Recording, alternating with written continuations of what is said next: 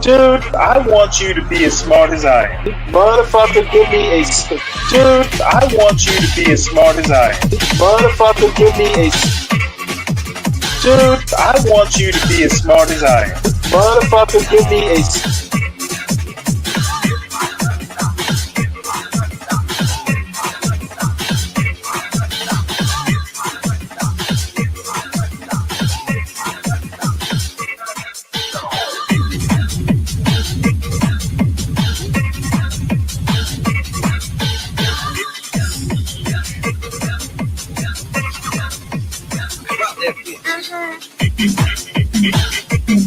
Dude, I want you to be as smart as I am.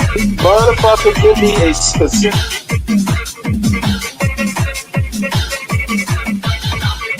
Dude, I want you to be as smart as I am. Motherfucker...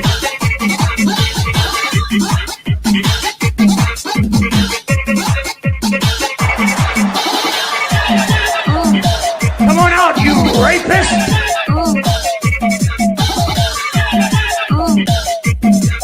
Dude, I want you to be as smart as I am. Feel like I should, feel like I should, feel like I should, feel like I should go. Go. Feel like I should go. Feel like I should, feel like I should, feel like I should, feel like I should go. Feel like I should go. Feel like I should, feel like I should, feel like I should, feel like I should.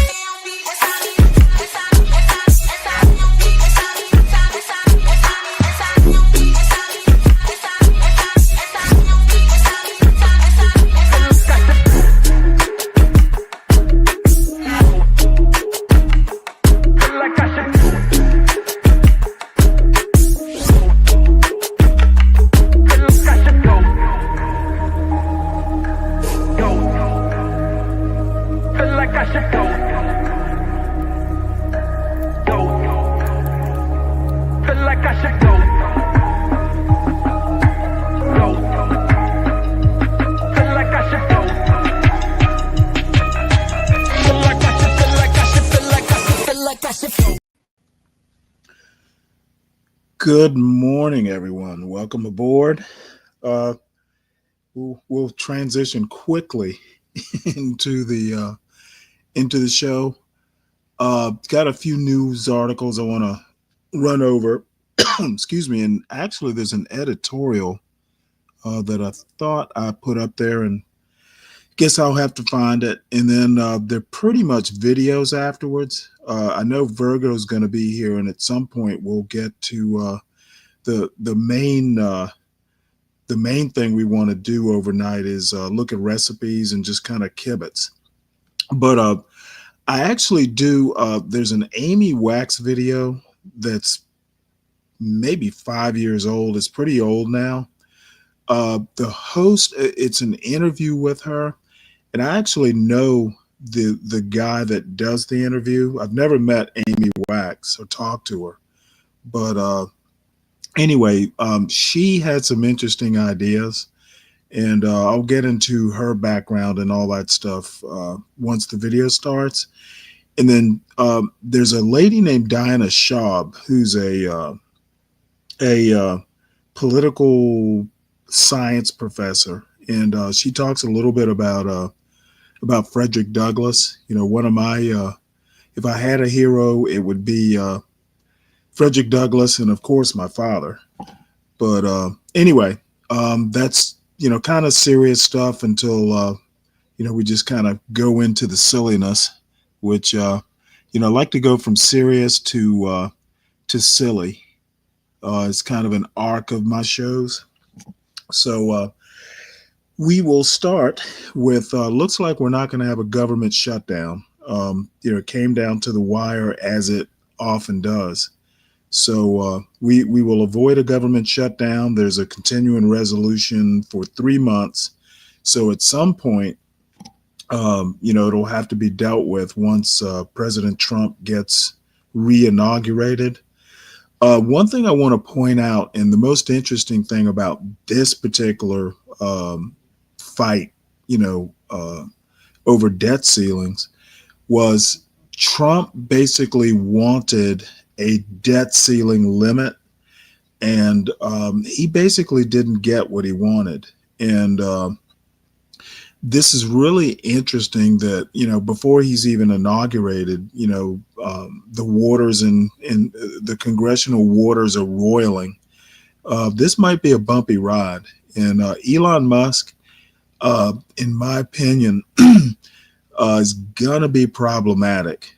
Somebody needs to get him under control. And I don't think Trump is going to be able to do that. So, we'll see. Hopefully this is just an anomaly, but somehow or another, I don't think so.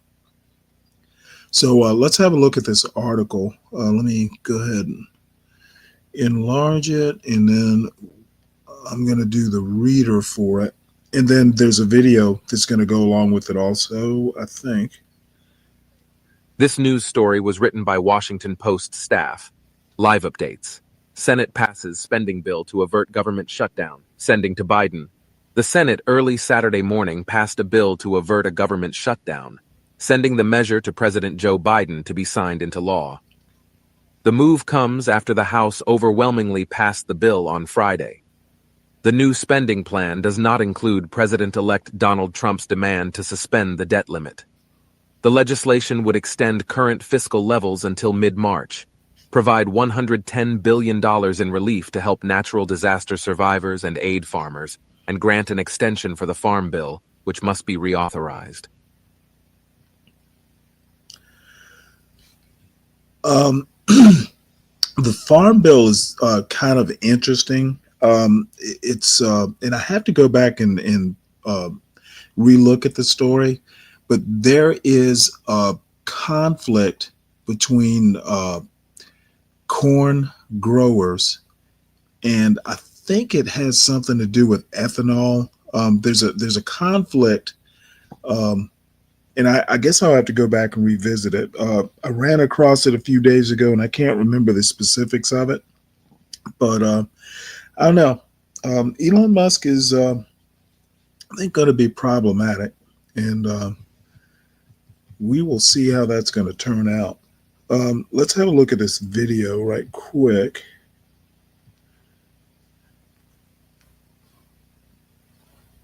And it's pretty much just re-emphasizing what I said. Sound. For the tone and tenor of tonight's debate and express appreciation to the staff on both sides of the House for working through these last 48 hours. The question is, will the House suspend the rules and pass the bill 10545? Those in favor say aye. Aye. Those opposed say no. In the opinion of the chair, 2/3 being in the affirmative.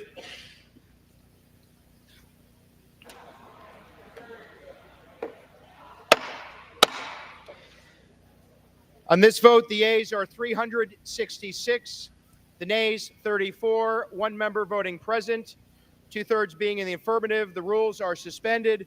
The bill is passed, and without objection, the motion to reconsider is laid on the table. Today,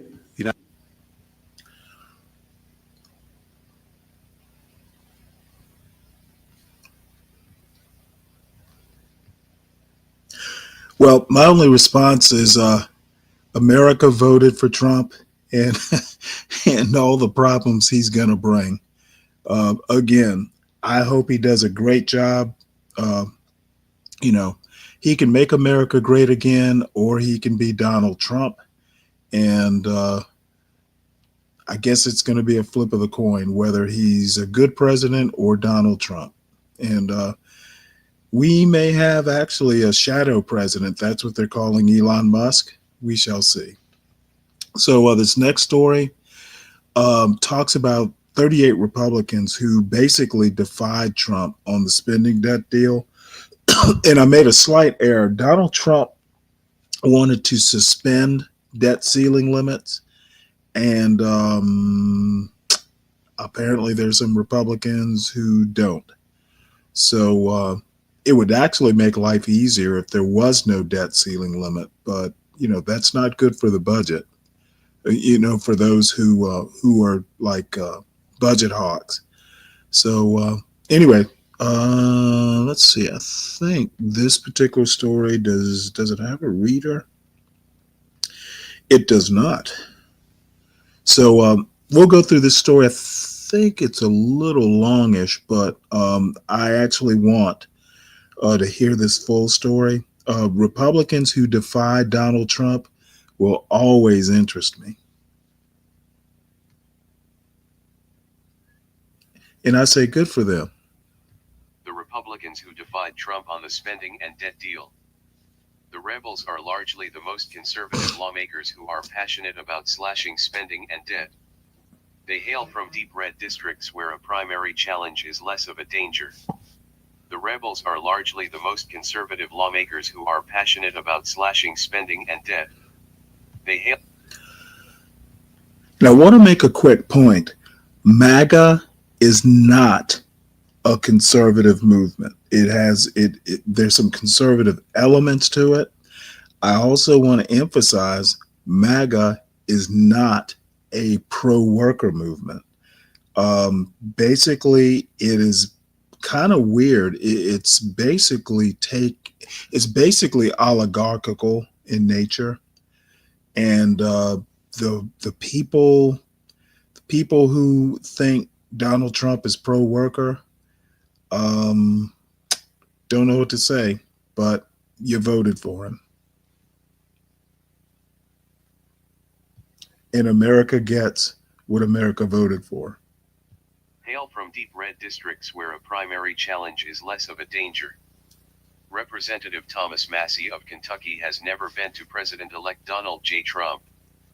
Credit: Monsi Shrivastava for the New York Times.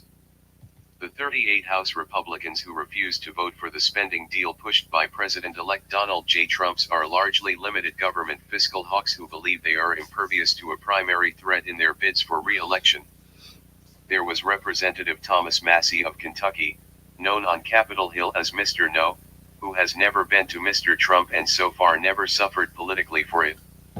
In 2020, when he tried to derail the passage of a coronavirus emergency relief bill, Mr. Trump called him a third-rate grandstander and said voters needed to throw Massie out of Republican Party. Mr. Massie has won re-election twice since then. Members like Representatives Andy Biggs of Arizona, Andrew Clyde of Georgia, Josh Burchine of Oklahoma and Tim Burchett of Tennessee have never voted for spending deals or debt ceiling increases. They also have well-known brands in their solidly Republican districts that allow them more freedom when it comes to stepping out of line from what the party's leader demands. And while they may not agree with Mr. Trump on government spending, many have gone out of their way to demonstrate loyalty in other ways. Some of the defectors were among those who showed up at the criminal courthouse in Manhattan last summer to show their support for Mr. Trump during his hush money trial. Then there is Representative Chip Roy of Texas, who has been at odds with Mr. Trump since he declined to vote to overturn the 2020 election results and then endorsed Governor Ron DeSantis of Florida for president. Mr. Roy has been publicly at war with the president-elect this week over Mr. Trump's demand to raise the federal debt limit. He delivered a scathing lecture to his colleagues on the House floor on Thursday night, chiding them for talking tough on spending and then voting to allow more trillions to be added to the government debt. Has never voted to raise the debt limit. Won by 30+ percentage points in November. Burchine, Oklahoma 2nd. Burchett, Tennessee 2nd. Burleson, Mo 7. Cloud, Texas 27. Clyde, GA 9. Folger, Idaho 1st. Luttrell, Texas 8th. Gosar, Arizona 9. Moore, Utah 1st. Win margin, 20-29. Biggs, Arizona 5th. Kamek, FLA 3rd. Hunt, Texas 38th. McCormick, GA 6th. Norman, SC 5th. Roy, Texas 21st. Self, Texas 3rd, Well, I guess we need to. Wow, Wisconsin this 2nd, article. Van Why Dyne, did they do that? Texas 24th, Harris, MD 1st, win margin 10 to 19, Mace, SC 1st, FLA 7th, Sparts, IND 5th, Bean, FLA 4th, Ogles, Tennessee 5th, win margin 0 to 9, Crane, Arizona 2nd. Yeah, we're gonna have to skip that part. I didn't realize the article was written this way. Let us go here. The dozens of defections were the latest reminder of what has long been true. Mr. Trump can derail legislation on Capitol Hill and single-handedly kill someone's chances of rising to a leadership position. But he has never been able to command lawmakers to pass legislation they fundamentally oppose or back a colleague with whom they have personal animosity. Some of Thursday night's rebels simply have nothing left to lose. Representative Bob Good of Virginia, for example, already suffered Mr. Trump's wrath after making the politically fatal decision to endorse Mr. DeSantis in the Republican primary this year. Mr. Good lost his primary to a Trump-backed challenger and is set to leave Congress in days. Some of the 38 were wild cards. Representative Nancy Mace of South Carolina almost always lands herself on a list of Republicans who vote in an unusual and attention-grabbing way. Ms. Mace has flip-flopped on everything from transgender rights to Mr. Trump himself, but positioning herself as a die-hard fiscal conservative has long been part of her political brand. Representative Eli Crane of Arizona often says he was sent to Washington simply to disrupt the status quo. The consequences of the defections are not yet clear. In an appearance on Glenn Beck's program on Friday, Mr. Roy conceded that he had to manage his relationship with Mr. Trump after the president-elect got the impression wrongly. He insisted that he was trying to kill the spending and debt plan. Someone leaked out of the room, somewhere down to Mar-a-Lago, that somehow I was being resistant, Mr. Roy said. He claimed he was merely negotiating to give the president runway during his first 100 days by demanding to know what the cuts to government spending would be. The damage, however, was done. The very unpopular congressman from Texas, Chip Roy, is getting in the way, as usual, of having yet another great Republican victory, all for the sake of some cheap publicity for himself, Mr. Trump wrote on social media before the vote on Thursday. Republican obstructionists have to be done away with. Mr. Roy said he would vote his conscience and bear the consequences. My position is simple: I am not going to raise or suspend the debt ceiling, racking up more debt, without significant and real spending cuts attached to it, he wrote on social media in response. I've been negotiating to that end. No apologies. For better or for worse, Mr. Roy got a nod of approval from former Vice President Mike Pence. Congressman Chip Roy is one of the most principled conservatives in Washington, D.C., and people across this country are grateful for his stand against runaway federal spending, Mr. Pence wrote on social media. We just can't keep piling trillions in debt on our children and grandchildren. Annie Carney is a congressional correspondent for The Times. She writes features and profiles, with a recent focus on House Republican leadership. More about Annie Carney.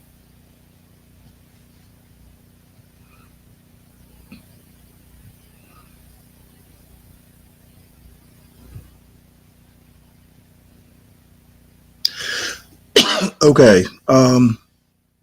This particular article, excuse me, goes into abolishing the debt ceiling, which Trump wants to do.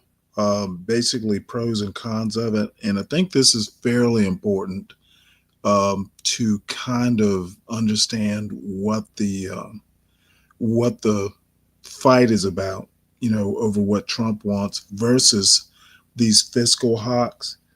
So let's hear it right quick.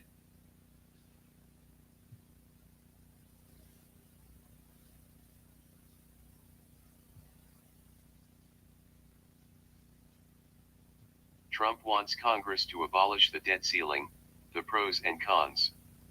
While many Democrats and budget experts see the debt ceiling as a problem, some fiscal conservatives think it has helped restrain deficits.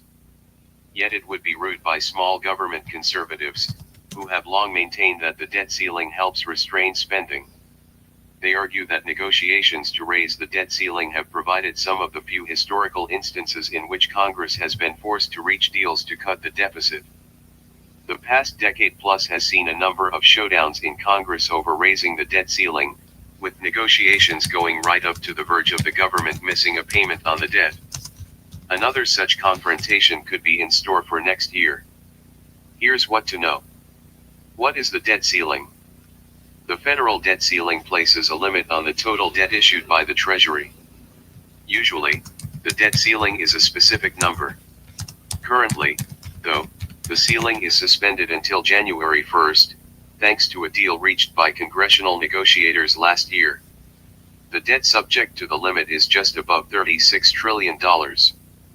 When the debt ceiling is not suspended, the Treasury cannot issue new debt Treasury bills, notes, and bonds in excess of the ceiling. What happens if the debt ceiling is not raised? If the debt ceiling is not raised, the Treasury must pay incoming bills with cash it has on hand plus any revenues that flow into its coffers. The Treasury Secretary has some ability to move funds around government accounts to free up money to pay the government's bills, what are referred to as extraordinary measures. The Treasury will be able to use such measures for months. At a certain point, though, if the debt ceiling is not raised, the Treasury won't be able to pay all incoming bills on time and in full. In other words, it would default on an obligation. That point is sometimes referred to as default state. What happens if the Treasury can't make all its payments? The Treasury pays bills in the order they come due. It's not possible to predict what payments it might fail to make. In theory, it could be a payment to Social Security beneficiaries that goes unpaid. That could cause significant hardship for retirees. Or, it could be that a paycheck for government workers or the military fails to go out. That would lead to political strife. From a macroeconomic perspective, the worst-case scenario would be failing to make a payment on the debt. That's because Treasury securities are the most important financial asset in the world. The perception that they are risk-free is critical to the workings of financial markets worldwide. It is thought that a default on a Treasury security would be catastrophic. What's the difference between a debt default and a government shutdown?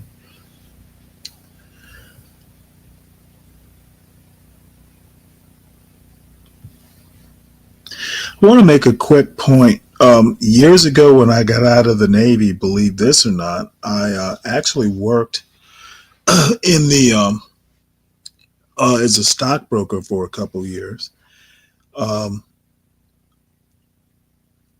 of the most, probably the most important financial instrument in the world is the Treasury bond. And, kind of connected to that is the United States being the most secure place in the world to invest. Now, Treasury bonds have their faults as far as, they're not risky investments or anything like that. But defaulting on the debt, basically risks America as the most secure investment in the world. Treasury bonds are investment in the United States.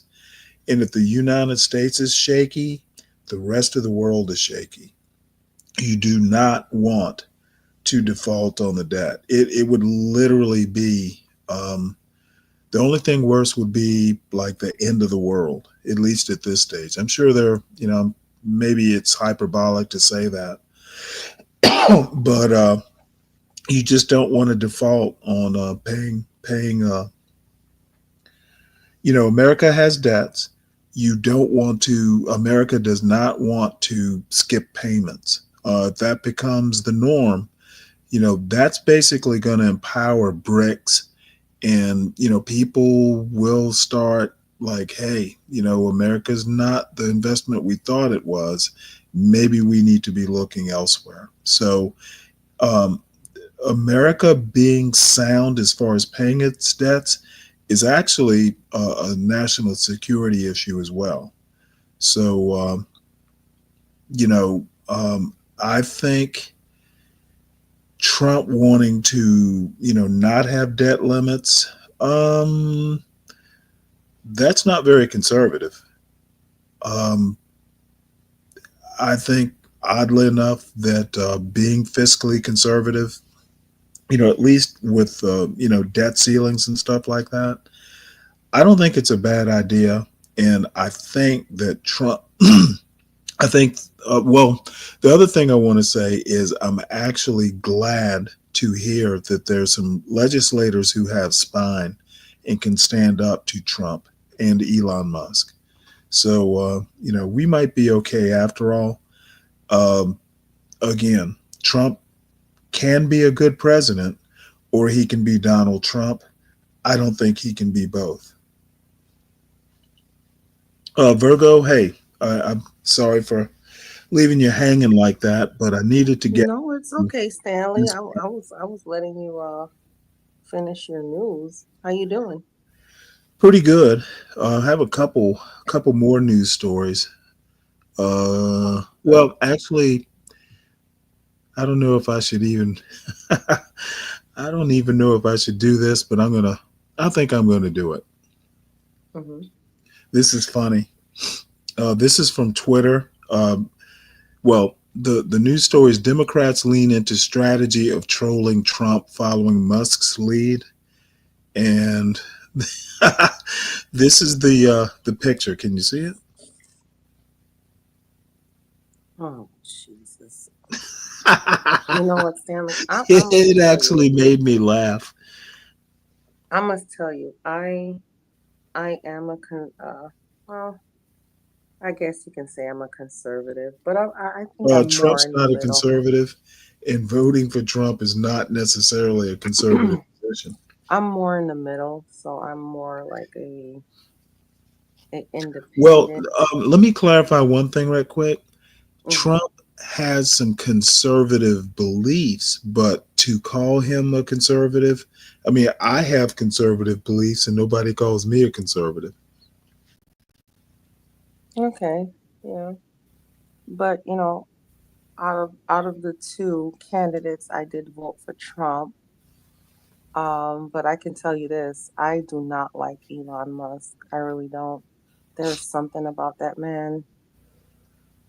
Well, apparently I he just has autism. He's on the spectrum somewhere. So, he is a bit odd, I think socially. he's out of his mind for wanting to colonize Mars. Uh, Uh, it's a whole I think he's out of his it's a mind, but lot of it. not for the Mars part. No, I think colonizing Mars is insane. That's just my personal opinion. Oh, well, I mean, I don't have a problem with your opinion. Um, Now, one thing I do have to say, and it's a word of caution to Democrats, yeah, have your good fun, but apparently um, the humor that they want to do trolling Donald Trump, it didn't work to get Kamala elected. Remember that whole Republicans are weird trope that they tried to push? It was humorous for a week or two. However, it didn't work. And, uh, I guess it's Christmas. We'll have our fun, but I'm not sure this is going to work as a permanent strategy. Duale wants, let's see, can you explain to the audience who America owes to? Well, I mean, countries borrow money all the time. They borrow money. um, Anytime you buy a treasury bond, you're loaning the government money. So if you go out, to, I don't know, I don't even know who the financial houses are. If you go to Goldman Sachs and say, hey, I want $10,000 in treasury bonds, um, you're loaning money to the government. So the government owes you money. You know, if you buy a 10-year treasury bond, the government owes you money after 10 years and they pay interest on it. So, that's the basics of how American debt works. And, say China, for instance, China, I'm sure they still do, but China owns a bunch of treasury bonds, American treasury, US treasury bonds. So we owe China government, whoever comes in and buys American debt, you're loaning the government money. And, after a certain period of time, the government has to pay it back with interest. So that's the basics. And then there are probably other, hey, defense contractors, hey, we'll send the government a bill, that sort of thing. So that's the basics, Dwali. And I see solid snake. Let's see, one left is too far left. Yeah, okay, whatever. That's chatter. And I think we're pretty much done there. So what's been going on with you? I haven't talked with you in a while, a day or two. Oh yeah, nothing much. Just been busy. That's all. Busy with work. Well, how's work so far? Uh, it's work is work. I mean, you gotta do it to survive. Um, it's end of the month, so Oh yeah. So is end of the month for car dealerships, and I bet it's end of the year too, which is probably a little bit extra. Does it yeah, work like financial markets? Books need to be closed and all that jazz. yes, yes. And what's funny is that when I was with the court system, we had our fiscal end of the year, our fiscal year end, and I did that, and then Hmm. boom, here is me going into something else, and we don't have a fiscal, we have an actual like end of the year. Hmm. So now it's like hell. I had to travel uh to do Wow. the So it's not books. real computerized. I figure, why do you have to travel to do the books? You'd think it would all be Because I had to physically touch vehicles. I mean, really. yeah, Is that by like law or by company policy? uh company policy. um yeah, there was a lot of stuff that I had to do. Well, not had, but could do Hmm. by just computer, but there was some stuff that I had to go physically touch. Like I had to do inventory Oops. for vehicles. I had to Oh, you actually have to. do a Oh, I see. So you yeah, I had to actually do a have to see the. warranty audit and stuff like that. So Interesting. hmm So you have to physically inventory. Wow. yeah, you got to touch it because you got to make sure. Um, and that's I don't know how else to explain, but No, I that's understand. the I mean, lingo I've that I done, use. essentially what you're doing is inventory control. Well, it's a lot more than that, but yeah, part Right. of my job is inventory Hmm. control. So, well, oh God, how can I explain it?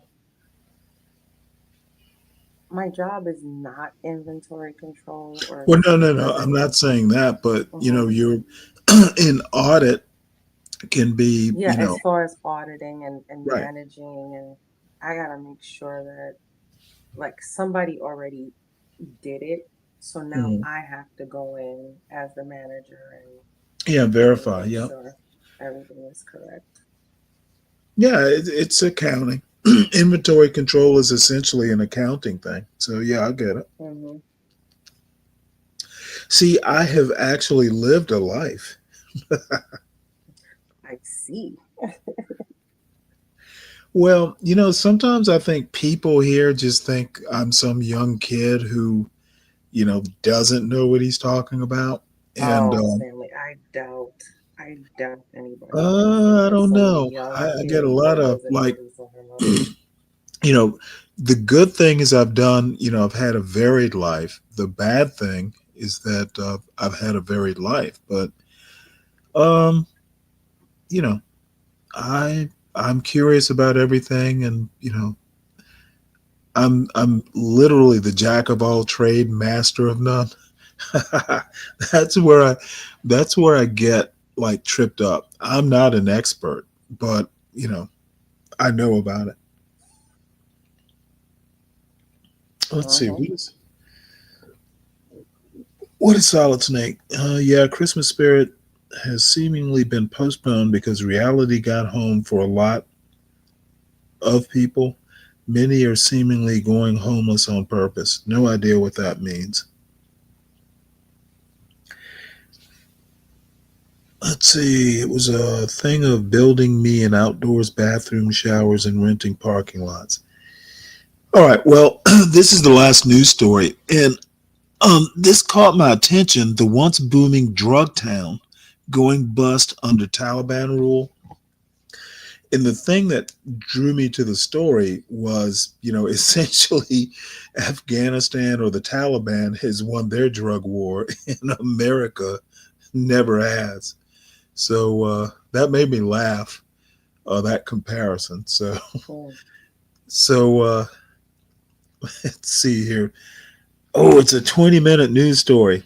I don't think we're going to be able to go that long. So when you get bored, let me know.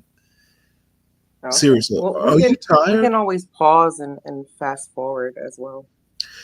Well, yeah, but you know what? I my short attention span. I'll start something playing, then I'll start fiddling with something else. But Yeah. yeah, 20 minutes, 21 minutes essentially is a little long. And I didn't. One thing I don't do with these news stories is I never go and listen to them about 99% of the time. Every now and again I do, but I like to be the first to hear it with the chat. Hmm. So anyway, let's see what this is all about. The once booming drug town going bust under Let's go. Taliban rule. This article is by Azam Ahmed and read by an automated voice. An oasis stretched far into the desert, a vast sea of emerald stalks and scarlet poppy flowers that grew to the horizon. The Taliban operated openly, running a social experiment unlike anything in the country. Tens, then hundreds of thousands of people flocked here to escape the war and grow poppy, fleeing the American efforts to wipe out the crop. The Taliban opened a trauma hospital to treat their wounded and earned a fortune, not just from opium, but also from methamphetamines and taxes on goods moving in and out of Afghanistan, Wow. bringing them millions upon millions of dollars every month. During the war, this remote district became a laboratory for a future Taliban state, providing money for the war and a sanctuary for the men fighting it. All that has changed. The Taliban boomtown is rapidly going bust. The same insurgents who embraced opium to help finance their war have put an end to it, ordering a ban that has all but cleared Afghanistan of poppy and other illicit drugs. What the United States and its allies failed to do in 2 decades of war, the Taliban has managed in 2 years of peace. In an area where poppy once dominated the landscape, barely a stalk remains. Hundreds of labs set up to process heroin and methamphetamines have been closed or destroyed. The drug bazaar that powered this part of southern Afghanistan has been all but emptied, and the nation, already reeling without international aid, has lost a sizable piece of its economy as a result. On top of that, the Taliban government has stiffened its. Did you ever? I don't ever recall America or the news media really ever emphasizing how much Afghanistan, contributed to the drug trade worldwide, and I'm sure, to America as well. I know it was mentioned every now and again, but it was never just like, hell, Afghanistan is, China level providing drugs. Do you recall that ever being, just kind of mentioned a lot? I've never heard of it. How about you, Ben? Well, I mean, I knew, opium and, heroin, that sort of thing. Well, probably more opium, but a lot of these opiates, like the actual poppy, one of the biggest crops in Afghanistan for forever has been poppies, the products of poppies, opiates. And I didn't realize it was this vast. I knew it happened, but sounds like it was just like, and I guess the reason I bring this up is we were there. Why is the Taliban able to stop this and America wasn't? So that's one of the reasons the story kind of got my attention. Taxes, leaving residents bitter and angry. Many have moved away, except those too poor or invested to leave, like Abdul Khalik. This is all coming to an end, he said, waving his hand toward the emptying villages. There was almost nothing in this district, Bakwa, when he arrived 25 years ago. Just an empty desert plain. He built an empire out of sand, selling the pumps and solar panels that provided water for the opium boom, helping turn Bakwa into a frontier outpost for smugglers, traders, and farmers. Now his story, like Bakwa's, has come full circle. The foreigners gone, the Taliban back in power, the earth stripped of poppy and the land returning to dust. It's a matter of time, he said. The war in Afghanistan was many things.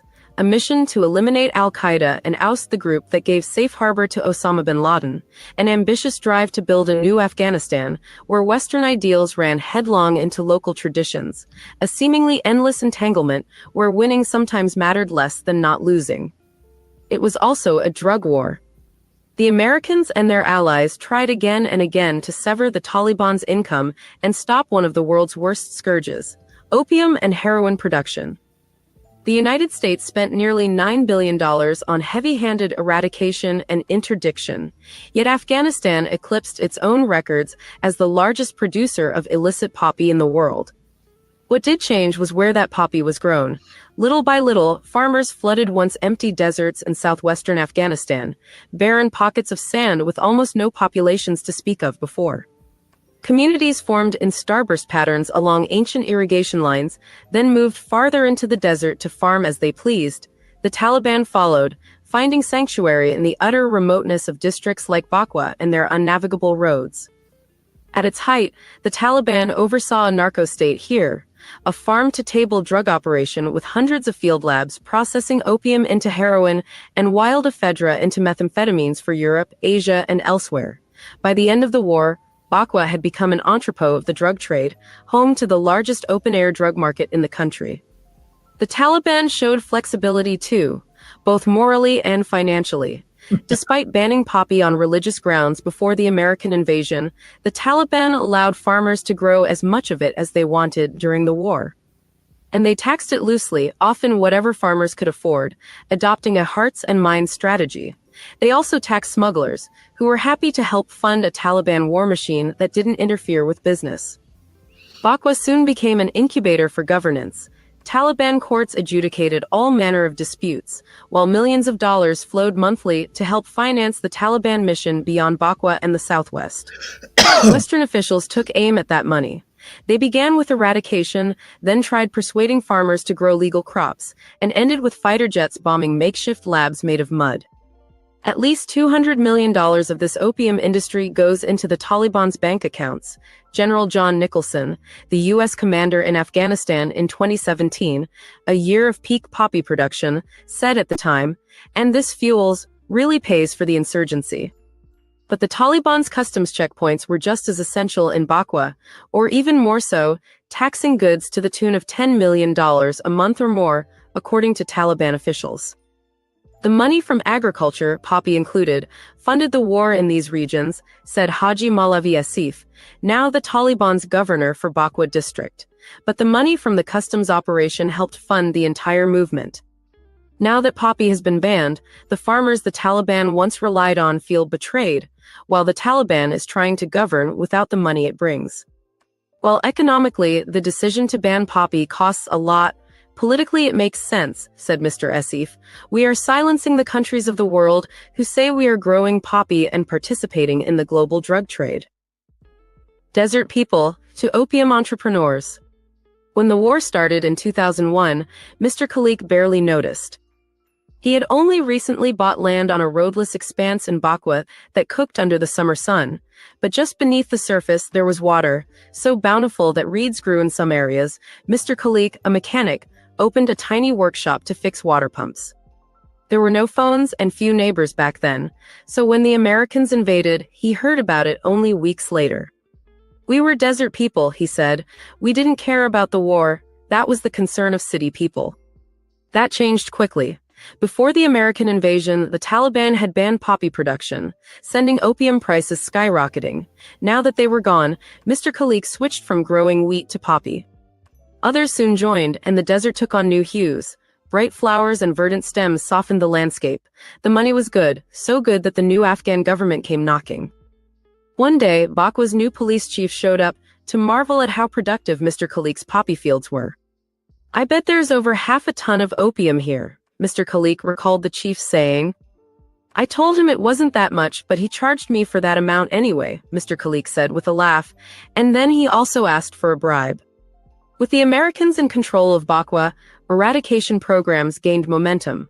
The district governor soon arrived with great fanfare, bringing a tractor, cameras, and an entourage of police.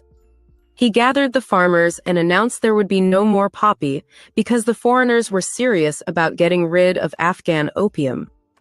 Mr. Khalik and others watched with quiet indignation as the tractor plowed through a neighbor's field, but after a short exhibition, the tractor stopped and a photographer was summoned. They took pictures of the small destroyed area, Mr. Khalik recalled, then they took bribes and left. So went the early American-backed eradication campaigns in Bakwa, and the farmers adapted right away. They began pooling their money to compensate whoever's crops were destroyed for show. As word spread, newcomers began arriving in droves. Unfamiliar faces turned up weekly to Mr. Khalik's garage, dragging motors for him to fix. He stocked spare parts and water pipes and began selling gas. Our business grew with the population, but we never expected it to grow so much, he said. The Taliban's pivot. Mr. Khalik didn't care much for the Taliban at first. He found them harsh and overbearing, propagandizing about their faith while turning on the people around them. They were killing people and denouncing them as spies, even visitors who came to see family, said Haji Abdul Salam, one of Bakwa's largest landowners. But they learned from their mistakes as they notched military gains. By 2006, a resurgent Taliban was carrying out its first major offensive since being ousted, laying waste to nearby districts in Helmand province. A steady stream of refugees arrived in Bakwa, and more Taliban followed, from fighters to mullahs seeking shelter and opportunity. I moved to this area because it was safe, said Haji Naim, Mr. Khalik's cousin, a Taliban fighter. Bakwa turned out to be a great place to hide. The terrain was flat, making it easy to spot incoming raids. The ground was silty, which made planting roadside bombs simple. The roads meandered with such arbitrary vigor that only locals knew how to navigate them. There is not a single straight road in Bakwa, said Mr. Khalik. If you spot a Taliban, you can't even chase him. As they claimed more territory, the Taliban learned to pivot, said Mr. Salam, who helps oversees the main tribal council in Bakwa. They began to prosecute their own officials and brought real justice and accountability. The Taliban eventually squeezed the Afghan government into a tiny corner of the district, forcing it to abandon any pretense of control over the area. Hundreds of workers descended on Bakwa to collect opium sap each harvest, while an industry of buyers and smugglers coalesced around an open-air drug market known as the Abdul Wadud Bazaar. The bazaar drew thousands at times, a vast collection of frontiersmen trading in illicit goods. An entire logistics network developed to serve the trade. The Taliban ran neither the market nor the drug trade but taxed all of it. The money added up and caught the eye of the Americans. Solar panels and mobile courts. Eradication wasn't working. In 2007, the peak of the effort, with officials reporting 19,000 hectares of poppy destroyed, Afghanistan still broke a record for poppy cultivation. Increasingly, the Americans and their allies began prosecuting a more conventional drug war in places like Bakwa, staging raids on smugglers and their networks. Violent interdiction became the norm, infuriating residents. The Taliban, by contrast, endorsed the drug trade, at least while it was serving their interests. Though they had banned poppy before, they didn't seem to worry much about the contradiction during the war. To the contrary, they appointed Islamic scholars who delivered sermons on the importance of supporting the jihad and expelling foreigners. The secret to their success was religious propaganda, said Haji Abdullah Khan, a lifelong Bakwa resident. People didn't like the Taliban, but they didn't want Christians or Jews here. On more administrative matters, the Taliban also assigned a district governor. Such shadow governors, as they were called, were high-value targets for the Americans and Afghan forces. But Bakwa was so safe for the insurgents that it became a magnet for senior Taliban leaders. The Taliban established mobile courts, with judges riding around the district, meting out justice on the road. Prisoners would be locked in cars while the officiants went about their business, including the execution of thieves and murderers. Sometimes the Taliban would ask locals to host the courts, including Mr. Khalik. Too frightened to refuse, he said he held more than a few on his compound, just as he sold them gas and offered them tea whenever they came through. But he never warmed to the insurgents, which made it all the more frustrating to him when U.S. forces, who operated out of bases in nearby areas, raided his home on multiple occasions. "I just did what I needed to do, regardless of who was in power," he said. A constant stream of visitors came to Mr. Khalik's expanding compound, which by about 2014 included new storage units, a new garage, and a small kiosk selling snacks and sodas. Lines of customers waited in his courtyard, sometimes for days, to purchase the most revolutionary piece of farming technology to emerge during the war: solar panels to run Bakwa's ubiquitous water pumps. "We must have sold tens of thousands of units," Mr. Khalik said.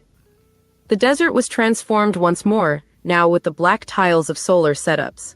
Water reservoirs became the norm, an incredibly wasteful method of irrigation that uses open-air pools, which evaporate quickly in the desert heat. Newcomers claimed even more pieces of desert. The growth was so rapid that international experts on poppy cultivation, like David Mansfield, tracked it via satellite imagery, monitoring the stamps of green invading a sea of brown. The Americans and their allies pushed the farmers and sharecroppers into the desert, where they were greeted by the Taliban and welcomed with open arms, said Mr. Mansfield, an analyst on Afghanistan. By 2016, he added, more than 300,000 acres of land were being cultivated in Bakwa, a six-fold increase from 2003. The population more than quintupled to an estimated 320,000 people. The Taliban grew with it. That same year, they finally claimed the district center in Bakwa, the last remaining symbol of the Afghan government. The squat concrete building had been constructed with American money just 4 years earlier in 2012. Insurgents had burned down the previous one. Once in control of the $200,000 facility, the Taliban turned it into a hospital. The hospital would treat 200 to 250 patients a day, said Abdul Wasi, a nurse there. It was a trauma center for the Taliban. Fighters from all over the region would come here. The local Afghan government, having abandoned the district altogether, moved to a few containers along the side of a highway. Heroin, meth, and taxes. Bakwa became a Taliban financial capital, collecting taxes like any other formal authority. Though the American-backed government controlled the official customs checkpoints in and out of Afghanistan, the Taliban set up their own. They placed them on highways leading to and from Iran, Turkmenistan, and Pakistan, charging hundreds of dollars per commercial vehicle. The Taliban even issued receipts. The money, estimated at around $10 million a month, overshadowed the taxes from poppy farmers and smugglers, local Taliban officials say, and it was all administered. Well, I guess that's been long enough. I guess the only thing that really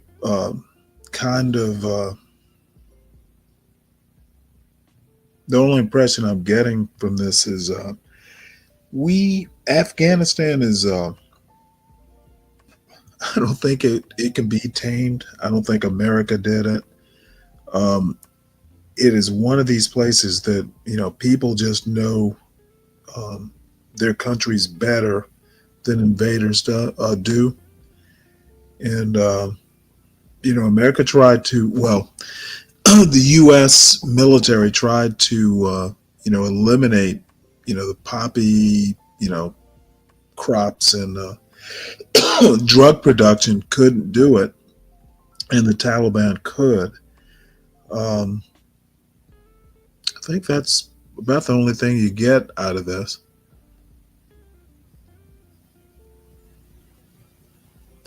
Any thoughts before we move on? Nope. Hmm. Mm-mm. Yeah, I don't know. Afghanistan has always fascinated me as why we didn't just get in and get out. So anyway,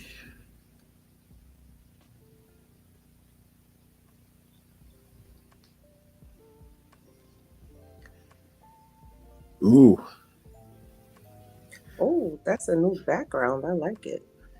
yeah, it's a little too snowy for my taste. I don't do Christmas spirit. Chestnuts roasting on an open fire. Yeah, well, you live in Florida. Good luck finding chestnuts.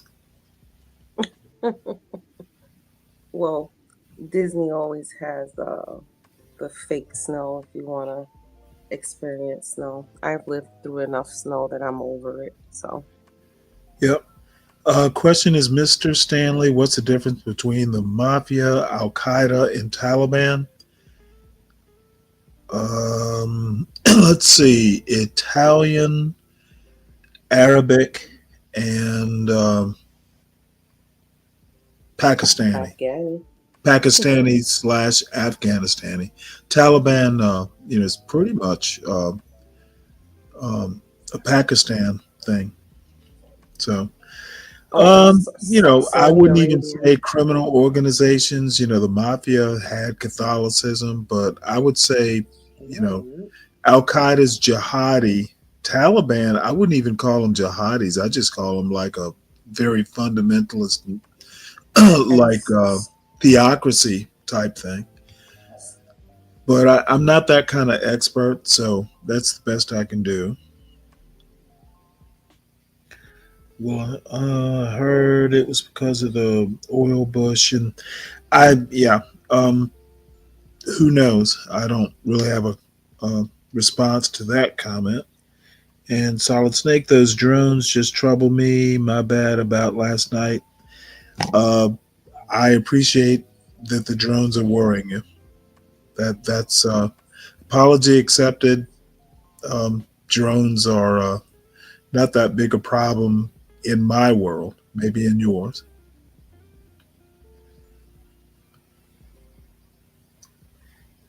You know what? I hesitate.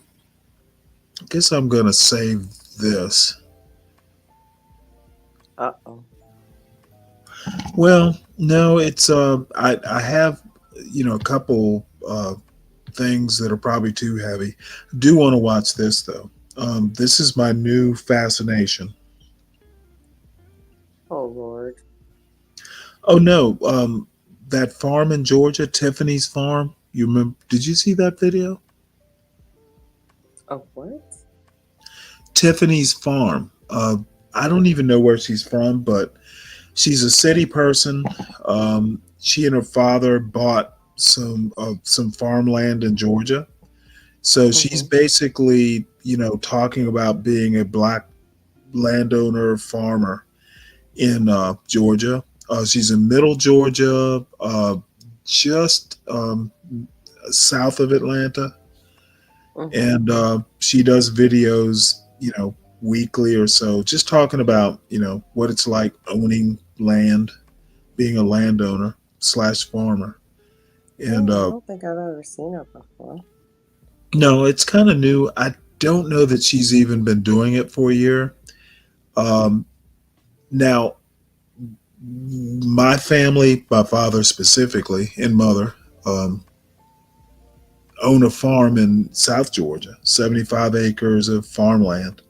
So, I have a certain affinity to, this particular show.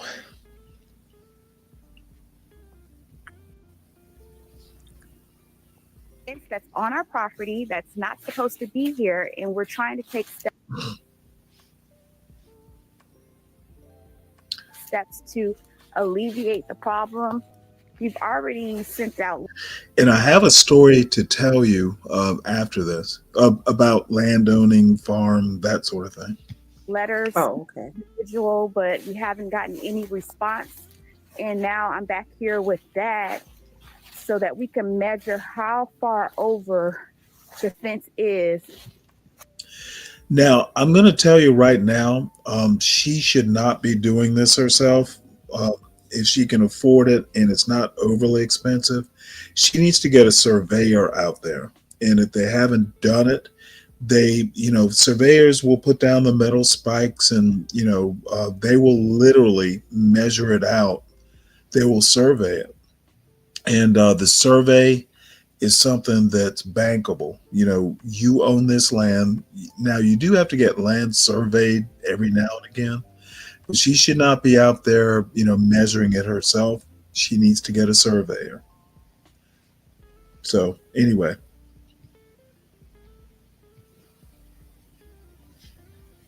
Into our property.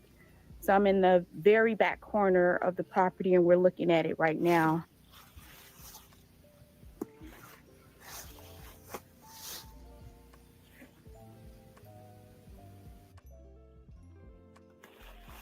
How much is it? It's 10 feet 4 inches. It's 10 feet 4 inches? Yeah. So 10 feet 4 inches in 10. Your property. Okay, so we just did the measurement on this area right here where all the dogs are coming through and where the fence is inside of my property line. And I originally thought it was 8 feet, but Dad, you said it's what? 10 feet 4 inches. It's actually 10 feet 4 inches inside of my property line. So let me go ahead and take some pictures so we can have it as a form of documentation.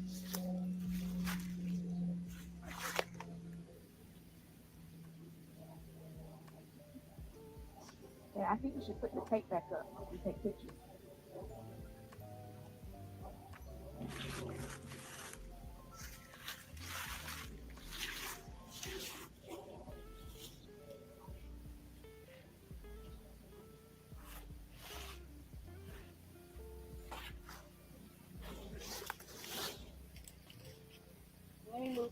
Let me move this stick right here. Get that architect.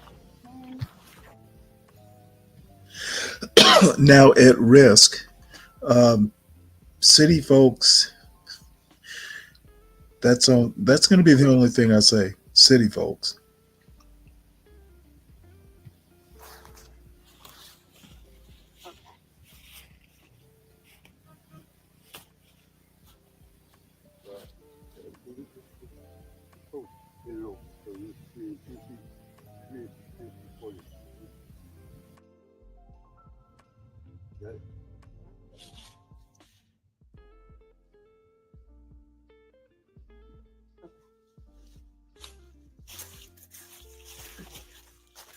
So now we're just going to run a string just to actually have a better visual of how far the fence is over in other parts of my property. So Dad has a string that he's working with right here so that we can stretch it out to see, because we're actually trying to finish up our fence project. We have to get the rest of the fence enclosed in order for us to be able to put goats back here and other animals, because with this type of fence that's just hanging down, that's kind of like broken, falling apart, and also with the fence that's towards the back, dogs get through here all the time and it will not contain our goats properly. So we're just trying to finish up our fence project so that we can move forward. And this is one of the obstacles that's in the way of us moving forward. Okay, I just want to cover like 7 things that you can do if you're in a similar situation as Dad and me, what we already did is verify our property boundaries. You can check your property deeds and also check your survey maps or any official documents that outline your property boundaries. You may also want to get a professional surveyor to mark your property lines if you're unsure. So what we already did was pay for 2 surveys and had professional surveys come out to survey. Okay, well, at least it got professionals out there. That makes me feel better. Right. Now, how many acres did she say? Number 2, what you can also do is talk. I'm sorry, what? How many acres? I don't know how many. I don't recall, but it's not like, I think it's a substantial amount, but. And they're in Georgia? 2. Yes. Oh, wow. Okay. Hold on one sec. Let me, right after this, I'll go and look at the more part so you get some details. But yeah, they're in Georgia. I want to say maybe a couple hours outside. They're very south of Atlanta, almost directly. They're in middle Georgia. Okay. The neighbor. What we did, since we don't have a telephone number for the neighbor, is send out 3 letters with read receipt from the post office, and we still haven't gotten any kind of response. So make sure if you're in this situation, especially if it's a small town or whatever, that you get in touch with your neighbor as much as possible. We did reach out to another neighbor to see if they could connect us. And we also reached out to the USDA to see if we'll just call him Mr. H, if Mr. H can contact us so that maybe if there's something wrong with the way the surveys were done, or, all we need to do is compare the surveys that we have to the surveys that he has and see if there's some kind of discrepancies. But he hasn't contacted us yet, so we don't know what to do at this point. So number 3, what you can also do is document the fence. So I'm sorry, it's cold out here, so it makes me tear up a little bit in the cold. But you just document the fence like what we're doing right now. Take pictures and make notes where the fence is located and include any visible markers or signs of the boundaries, like the boundary lines. This documentation will be helpful if you have to take further action. So that's what Dad and I are out here doing right now, is make sure we have our documentation, photos and videos, and we're actually putting a line out so that we can clearly see how far the fence over is into the property according to the professional surveys that we did. Another thing that you can do, number 4, is to check local laws. So research local zoning and property laws. In some areas, there are rules about. Now I'm gonna be offensive, so you may have to check me on this. She just seems like she's fucking afraid. It's like, look, you're okay. Even in Georgia, in theory or in actuality. What do you have to say about her demeanor? She just seems fucking scared. She seems like, yeah. It's like, go over and knock on your neighbor's door.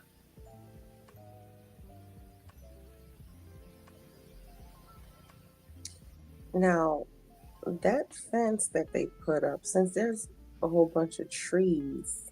No, nothing to do with anything. If you have a property dispute with your neighbor, you either go there yourself or you have their lawyer contact, or your lawyer contact their lawyer.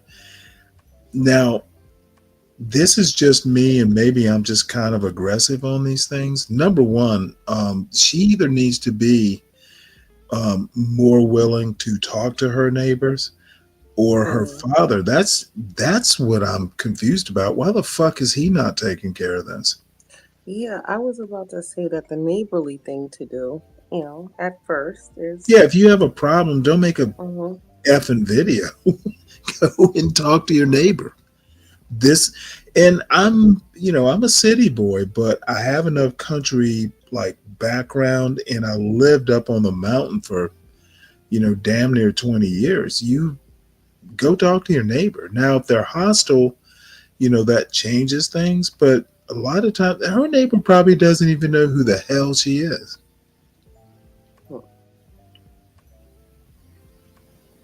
So, I'm editorializing a little bit, but I don't find this anywhere near like, why are you even making this video? Go talk to your neighbor.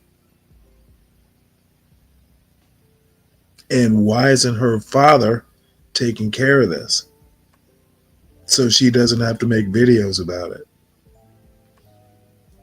So, sorry, Virgo, I'm kind of over talking. No, it's fine.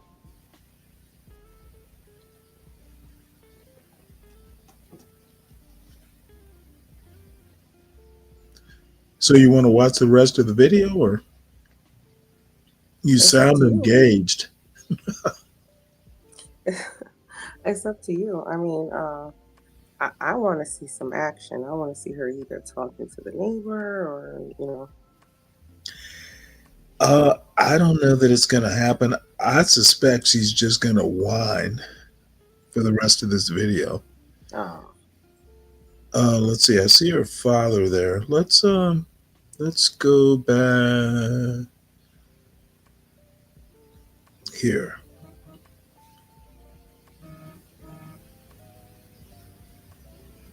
Or mediation, you may want to consult an attorney. In extreme She's cases, still a fucking court talking about might this. need to settle the dispute, especially if the fence is causing damage. Okay. Her father's creeping in the background. What the? He's marking lines, I guess. Have a surveyor do it.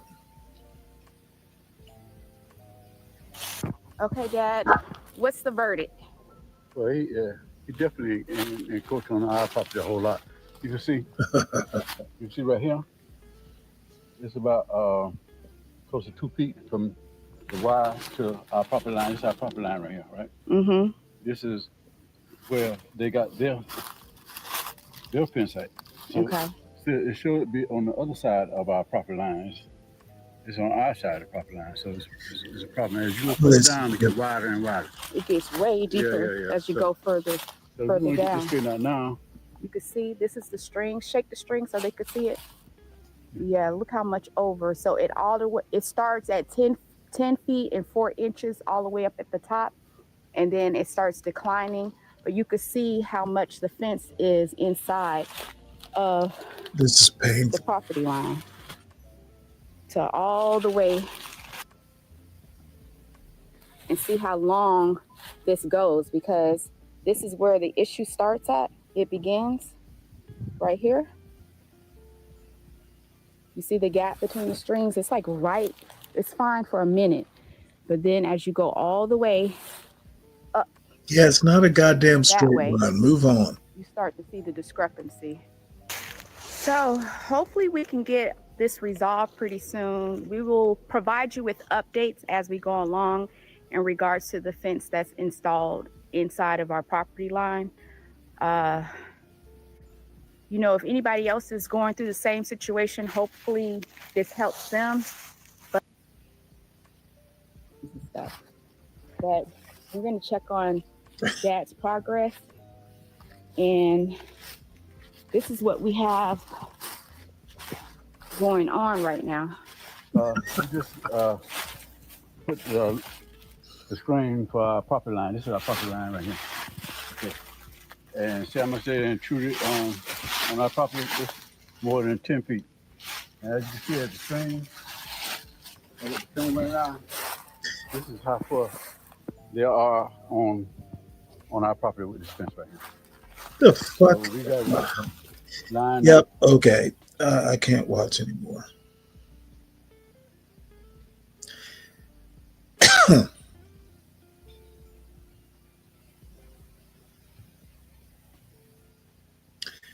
Well, I guess the only thing I have left is oops, sorry. This rest of this pop the balloon. Then I guess we can go into the food stuff. I don't Okay. know. I'm gonna keep watching her videos, but this did not impress me. And the story I was going to tell, um, my I might have been 17, 18. So we're down at my father's farm, and we don't live where the farm is. We live in Savannah, but the Mhm. farm is in Cook County, Georgia. You know, where my father grew up. So one day we're down there, just I guess checking the property or whatever. So we happened upon a white man who, an old white man who knew my father as a boy. So, he and my father and this white man start talking, like actually the main question was why the fuck was this white man down there?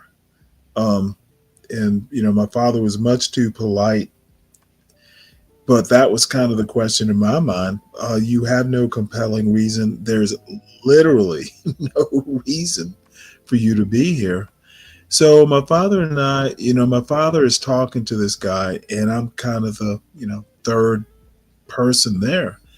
And if I had just walked up, I would have thought that, this white man owned the property and my father, was just like, hey, some guy who worked on the property. And it wasn't so much what they were saying as much as the body language. And it could be elder, because again, this older man knew my father as a child. But I was like, what in the fuck? You are not where you're supposed to be. There are no trespassing signs. Why are you there? So that has stuck with me. Shit, I'm almost 60. So that's like 40, 43 years that this picture is stuck in my mind. And this young lady kind of reminded me, like, motherfucker, you own the land. Don't be scared. It's not Right. 1934, it's 2024. Either go talk to your neighbor or, you know, go to the sheriff or go to your lawyer. But if you think there's a property problem or a dispute, fucking don't go out there and measure it yourself. Or, if you want to go out and measure it yourself, just, to make yourself feel better, that's fine. But I want to, and it reminds me of something, I used to say to my wife, there's a problem. I've just gotten back home. I've been busy all day. Tell me what the solution to the problem. Tell me the problem. Tell me what the solution to the problem was, and you know what? That's cool. Don't make YouTube videos about shit that's like a 5-minute problem to fix. It's not that big a deal. Why are you making 15-minute YouTube videos about it and saying, hey, if this happens to you? She's given horrible advice. And it's so draining too. I mean, all these Draining? YouTube videos. No, I said it's draining. It's very draining. Dreaming? Draining. Emotionally to you? Yeah, it's very draining. There's a lot of YouTube videos out now that you know. Are you, are you in bed? No, I'm sitting up. Oh, who are you? Do I Okay. sound Well, tired to you, Stanley? I'm sorry, what? Do I sound tired to you? Not tired. You sound like you're laying down and kind of sleepy. Kind of sleepy. Well, anyway, um, I'm a little disappointed in that video. I figured she'd go over to her neighbor's house with a shotgun and go, "You need to fix this motherfucker." Well, that wouldn't be wise to do. but she didn't do it. Yeah. And if I were, someone else, oh, you know what I forgot to do? Okay, we're gonna have to do it because I totally forgot about it. Anyway, she should do better. And, I'm not going to do the, she needs a man bullshit. Her father's there. I'm more concerned about why her father's not taking control of this. And I have suspicions, but, I'm not going to go there at least now. And I forgot to watch something. Be brave. This'll get your fires burning. Oh God, be brave. Oh yeah. Yeah, be brave always tickles my fancy. Well, this is gonna tickle your fancy more. Jesus.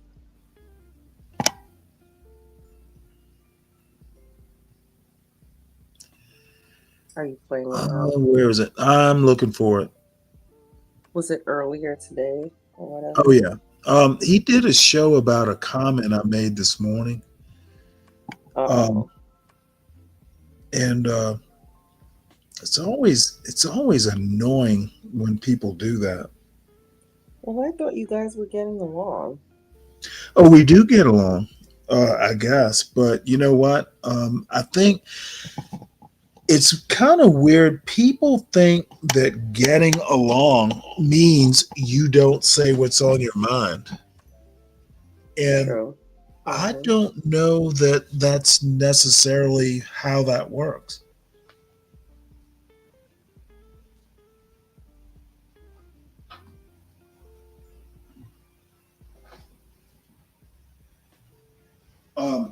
In my mind, being friendly means you actually can say what's on your mind and, without so much judgment.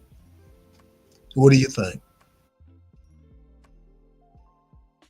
What do I think about repeat that? I'm sorry. I think if you're friendly, if you're kind of like friends, especially in a political sort of thing, you should be able to speak your mind without soft soaping it. If I have something to say about what I think about your politics, you can be direct without being impolite. And too many think that being friends means, hey, I'm going to defer or I'm going to agree with you because you're my friend. That's not how I see friendship. Right. Or I have to go along with whatever you say or whatever, Yeah, I agree.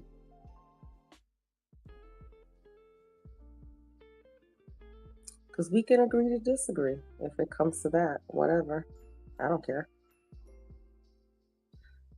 Obviously, you're not going to change my mind. You're not going to, and I'm not going to change yours. So. Well, I don't know. I see friendship as a little bit more productive. Now I think that, the comment I made, and I am not going to deviate from this because I think I have enough book learning to make this conclusion.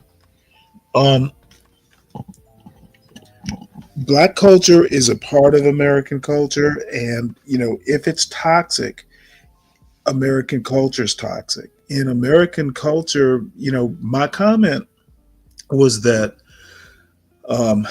Black, and I'm going to call it subculture, is just one of the many toxicities in American culture. And Be Brave, of course, thinks that Black people or the Black culture is dragging America down like a like an albatross. And I'm not shy about telling him he doesn't know what he's talking about. He's essentially making it up from a very racist perspective. Dragging him Because down like he that has submarine to the nothing to back. Titanic. I'm sorry, what? He has nothing to Drag- back it up, at least in my record, in my point of view.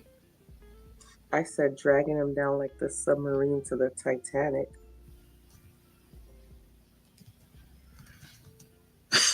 Okay.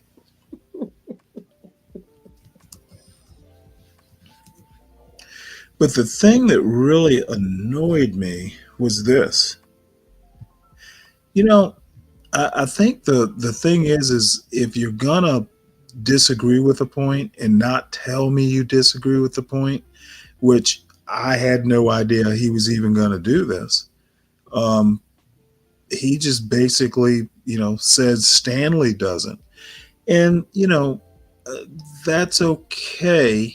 But, if you're going to use my name in your critique, at least let me know. Other people had to let me know that this was happening. And wow. And this was on his channel, correct? yeah. Oh.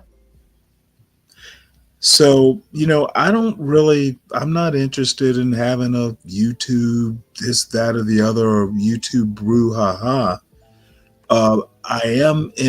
I am interested to know what he says, and I'm not watching the whole video, but I do want to divert just to hear what his premises were. Then we can move on to, something less.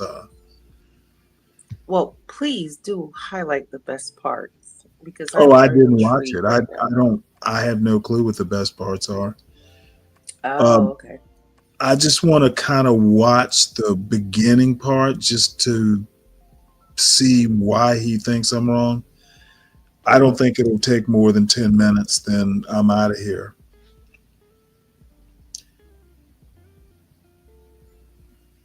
Yeah, because Be Brave tend to spit the same rhetoric. It doesn't matter what you're talking about. So yeah, you can play it. Let's see. Well, you know what?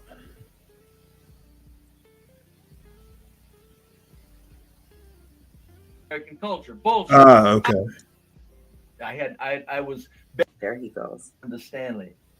Well, he apparently his first few minutes has no audio. Here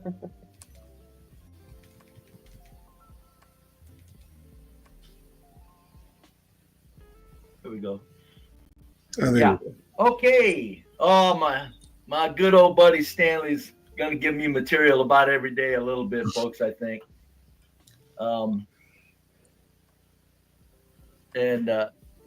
This is slums of Nairobi on the screen. This is slums of Nairobi. Okay, let me go ahead and start here. We don't live in Nairobi. Nairobi is not in the United States. There's American in the title. What the F does Nairobi have to do with this? See, what limited folks do is they think all black people are the same. That's essentially what he's saying here. Nairobi, Atlanta, doesn't matter. Black folks are all the same. I find that offensive.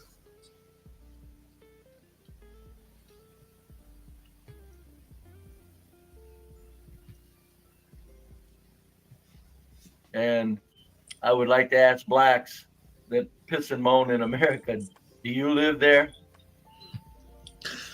Okay, let's just go ahead and talk about that. This dumb motherfucker is asking if black Americans live there. The translation is, you know what? You don't live there, and the reason you don't live there is because you were middle passaged to the greatest country on earth. Why aren't you grateful? That's what that means. You live here? This is what human misery is. This is what oppression is. I know it. It's amazing, isn't it, Richard? That's why I think a lot of parents would do well, just even black or white, just if their kids are pissing and moaning about life at all, just have these pictures around for them. I mean, I grew up poor. We didn't even know we were. Number one, I don't give a fuck how you grew up. Let's talk about how you grew up instead of how black people grew up or people you don't know about grew up. The dude is problematic, and unfortunately, he doesn't seem to agree that he's problematic. We don't care how you grew up. If you want us to know about how you grew up, don't put pictures of Nairobi up there. Well, Do not don't ever tell black people who are as American as you ought to be grateful to live here. That is so offensive. Well, I think Be Brave is projecting, to be honest with you. Well, I don't give a shit what he's doing. My name's on the title of his show. If it was just, culture, black culture is American culture without my name on it, having my imprimatur on there means that I'm associated with this silliness. And that is problematic. If my name it doesn't have my full name, so I guess you could make that point. But, dude, don't critique something you actually have no background to. Right. It's offensive. Showing Nairobi and asking black people, black Americans, if they live there, it is basically, well, it's a racist question.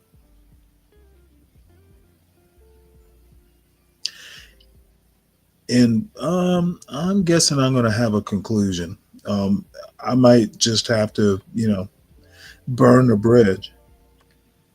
Poor. Like I said, I was around a bunch of happy, poor adults and middle class educated adults. But the poor ones, poor people back then still had dignity and would think about things, even if they were wrecked their lives with alcohol and whatever. But so we never lived anything like this as poor people, even with our outhouse. Hey, dumbass, you didn't live that life because it's a fucking totally different continent. Of course you didn't live that life.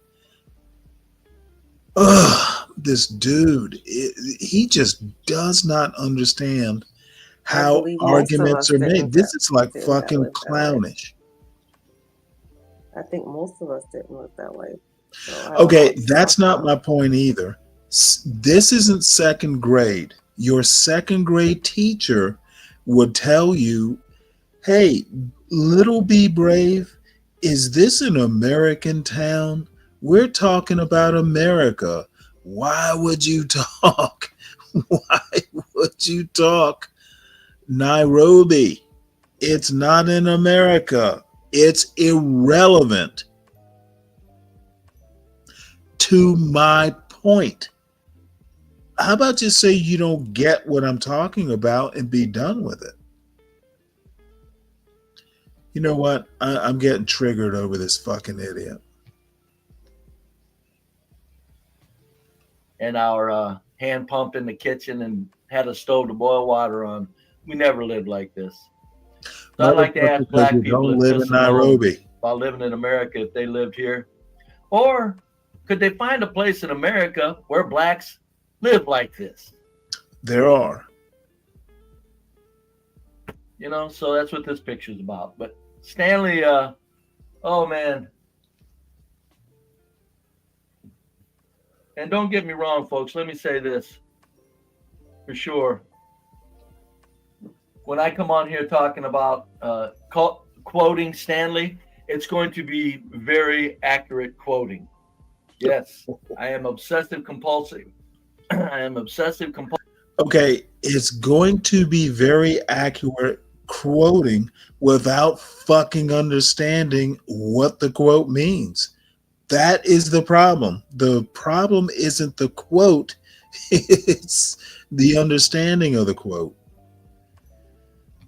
Yeah, I'm not going to be able to go through much more of this. This is just fucking painful. Compulsive when it comes to quoting another man.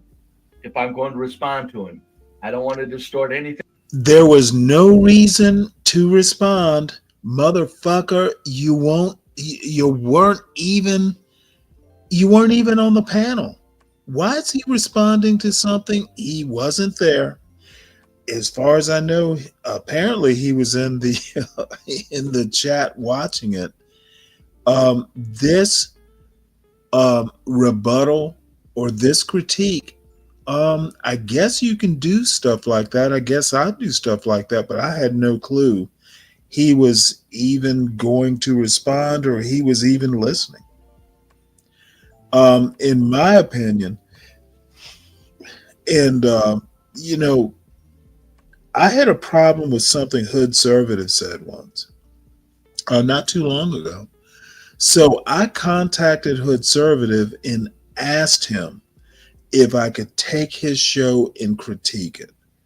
I did him the courtesy and just said, hey, I have some comments, I have a critique.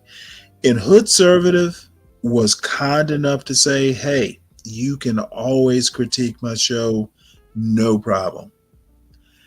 Hood Servative is a good guy that way. In my opinion, he's a friend of at least my show, and I'm sure he's a friend of the channel.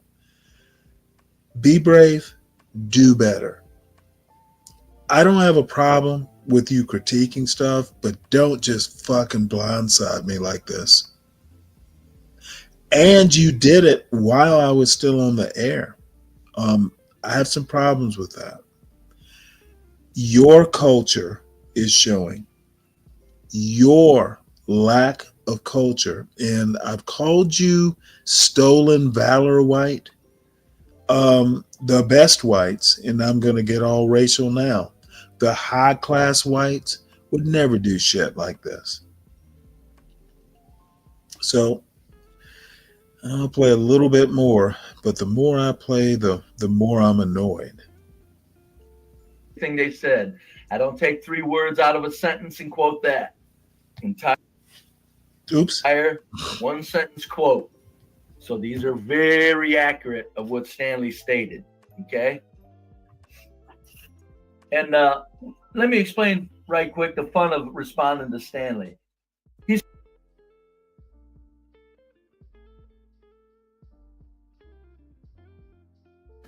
What would be a better strategy is take clips. So Stanley says it in his own voice rather than you quoting.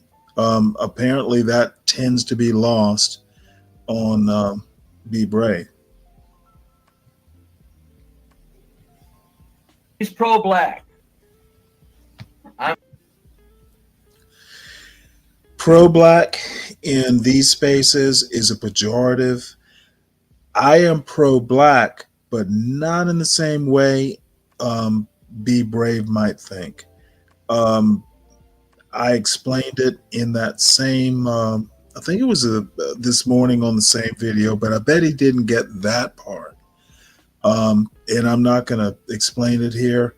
I'm not pro-black like Hotep or anything like that. I'm pro-black, oddly enough, probably to the right of a lot of ideas, even on this channel. I'm anti-black culture. I think it's completely fucking American culture up as a whole, like a cancer. Okay. Stanley is a pro-black. See, Tariq Nasheed is a pro-black. He's national. Jason Black is a pro-black. He's national. Yes, verbatim quoting. You bet. Michi X is kind of national. Jason Black, Professor Black, Roland Martin, Dr. Rashid. These people are national. Stanley is in the neighborhood on these streets. That's why I'm having fun quoting Stan. And Stanley said, even though he threw me out of his stream, he said that he wasn't gonna get upset if I quoted him. And his name in the title always is going to on a weekday morning. It's going to make things a little more fun. You know, it's going to be a little more fun. I save Sundays for like maybe world shaping events or something like that, or things we need to talk about. But probably. If I said it was okay to do, I didn't imagine it would be this fucking. Well, I don't know. I didn't think that it would just be this ghetto. You know, this is Nairobi level representation. Yeah, use my name in the title, but I thought maybe I'd have a heads up, not while I'm actually making the fucking show.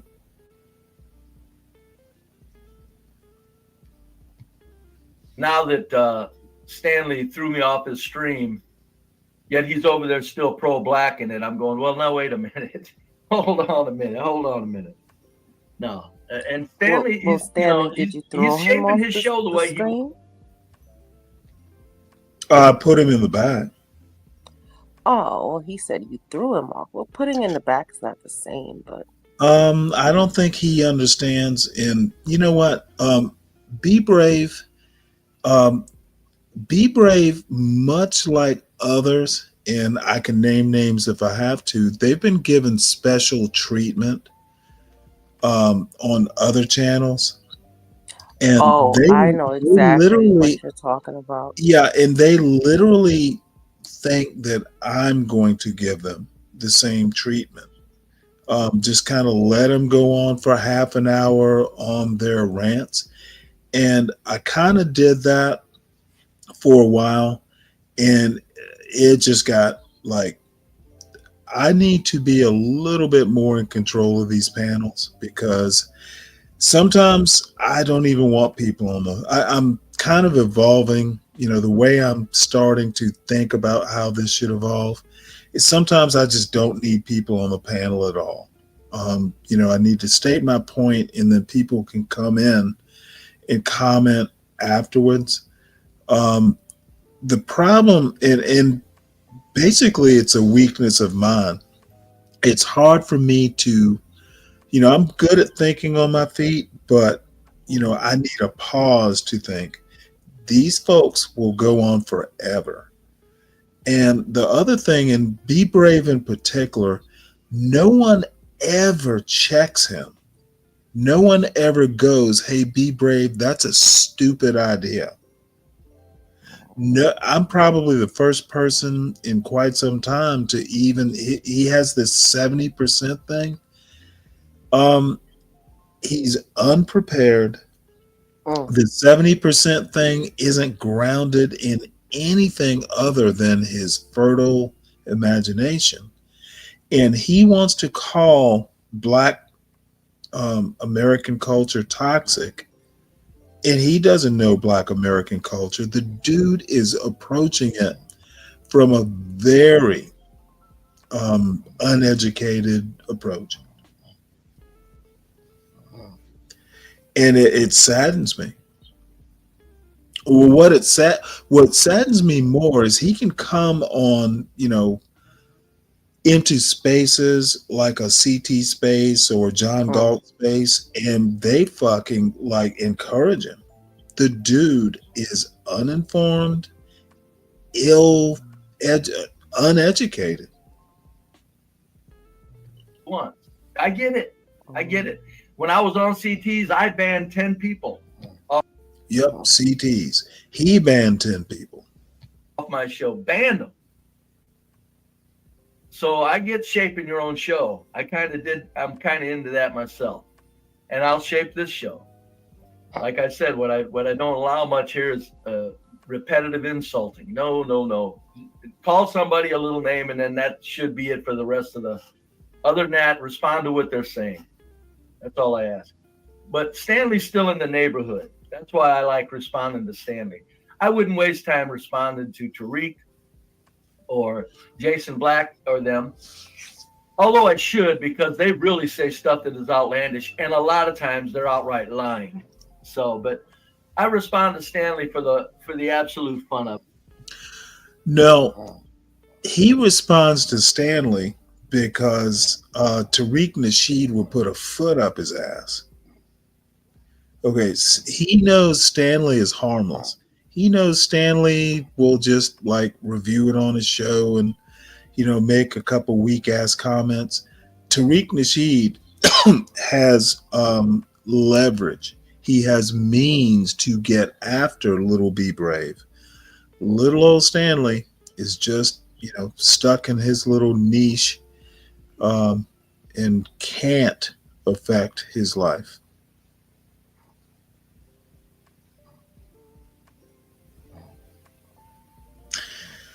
I don't know. Capriano, I don't know. You know, he has a following. But anyway, I did say I was only going to show a few minutes of this. And we are already at 20 minutes. Although I should, because they really say stuff that is outlandish, and a lot of times they're outright lying. So, but I respond to Stanley for the absolute fun of it, because he's in the neighborhood. Too much gay talk. Got to get them out. Yep, way too much. Yep. I'm not worried about the queers on the show as long as they don't want to call other people queer. Is that you snoring? Oh, my Lord. All right. Well, we'll go 5 more minutes. I've already put Virgo, you know, Virgo's out at this boring shit. Queers, Richard. And if they don't try to advance their lifestyle, it's like if you want to come on here as a queer and have something to say, you know, okay, I'm not. Oh, boy. I'm going to hold it against you, but I don't even want to know you're a queer. And you sure ain't going to call somebody. Calling somebody a queer is a horrible, horrible, horrible, reprehensible name to call somebody to say one man takes part in that shit. I got you. Richard. But no, that's why I respond to Stanley on a daily basis, probably, because I always wake up. I love listening to Stanley when I wake up in the morning. I do. Doing dishes, laundry, you know, make up the old bed, do some house cleaning, and I got Stanley on for sure. Except when he does the pop the balloon. That, you know, he likes it. People like it. He's got requests for it. So the pop the balloon, I'll change the channel. But if Stanley's talking to other people and shit like that, I don't even care if Stanley doesn't let people talk. And he doesn't. People say that I don't let people talk. Excuse the hell out of me. Go over to Stanley's show. Stanley is like a nationally known talk show host, the way they do it. The way they used to do it is you say a little something. If they didn't like where you were going, boom, you were gone. Stanley's acting like them, so I can't fault him. It's a regular practice in creating a talk show. It's a regular practice. Who the hell pissed it on the national level. Today? But in the neighborhood level, I still find it amusing, even though he won't let people talk. Because Well, I have to respond to that. I'm not acting like a nationally known TV host. What I don't want people to do is drift away from the point. It is annoying, and it is like what politicians do. Be Brave and many others, when they get on this panel, want to move goalposts. They want to just change the topic. Be Brave is a politician, and maybe he doesn't know he is, but you need to stick to the topic. And by the way, When you come on the panel, is it all about you?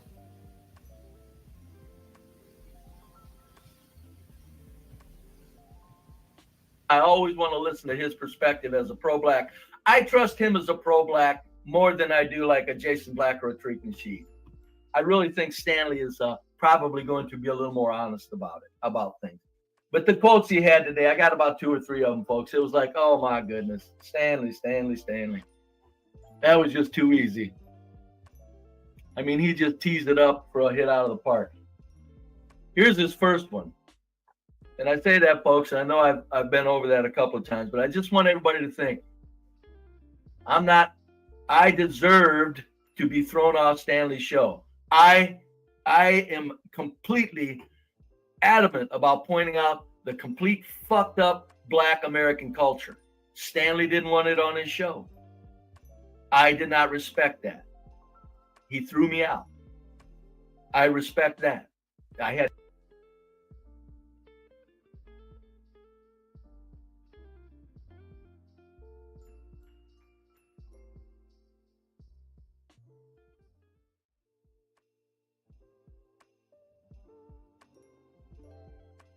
Sorry about that. My perspective is when Be Brave goes on about how toxic Black American culture is, all I'm doing is basically telling him that comment. I'm not denying the problems with Black American culture. I'm just telling him it needs to be reframed. Black American culture, there's an American in there somewhere, which implies that it is an American culture. Take an American culture, call it a subculture. There's American culture.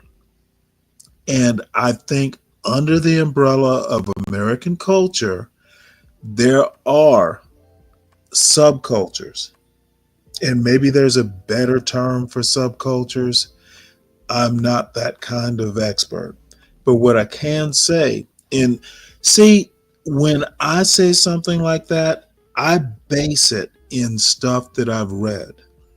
There's a guy named Colin Woodard who's written 2 or 3 or more books on how America was formed. There are subcultures, the regions. There's the South, there's New England, there's the West. America is not a contiguous set of cultures. There are a bunch of subcultures. We're not a small country. We're a big country. America became, the Continental 48 in stages. It stands to reason that, the original 13 colonies on the East Coast tend to be different than the West Coast. He knows this or should know this. You simply cannot say America is one culture. Black people in America do not live under one Black American culture. Even if you take the subcultures, there are subcultures under that. And maybe maybe Be Brave is one note and can't understand that, wholes are made up of parts. I don't know what his problem is, but he seems to have a problem when I bring up nuance to his one note ideas. And it's annoying. I went into another man's home and tried to do something that he just didn't want done. That's when you deserve to get thrown out of somebody's house. So when I talk about him throwing me out, I talk about it in more of a sense to inform you that, yeah, he threw me out and didn't want to hear what I had to say, in a way of pointing out that it was probably I shouldn't have been there in the first place, more than I'm trying to insult him for not letting me speak. You just know he don't want to hear that. And I was wrong for trying to go there and speak it. When I was speaking of the balloon pop, it was just black culture on display, and he wasn't having it, and out the door I went. So I'm not angry at all at Stanley. In fact, I'm going to get a lot of fun material because he's the pro-black in the neighborhood, and I'm the old white guy, not just another black man. I'm the old white guy that gets to go, what the fuck are you talking about? Because these other whites won't say it. But here's a quote.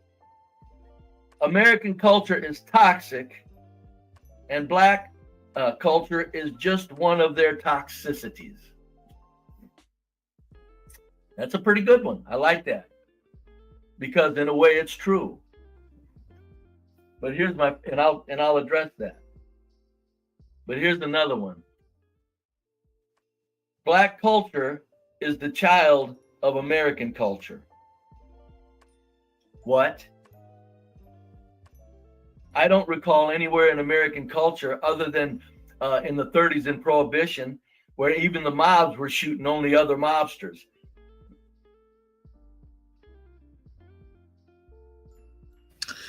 Lack of understanding of my point, yet he thinks he does. I don't even, you know what? I don't even know how to break this down in a way that a child would understand. If you do any sort of, when I say child culture, that's maybe an IT term. You know what? I never even thought to think it down. I just assume people are smart enough to understand what I mean. And that is one of my weaknesses. Okay. There's American culture. Okay. You know what? I'd rather talk to this with someone who can fucking understand and maybe translate it to be brave. There is nothing that I said that he quoted that is even controversial if you stop and think about it. I don't even know where to go. Rarely were they just going around pissed off at somebody, so they started pulling triggers and shooting up the street where innocent people died. I don't even care if you can point to the mob of the Prohibition as being a forerunner to what blacks are doing now, because it's not. But if you want to try that, I don't even care. I say it's close enough. You might be, you could mistake it for that. But what's going on now in the black culture is kids with guns. The mobs were young men and grown men that would kill other grown men for territory and things or whatever they had. What you got now in the black culture is you've got kids that are killing each other. Gone, killing. There's nowhere in American culture where you can point out any other place than right now with black people where teenagers are killing each other. There's nowhere in American culture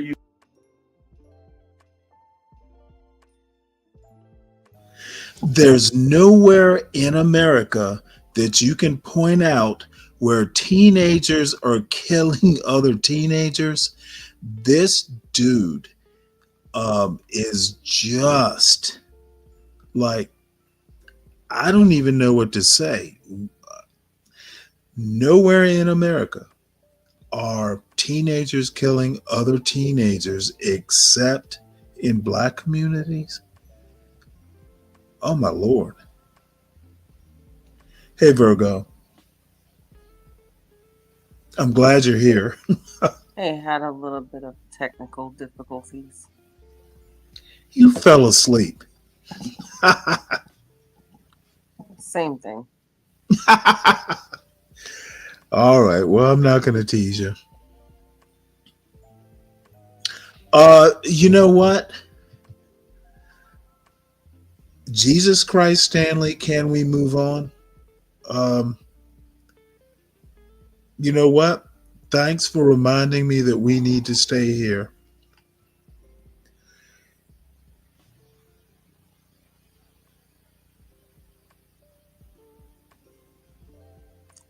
Grown old men, very, very cryful. Well, Stanley, what time do you think you're gonna do the cooking? How long can you stay awake? I don't know.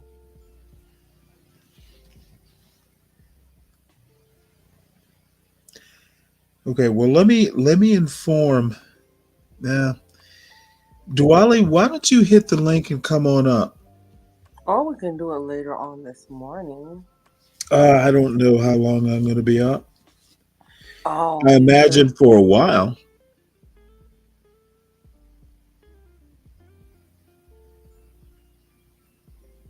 Um, I don't know. Is this Be Brave stuff boring you? me. Yes, you, Virgo. You're the only one on the panel. Well, Be Brave is going to be Brave. Be Brave has been Be Brave from from the beginning. So when does it bore me? No, it just gets tiresome with him, and he just has no talking point. Everything is the same thing with him, you know. Well, I don't know. Maybe y'all have heard him a lot more, but to me, it's very specific points, especially Even when it, on other channels, it's like well, he yeah, but can. uh, I'm I'm right and he's wrong, and that's what's Excuse annoying me. me. If you take his very basic points and cut them up into slices. Anyway, I guess what you're telling me is you're bored, but man, I'm so annoyed at him. Um, No, no, not no. You can continue doing what you're doing, but no, you know what? It literally says Stanley and Virgo eventually talk food every Friday. So, so I guess we have to eventually get to it, huh? yeah, Be Brave is just. No, You know but what, you know Stanley? what It's to really the point where I disturbs feel me is sorry for people. him. Why do people just let him natter on? And then he gets pissed off because I'm not going to let him natter on.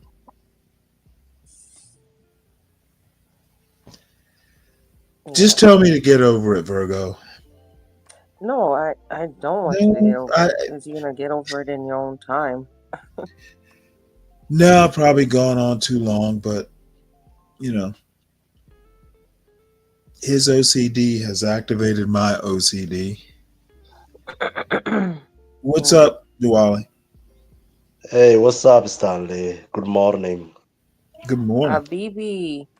Habibi, Malaka Nubia. Oh my God, my voice is different. I got that COVID-19 yesterday. Um, I Oh, have no did you symptoms. really? Yeah, no, I got tested and I was positive, but they let me work and just today have a rest. But it is okay. So if you feel funny, if you hear funny of my voice, that is the COVID-19 thing, man. Anyway, I've been listening to you like almost 1 hour and a half.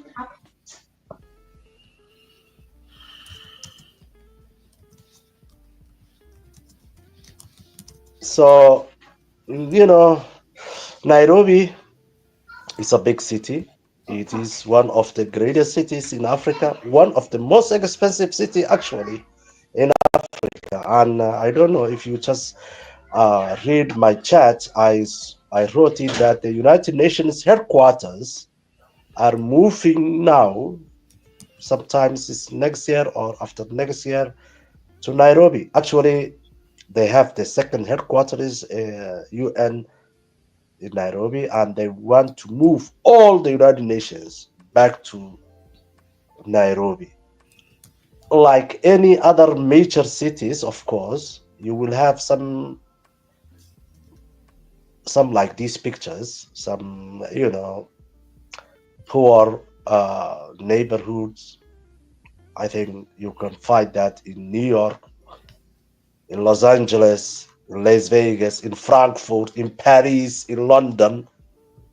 That doesn't mean these people are less than you, or they are less smarter than you are. They're just poor, and poverty is, to be a poor is not a permanent thing. One can, get out of it. But shaming, telling the Black Americans that if you are not appreciating America, you will be living like this. That is funny, man. Stanley, if you move to Nairobi now, I think definitely you will be living where the Indians and the whites are living. Well, no, Very nice here's places, the yeah. deal, Wally. I I appreciate that point that Be Brave makes, but the thing is number one, you can't miss what you never had. True, yeah. I actually think that, had, the transatlantic slave trade happened, how would we know what we're missing in America? Because we've never been there. It's an odd sort of, um, I don't know. To me, it's a hypothetical, and that's just that. But people like Be Brave tend to mistake their opinions for fact. Um, Today in 2024, living where I live in this house is better than, say, Soweto.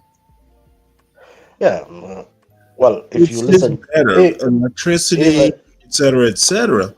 So in 2024, it's better, but you go back 300-400 years, who knows? It was probably as good. I would think that, living, on the frontier in America was as dangerous as living in Africa somewhere. It was all jungle or, just out in the wilderness. Now, the thing is I'm never going to believe that Africa was better, with European intervention. It would be different, but how can we say it's better? Maybe we wouldn't have computers. Maybe there wouldn't be all this technology. But you'll never convince me that computers have made our life better. no. Maybe it has. Maybe the life expectancy has gone up. But, is living to 90 better than dying at 50? I can't say. But I don't know that anyone else can either. These are people who actually, some of the stuff that people come up with, and there are way smarter people than Be Brave who come up with this stuff. Be Brave is mimicking smarter white people. That's really what he is mimicking someone like an Amy Wax, or people that are white people specifically that are way better educated than he is. And he is basically imitating the Western culture he pretends to be. Yeah, but one thing. No, I need to finish this point. Okay. Be Brave. Be Brave is not well educated. What he is depending on is the color of his skin for people to take him seriously. That is literally American racism. People will say, oh, Be Brave is white, and he's saying this, therefore he gets airtime, or he gets a channel, or people take him seriously. And he's mimicking smart white people. I think that is the source of his malady. Well, outside of America, be brave. And you, Mr. Stanley, you go outside of America, both of you, the Well, people I've will been consider you outside that America. you have a No, same whoa, culture. whoa. I've been outside of America. I That know is you are a Navy, my you are a opinion. Navy man, but Has has outside, has Be Brave been outside of America? no, no, I think he Well, is I not don't even know. outside. Yeah, That's a the thing question is, that he should answer. I found you, both of you as an American, and I will expect just one culture. But the thing that I don't understand about Be Brave is like he has two Americans or three Americans or four Americans. It's like it doesn't make sense.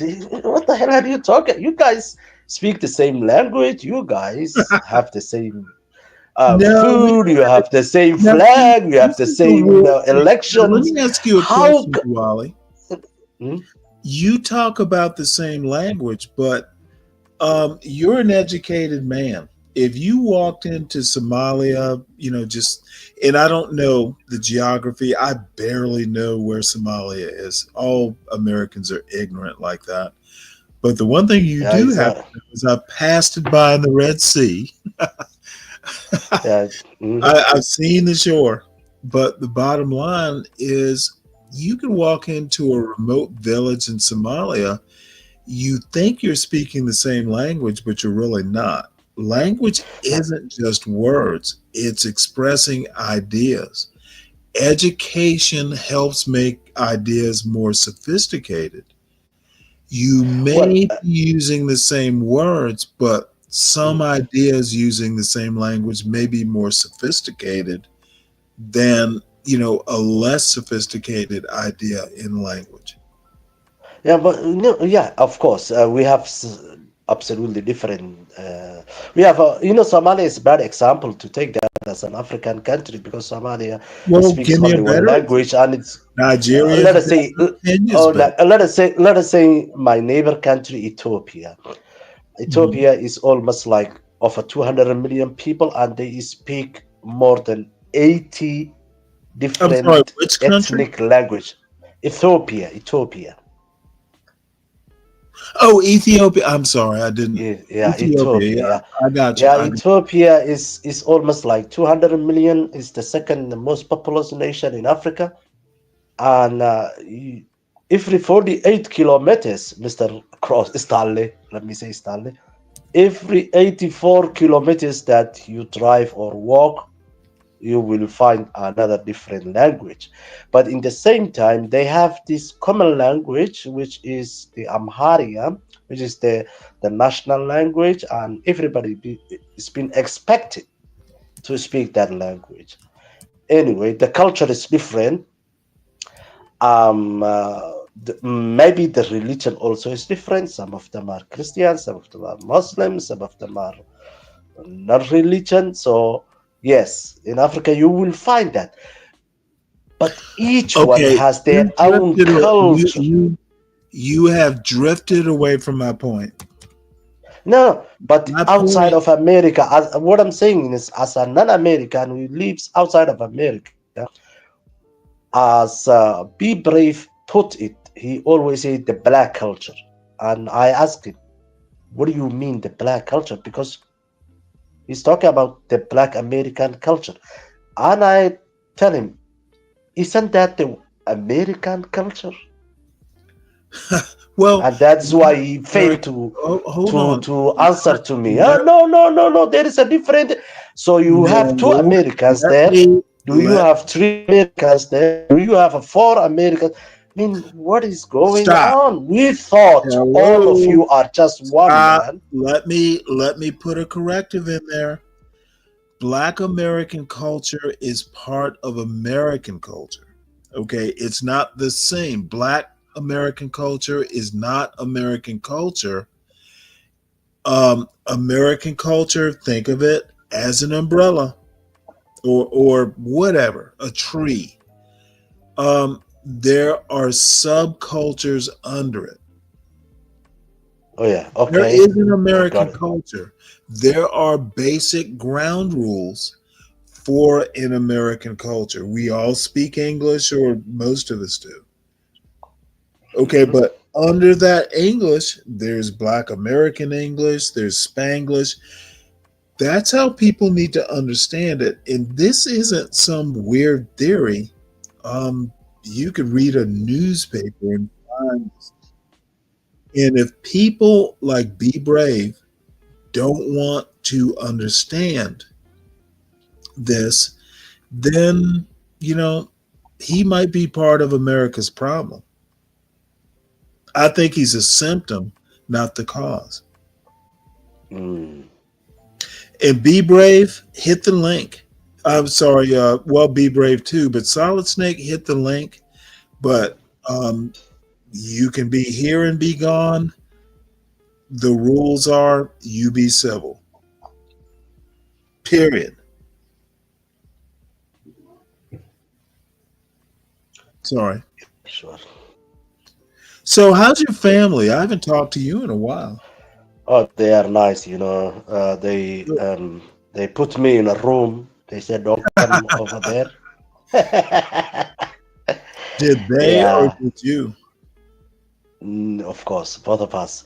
Whenever I go to toilet, I have to wear a mask and gloves, Oh my lord. and there are, children are okay, bother, but my wife is very sensitive. She doesn't want that. And the Christmas, her elder families are coming here to visit us. So she wants me to be okay until Christmas. So I have to be okay. Drink a lot of up and apple juice, make a rest. And this is the first time, man. This is the third time. Oh gosh. That is the advantages when you are working at the hospitals. You will get all kinds of diseases if you are not vaccinated.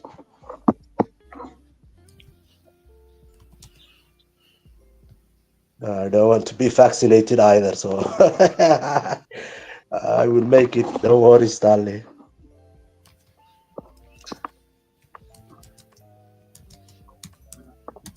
I'm responding to a point Ryan makes, which I don't understand. What did Ryan say? I always like Ryan comments.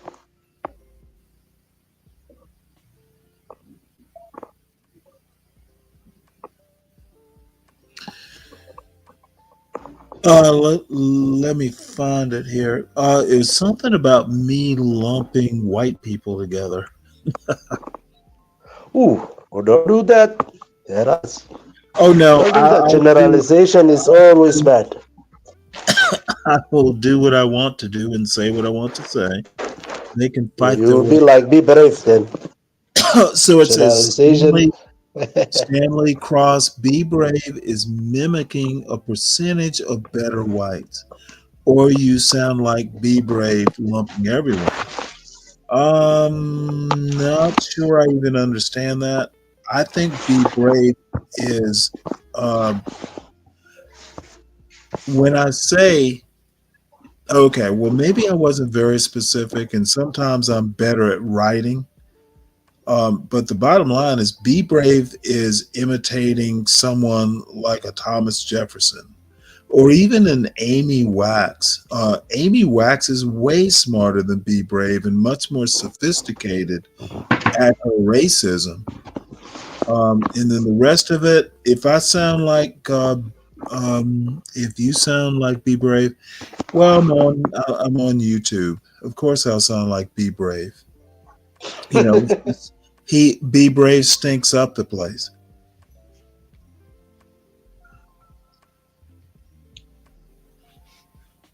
Don't be like, be brave, man. Be brave is Well, minimal, man. I don't know.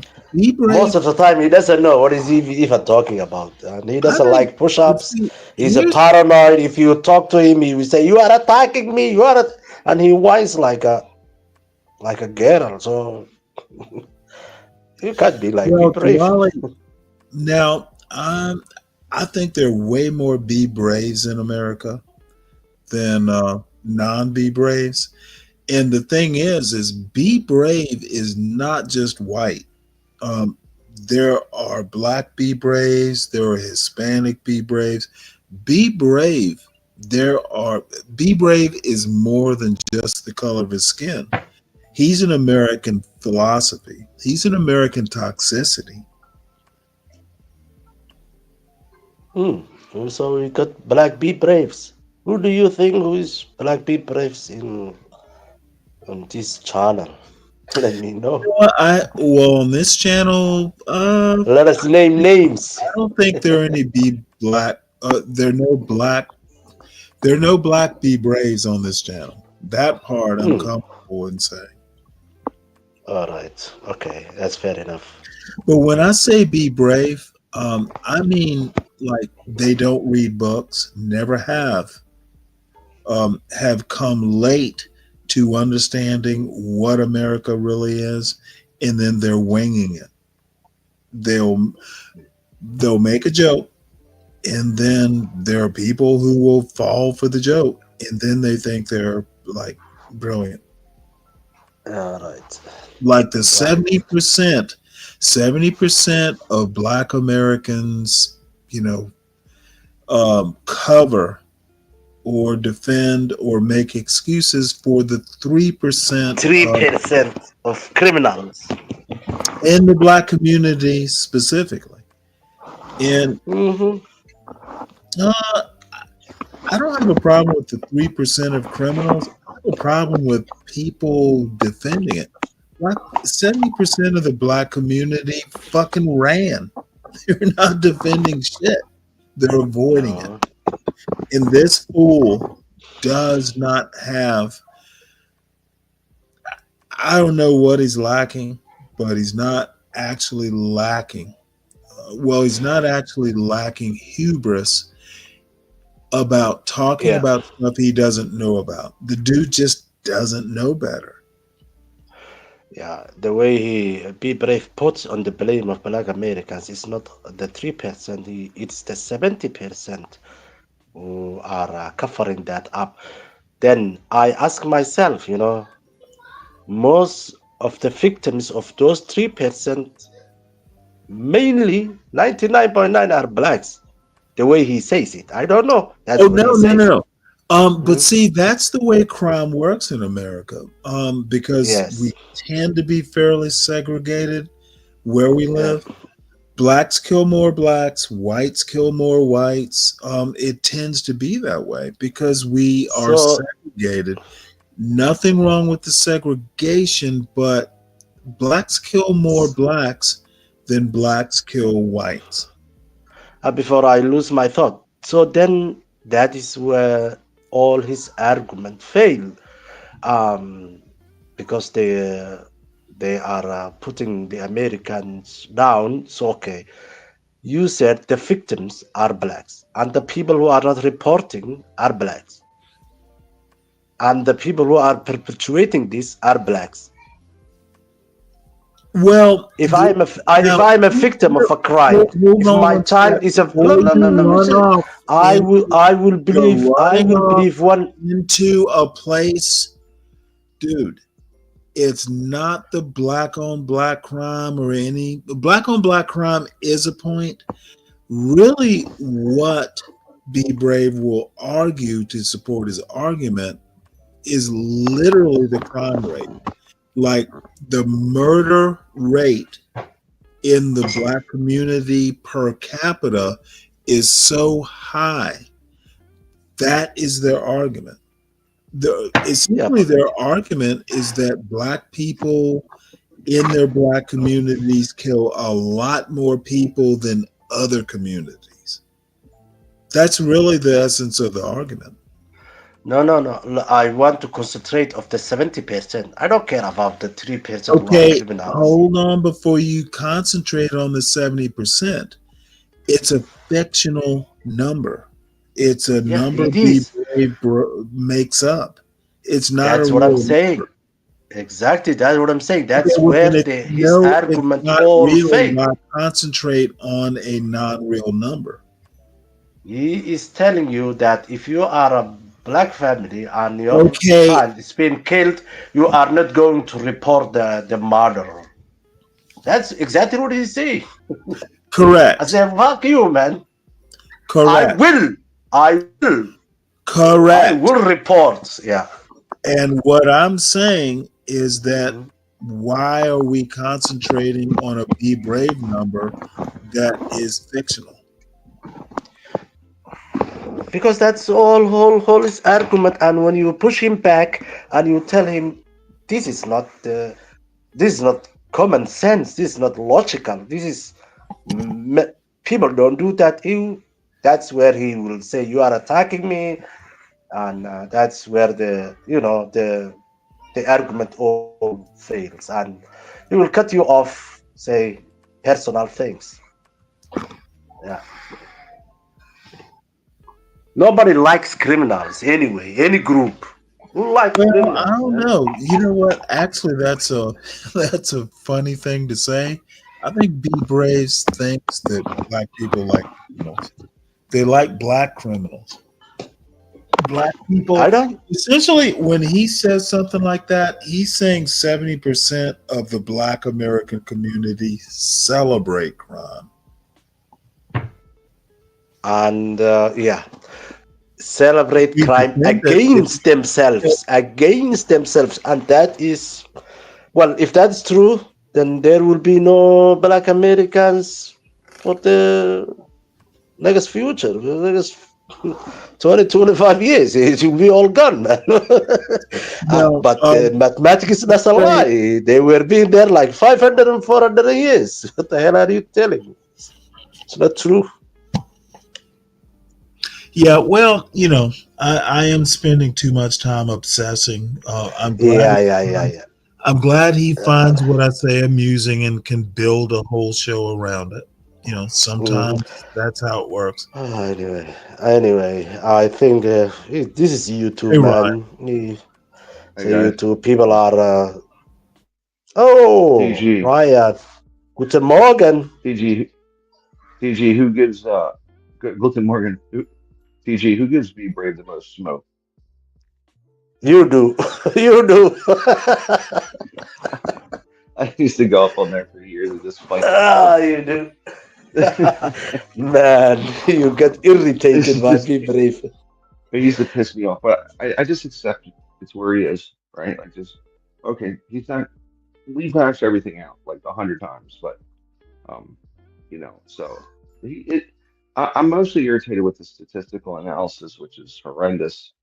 His there's no real facts, and essentially it's his algorithm and what he's choosing to watch on YouTube that is the formation of his data, right? So and I've asked him, are you getting this from the FBI?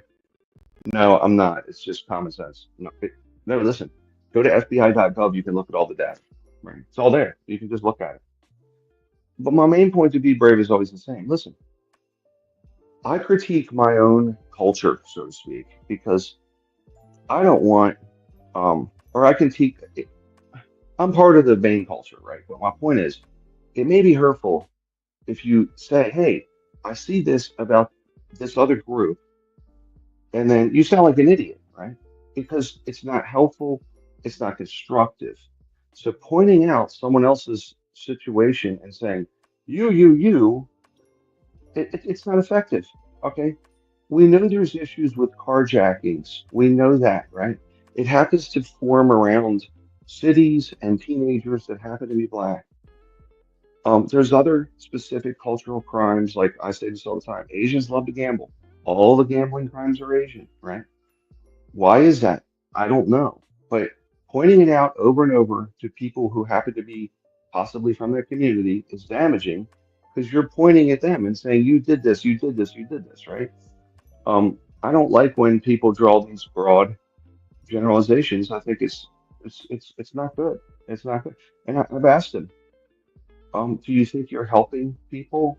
Do you think that there's some young teenager that's not going to go commit said crime because of your message from an old white man? I don't think so. So that's my issue with it. It's not helpful. I don't believe it to be helpful. Um, and it's damaging. And you sound like a racist asshole. It's not right. I mean, I've told him many times the worst victims of some of the stuff we see in the cities is not white people, it's black people. Brave. I don't like it either. I think it's terrible that people have to live in fear in a neighborhood where a block away there's a drug house. I think it's terrible. But it's not your place to point it out. No, I And think it's as not an his, it's not his American, place.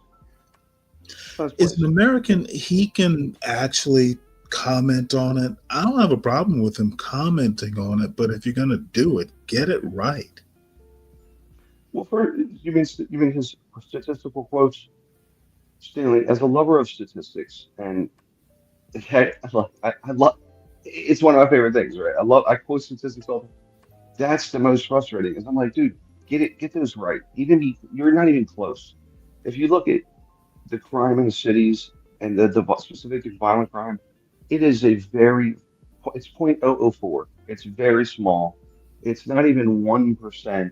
It's a half of a percent, right? Right. So that pisses me off. And by the way, it's usually repeat offenders. And Yes. a few years ago, a certain group allowed a lot more passivity in crime and enforcement. And guess what color they are? Oh, that's right. They're the whites and they're the white liberals, right? The DAs that are literally going, oh, we have to take it easy on this guy, right? The white liberals are going, they have this kind of idea about racial restorative justice, right? But what the white DAs don't realize is, hey, this guy's been arrested 6 times for similar crimes, and you're putting him back in the same community he was messing up. And the white DAs are doing that. The white judges, they're not culpable. Absolutely, they're culpable.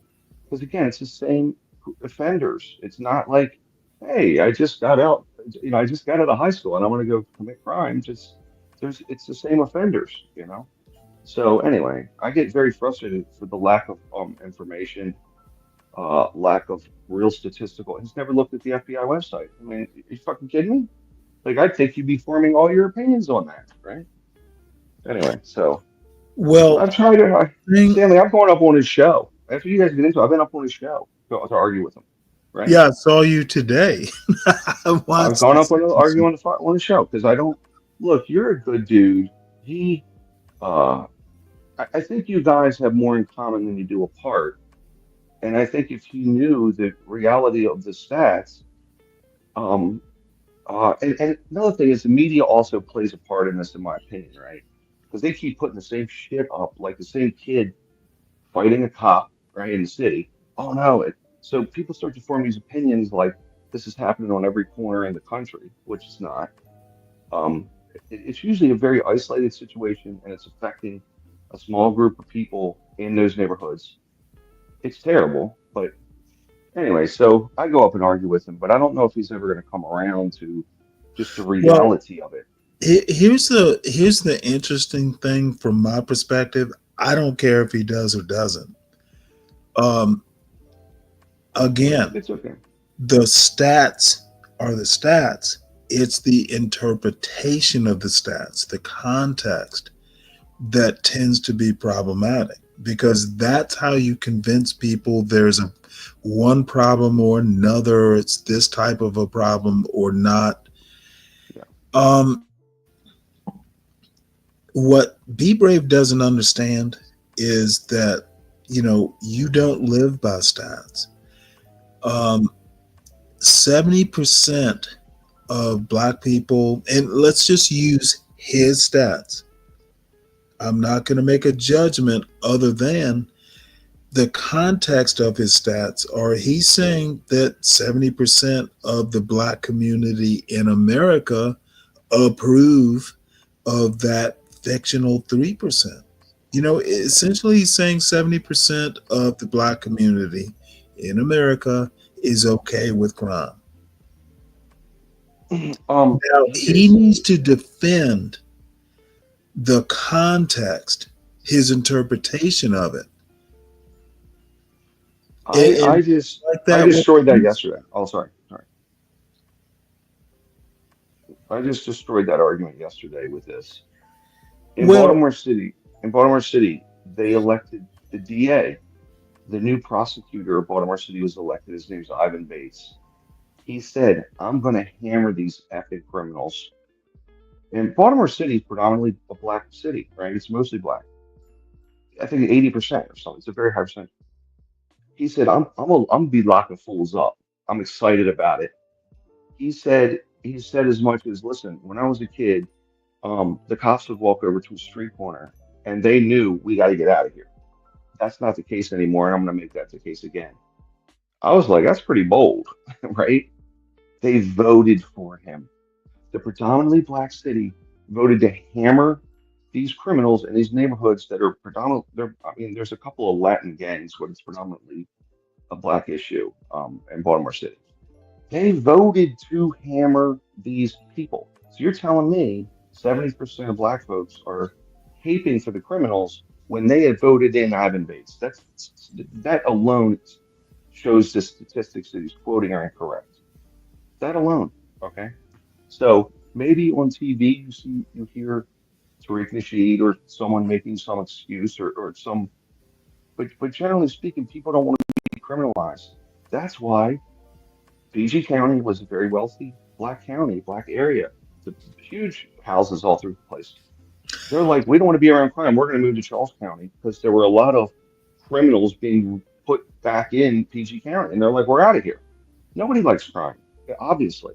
So he's just wrong about that. So anyway. Well, I before I forget, I need to thank you personally for the support of the show. Oh, sure. Yeah. Well, Mary, I want to look, man. It's been tough lately. Everybody's been giving you smoke, so I want to send you Christmas. Well, I don't mind the smoke so much as the context of the smoke. Be Brave is literally not capable of even understanding his made up statistics.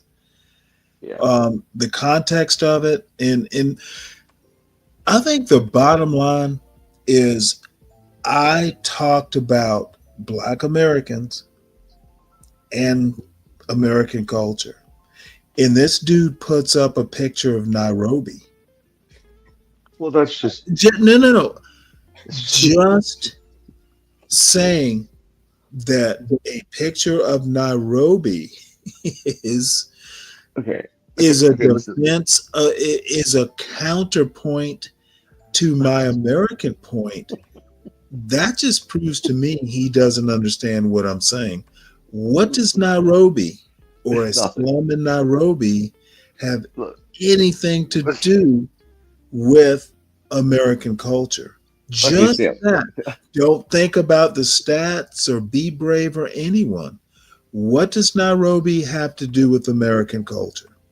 Okay, but Stanley, listen. He had a no.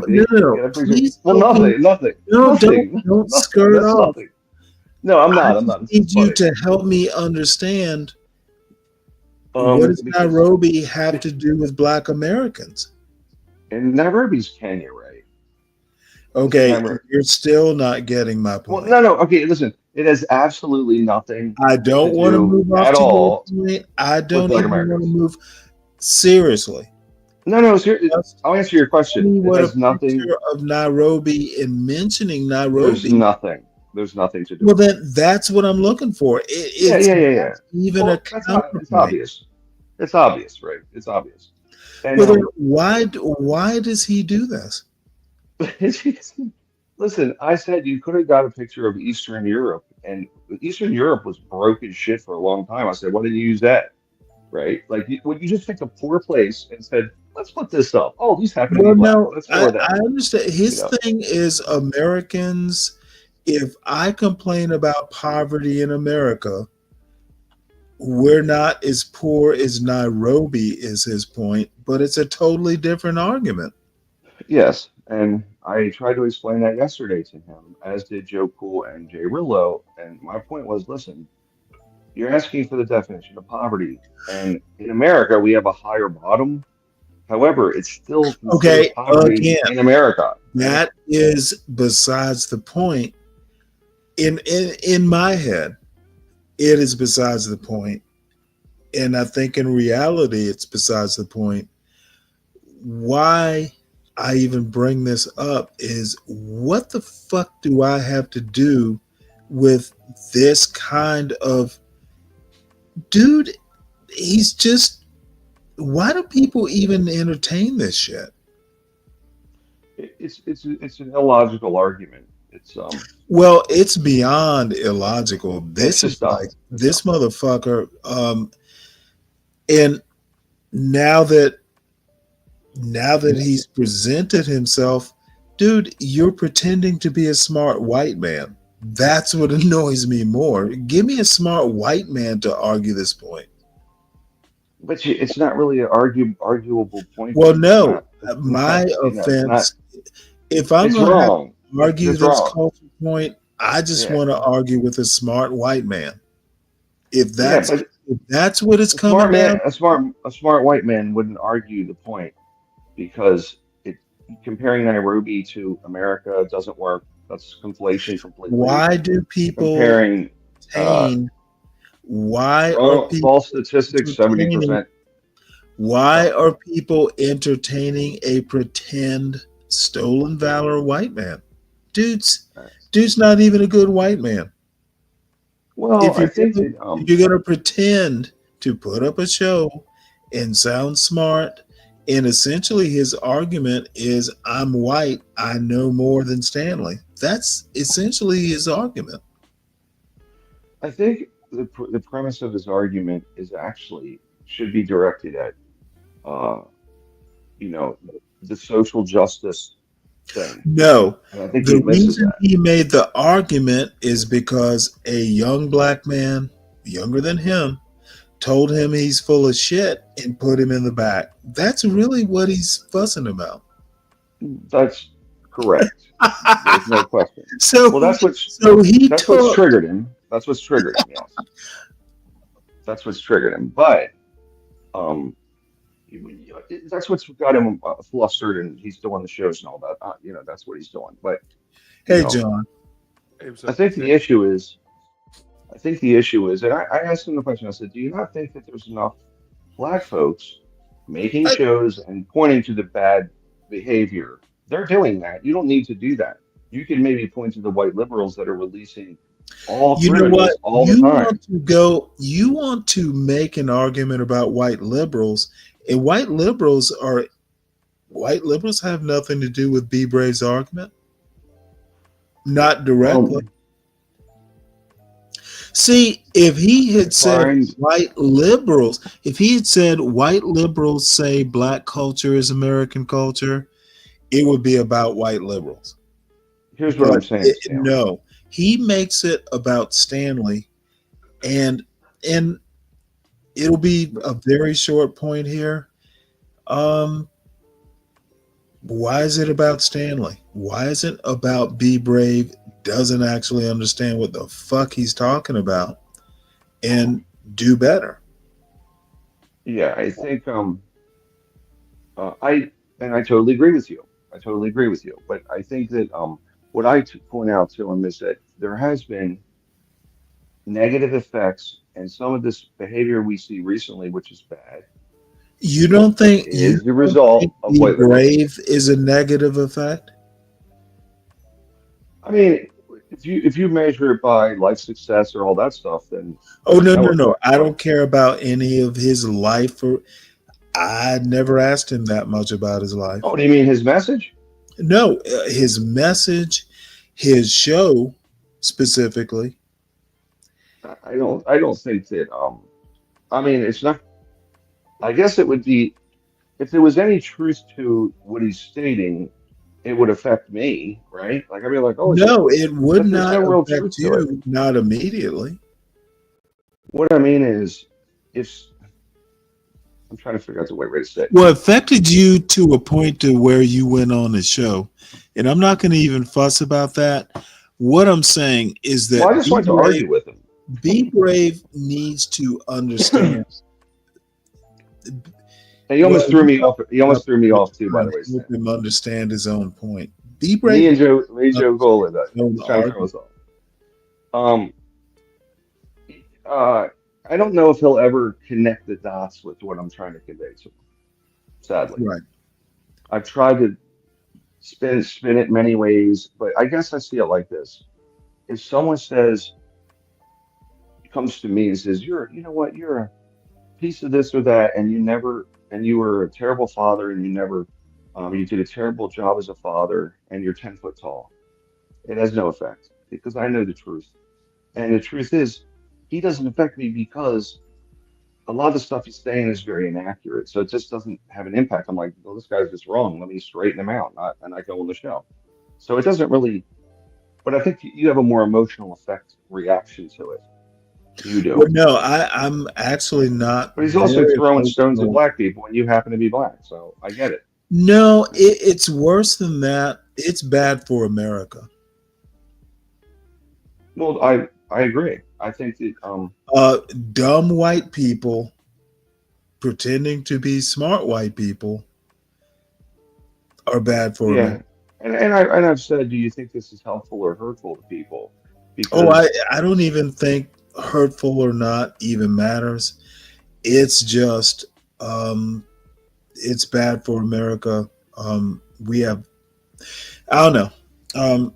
And I guess I'm just gonna say be brave. Stop doing shows about me unless you actually understand my argument. that's fine with Nairobi me, has Stanley. nothing to do with Uh, black culture, American culture. Nairobi is not America. and Stanley, I'll say what's funny is you guys both don't like the behavioral shit that's going on in some of these cities. Like neither one of You you know like it. what? You It's rather got beyond all that. It's actually not that deep. Be Brave needs to either read a book or just not make arguments. Nairobi again. It's embarrassing, and no one other than me wants to tell him that he is making a mockery of what he thinks white America is. I don't think there's a white America, Stanley. In his It's mind, just it is. America. Yeah, but it's just America. Well, he literally says black culture is toxic to America. So he thinks there is a non-black America. I don't. I don't. I think it's just one thing, If and you make the maybe you argument kind of that group, black but culture is bad for America, he at a minimum thinks there is a black culture that is separate from America. yeah, I don't. Yeah, I'm with you on that. I mean, he says So, that, but it's not. and I I don't could think anyone's I glamorizing it. I I could don't think say, anyone's glamorizing. well, if there's a black America, a black American culture that is separate from American culture, we know there are at least two cultures. One is bad for the other. So, what is American culture? American culture, I'm going to argue, is white culture, WASP culture, Anglo American, whatever you want to call it. The problem is he doesn't actually understand how to make an argument. Um, yeah, I guess. I don't know. I think, like I said, I always say this. I think people are separated on their their tax filing more than anything. In terms of the groupings, there is racial groupings, but it's more on how much money you making. So, you And know, see, I tend to disagree with that. And that's what I see where I live. at a So, and minimum, they're conflated. And where you live is not the rest of America. So um, you can't literally judge America as a whole from your local culture. yeah, like I said, it's from my area, but I don't think that the country. Look, you said things about what your views are on, you know, what white people think, what everyone thinks. Like, Yes, I do. But the one thing I don't do is make it up. there are Well, things that that's inform my point of view. okay. Well, okay. I mean, I I don't don't think we're just going to make it agree on up. that, so I don't want to breach it, but I don't think we can agree on it. But so we don't even have to discuss it. But I think that I think things are better than they are, and you don't think they're as good as they are. Well, Is what you no, actually, you know what? I think things are so good that I get to pontificate and not participate. I honestly don't give a fuck about where where Be Brave lives. He doesn't live No, I where don't I mean live. that. I don't mean that. I mean, with America as being, uh, of not being like it was 50 years ago. I think we've made huge progress, and I Oh, want to see a united. we've not made huge progress. It's probably the only place this kind of progress could ever have been made. Yeah, and so I guess what I'm saying is I'm I feel not like going to deny the people are exception, closer. I think people the are closer. specialness. What I'm saying is that people like Be Brave are worse about it. No, I Be sure, Brave sure. is the one who doesn't understand the specialness of America. He compares it to Nairobi. Well, that's just dumb. But He no, doesn't fucking I think understand there's what few Be America. Braves. I think there's few Be Braves and many just want to go to work, go to church, go to school, and they're fine with who's who, you know. And I think we see that. I don't think that there ain't a Be Brave on every corner. There's a Be Brave occasional um, that kind of has these views from 30, 50 years ago. I think we're in a better place than you think. But you're in Georgia, and I'm up here in DC, so what I mean? You're in Oh, the you're deep in south. DC or Baltimore? It's the same. What's the difference? Oh, Baltimore is DC? Is They're that 20 minutes from each your other. premise? I mean, it's just most people in this area see Northern Virginia, DC. It's almost the same city now in terms of people are every contractor that does business in DC will do business in Baltimore and back and forth. They're so close. It's the same damn thing almost. You know what I actually see? People don't know how to make distinctions. What do you mean? I mean, Baltimore's not, Baltimore's not DC. I listen. I live here. But Contractors, not everyone in, the Balto Wash or whatever they want to call it. Not everyone's a contractor. I think people tend to fall into seeing things the way, their personal life tends to be and project it. And I'm not saying I'm not as bad. I just tend to notice it more. Be Brave thinks everyone in America is like his limited experience. the hills of Kentucky. I have no clue where he lives and I know don't what it is. particularly The care. hills, the hills of Texas. These the hills. No, I agree. I agree with that. And we're in a good melting pot up here. This area is, you go to the mall. There's an Indian from India, a Oh, Pakistani, y'all still go a to Korean. malls?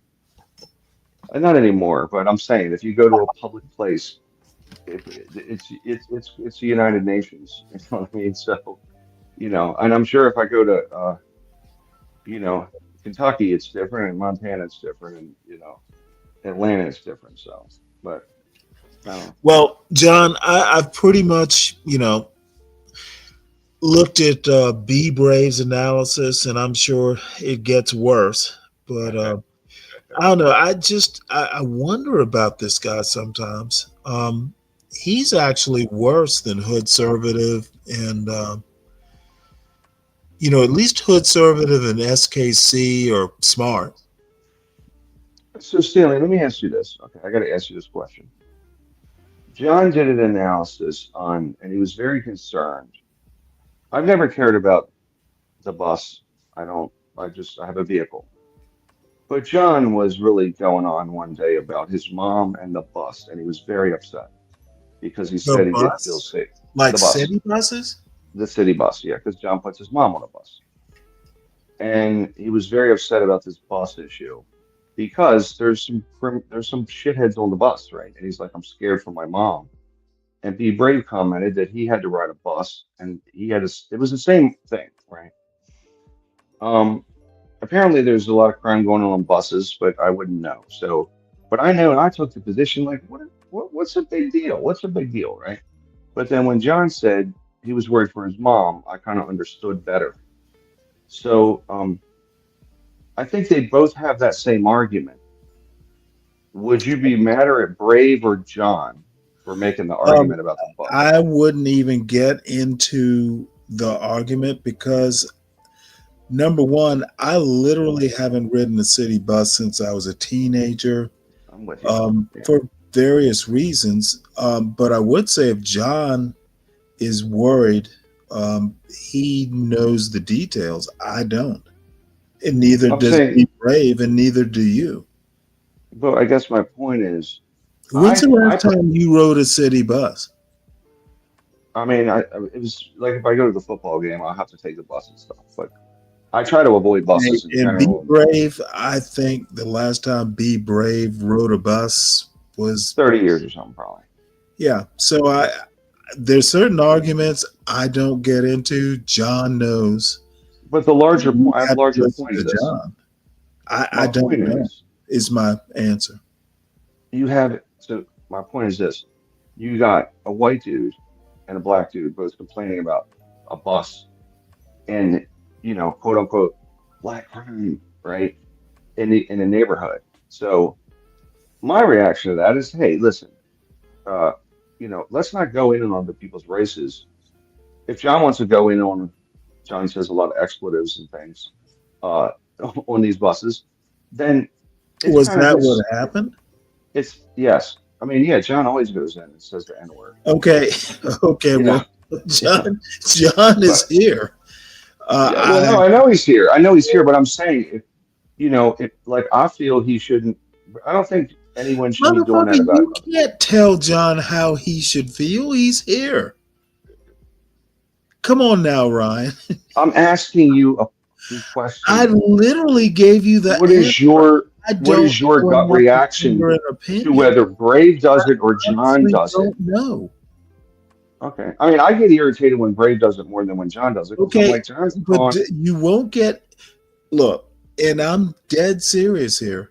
Literally, the last time I caught a city bus, I used to catch the city bus from high school. It was just easier for me to catch the bus home. So I went from my high school through downtown Savannah to home. And I used to have the best time on the bus. I could stop downtown.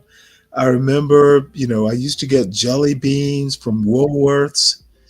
I bought my, stopped by Levy's department store for, Okay. I had time. Okay, listen, Solid Snake. Hold Solid on, Snake. let me Bring it. finish. You asked me, let me tell you how, I love the city bus. I had a good old time. You're talking about people sidetracking stuff. No, what I'm telling you, you asked me about the bus. Last time I caught a bus was probably like 1983.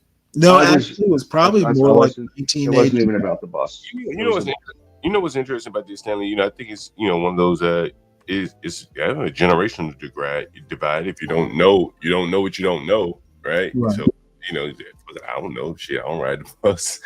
You know what I'm saying? Well, I don't ride the bus. You probably never. You're younger than I am.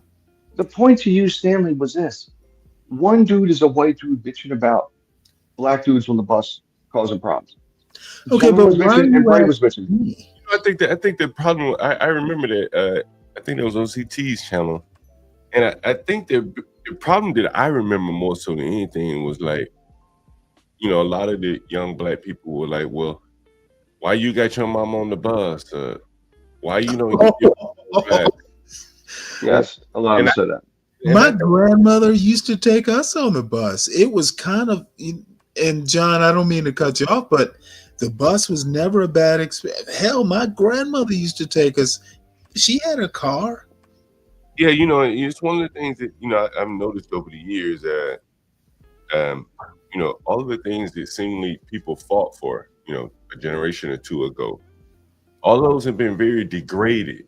And in some ways, it's a slap in those people's face that fought the water fountains and buses, and now you go on the bus, an old lady get dragged off the bus and things like that. And then the younger generation, you know, people younger than me, around my age, maybe they're not even knowledgeable of that. The fight to ride the bus. And so when they hear stories like that, they say, well, hell, give your mama a ride. You should be driving your mother around. And, you know, it's like the convenience, the infrastructure, all that, you know, people like them fought for it. And now they're just so flippantly willing to give up their privilege. And you know, it's interesting. I don't know that I see it quite that way, but I'm the wrong person to ask about the bus. Maybe I should have just said that. Yeah, and I don't think it's bus. I think the bus is like, you know, kind of just a template or a placeholder or kind of canary in the coal mine. Well, no, template for what? Let John speak. He's saying something. Template, yeah, I get it. Okay, I think it's kind of like, you know, kind of a template for how they respond to everything. Not everyone, but a lot of, you know, a lot of Black people, you know, have fought for these things hard, you know, and then you have the mentality now, well, just let it go, drive to work, you know, catch Uber instead. And you see many people doing it in the inner cities, catching Uber or driving to work while the bus is a block away. And there is people. Now, let me kind of see if I can catch up. Are you saying that some of the privileges, and I'm probably going to get this wrong, but I mean, even into now, you know, my high school and college years were in the 80s. When I went to college, hell, I had professors fucking, you know, catching the bus because, you know what, it was cool, it was cheap, you know, you could hop on the bus, read on the bus, you know, it's a cool experience, and it has changed. So the experience has degraded. Some of the things like the city bus that, you know, was fought for. Are you saying Black people have just gotten too sedity to ride the bus? Well, I think I wouldn't say that. And I would agree, by the way. I would say there's a portion of the people that can afford to not ride the bus. And I don't think it's sedity by any means. I think there are a lot of people like you. My mother used to enjoy riding the bus. Now she won't ride it. She didn't really like the train. She liked being outside looking at you passing, you know, talking, you know, and I think just the coarseness of society has made the bus almost a no-go in many parts of the city for people who feel like they can't defend themselves. And, but can I tell you what the real problem is? The problem isn't the bus. The problem is the safety. It's not is the crime, not the bus. Catching the bus. The problem is the crime and not being safe. And this is what I mean by not being able to separate the two. Well, I think that if I remember correctly in that stream, you know, a lot of people were saying, you know, to, you know, give your mother a ride. And you know, I think for one thing, my thought is that makes us all poor. If I got to get up and leave here with you guys and then go take my mother to the store when she could have just walked out in front door and called a bus, and that's a loss. Well, and John, you were saying you shouldn't. No, it's a loss of freedom. Be safe. I should be safe with that. It's a loss of freedom. And then, you know, I think the point that I probably took attention with, and I don't know if Brave did, was that there were a lot of Black people who, as I said, were willing to concede the bus. Say, you know what? We'll let the criminals have the bus, and we'll just drive. And I think, you know. Well, now let me. I understand your point. I'm not disagreeing with the point, but really my point. I'm See, just telling you. I'm thinking it was just I'm too good to ride the bus. There is an element of that. I think that's a small element. There's a small element of that. See, I think it's a big part of it. No, I think I think it transitioned. You know, there was always gonna be people who weren't gonna ride the bus. You know, the boy Polloy ride the bus, right? There are other people saying I don't like riding; it's too slow, right? That's probably 30-40% of the people. You know, but then there is an element that I don't feel safe, right? And that has become larger and larger. And then, you know, ridership is down on the bus for sure. But you also have to think about how loss of the bus, and I'm making a huge comparison here, but it ties into the subways. Public transportation has basically become unsafe. Your word is concede. You know, let the bums have the subway, you know, tunnels or whatever they are, the subway stations. To me, and John, I know I'm seeing this way out of context, maybe, but there are some things that people, I mean, you know, my memories of catching the bus, times have changed. Now everyone can afford a car. Back in the 60s, not everyone could afford a car. So, you know, things change. You know, let me interrupt you for 1 second, before I forget. You know, the crazy thing is, I don't know if everyone can afford a car today. And back in the 60s, you didn't need, if you couldn't afford one, you could ride the bus. It would be a viable option for you. And I think the people have gotten progressively poorer because that cheap option for transportation. You know, there are many forms of transportation. You can ride public, you can buy your car, a scooter, or a bike. Cheap public form is that bus. You know, it's why the blacks fought for the bus, I would imagine. And to see that being taken away from them also takes away from their ability to get. Well, who took it away? Well, that's the argument you probably could go back and forth. But to see it being removed as an option for transport to their jobs, right? Forget about anything else where they're going. But the jobs, you know, if the bus is not going to be reliable for them to get to work, then now they got to go up to a more expensive form of transportation. And I think that is served to keep them, you know, further behind. Some of them will go buy a car and then transport the others who are afraid to ride the bus. But in that case, even the middleman. Well, that was 1960s. Yeah, you know, so now we have Uber and Lyft, and those big companies have come in and sapped all of the profit out of driving. So the driver ain't making shit, and the person who's paying the driver to go to work because they're too afraid to ride the bus. So what's the overarching theme of all this? Well, I think the overarching thing, you know, from that show, if I remember it correctly, was that there were a lot of people in the chat and in the panel that were saying, well, fuck it, if it ain't safe to ride the bus, move to higher ground or higher. Throw in the towel, in other words, was what that was. People were saying that. Yeah, and I think that a lot of people, you know, a lot of black people, in my opinion, right, just my opinion, probably need to fight a little harder for things that their ancestors fought for. You know? That's an interesting point. How now? Yeah, finish your point, but now I want to know how they fight back. Well, I tell you, you know, when I first moved to New York, man, it was pre-COVID, all this shit long ago. If you didn't pay to get on the bus driver wouldn't move. But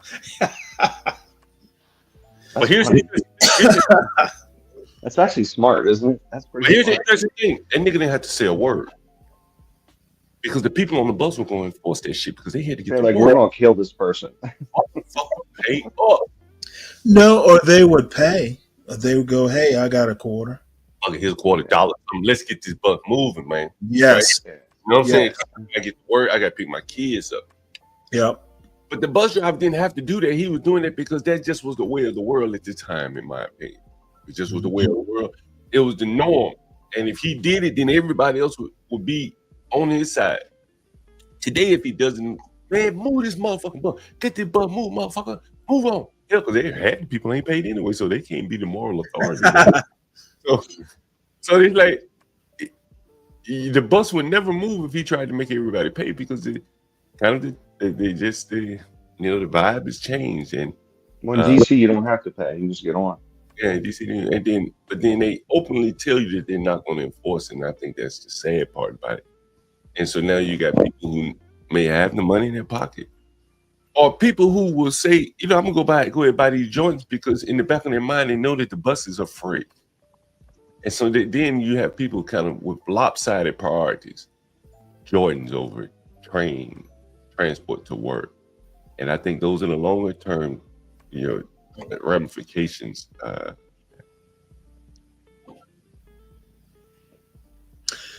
You know what? The upshot of all this is I fucking miss the bus. Yeah, now let me. We've kind of figured that out, Stanley. Well, no, nostalgia and shit. John, like you're I gonna remember.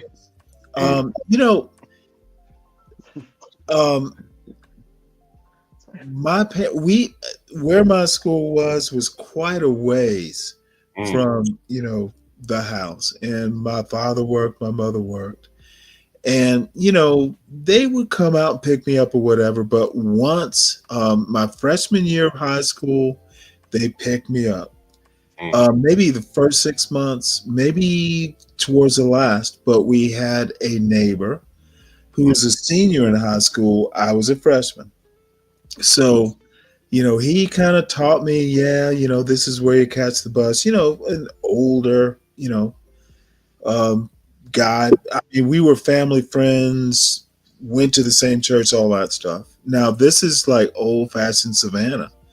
So, once I learned the ropes, I actually used to love the bus. Now, I could, technically, the bus would deliver me about 4 in the afternoon. I get off at, from school 3. So that hour got stretched. I could fucking take the bus downtown. I could fucking, get jelly beans from Woolworths. I could, take a leisurely trip. Hey, if I walk through Forsyth Park, that'll give me an extra 15 minutes to hang out. The bus was, my parents were kind of strict. You know what's interesting, Stanley? When I first moved here, and Ryan may remember this, there was a lot of nostalgia for Woolworths department store downtown. Man, Woolworths was awesome. And I think that, I think it's just a time going by. You're speaking of it is the time going by where you can't go back. You can't go back. Yeah, but what I want to say is, what?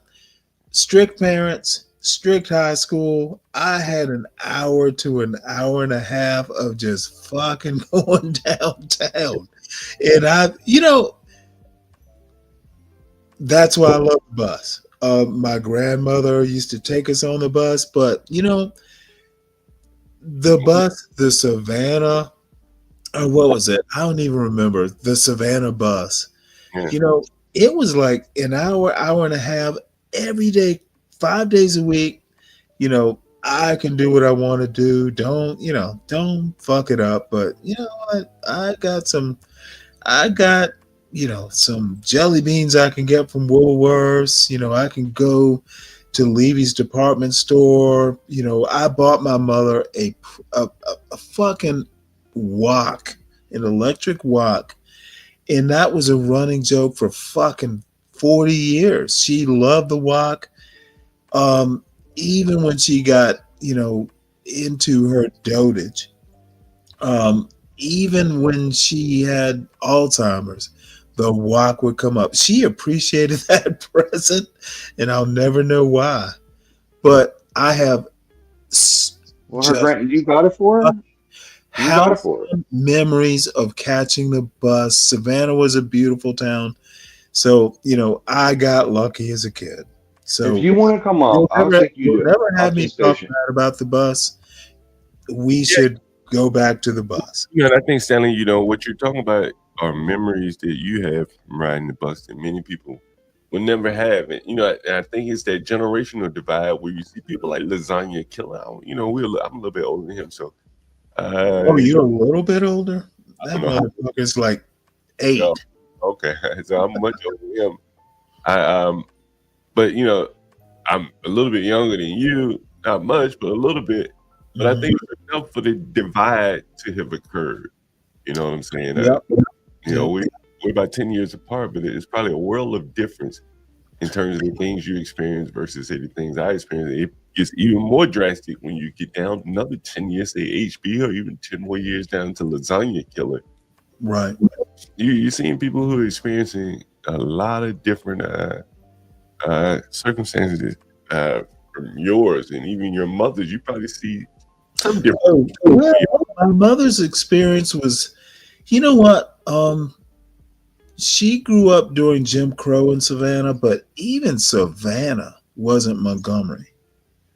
Yeah, and I bet you that if you would have talked to the people in Montgomery, you know, they would probably tell you it wasn't as bad as Selma. it had to be. Or if you talk to I've been to Selma. If you talk to people in Selma, they probably would tell you it wasn't as bad as the media made it out to be. The media probably made it.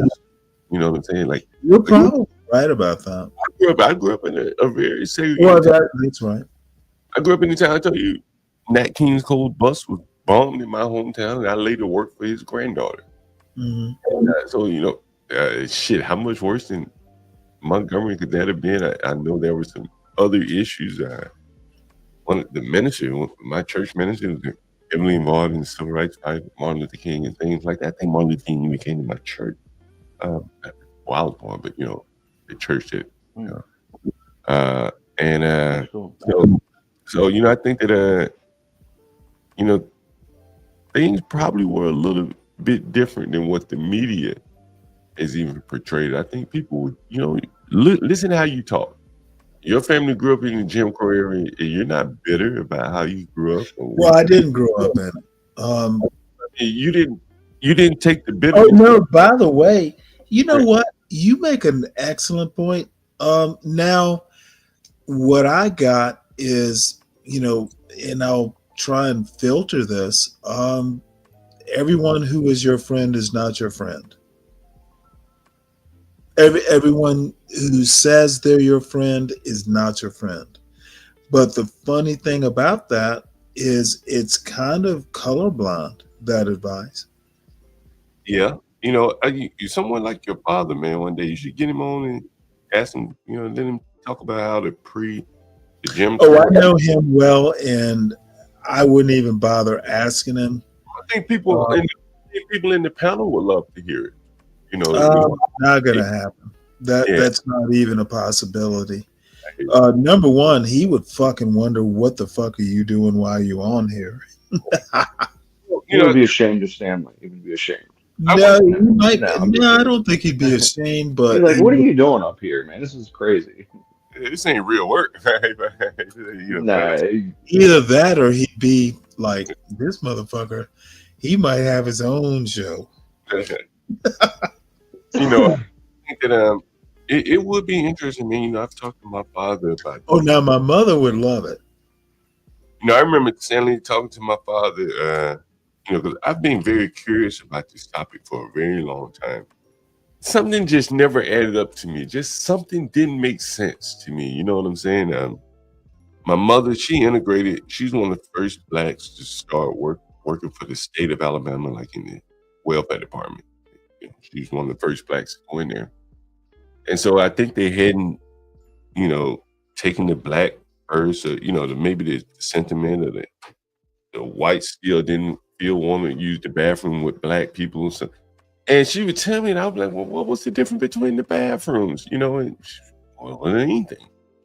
You know, it was just more or less a feeling like you want to be validated that I can use the same bathroom as you, or a water fountain. You know, there was nothing different between the two of them. So she told me, but other than that, you know, the white people didn't want to use the one that you use. And in some cases, you had to go to the back, things like that, you know.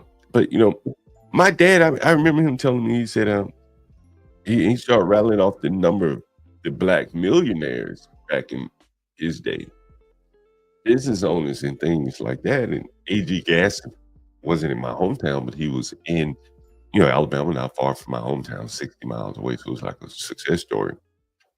And on, I remember seeing the old shuttered, putting it into mind, it had this old shuttered storefront that used to be a businessman. That one. And all these people own businesses pre-segregation, and they seem to be doing okay for themselves.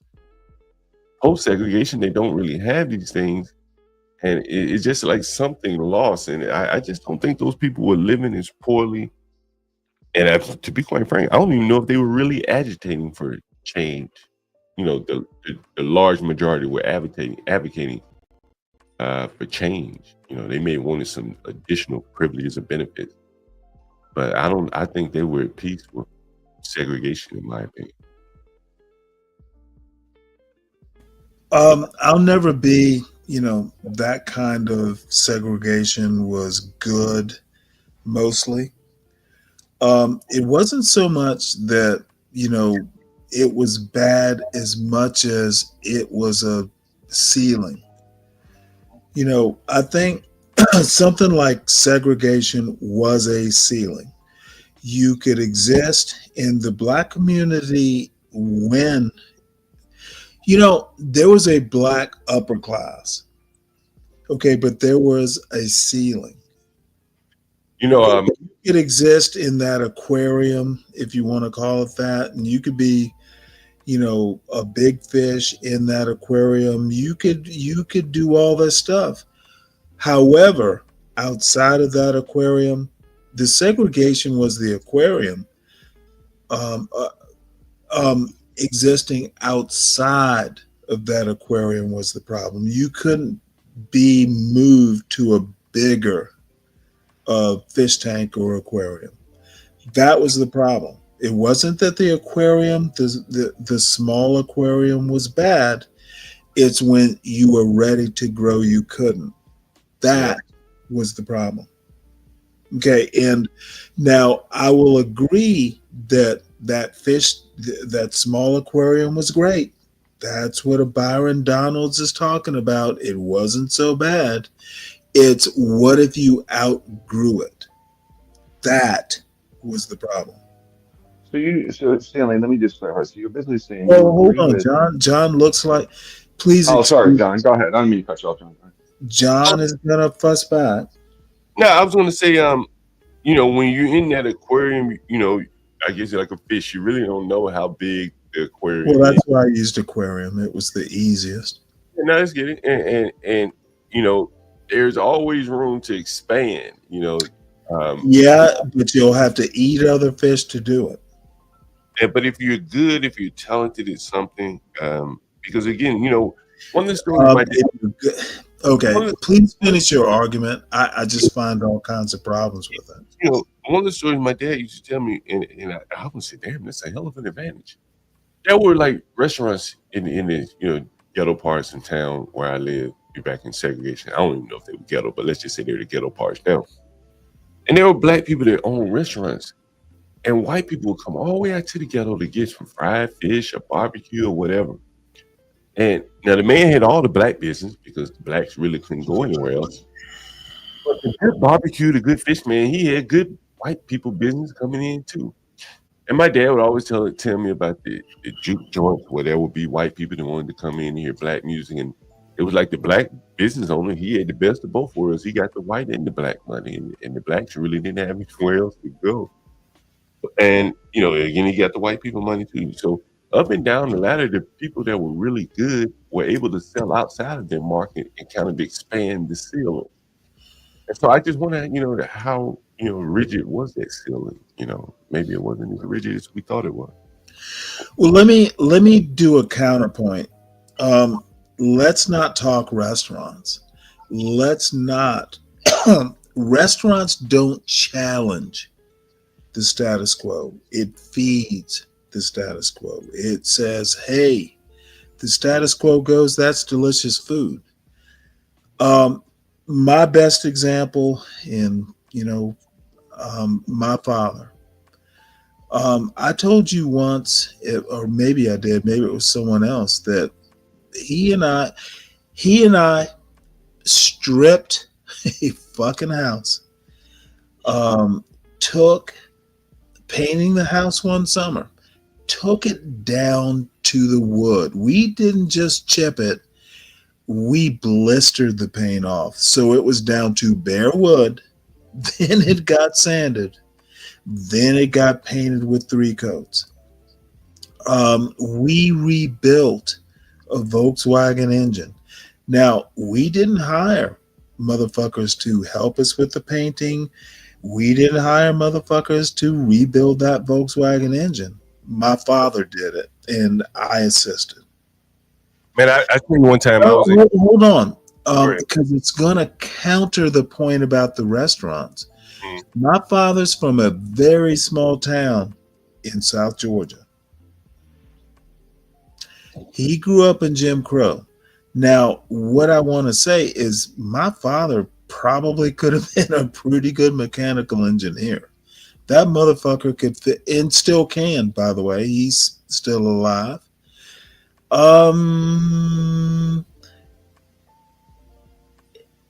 It is amazing what I have seen done by this man. Rebuilt lawnmowers. He just knows how to do this shit. Now he could have opened a restaurant and done all this stuff. He went into the Air Force. That was a solution. Didn't work an engineering job. That is my point about the aquarium. He outgrew the restaurant aquarium. He wanted to do something else besides be a server at a restaurant. He would want to be a mechanical engineer. And not just a painter, you mean? Not something that could happen in his time. And I argue that, it might have happened in my time. I have a classmate who was black, mechanical engineer, Georgia Tech graduate, by the way. It was rare. It's less rare now, or, there's some caveats to this story. My point about the small aquarium is that aquarium you might outgrow. And it might not be the restaurant aquarium or satisfying white people with your delicious food. Maybe you want to be a mechanical engineer or a nuclear scientist or a microbiologist. The aquarium in the 60s during Jim Crow did not allow for expansion, and people like Byron Donalds. Marriage was just a thing. Byron Donalds, who is way younger than you, John, doesn't know what the fuck he's talking about. He doesn't know the history. You can know the history, arguable living the history, but I saw a motherfucker who could rebuild. He probably had a book somewhere because he could read books. But this dude, we as a project, hey, let's rebuild the engine. Let's repaint the house. Let's rebuild a lawnmower. This motherfucker would just get the notion. Yeah. Man, I tell you. And by the way, he could cook barbecue too. I was in Ghana one time, and I've told this story. There was a sink that was leaking in something toilet, and so they had to call a plumber. But it's not like America where you get on, Angie's List or whatever. You got to call some, jackleg, some guy to come and what you call it, nigger rig it. Yep, I've heard jackleg too. Nigger rig is better, but you know what? Guess how you don't become a nigger rig?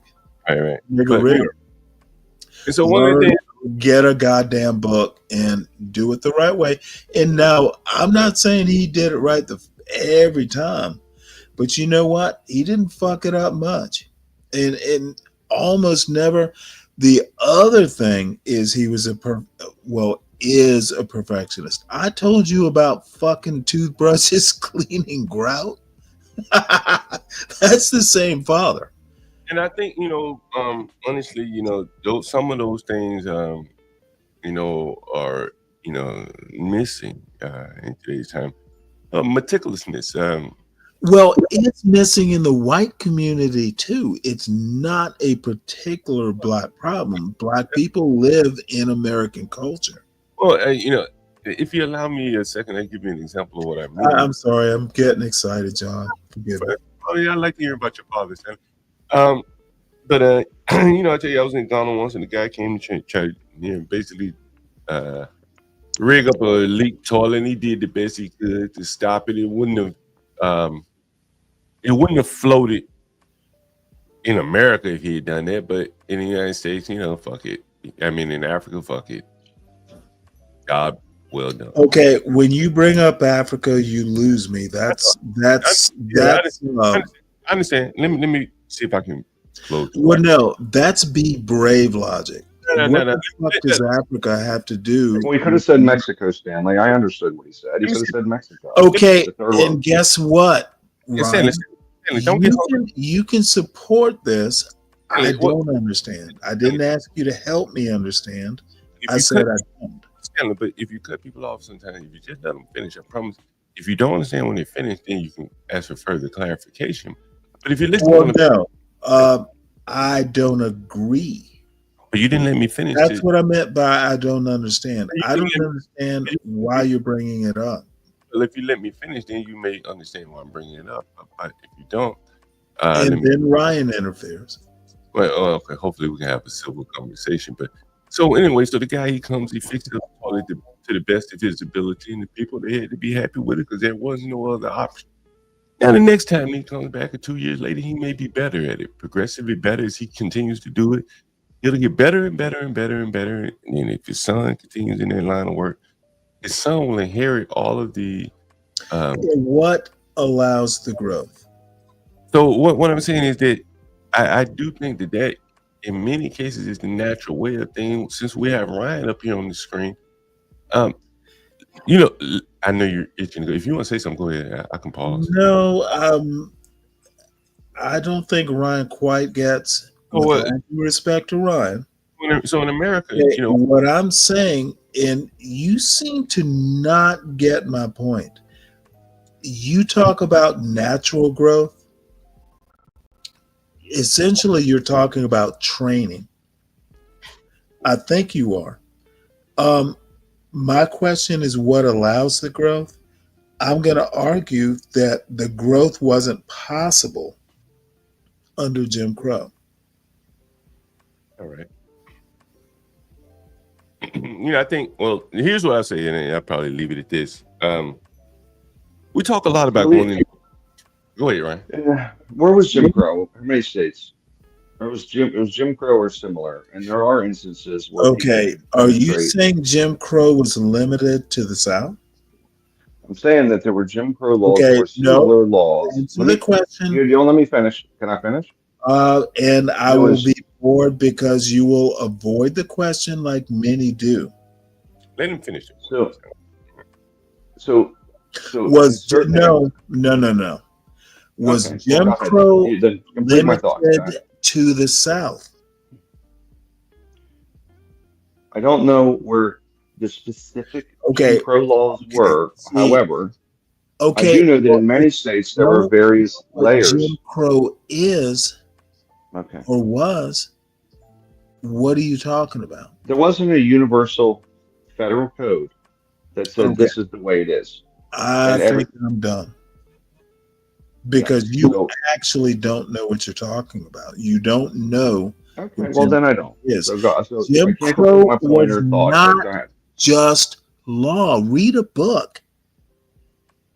Jim Crow wasn't just the laws. It was literally cultural.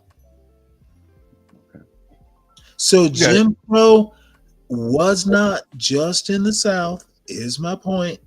It was literally. Yeah, it was one universal code throughout the country. You're right, Stanley. It was. We got some new people waking up in the morning. I really don't care. Yeah, Solid Snake, Dad Drencher, SKC. Well, Solid Snake's been here all night. You're right. And I bet he's going to come up because you're here, John. You'll allow him to spout. This is Stanley show. Stanley's in control of controls right now. We got up in Baltimore. We had some different stuff going. Okay, I need you to understand, Ryan. When you say Jim Crow, I don't mean to derail your argument. I just need to contextualize or teach you that Jim Crow was actually more cultural than legal. Okay.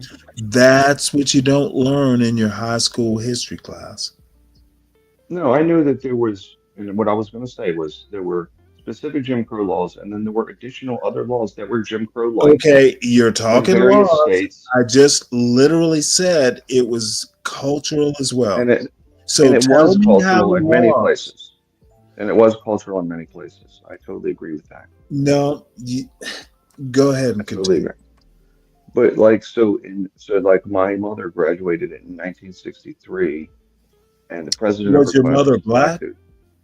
She was white, but the Was president of her class under was Jim Crow law?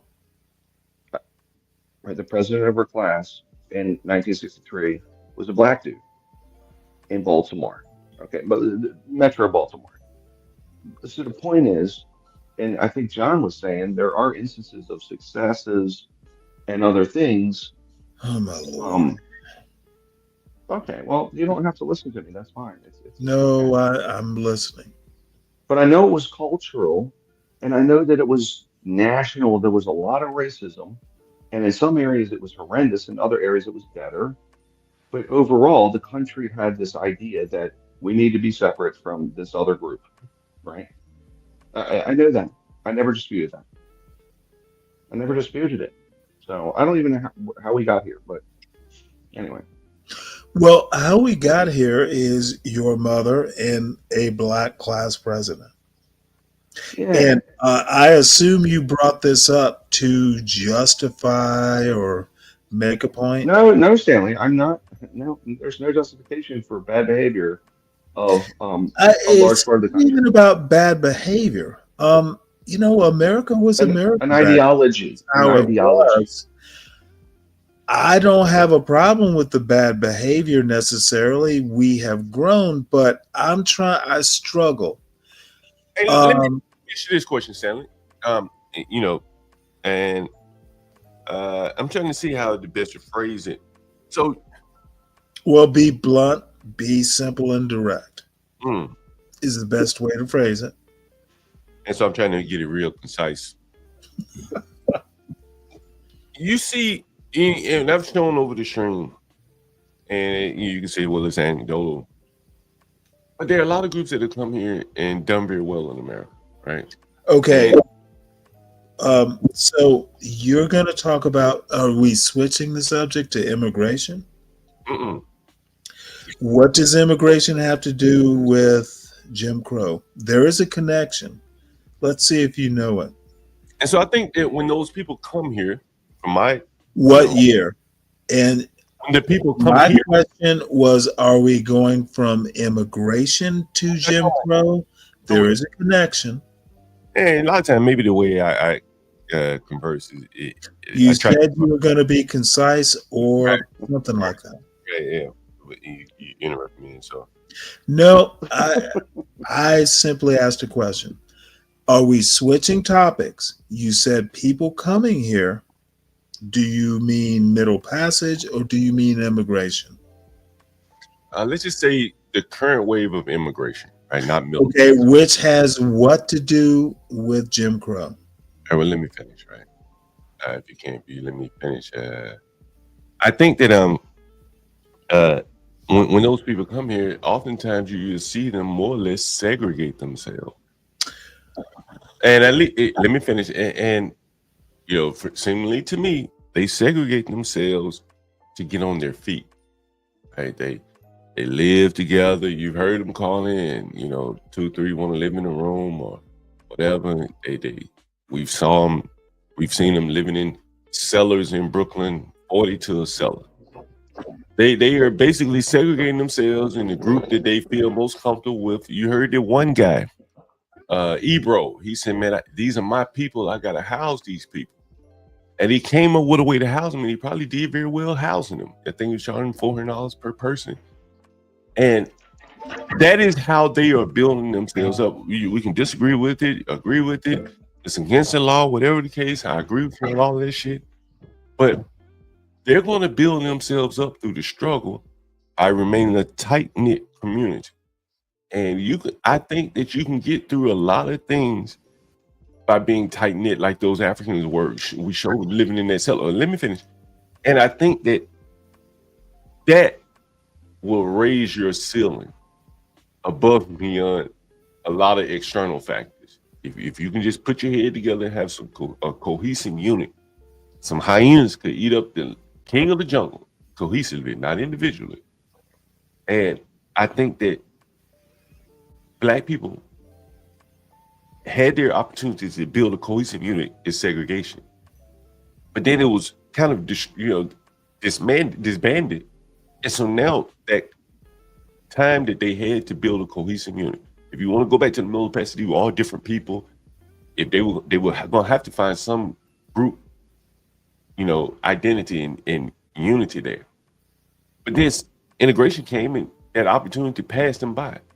And I think that they didn't get a chance to build up the skills while practicing on each other like that African did in the house where I was, before they took their skill set out to the wider society. And the wider society was expecting you to already have your skills intact, not be a Jimmy rigger. And they weren't ready. Many of them were not ready. And so now we have the immigrants come here and they, Ryan's here. To even get into trades, we always hear, let's put the people in trades. It would probably take you a year to get comfortable working with one of them big saws that cut brick. Probably take you a year. On the job, just dealing with it. And to try to tell an adult who now has financial pressure, he may have children and things like that, to learn these fundamental skills that, as you learned it with your dad out there tinkering on a car.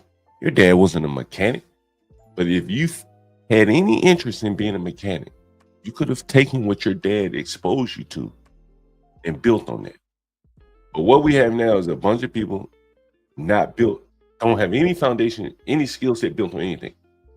And they're leaving it in the hands of the government to go get education.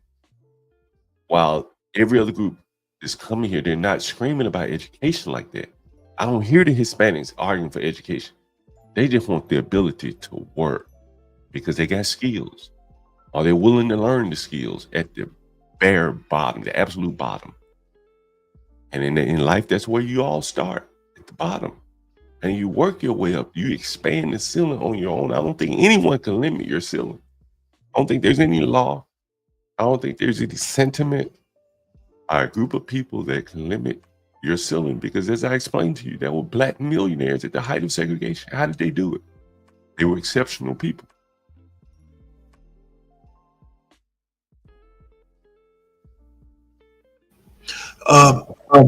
You waiting for a response? I'm done. I think you have to tip your hat to the people that did very well in those times, and they say they were exceptional people, as opposed to saying that they had a ceiling put on them. Many of them people did very, very well. A.G. Gaston, he probably would be a billionaire in today's time with a real business. I think we dismiss what those people did under those times. Let me know when I can respond.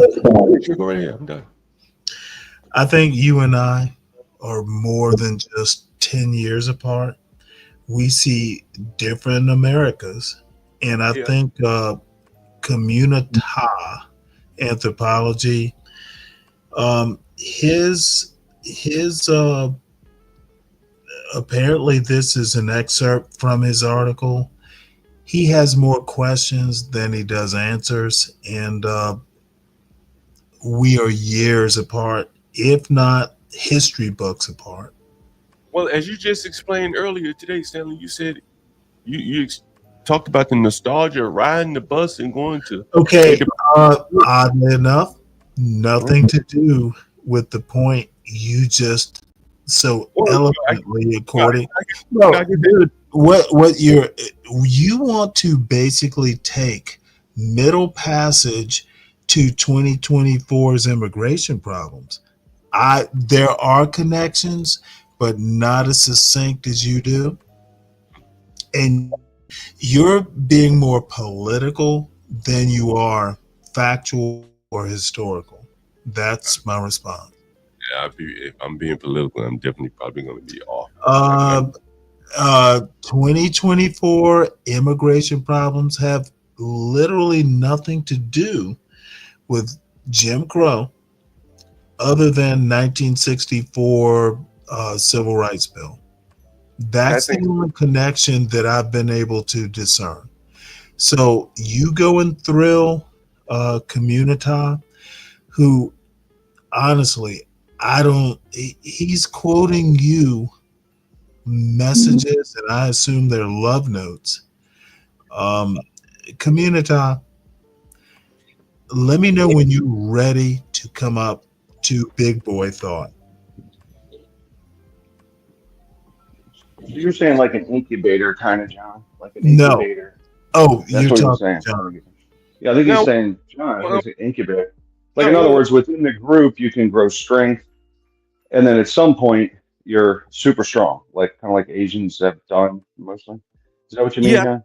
Yeah, I mean, if you look at every group, man, and I could go through a million examples. Like they form little hives, when they first year. The Jewish community, largely.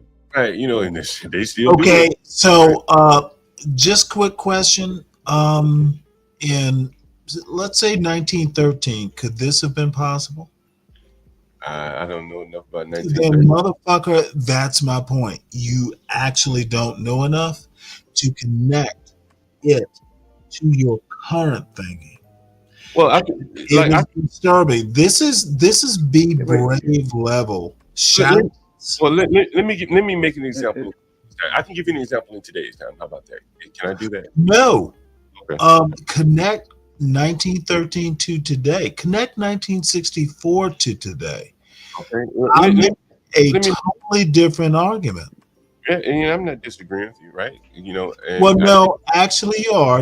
You don't have to mollycoddle because I'll be direct. You be direct too. Well, I'm just stating in a couple things from the way I see them, right? What you're seeing is not the way I'm seeing. We can agree on that part. Right, definitely. As you say, okay, well then, if we don't see it the same way, I don't even think we're talking about the same thing, frankly. Yeah, very well cannot be. But I'll give you an example of some of the things that that I show on this stream all the time.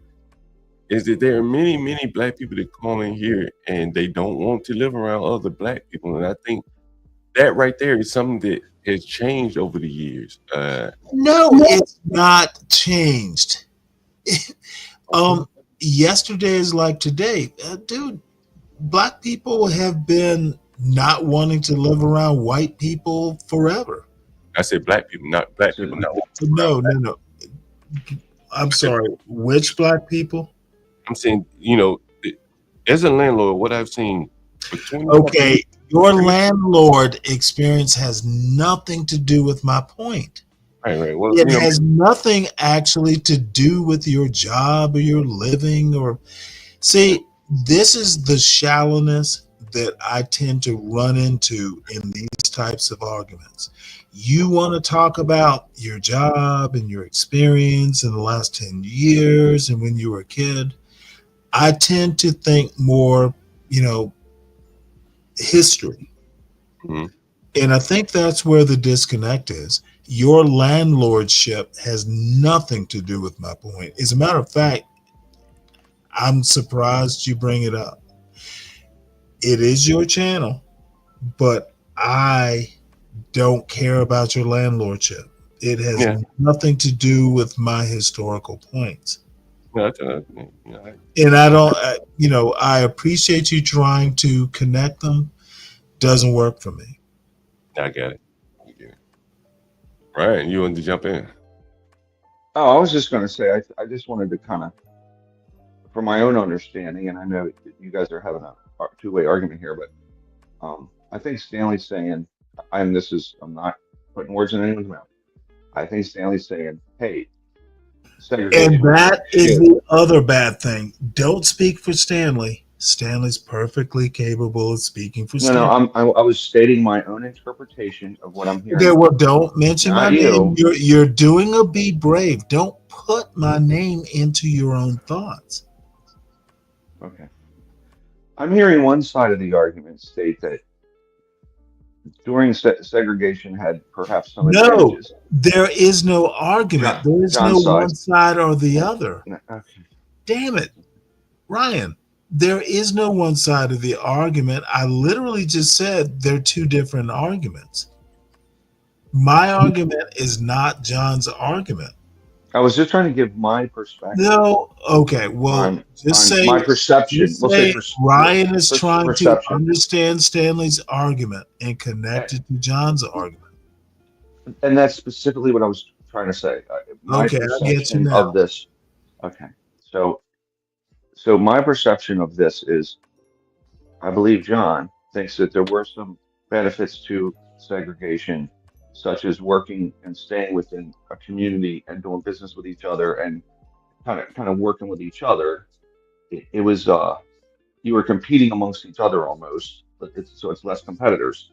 Whereas Stanley, you're saying by and large it was bad because you'll never get out of that aquarium to the ocean per se, right? So I think it's a difference in viewpoints. That's my perception of what I'm hearing. So you're kind of arguing past each other in a way, but I think you're really just arguing that perhaps segregation was good for some things. John, is that right? What you were saying? You're saying it did have some benefits. Yeah, according to what I've been told, from people that lived through it, in hindsight or in retrospect, we even saw Julian Bond. I think it was Julian Bond before he died or something. There was some clips released where either he said it or Martin Luther King, someone said it, he think that they integrated themselves into a burning house.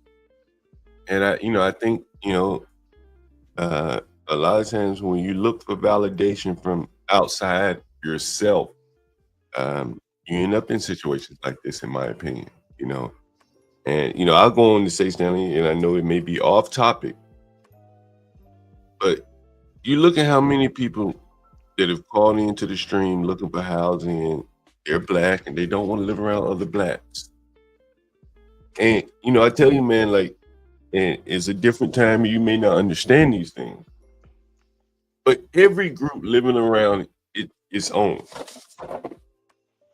gain some advantages that they end up not only losing when they move out of the group, but they get punished as well, in my opinion, right? It becomes a financial negative.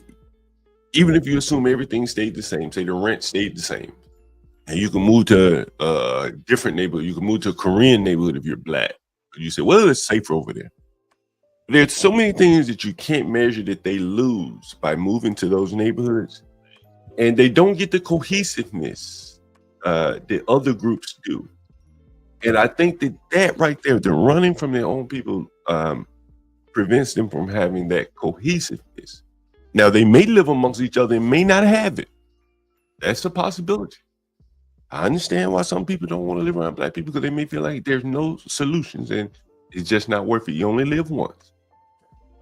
But if they could somehow pull it off, they would gain some of the benefits that I think all of the other groups do. When I ride through parts of Maryland, I see large Hispanic groups in Langley Park. Those people are doing relatively well over there. They got their own businesses, whatever. I ride through Columbia Heights in DC.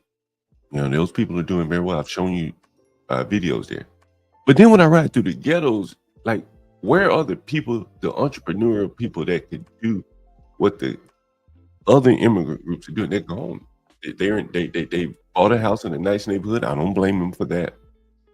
But in doing so, their entrepreneurial spirit and zeal is also gone as well, because they're not going to be able to open up a business in a diverse neighborhood, like, let's say, I don't know, Alexandria, Virginia. They're probably not going to have the wherewithal, the capital to pull it off in those neighborhoods. Well, they could more easily pull it off in a ghetto neighborhood. Man, there are things that I do in the ghetto, man, in business. Jimmy rig and shit. I couldn't do that shit if I had Georgetown tenants, right? Everything had to be on the level. And I think that's what they're missing. You know, you see people come here begging me for housing, right? Imagine if there were 10 people like me in all these ghetto neighborhoods, or big people even bigger than me. Those people, I have the control of who I hire. Nigga, it's Christmas time. I'll make a nigga Christmas right here on this screen right now, just by calling him and letting him do some work for me. And the person that I would have to call would likely be in the spot. I can't make a nigga Christmas because the nigga don't do anything that I have any value for. And I'm just one man. But there are many people like me all over this country where when they need something done, when they want to make someone's Christmas or New Year's or birthday, they got to call a group that knows how to do things. And largely in much of the Black community have a head full of information and education. There's nothing wrong with that. But there's nothing they can do with their hands. And much of society needs people that know how to do something with a combination of their head and their hands. And I think that's the void there that you see in the Black community. That's my thought. And my point is, if you are seeing the Black community in some weird way, communita, and this is going to be a weird point. I think you and communita, John Galt and communita, see the Black community just like a very white perspective. Why should there be unity? Why should you be pulled back and be unified with people you may not want to live around? Well, what is the advantage to that? Well, let me give you an example of what I mean. And let's take it out of the neighborhoods, right? You look at all the rappers as an example. I don't give a fuck about rappers. Not rapping. Don't focus on the word rap, because it could be anything. Yet you fall back into that crab basket. Well, focus. See, you caught up on the word when I'm trying to make. No, I'm caught up on the point. Why use rappers? Why not use Black billionaires? You look at Jay-Z and Puffy, 2 Black billionaires. 2 rappers who happen to be billionaires. They got built to their billions by amusing the crab basket. Well, in their amusement, what they did not do. Robert Smith. I can see my point.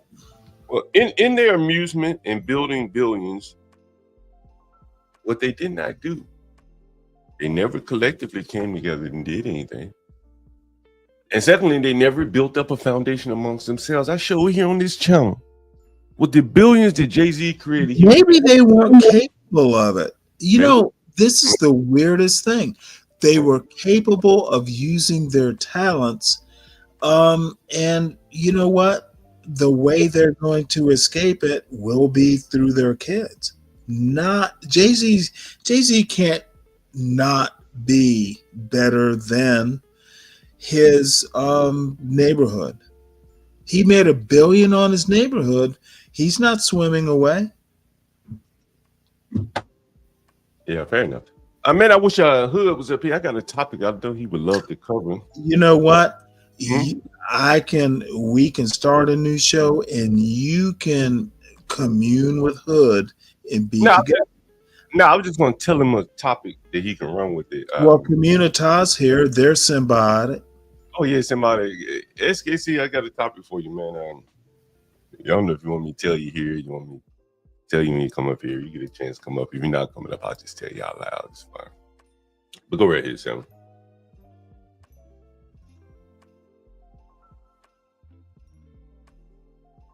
SKC and I had a pretty good chat yesterday about the art gallery. We were looking at the art gallery. I think you left by that time, Sam.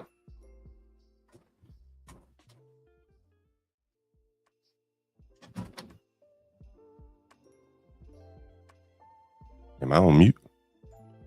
Oh no, I can hear you. Oh yeah, sorry. Well, I don't have to comment on everything you say. And actually, I didn't hear the music. I was like, damn, are my headphones shorting out? I wasn't quite sure.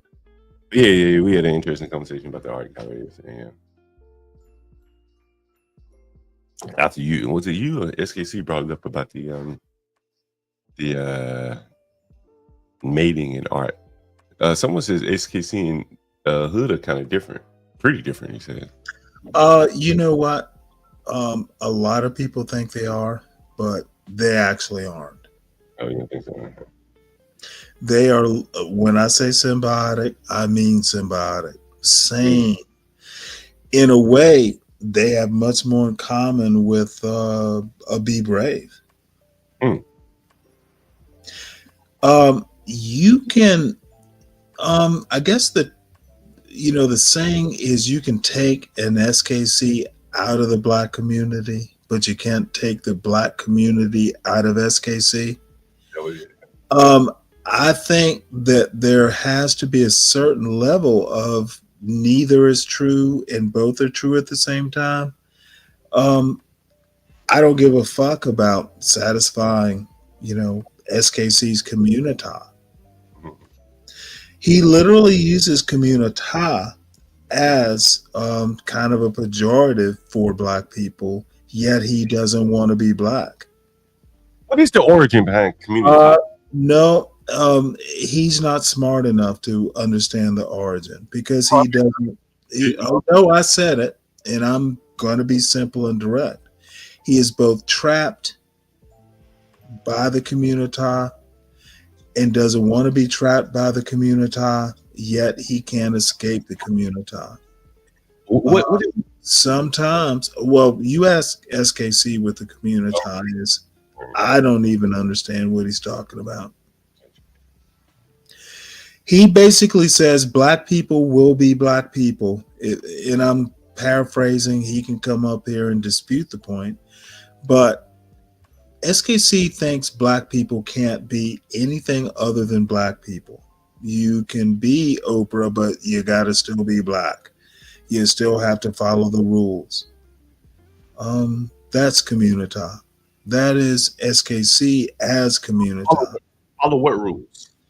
What rules? I have no idea what he thinks the rules are. He would have to explain it. I'm just saying there are no rules. In a way, I'm probably less. People keep saying I'm pro-Black.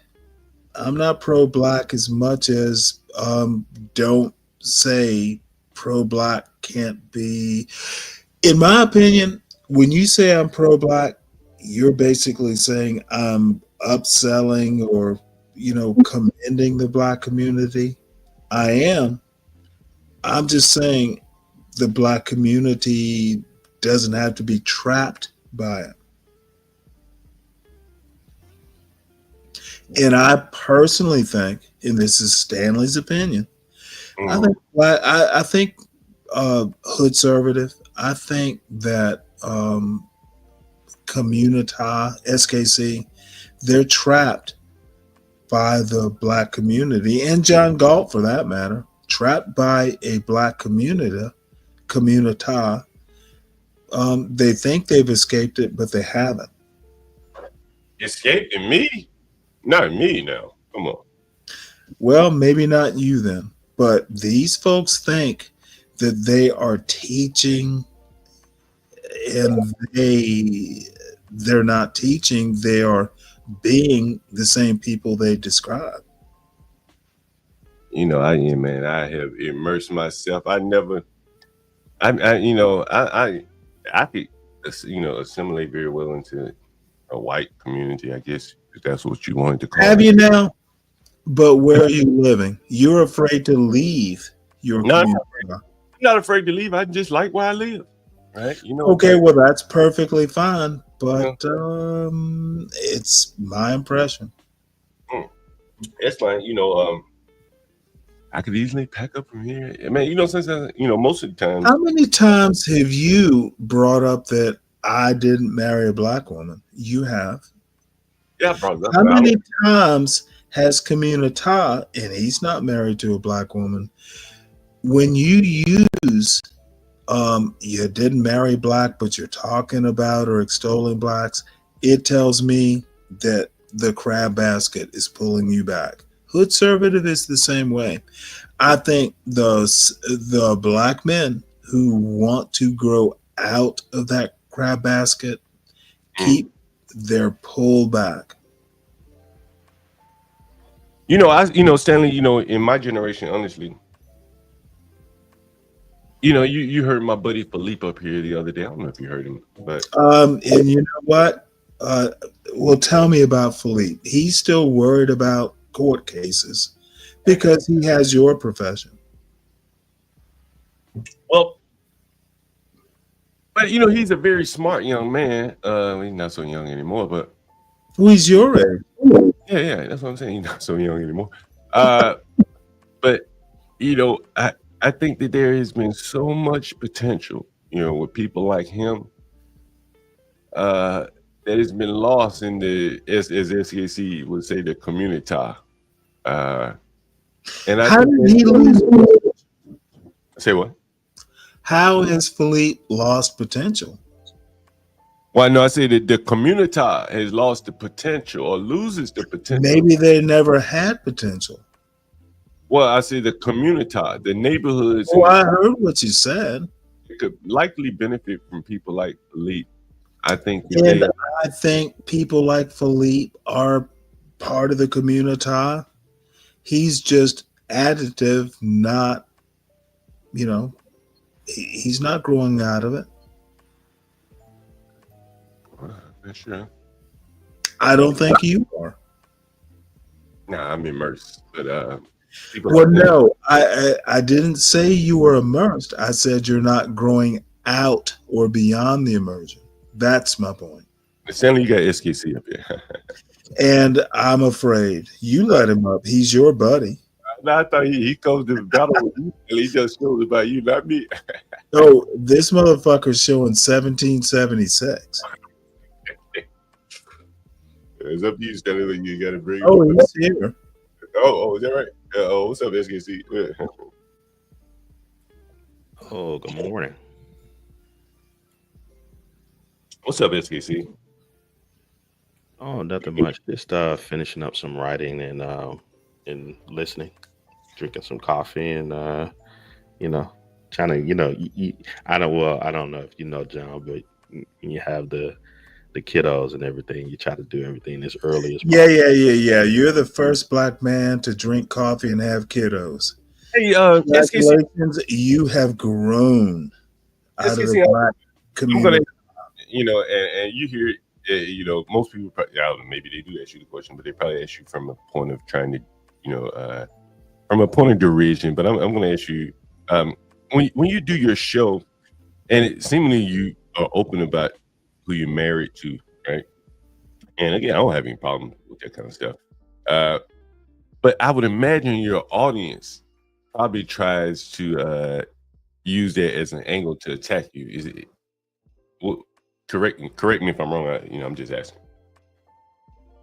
Not my audience, but I've been around for a little while, and I've had conversations with a great multitude of personalities over the years, and when certain discussions come up, some that will try to you're boring me. Certain conversations come up and you'll drink coffee and deal with the kiddos. So do you have something to add, or are you just gonna just prevaricate or get to the point? Oh, I thought I was. No, stop thinking and just be. I thought you were a black man with a point. No, I'm. You know what? You can do all that aw shucks bullshit and bore me, and then you can go back and drink coffee. Oh, okay. I'll go ahead and go back. No, don't okay. Get to the point. You want to ease into it while you think your way into it. See, this is where I actually kind of know you. You're just going to ease your way into it, and boom, you'll have a surprise, yet it won't be a surprise, and you will still bore me. Now you have to deal with me. Now, what SKC is going to do is talk to John and talk to Ryan and pretend not to talk to Stanley. Stanley brought you up here. Stanley can send you back to your coffee in 1770, what, 6? Don't bore me.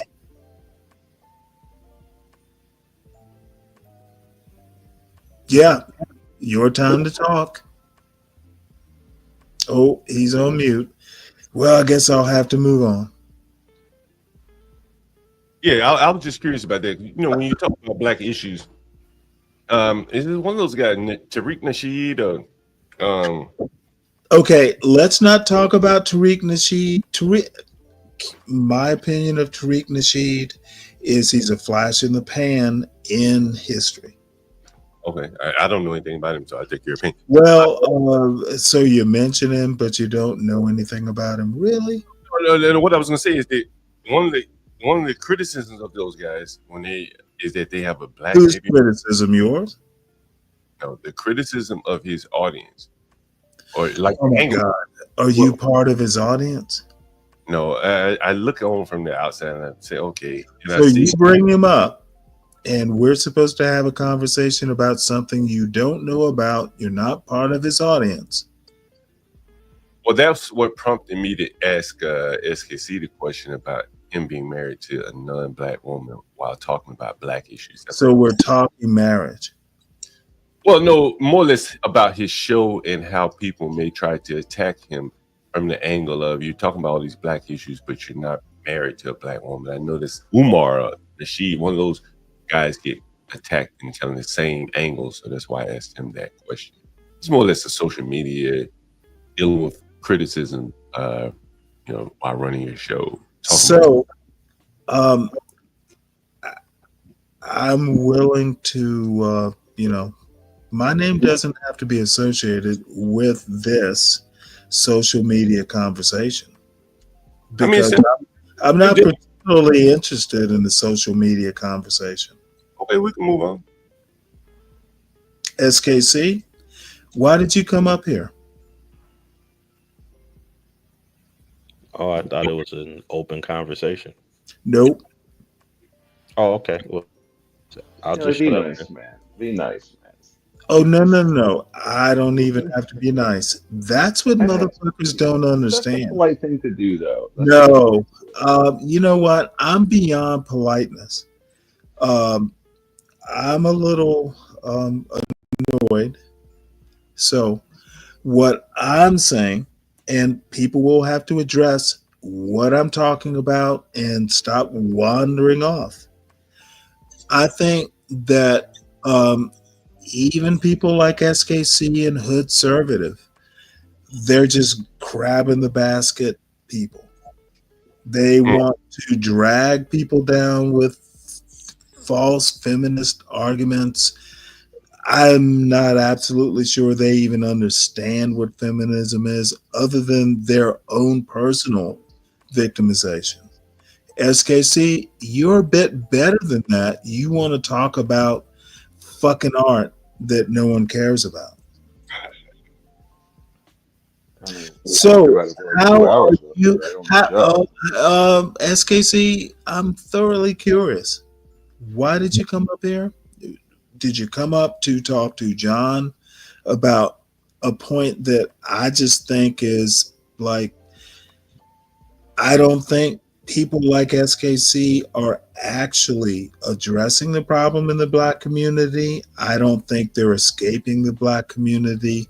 They just want to pretend that they know more. And you don't. In my opinion, this is a Stanley critique, not John's, not Ryan's, not anyone else's. My critique of you is critique of you, SKC, is you're not unique. You are part of the Black community, even though you want to tease it.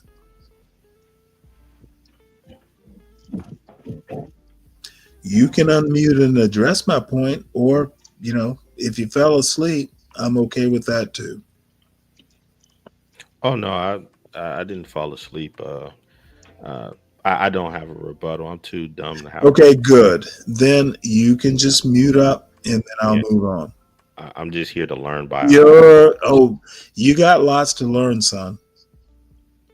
I know that. And you came up here for me to teach you? Yeah, yes, sir.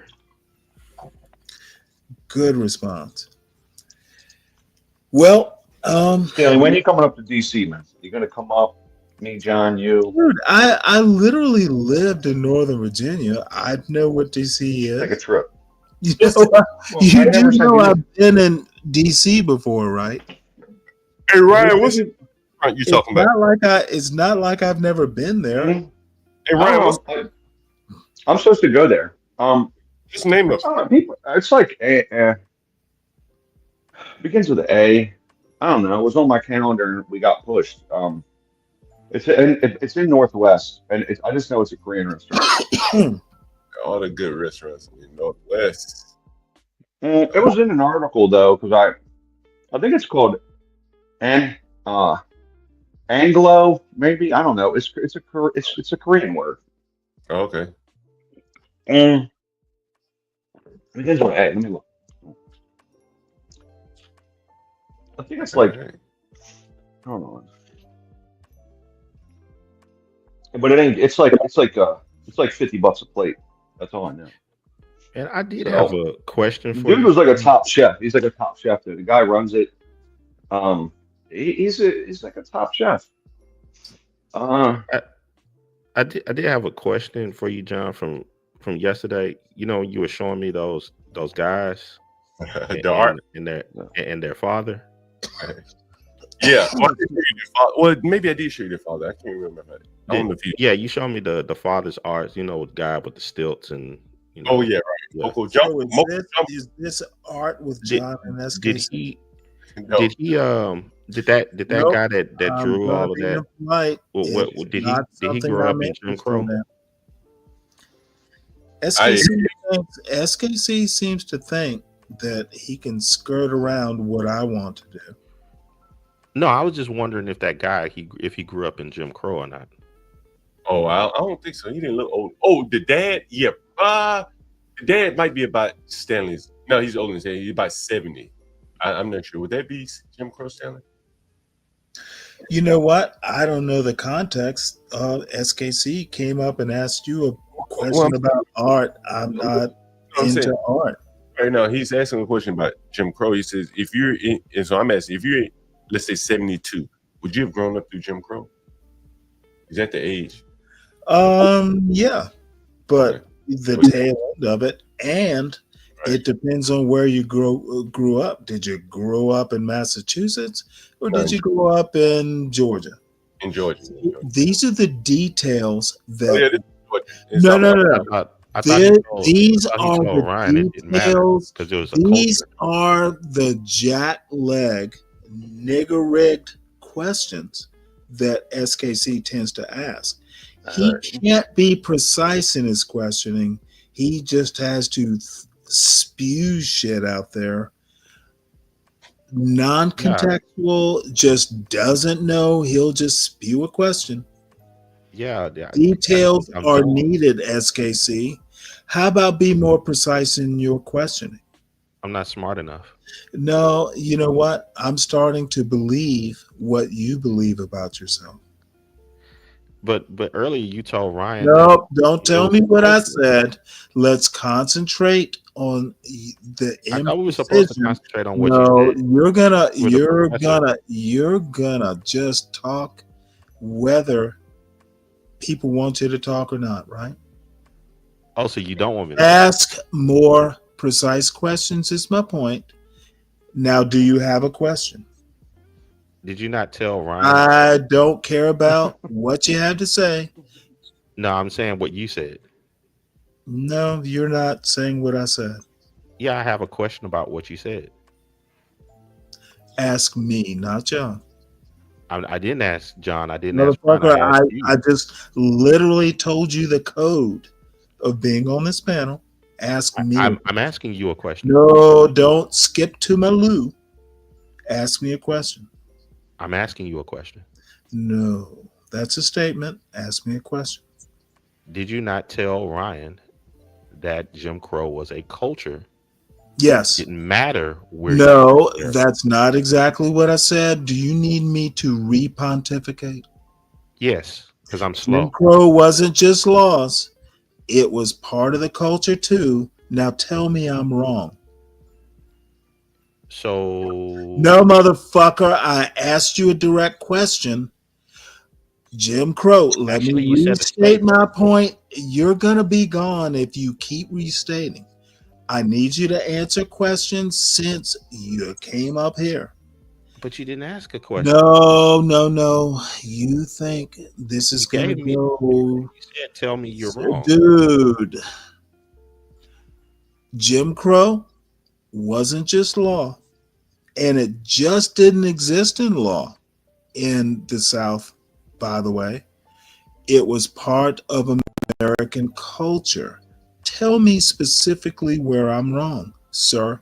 Do not deviate. Tell me exactly where I'm wrong.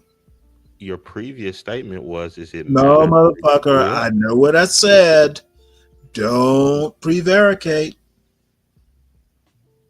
Your previous statement was, No, you don't get the game now, do you? Answer the question, where am I wrong?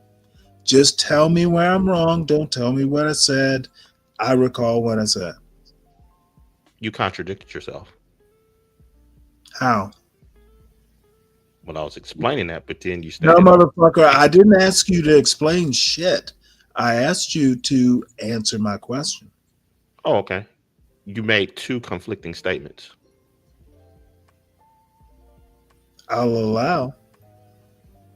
That's it. You made two conflicting statements. We can Okay, move on. well, you're done. I made two conflicting statements. Thank you for telling me. Anything else? You can be specific as to what the statements were, or you can wait in the back while I move on. Let me. Your choice.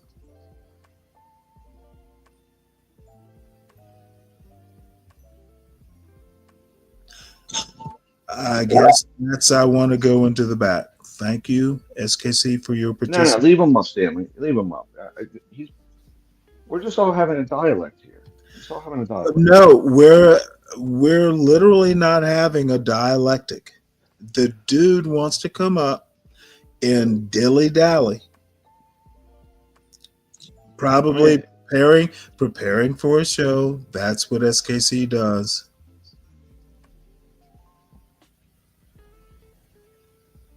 I mean, I don't. Yeah, I'll fucking blow up the show just to fuck with SKC. I'm willing to do that. That's not I'm not going to be nice anymore with people I just find annoying. He's a be brave, except he's black.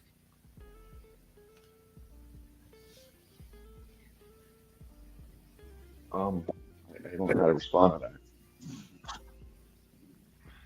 Well, he obviously he didn't know how to respond to it either. So you were in the same boat. Yeah. So I mean, he's just giving his perspective, what he thinks right. Well, see, what you don't understand and what I don't give a shit about his perspective. Stick to the point. You know, we really getting to the point, his perspective has nothing to do with answering a question. Then we can talk about his perspective. Why don't y'all see that? English is a very precise language. Yes, If I ask and you were a master of it for sure, because you just said some fucking word. I don't know what it means. Sorry to curse. But you know I'm just what? gonna say, I don't even look, know look, what word that was. It's my we can all. I think it was pejorative or something. I don't know. But listen, it's a regular word. People use it every day. it's not a regular word. Rewinded 3 minutes. It wasn't a regular word. I've never even heard the damn word before. John, did you hear the word you just said a minute ago? It began with a P. Hold on. That Same you here. haven't heard the word is not. John, did you know what the word meant? Did you know what the word meant? He said. Yeah, it's a negative. What's that?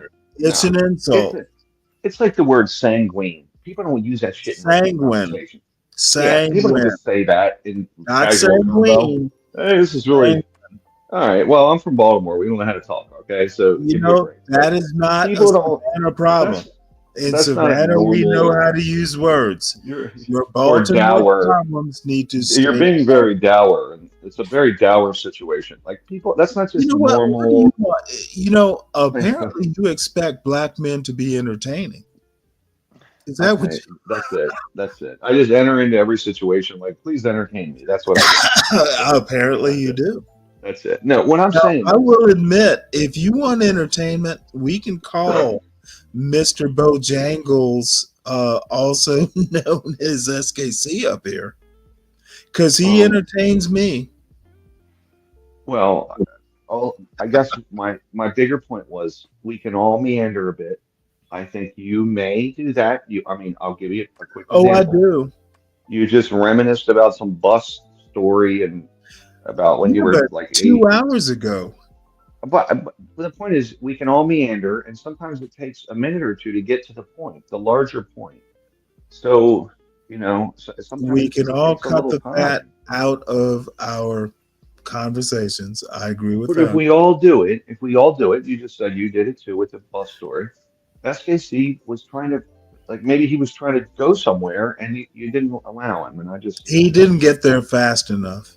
I know you're the host, but no, it's not even about that. I expect someone of SKC's intellect to be able to engage the panel and the chat.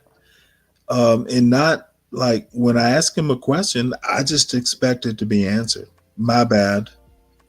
Apparently, he has to do some old Bojangles talk to.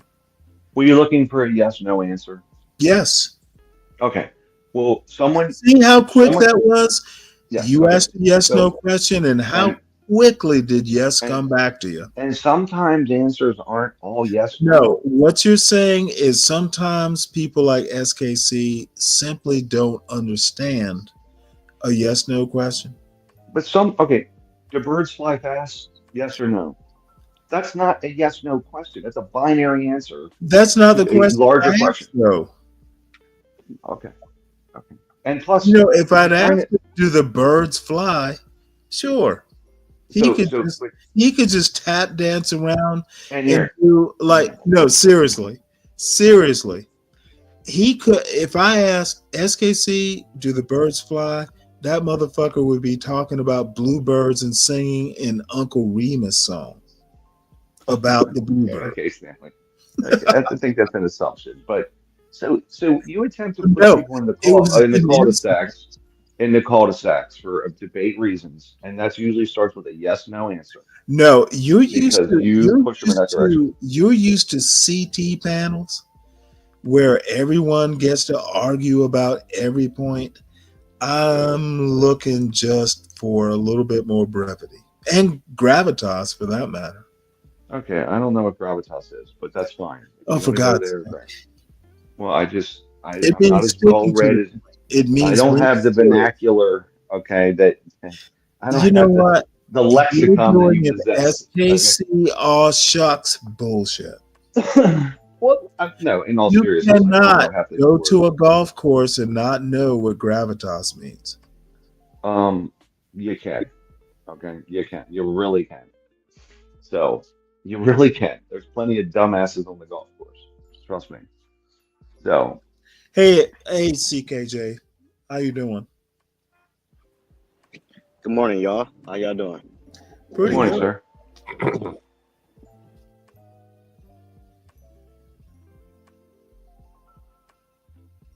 Oh, this is a very interesting point. Deacon Dave, John, Deacon Dave gives you a compliment. John is a man of the people. He allows it because it's entertaining. My response to Deacon Dave, I'm not a man of the people, never claimed to be. I'll entertain. No, this is definitely a dictatorship. No, wait, hold it. Al, I'm trying to respond to Deacon Dave. Okay. Apparently a big fan. I'm not a man of the people, and I don't pretend to be. Deacon Dave. Stop thinking I ever was. Yes, this is very true. And it is a dictatorship. It's not a democracy. I understand.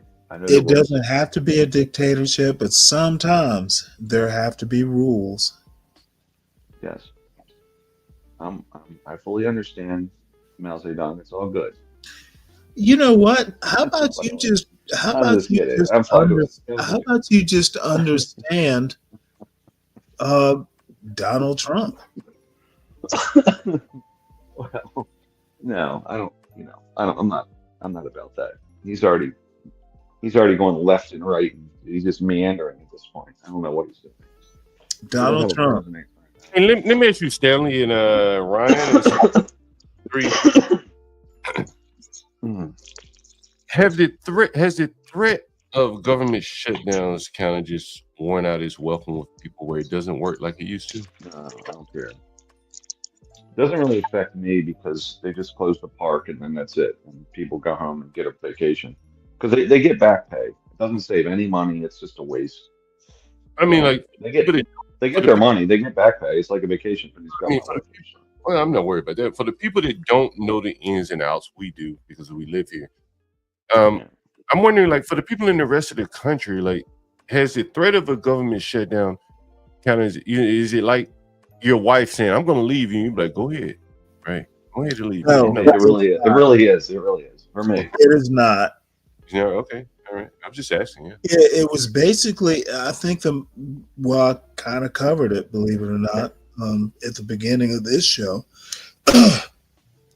The most interesting thing is Donald Trump has been handed the message that he isn't going to be able to control definitely the Senate, and there's a whole story about 38 fiscal conservative Republicans that he's not going to be able. They're not so MAGA that they're going to hand the country to MAGA. That's my party. Fiscal discipline rules, and I admire those actual conservatives. One message, Stanley, down there in Georgia, right? When there was talk of the shutdown the last couple of weeks, I guess I'm not sure how serious it was. You probably follow this more than me. I don't in Georgia. Well, okay, you didn't follow much about the shutdown. No, Georgia has nothing to do with the U.S. Congress. Right now, at least the way the Donald Trump and the Elon Musk. Right now, I'm wondering, do we live kind of in an echo chamber here? So I'm wondering for people. Okay, I got you. For people away from D.C., right? Do they worry about the government shutdown? How does it impact your lives? I don't know. I often wonder why people in District of Columbia do. They don't live in a state. Well, I think the people that are concerned about it, in my opinion, are the ones that could be affected, right? I may lose my job for 2 weeks or whatever, so on and so forth. So what happens at the end of the 2 weeks when the government starts up? You described this the other night. Yeah. No, again, but in the heat of the moment, excuse me. In the heat of the moment, I guess these people may not have prepared for a shutdown, so to go 2 weeks without pay is probably not good for them. So they have a visceral reaction. So I was just wondering, for the people outside of DC, where you don't have an immediate impact, you're not going to be not going to work in a day or two. Does it have an impact? Right. It is a little bit of, hey, this is happening. I think it tends to affect actual government employees more so than if I'm the groceries. Excuse me, if I'm working at the grocery store is going to be open tomorrow. We're not going to run out of food. It does tend to be a little bit of a, hey, it's happening up there. However, two things. People do start to think that what the hell are they doing? Why is Donald Trump talking about debt ceilings and he's not even president? You do wonder why Elon Musk, who is nowhere near an elected representative, talking about it on Twitter and saying, hey, Congressman, people do notice who they elected and who they didn't. That's the debt ceiling is kind of academic. It only will affect people who get paychecks from the government. What is noticed out here in Georgia is who the hell is really president and why is someone who hasn't been inaugurated yet causing this kind of dissension. And Trump lost this one. In the House, his own party said, hey, you're going too far. That's what people in Georgia are noticing. Well, I just want to. Can I ask a question? How is this? How does this have to do with anything with Trump right now? I can bring up the news stories. Donald Trump basically wanted the Congress to include a debt limit. Get rid of a debt limit. You don't think Donald Trump is hold on. He asked a question. I'm going to answer it. You're right. Okay, go ahead. I'm sorry. Boring. It's a boring answer. Donald Trump sought to impose an item into this budget resolution. He wanted basically this continuing resolution legislation to have no debt limit. There were 38 Republicans who are basically budget hawks. I love them. Who said, no, we're not doing that. Okay, Donald Trump directly, and then Elon Musk. Actually, he and Donald Trump were opposed on this.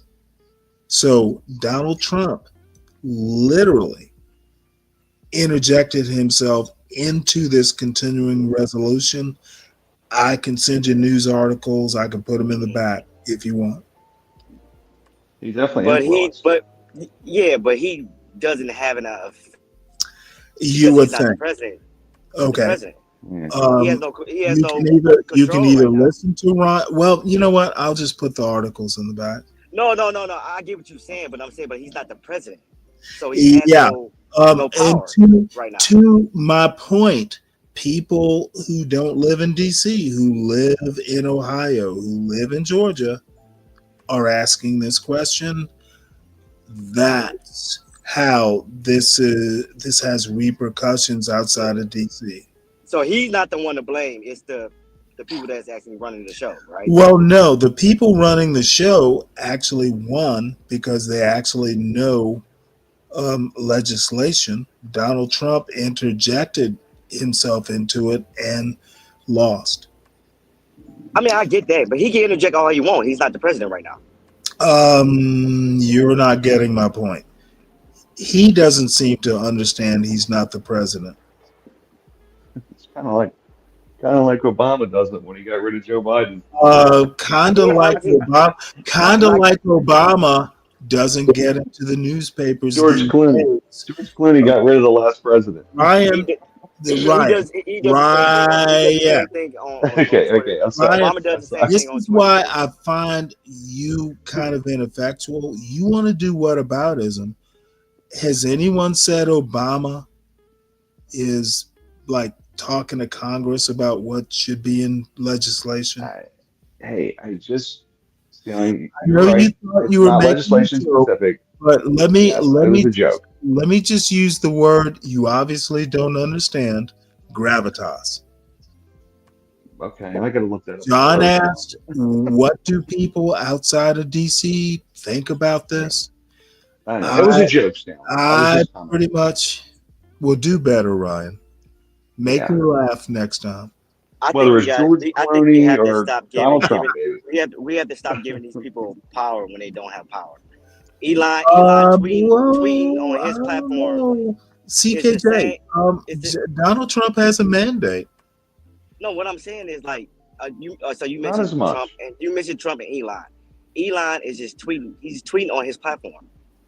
Right. He's just tweeting. So what's the difference from Elon tweeting from the ladies from The View speaking their opinion? It's just an opinion at the end of the day. The ladies from The View don't literally call congressmen up and say, hey, you need to do this. That's the difference. They have them on their platform, though. Okay, you just don't get my point or won't accept it. The ladies from The View don't call congressmen and say, this is what I want.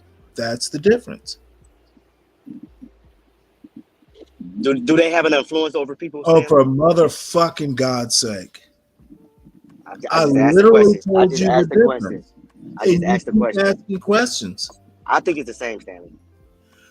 Then, okay, you think it's the same thing? Okay. Apparently, you're not going to absorb that Donald Trump, before he's president, which was your point, gets to influence legislation and cause problems that he's not even president and should cause.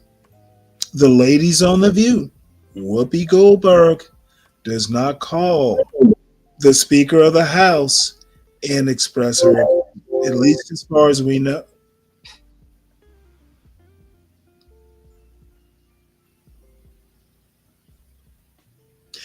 And while I brought this comment up, community anthropology, Deacon Dave, it's embarrassing. The mental blocks are fascinating. This is a problem with a community anthropology. He thinks mental blocks are black. He thinks brains are dependent upon race.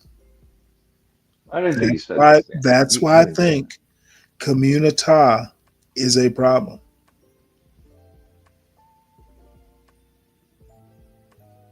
I don't think he said that there, Stanley.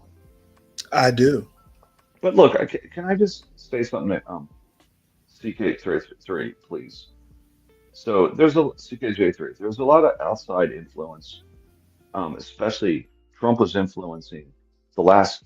I mean, they all do it though. It is fairly common for ex-presidents, Obama for sure. Like he basically, if he says it, the Democrats are going to do it because he's their king, and not their king, but their guy, and Trump is the Republicans' guy, and they both do it. It's just it shouldn't happen, but it happens.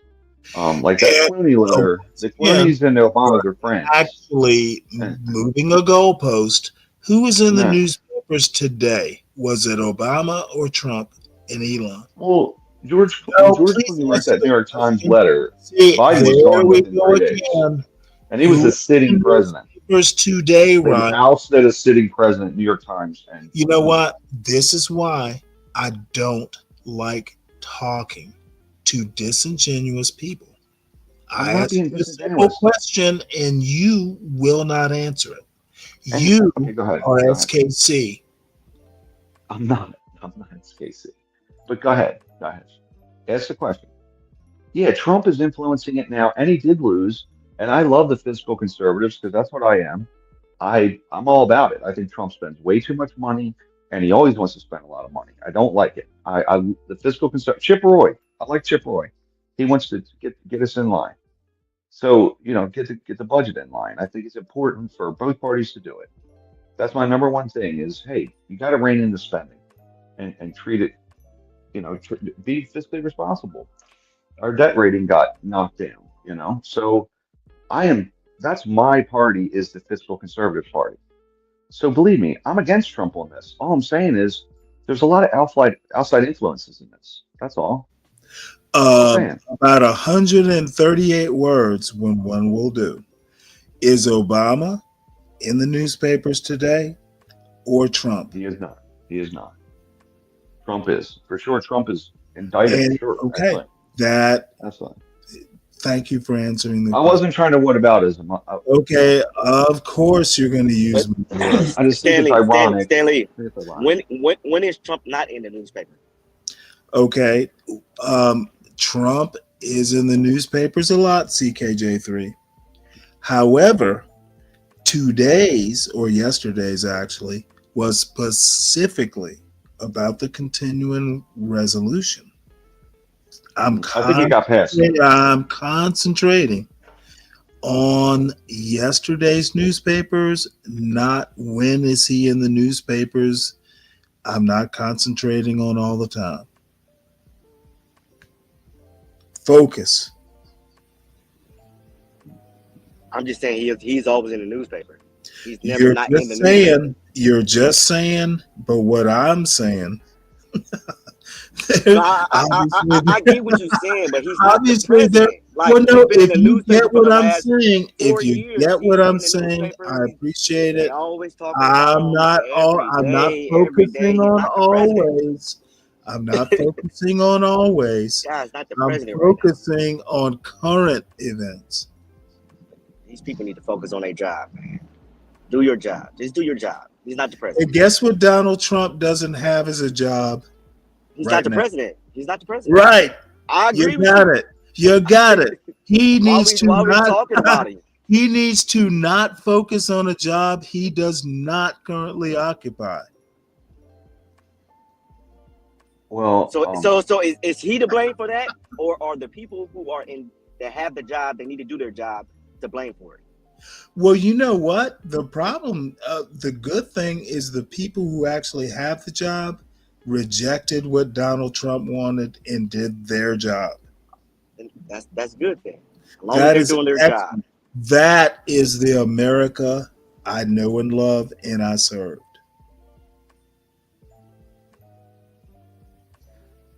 Yeah, and Brooklyn, Kimmy said, Stanley, we have a current president, VP Harris, are still in charge, and that's true. And But you he is know the what? lamest of lame That is ducks. a He's good super lame point. duck. That is a good point. Lame Where duck. is the current president? Now, guess where the current president is going to come into focus? When he signs the legislation. He's still relevant, Brooklyn. Oh, yeah, he's going to sign it, and boom, boom. When the last time you heard about Biden? I haven't heard him speak in a long time. When he fell asleep in Angola, he fell asleep. That's the current president. Yeah, they don't even talk about the current Okay, well, now we've drifted off into politics, so we're done with my point. I'm sorry. The president will sign the legislation that the legislature did its job and accomplished. That's all I need him for right now. I don't need to read about Biden every day. Yeah, he should have stepped down. It's really scandalous that he hasn't. He should have stepped down. No, I think he is going on some other type of mission now. I know he's been visiting places, so he's doing like a world tour, So I don't know where he's going, but I think that there is an agenda for him. They're sending him. He sleeps on the plane, believe me, and then he gets kind of stumbles off, and then blah blah blah, So this is all just lame duck. He's not going to pass anything. Oh, I saw him on the news recapping some of his highlights, and it was just a standard stuff, like I did this and that and the other thing. So anyway.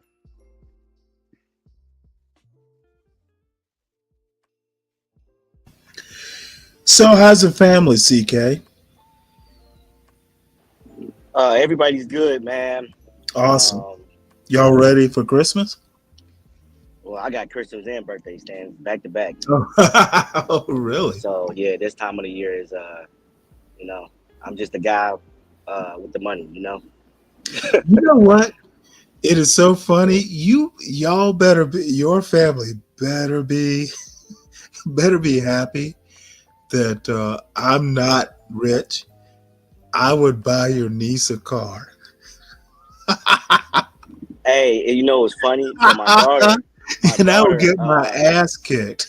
My daughter was on FaceTime with her friends yesterday. So she ended up calling my niece, the one that drove. So one of her friends was asking her like, about her driving. So my niece got upset, like, why are you well, she said something like, why are you in my business? I said, girl, you went viral. Everybody knows your business. Oh, that's funny. Now I hope your niece becomes like a Formula One racer. That would just be so funny. Yeah.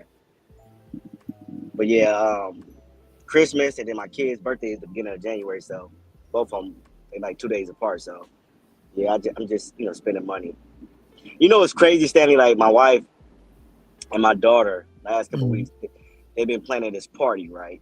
Planning a birthday party for my daughter. She's about to be 10. So they just planning the party, and guess who has to pay for the party? Well, you. So yeah, exactly. So they're planning this party. Then I go. I was trying to order something off Amazon. There's all this party stuff in the cart. So my wife just throws stuff in the cart. Doesn't tell me nothing. So if I want something from Amazon, I go in there and I just click it. And then I'm looking at the transaction saying, what the hell is all this stuff? Like, doesn't tell me, it's just in the cart. So I'm like, it would be nice if you just let me know that you have stuff in the cart. Like she doesn't put it on a list. She just throws it in the cart. Now let me ask you a question. All these transactions. Let me ask you a question. Your life sounds like heaven to me. You said my lifestyle sounds like heaven? To me. Why you say that? Man, oh come on. I miss my wife. I miss my son as a kid. Okay. No, it was like, yeah, you kind of complain about it, but motherfucker, and I use the word, man, you can afford the shit. Look, you will complain at the time, but when you get my age, you're gonna go, well, I remember the time. You know what, CK?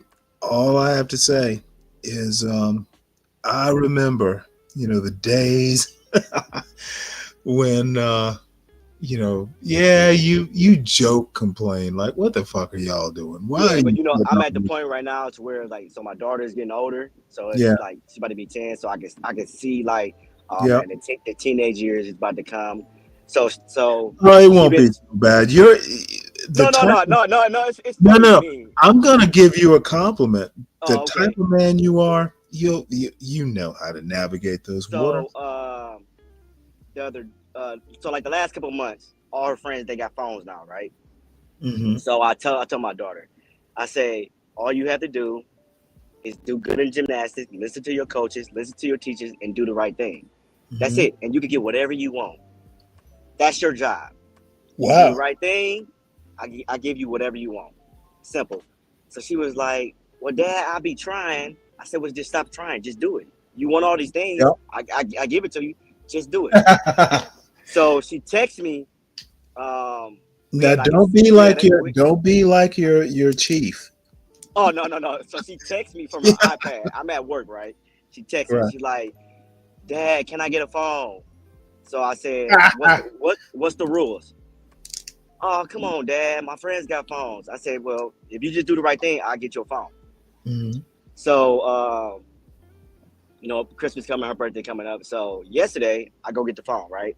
So I go pick her up from school, and I'm like, did you get her an iPhone? Yeah. We all got Apple. Man. Yeah. Everybody. All these rich kids. So I'm like, I always ask her how was her day, how she does in school and stuff like that. I said, now you know what you got to do in order to get this phone. So she was like, well, Dad, you know what? I don't know if you're gonna get it. I'm just, you know what? I don't need the phone. I just keep my iPad. So I'm like, so I took out the phone. I said, so you don't need this phone? She was like, oh no, Dad. I'm sorry. Yeah, I want the phone. So she's so happy, and I'm just like, man, oh my gosh, teenage. Next Stanley is gonna be a car. Yeah, you got 6 years. Yeah, 6. Yeah. Then my I know. look. Then my wife yesterday. So I tell her I got her a phone. So my son he'll be 3 in January. He's only 2. He only likes dinosaurs and stuff. He doesn't know nothing about nothing. So my wife He like, will well, soon. he will soon, but he's not at that stage yet. So my wife like, well, since you got her a phone, we gotta go get him something. I said, we or me? Well, Like, yeah. she was like, well, I don't want to get one and not get that. I said, he doesn't know nothing about nothing right Yeah, now. he's like 3. He doesn't. He All doesn't he know needs, that. He doesn't all know he nothing about needs none of this is stuff. daddy and mama's love, and maybe That's it. maybe But a my wife dog. doesn't. She doesn't see it like that. She doesn't. Oh, well, we have to go get him. No, it's not we. It's I have to go get it. Well, I'm the one that's spending all this money. let me point something out that you literally just said. I don't know what I would have done if I just, had a daughter. I know how to raise boys. I know because, the Navy, oddly enough, I know how to deal with future men. And you do too. So you're more, I would be more scared of a daughter. Like, I don't know what I'm doing. Especially once my son got to high school. Oh shit, I didn't even doubt it. Motherfucker, and I would use the curse words. Motherfucker, do this. There's no doubt that I know how to raise a man. So, I kind of envy your son. And I kind of envy you raising a young man to be a responsible man like yourself. Yeah. That's what daddies do. So, I joke with my daughter, because like I said, my son is, he's a little baby, he's a kid. oh, I So bet my daughter thinks it's kind of like it's kind of a difference or whatever. But I'm like, he's not your age. Like I can't like when you was his age, you should have seen the way I treated you. Like, like. But you get, like I tell her, like, you get whatever you want. Like I said, like when he gets older, you're going to see the difference because he's not going to have certain options because he's a male. I got to treat him a different way than I treat you. You know what I'm saying? And she doesn't understand that right now. But I'm like, a lot of stuff he's not going to get away with. Trust and believe me, he's not going to get away with it. I cannot have him get away with it because he's a male. You always going to have daddy. You always going to have daddy. I'm always gonna, because it's just something about having a daughter. You always gonna bail them out. He's not gonna have it. He's not gonna have those options. He's not. Well, I'm gonna use a couple curse words. Please forgive me, motherfucker. You need to talk to her conservative. I don't think. I don't know who. Oh, that's the one guy that be on the panel sometimes, right? Yeah, but let me tell you something. And I don't even think it's Navy. Motherfucker, you're solid. I hear you talk and I'm just like, damn it, you need to be president. No, I don't. Fucking Stanley, I don't want no overhead, man. I don't like the overhead. I just like to do when I get up in the morning, like I'm going to work now. Going to work, take care of my family. And stay out the way. Damn, CK. That's it. Stay out the way. I miss those days. Stay out the way. You know what? Maybe I'll just find some young wife and do a new family. But jokes aside. Sandy, do you think you could start over with a newborn at this point in your life? If that happy accident happened, hell yeah. You got to do what you got to do, and you got to do it well. The good thing, you'll be more wiser now. Hell, I was like 41. Yeah, but I'm saying, but your son almost 19. So you had that experience. So I think I do it the same way. And it wasn't just me. My mother and my father and my in-laws, my father-in-law, my sister, who is, if I fucking have a best friend, oddly enough, it's my sister. She just we grew up together. We just fucking know each other. She, Stanley. Now that woman can be blunt. She's like, "You're fucking up." If there's me losing my temper on the YouTube channel, oh, my sister's much more polite, but she can, she was Stanley, what's the age difference between you and your sister? 16 months. Oh, so y'all real close. Oh yeah. Oh yeah. Y'all real close. We used to play tackle football when we were. So you're the oldest, or she the oldest, Stanley? I am. Oh, okay. Oh, so you was real protected. Sometimes I didn't need to protect her. Sometimes it was she was protecting you. Sometimes it was fun to see what she would do because my sister's like super smart. However, she's feminine, but she will crush you if you fuck with her. Oh no! You don't know my family. My mother. Oh shit! You don't fuck. With my mother. It's like, and it wasn't like, well, daddy's gonna come and no, you just didn't fuck with her. And sometimes it was mind games. Sometimes it was, you just don't fuck. I wish I could do a movie about the way I grew up, and it was loving. I'm going to see my father next week, and we'll barbecue. We'll talk about old times. But back in the day, when we were in the middle of, me being raised, and fuck, some of the shit I didn't appreciate, and I'm guessing it'll be the same way with your kids. They won't know the lucky shit, how lucky they were till they're about 30. Dude, Stanley, the way I got stuff set up, like I told my wife, like even before, like both my kids was playing, like I set up investments for them already, like I got custodial accounts for them, so I don't want them to grow up the way that I grew up. So I always tell people, like, I plan and I just fucking execute that fucking plan to the T. And I just, like I said, I get up every day, I go to work, and I just provide. That's what I'm here for. I created these kids, and I just have to provide for them, So I'm not the person, like, I don't use excuses. You know what I'm saying? I get up and I do what the fuck I need to do. Like, there's no excuses, coming my way.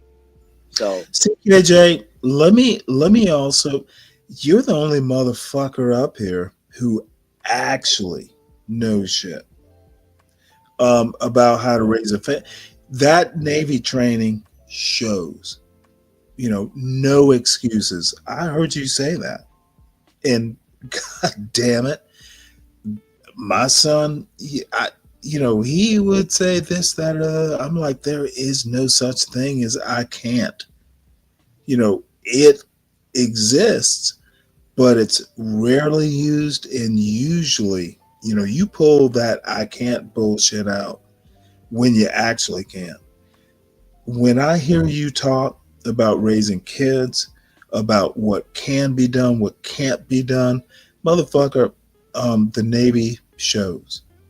And I don't have to say it, but you are the exception, the exceptional man. And you know what? I don't give any motherfuckers compliments up here.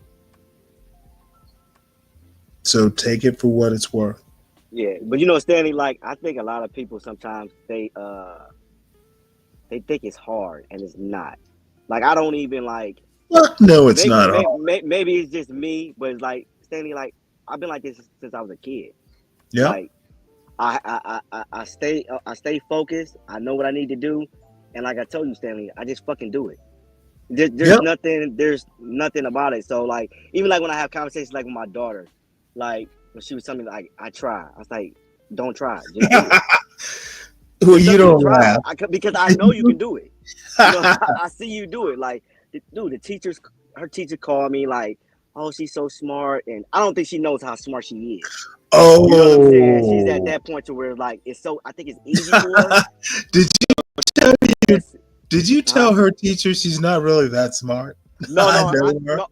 no. I said I don't think my daughter knows how smart she is. Right. Because her teacher will, send us an email. She'll call and be like, oh, she's so, she's so smart and she intelligent. But it's like, and I see what I said. I said I'm spending all this money so you can be ahead. So you can be ahead. Here's the deal. She won't know how smart she is until she gets into Harvard. Oh, you know what, Stanley? You know what I tell her? How the hell did I do this? You know what I tell her, Stanley? I said, you only going Ivy or you going to the Naval Academy? Those are motherfucker. You have no other option. Amen, motherfucker. You have no other options. Amen. You have no other options. Naval Academy or Ivy League. That's it. That's what I'm spending all this money on. There are a couple good schools outside the Ivy League. I mean, but what I'm saying is there are no other choices. I Yeah. heard there are no other choices. We're not doing second best. No, yes. no, we're not. Amen. No, we're not. No, we're not. Amen. Between private school that I pay Stanley and I pay for like extra like tutoring on the side just so she could stay ahead because my daughter like 3 grades ahead. You know what I'm saying? Mhm. So, but I pay for that, Mm-hmm. and like I was telling you earlier, like there's no excuses. I make the money. I'm gonna make sure you're gonna be ahead. Mm-hmm. So there won't be no excuses later on in life. You're gonna get there. Oh, I'm gonna make sure of that. God damn, where the hell did you come from? No, this is the excellence that I love hearing, man. I'm about to head in, Stanley. So I'm gonna hit you up. You guys up later. I'm gonna listen on the back end though. Yeah, I'll be around for a little while. I'll be y'all on enjoy your day again. But CK, you know what? In a way, you kind of gave this old man a pep talk.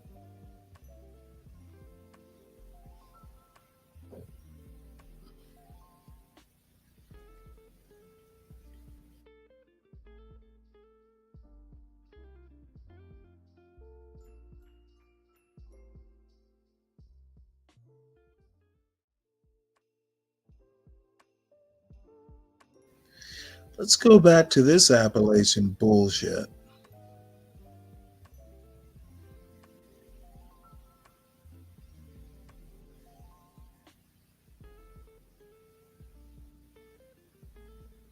You can point to that. Stanley tried some happy horse shit about the Hatfield and the McCoys.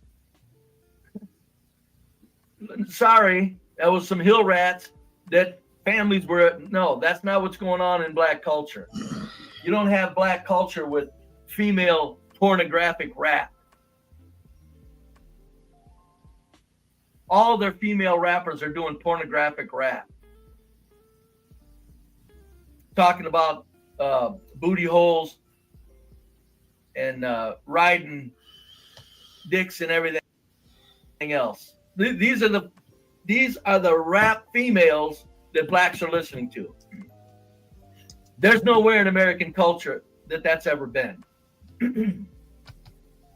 So the black culture is not just American culture. The black culture is an absolute social, disgusting, fucking perversion. How dare anybody, Stanley or anybody, say that black culture is the child of American culture? That's what Stanley said. Quoted verbatim, perfectly. Black culture is the child of American culture. Show me where there's any Americans, kids shoot. Show me, go to the schools where white trash school children live. Go to the schools, okay?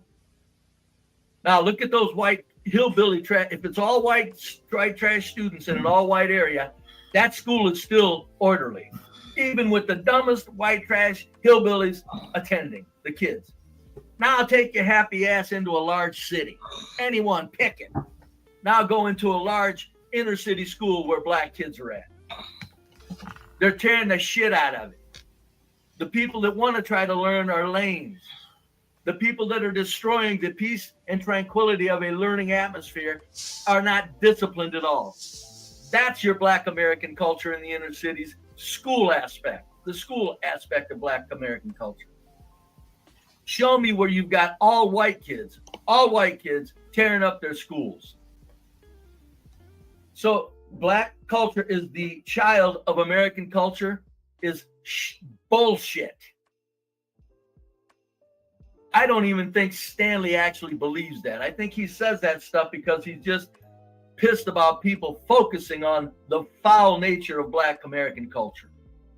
So he just says these bombastic statements like Black culture is the child of American culture. Black culture, there's nothing anywhere. I lived around white trash all my life. There's nothing resembling Black culture where I lived. The kids still had respect for elders, even though the elders weren't setting the world on fire. Many of the elders were not elders, but the adults were alcoholics to a degree. They kept jobs. Their jobs weren't that great, but they kept jobs. So when I lived around all white trash, all I remember is people that were on the lower income still functioning. I'm sorry, the word functioning applies. It just does.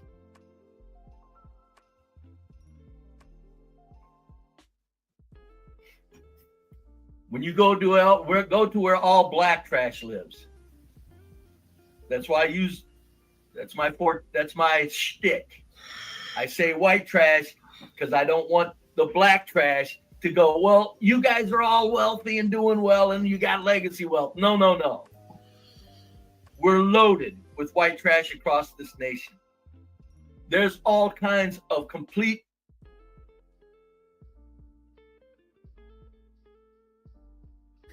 CK, I actually have no clue sometimes where he's coming up with this. This picture is Nairobi. I don't know. I'll put the link in the back chat because maybe I just don't know what to think. But there are people like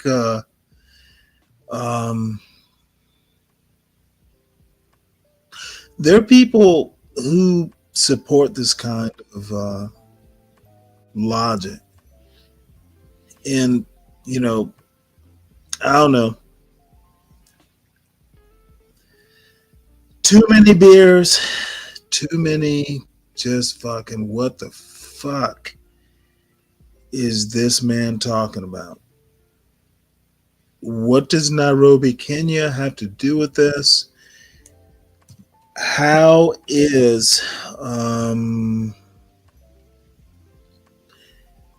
trying to figure out how I'm wrong. I'm not saying I can't be wrong. I just don't see it in the context of Nairobi, Kenya. So I won't subject you to too much more of this, but I have to watch more. It's fascinating. Areas of white people. Now, this is a motherfucker who will want to talk about the superiority of American culture, and this dude, by his own admission, is not contributing to American culture to make it superior, to continue it to be superior in the future. This motherfucker is a taker, not a maker. Yet he has shit to talk about Black America. It fascinates me. Essentially, it's a racist argument. He thinks he gets to be a taker who happens to be white and talk about Black culture. Make it make sense, folks.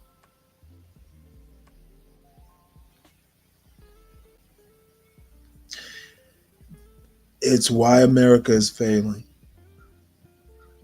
People live where they're white, trash, low income, non mowing the grass, white people. Drinking too much, white people.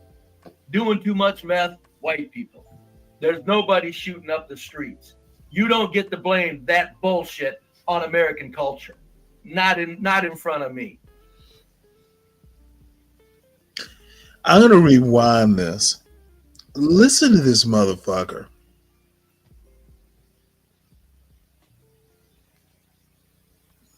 This is amazing. That's my shtick. I say white trash because I don't want the black trash to go, well, you guys are all wealthy and doing well and you got legacy wealth. No, no, no. We're loaded with white trash across this nation. There's all kinds of complete areas of white people live where they're white trash, low income.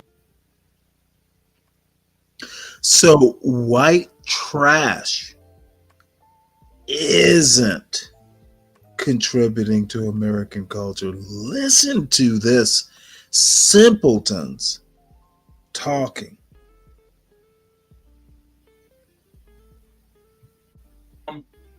Non-mowing the grass, white people. Drinking too much, white people. Doing too much meth, white people. There's nobody shooting up the streets. You don't get to blame that bullshit on American culture. So white people living in America, not mowing lawns and meth and all that stuff, I don't get to blame that on American culture. Well, what the motherfucking else would I blame it on? Is he saying that black culture is responsible for white trash? The fuck is he talking about? This dude is out of control, and apparently no one has enough balls to check his bullshit. Not in front of me.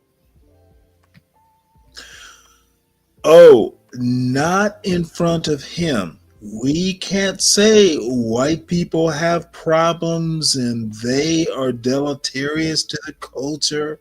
They're not adding. Not in front of Be Brave. Critiquing white people is not something you can do in front of white man being brave. God damn it. This dude is just... America's failing because of Be Brave. Probably single-handedly, he's bringing down America.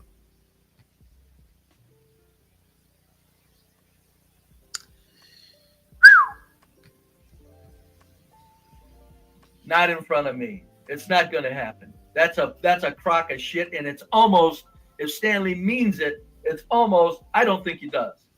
But when he said that, it's an insane statement. Oh, yes. Let's see, where all whites live, you can move to. Where all black trash live. Okay, I'm confused. Stanley doesn't mean it because he is black, and he can't mean that Be Brave is wrong. Stanley should not be taken seriously because Stanley is black. What the fuck is this dude talking about? Dude, when you want to actually have a serious conversation, motherfucker, come up here and say what I want to say. And you need to have enough balls and enough facts, enough education, just enough chutzpah to fucking take it like a man and push back. I put you off the show because you became annoying. If you can bring your ass up here and actually know shit and make a cogent argument, come on. but I'm not taking your bullshit. Don't be 12th man. Is you can't unless they move in with millions of dollars to gentrify. There's no sections of any large city where all blacks live on the Section 8 community where people want to move to or build houses in. I can tell you right now, I live around some white trashers. There's middle class around me too, but there's, unmowed lawns, raggedy cars, shit like that. Right about. Mavid, let's put this up. Mavid, yes, I'm butchering his words. And the problem is I'm butchering them better than he did. I can cut a chicken into 8 pieces. And if I'm very efficient, it'll be 10 pieces. I take Be Brave's words and make them make sense better than he does. Mavid, by the way, I'm tired of your bullshit too. I'll drop the link. Bring yourself up here and have some balls. At least Be Brave will come up here and have a conversation, whatever the quality is. You get to be a chat rat and be a female chat rat at that. Here's how this is going to happen, Mavid. I'm going to start. I'm not even going to bother blocking you in the chat. I'm just going to ignore you. I'm going to stop there. If you have the courage of your convictions, come up and let's chat so I can treat you like Be Brave. Or not.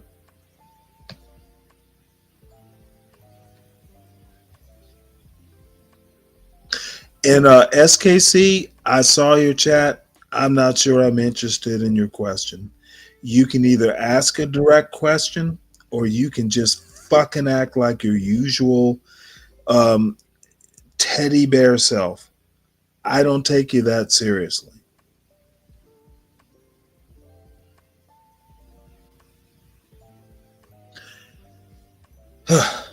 Maybe I'll bring you up in 5 minutes.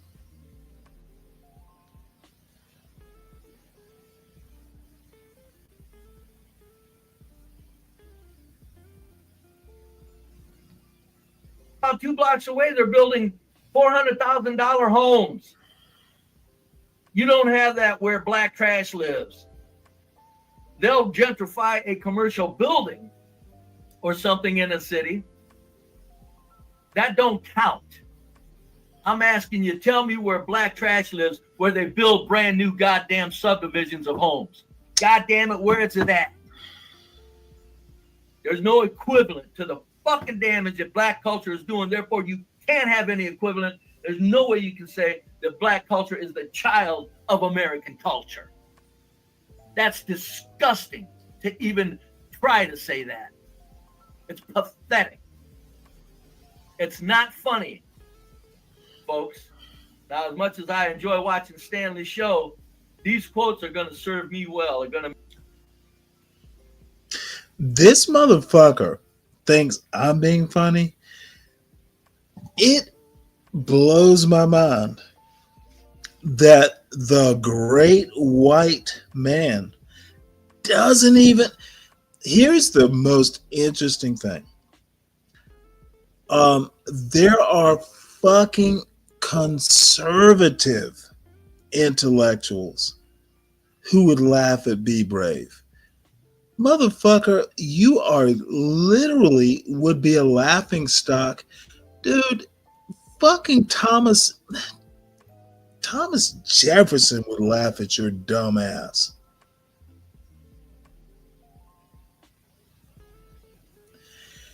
I'm not even sure I know how to approach this kind of stupidity.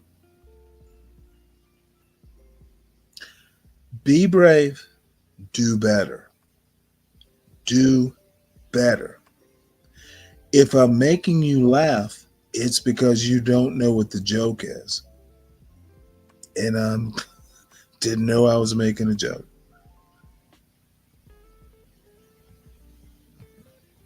make for good. I don't want to bore you all with Stanley, but I'm the Black American culture bashingest motherfucking white man that ever walked on these streets, and Stanley's the most insane goddamn apologetic Black American culture there is. I have to respond to him. On his show, I tried to apologize and make it clear that, okay, I'll be more careful. No, it wasn't it. He threw me off. I'm not.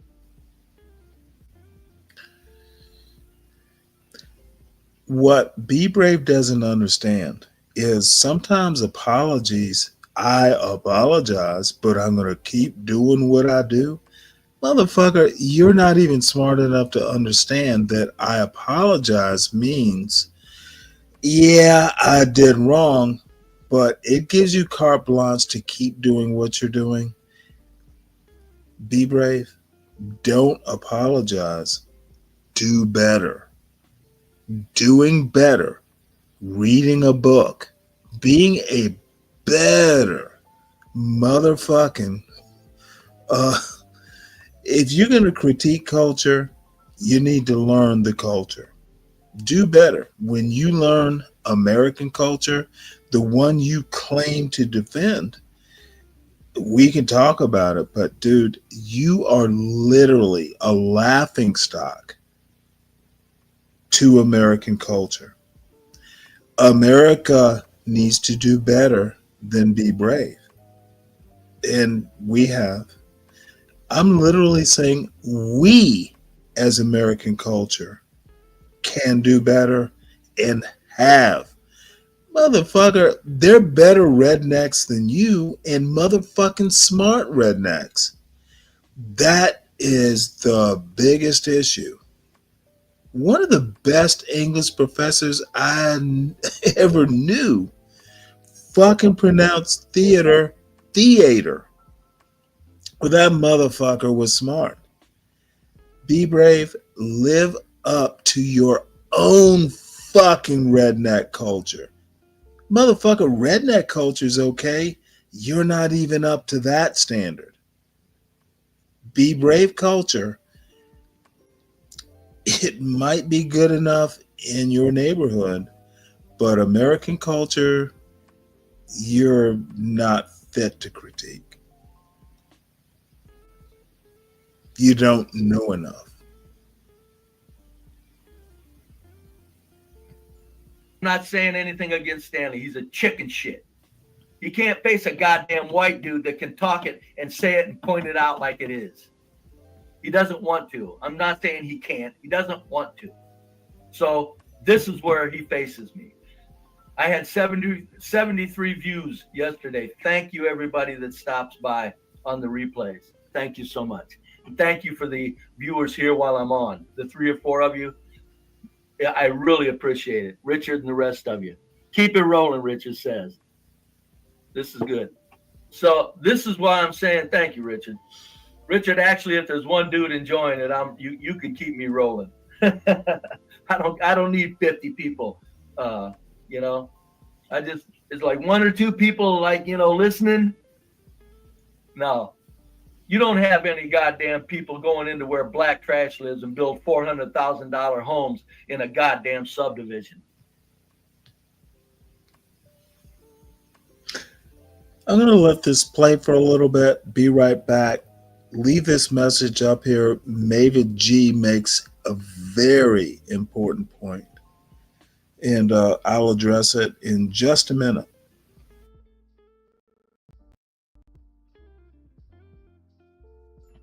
How dare he talk about black culture as the child of American culture? This is the American culture is where I'm at, where poor white people, poor white trash live so well, live in such a civil manner, and they don't do crime in the streets. I don't care if they're smoking meth in their house.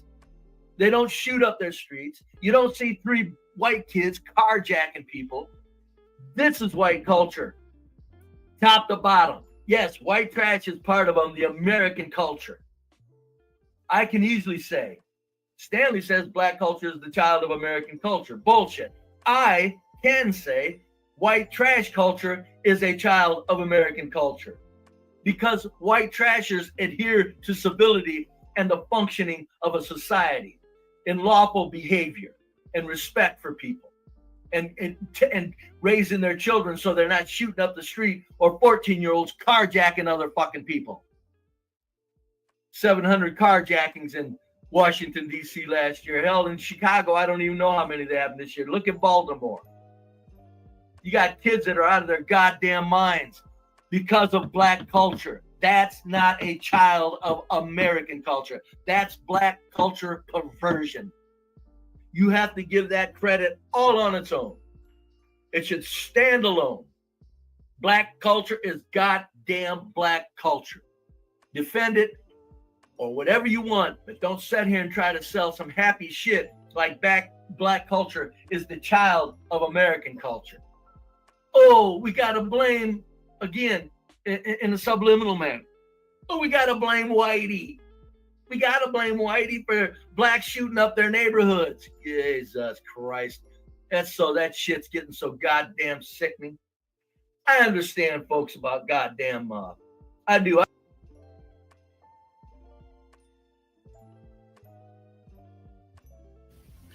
Well, I don't know where to go. What he doesn't understand is all black people don't live in the inner city, and it's self-evident that this dude is simply racist. Doesn't mean he's a bad person. It just means his views of black people and black culture are problematic, would be kind, toxic would be a better word, and just demented would be the actual word. And to this point that's on the screen, everyone gives in to him. He's got more power than John. I would generally go, who is he? But I want to make one point.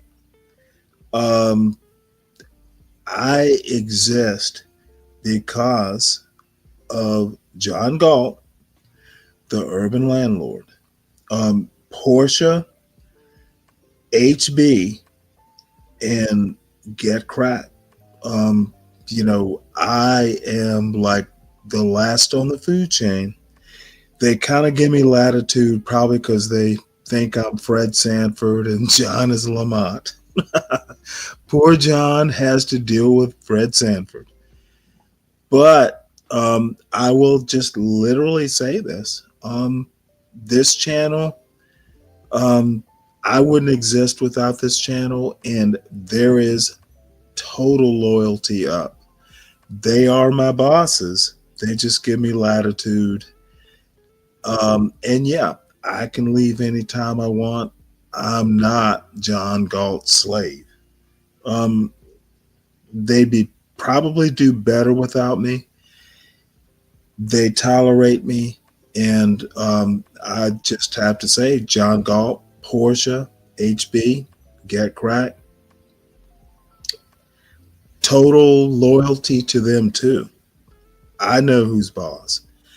I know I get probably more latitude than I should, but that is John Galt. He is the leader of this outfit. Period. If he says he'll let me know, Stanley, don't do this, it's not going to be done. That's how this channel works. Loyalty up, loyalty down. That's how it works. So don't fucking get this wrong, Mavid.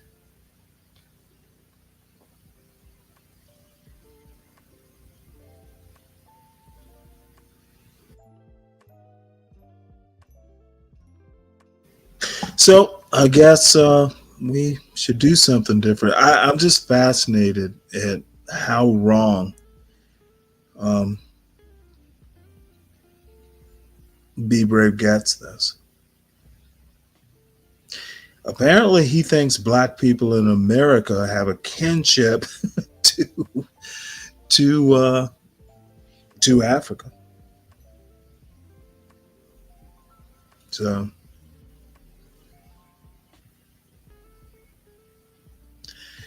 guess I've had my say. SKC, if you dare come up, come on. Tyrone, I'm good. I kind of taken over this, and John has given me the latitude, and I'm sure he's not thinking the highest of me, but at least I had my say, and I've thrown my temper tantrum.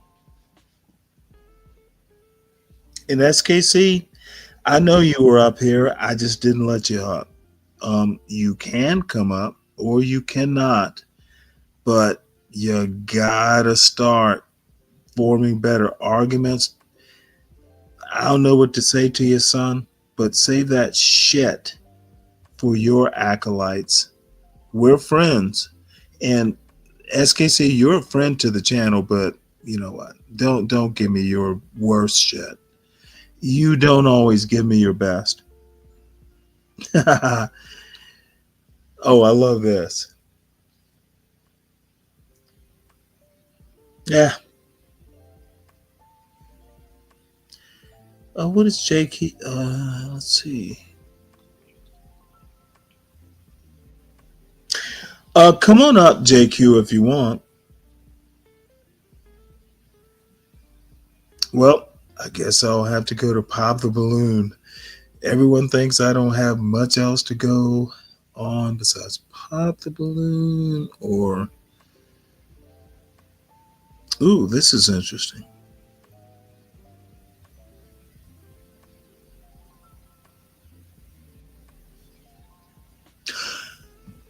You know what? I'm going to do what I want to do right now. And John, I'm sure, is around. But God damn it, let's talk about Frederick Douglass. If I had a hero, he would be my hero. Be brave, do better. I won't even go over this anymore. Hopefully you see this, and we're friends still. You can come up anytime I'm on. But motherfucker, you better do better, and you better fucking learn how to structure an argument. I'm not taking your white worst. Give me some motherfucking white excellence, and then maybe we'll have a conversation.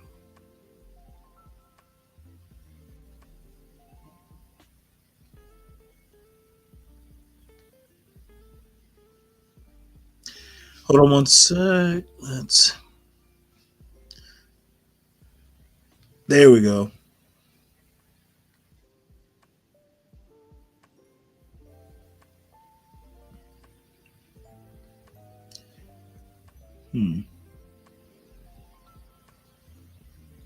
Well, this will have to do. Not quite what I wanted to do, but on the topic. And maybe this, maybe I will say, be brave, you're not Lincoln.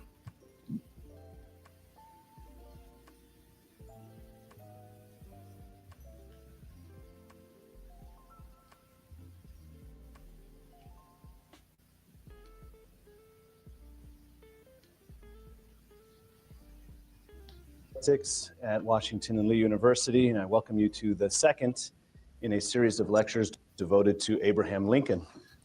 Later this month, Professor John Channing Briggs will lecture on the topic, What Shakespeare Taught Lincoln. Shakespeare. I would like to thank the Johnson Program in Leadership and Integrity, the APGAR Foundation, and the Politics Department of the New Atlantis. I visited the Lee Chapel. I bought souvenir statues of both Washington and Lee. This is a very history-drenched place. I rather feel, though, as if I'm scheduled to talk about the wrong two heroes this evening. But it is good to expand the pantheon on occasion, and I hope to be able to show you some of the reasons why Abraham Lincoln and Frederick Douglass are worthy of the honor that you already accord to George Washington and Robert E. Lee. Any man can say things that are true of Abraham Lincoln, but no man can say anything new of Abraham Lincoln. That observation was made by Frederick Douglass in his great Oration in Memory of Lincoln, which was delivered in 1876 upon the occasion of the dedication of the Freedmen's Monument. It's still the case today. Not even by resorting to lies and untruth can one find anything new to say about Abraham Lincoln.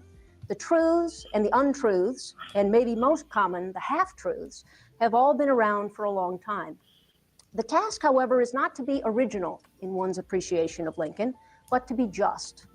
Frederick Douglass himself so thoroughly succeeded in being just that his oration became originality too. His Oration in Memory of Abraham Lincoln has the enduring freshness of multifaceted truth.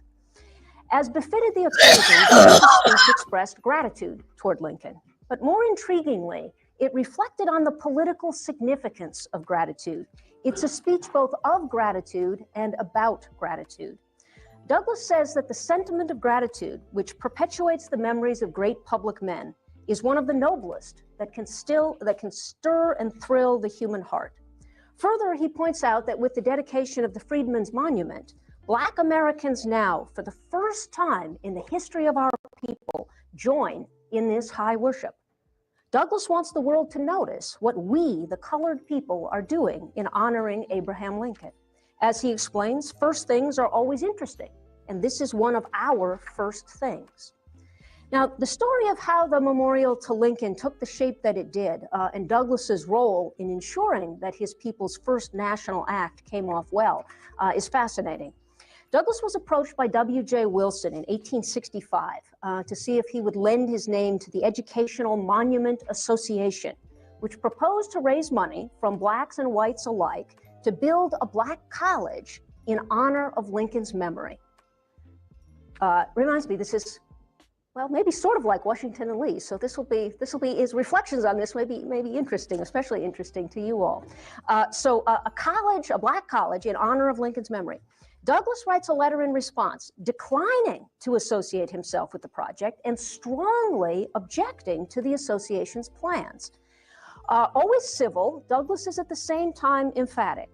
He states that he regards this whole monument business in its present shape as an offense against good taste and as calculated to place the colored people in an undesirable and discreditable position before the country. I think his reasoning on this is worth quoting and exploring at length, in part because our own philanthropic instincts and practices have become so much less scrupulous than those articulated by Douglass. So here's what Douglass says. For a monument by itself and upon its own merits, I say good. For a college by itself and upon its own merits, I say good. But for a college monument or for a monument college, I do not say good. The whole scheme is derogatory to the character of the colored people of the United States. It carries on its front a distasteful implication. It looks to me like an attempt to wash the black man's face in the nation's tears for Abraham Lincoln. I am for washing the black man's face, that is, educating his mind, for that is a good thing to be done. And I appreciate the nation's tears for Abraham Lincoln. But I am not so enterprising as to think of turning the nation's veneration for our martyred president into a means of advantage to the colored people and of sending around the hat to a mourning public. So Douglass doesn't want gratitude, which he calls one of the holiest sentiments of the human heart, to be contaminated with such blatant self-interest. Gratitude isn't even gratitude then. One can only imagine with what anathemas he would heap our modern-day tax write-off for charitable giving. In thus incentivizing charity, we indicate that we care more for the gifts than for the giver, more for quantity than quality. In the proposed monument scheme, the problem of impure motives was even worse, since there would not just be a mixture of motives, but actually a division of motives along racial lines. Whites would be doing the charitable giving, and blacks the self-interested taking. So instead of an ennobling display of black gratitude, which would elevate the givers, and moreover elevate the givers in the minds of white observers, this college monument idea would reduce blacks primarily to the role of recipients. Now, I don't mean to suggest that Douglass was in principle opposed to white philanthropy on behalf of blacks. Years earlier, he had actually sketched out a plan for an industrial college in answer to an inquiry from Harriet Beecher Stowe, who had written him asking what she could do to contribute to Black uplift and advancement. However, Douglass was always very sensitive to the dangers of ill-timed or overly intrusive assistance, which would have the perverse effect of sapping Black initiative and thereby impeding the long-term prospects of the race. So Douglass worried that there was always more of benevolence and pity rather than straightforward justice in white America's dealings with the Negro. His preference was for justice, sternly and blindly equal, with no special pleadings or privileges.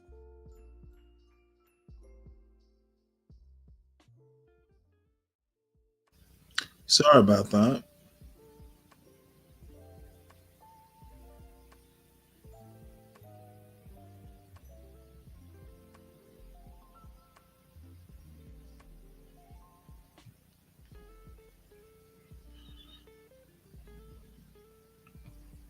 Oh my Lord, this is Christmas music?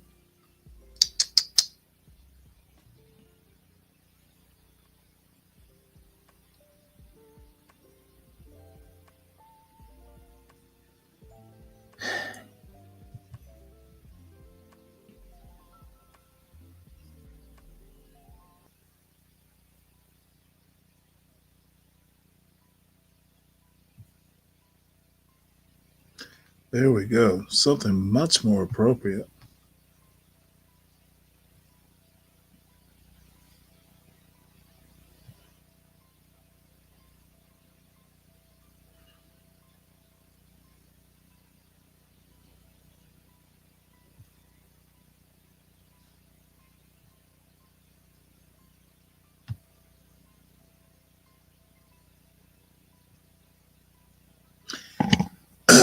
I wonder.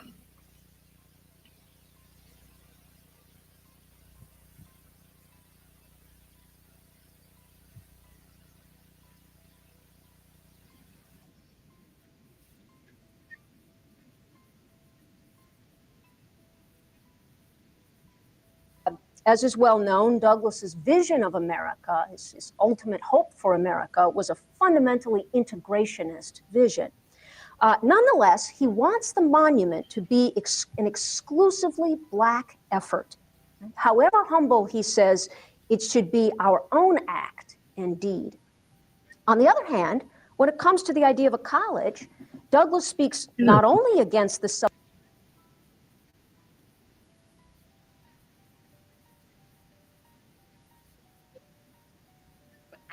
I don't have that depth, because that's not how I came into this space. I actually came in through another door. And so we need more. We need more and more and more young people with that idea of Since we're gonna go, they have been trained. I'm even totally, looking like we're talking politics, pro-Black. of course. And Nancy Pelosi was able to make sure that, in 2019, when the government shut down, that, we say what you want about Nancy Pelosi, but she fought hard to make sure those furloughed people got their money when it was over, retroactively, right? And that was important because it wasn't in the law before that. So you out for 2 months, you don't get that money back. And what happens to your home, your car, and so that was active. But who did she groom to take over? You are 80-something years old, ma'am.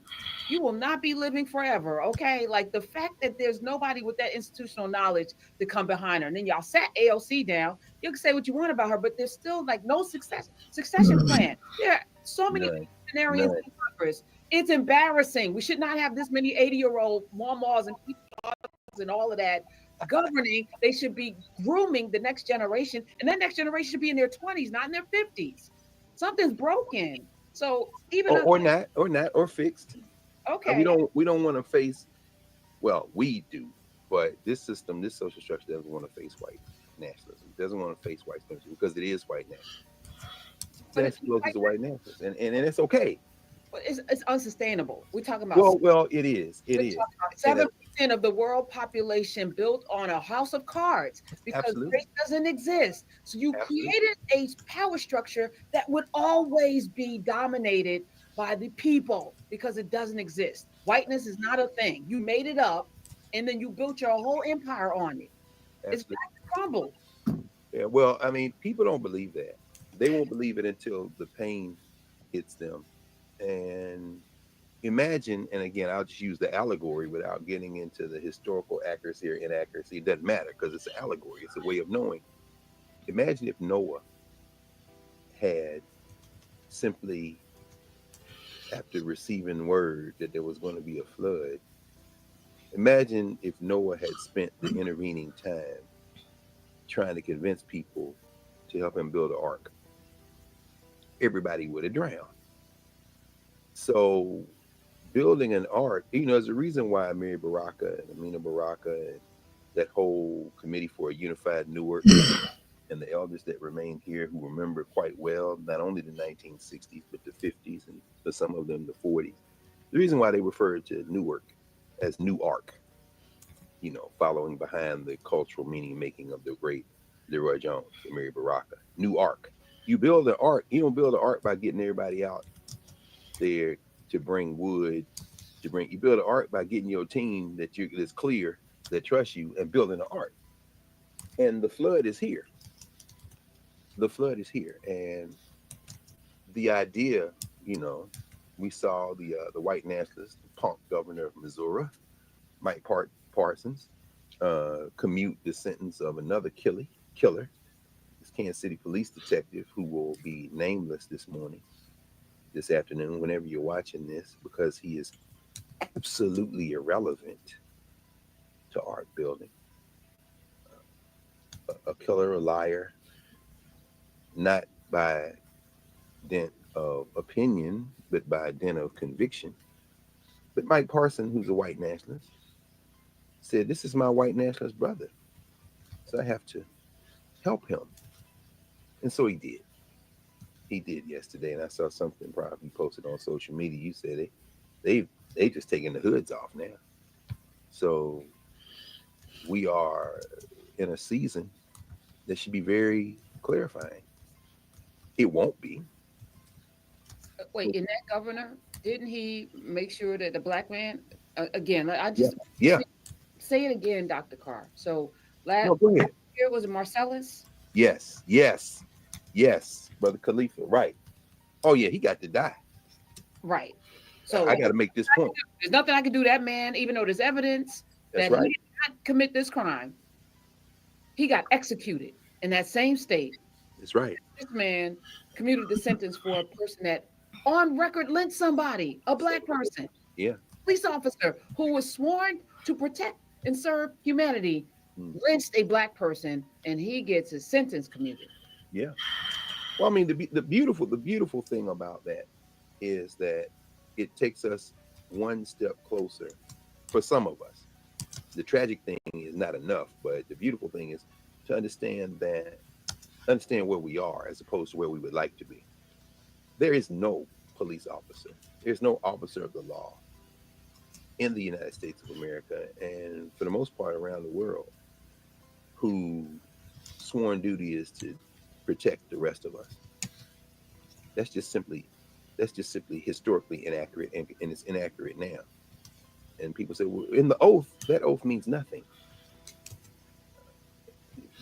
Perhaps by this time next month, which will be the 21st of January, there are going to be people who are wearing police and various forms of law enforcement uniform, who are going to be putting their hands on children, who are going to be stopping people in the street, talking about, let me see your ID, some variation of that, because they look like they might be somewhere else, wherever the hell that means. And those people are going to tell you, I'm just following my orders. The same thing that people said in the SS. Gonna take a quick commercial break here. Lasagna, you're not coming up. You'll disturb my chi. Wait for someone else to deal with you. Communita, JQ, let's see, spliffs, River of Hate. American man, you always come up here, and I'm welcome to that. Stop talking shit and come up. Um, y'all are y'all are spewing shit that you can't even defend in the chat. John Galt's not here to defend you. Let's see what you can do without John Galt to go and cry to. Motherfuckers, y'all are incapable. And John Galt, you go run to Portia, you go run to John Galt, you go run to HB. Motherfucker, it's me here. Let's see what you can do when John Galt's not here to defend you. See me? That's me. John Galt's not here. Let's see what the pussy folk can do. American man. JQ. And JQ, I don't know you that well. So belay my last. But SKC, SKC especially, see if you can come up here without John Galt to motherfucking go run to. Deacon Dave, bring your pussy asses up here. See if you survive with Stanley without a John Galt shoulder to cry on. I'll wait.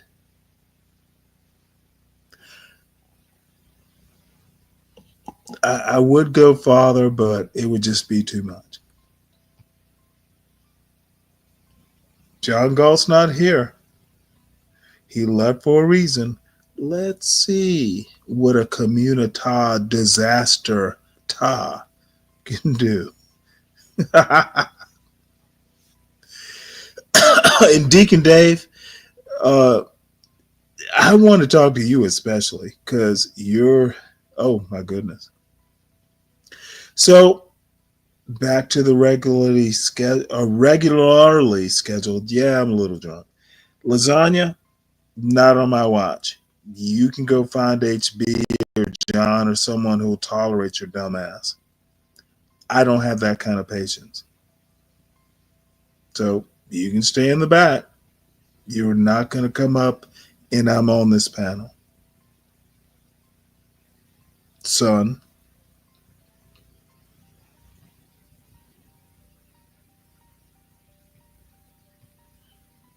When Hitler won elections and took over the government in Germany. So those people, there is no such thing as a trustworthy police officer in the structural sense. Now, they are individuals, which is why when people start talking about bad apples, no, the apple tree is what's poison. If you get an apple that doesn't kill you, that's an exception. And it's an anomaly because that tree is designed to produce poison apples. So, of course, you kill Marcellus Williams. Of course, you kill Imam Khalifa. You kill him because it is your sworn duty to do it. Your sworn duty to your white nationalist God, Mike Parsons, and your sworn duty to your white nationalist guards to help your white nationalist brother, whose sworn duty is to take advantage of people. Because he didn't break the higher law. Higher law is white supremacy. It sounds harsh. And as a defense mechanism, many of us crack jokes about it. And kiki and say, but deep in our hearts, we know it's true. And guess who else knows it's true? They know it's true. And at this juncture, they're so emboldened. Shout out to Elon Musk's white nationalist partake mother. We are at a point now where they feel very comfortable, so much so that, let me see if I can, I don't know. Actually, I don't know. I don't think so. Yeah, I'll mention it. We're at a juncture now where they are again comfortable. We say we haven't seen anything like this before. We've absolutely seen exactly this thing before. Different modality, same relationship. Somebody put their hands on us in Africa, and that's why we're having this conversation 3 centuries later in English. Let's be very clear about that. So we have seen this before. So that was slavery. Okay, well then let's come forward then to the 20th century when you could lynch someone and the police uniform and get the rest of your white nationalist friends to come join you. As you mentioned about a month ago, the book The Barn. And once you do it, you sit some of your friends in the jury box and make sure that you go with God, white boys. Great job. In fact, we're done with the acquittal, right? Okay, Life Magazine wants to talk. But hey, you charge them now. Okay. And those guys that killed Emmett Till got a check for bragging about it. And the white nationalist publication Life Magazine published it. And they can hide behind, we wanted the truth to come out. No, you're white nationalists too. Because you sold magazines on the body of a 14-year-old boy coming down south to visit his cousins and his great uncle. And he was killed. The white nationalists that killed him, as is the duty of all white nationalists, were protected by their white nationalist friends and family. And then you, a white nationalist publication, paid those white nationalists and then told the story, which is why I have a copy of Tim Tyson's book, The Blood of Emmett Till. Of course I do, because it's my responsibility in many ways, if I call myself a listener, a teacher, a reader, to read, to be in conversation with these things.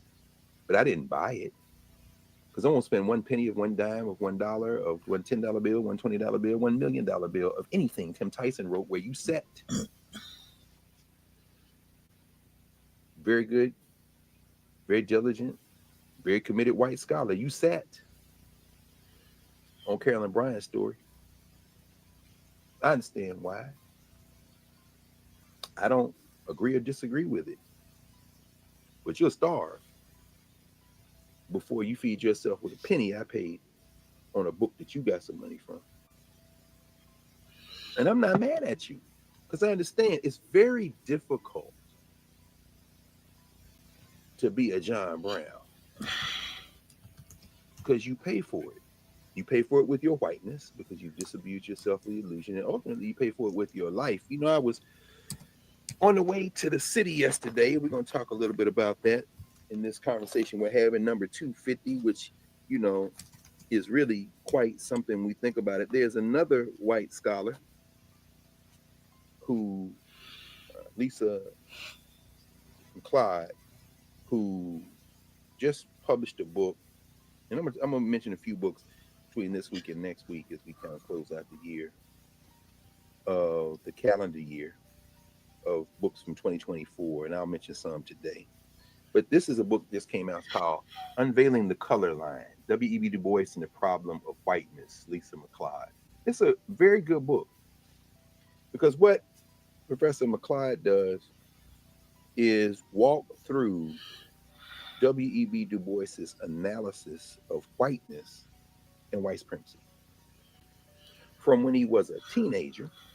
If you go and look at his commencement speech his valedictory speech, his graduation speech at Fisk's commencement in 1890, Jefferson Davis is a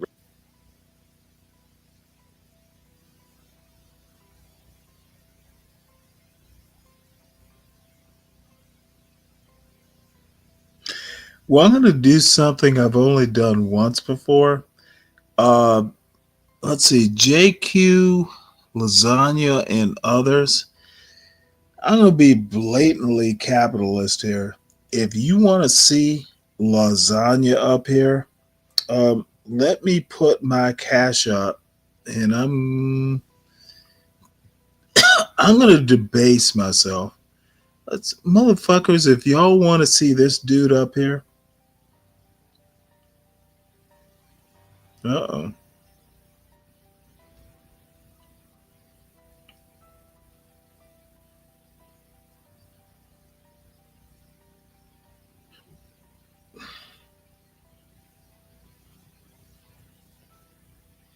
All right, folks. It'll be a circus then. $100 to my Cash App. If you want to see Lasagna up here, motherfucking pay for it. Lasagna, let's see what you're worth. There's some people, certainly not all people in this chat. $100, folks. $100 to get Lasagna Killer up here. And I don't give a shit if you don't, but if you want to see this motherfucker and be so concerned about it, and JQ, you keep commenting on it. Lasagna, you keep coming up here. Lasagna Killer, $100. And River of Hate, I see you there. I thought you were never coming back. What the fuck are you doing here? River of Hate, keep your commitments to not coming back. Ugh, you're a bad committer. $100, will not accept less. Representative of humanity, of civilization, rather. Jeff Davis, former president of the Confederacy. All the way through the end of his physical life. And she does something that is fairly rare for those who are working, quote unquote, on Du Bois. Du Bois wrote several autobiographies. He has autobiographical material, of course, in his 1904, The Souls of Black Folk. You see autobiographical material in his book several decades later, Dusk of Dawn, in the 1930s. And then you see the biography, the autobiography published that came out posthumously, the autobiography of W.E.B. Du Bois. And as Gerald Horne often reminds us, among others, there are 3 other volumes that, while not directly autobiographical, contain so much history, so much autobiography, so much memory woven into the fiction that some people, I think Gerald would be one who would give a generous reading, that I certainly would be another, would include that in Du Bois's body of autobiographical work, and that is his Black Flame trilogy, the Black Flame trilogy. These are his 3 novels written later in life. The Ordeal of Mansart. Mansart builds a school and worlds of color, 3 volumes. The Ordeal of Mansart. Mansart builds a school and worlds of color. Taken collectively, it is the history of the world. It is the history of African people in the context of white nationalist social structure formations over the arc of the period from mid-19th century up through the 1960s, basically, which is Du Bois's lifespan, the century, the Du Bois century, written in fiction. Well, what Professor McLeod does is go through all of that work and then other work that has not been published. Think about Chad Williams' book, The Wounded World, that came out a couple of years ago, a whole history of World War I in a global context through the eyes of an African, W.E. Du Bois, writing in the first quarter of the 20th century. And that had been in the archive. Chad Williams pulls it out. Dr. Williams pulls it out of the archive and publishes The Wounded World along with a lot of commentary. Well, McLeod goes through all that material and trace it, looking for one central theme. How is Du Bois grappling with whiteness? How is he grappling with whiteness? How is he grappling with whiteness? The more things change, the more they say.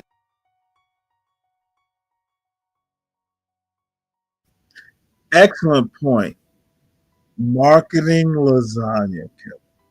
Marketing a motherfucker who can't find a woman and pays for whores. He works for whores. He just motherfucker. How am I going to market that kind of depravity, community? Do you not know who Lasagna Killer is? God damn it. How could you be so limited?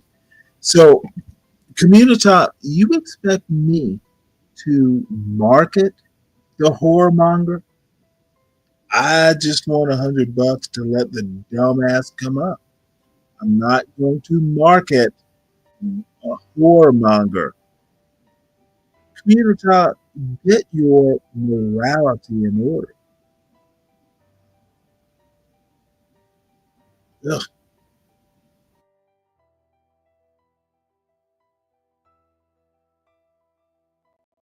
Say the same. I'm going to read a moment from the final chapter of this book. The chapter is entitled Moral Reconstruction, Chapter 9, Du Bois's Legacy for a Critical Theory of Whiteness. He writes this, Dr. Du Bois, in the 1915 essay that he published in The Atlantic that I still have students read. This is the chapter here, Chapter 9, Moral Reconstruction, Du Bois's Legacy for a Critical Theory of Whiteness. I still have students read this essay because in school they learn anything at all, and they don't learn much at all about history. When they hear about World War I and World War II, it's about Germany versus the people of the world, blah, blah, blah, blah, blah. But Du Bois has a different lens. When he writes this essay in 1915, after the world has begun to go to war, the African roots of the war, he is writing with a framework that could be applied today. In other words, what you want, what this war is about resources, and most of those resources coming out of Africa, and Germany ain't got that kind of weight in Africa. And part of the fight that they have in Europe is because they weren't able to engorge themselves on the profits that come out of that exploitation that these other countries like England and France were able to gorge themselves on for the previous centuries. And so the African roots of the war are there. Shout out, by the way, footnote, and before I go to it,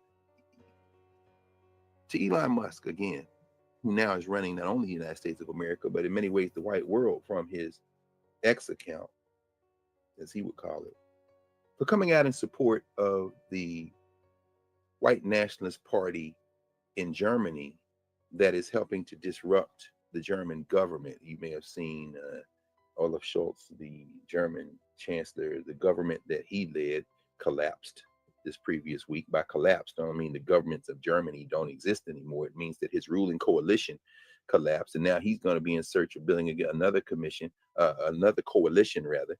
And Musk, who is a son of apartheid, shout out to his mother, your mama, and you children of apartheid, he's a white nationalist, an open white nationalist, a cultural and political inbred white nationalist, as is readily apparent from his behavior and from his comments and from the arc and trajectory of his whole career. But he came out a couple of days ago in support of the white nationalist party in Germany. Let's pause for a minute and consider that. A white nationalist, nativist, xenophobic German party in control of the government of Germany, potentially having outsized influence on the way to hopefully one day to capture the whole apparatus of the state in Germany. Might that be a bad idea? Is there anything in history that would have us think that maybe that especially could be a bad idea? Let me think. Well, I guess there isn't. Anyway, so maybe it's harmless. Never had any problems with Germans and white supremacy and xenophobia. So back out of the footnote into the point. Du Bois is writing in 1915 about the African roots of the war. And what Professor McLeod does at the beginning of chapter 9 of Moral Reconstruction, Du Bois's legacy for a critical theory of whiteness, she quotes from the African roots of war. This is the epigraph. She says, how can love of humanity, she quotes Du Bois. Du Bois writes from the African roots of the war in 1915. He says, how can love of humanity appeal as a motive to nations whose love of luxury is built on the inhuman exploitation of human beings, and who, especially in recent years, have been taught to regard these human beings as inhuman? There it is right there, even as Jeff B. Let me respond right quickly. Synthetic, how you doing, man? No, Deacon Dave, you don't know everyone, but you feel comfortable commenting on the people you don't know. That's problematic. That you don't know everyone, man, bad form. Let's see. Nihil just shut it off. What an absolute waste of time and energy. Nihil, that's okay. Cool. Bye.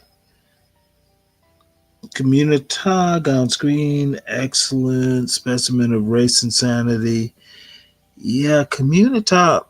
I think you're an excellent example. You never left your crab basket, and you pull yourself down, and you let Hood Conservative do it too. Dude, you're not. You're in the basket. You tried to leave. So good to see you, Synthetic. Actually, there'll be a stranger. I have Deacon. He's a lawyer and a PhD. So he's not a medical doctor, if that's what you're asking. JQ, SKC is funny, but that tends to be the limit of his abilities. So, no, River of Hate, this is the most important question. And River of Hate, thank you for asking this question. No, he does not. This is the weird thing. You can listen to people talk, you can assess their opinions, you form your own opinion. That's how brains and mind, actually, that's how minds work. That's how being smart works. You take other opinions, you form them, you think about them, and then you come up with your own. River of Hate, salute. That is the best question of the day. And thank you so much. Don't be a stranger around here. You might be one of the smarter motherfuckers I know. Seriously, I'm not bullshitting. You at least ask good questions. Well,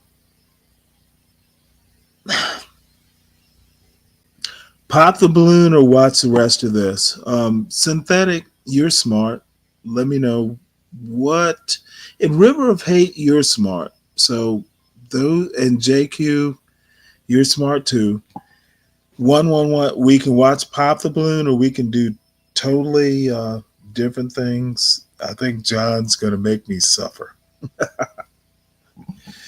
And by the way, SKC, you can come up here and we can go toe to toe, but your pussy ass, and I'm not gonna, say why you're not here, but it is totally funny. You talk the most shit when you're playing with your daughter. You never come up here seriously. You think you're so smart. Dude, you are candy to people who need protein. SKC, stop fooling yourself. And Ignat, are you a convict? Are you a ex-con? I think you're an ex-con.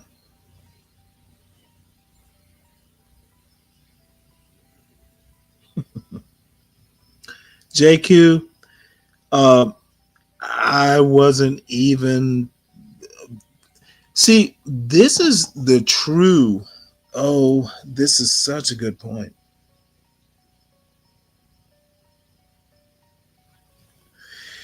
See, this is the framing. People like SKC will say, well, black people are acting like a victim and all this stuff. Motherfucker, victimhood or being a victim, my parents didn't raise me to be a victim. They weren't victims. I never knew there was such a thing as victimhood. That is black excellence. They warned me about the problems.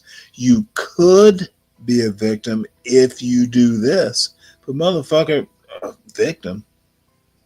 The fuck do these people like SKC talk about? Like victimhood in the black community ever existed?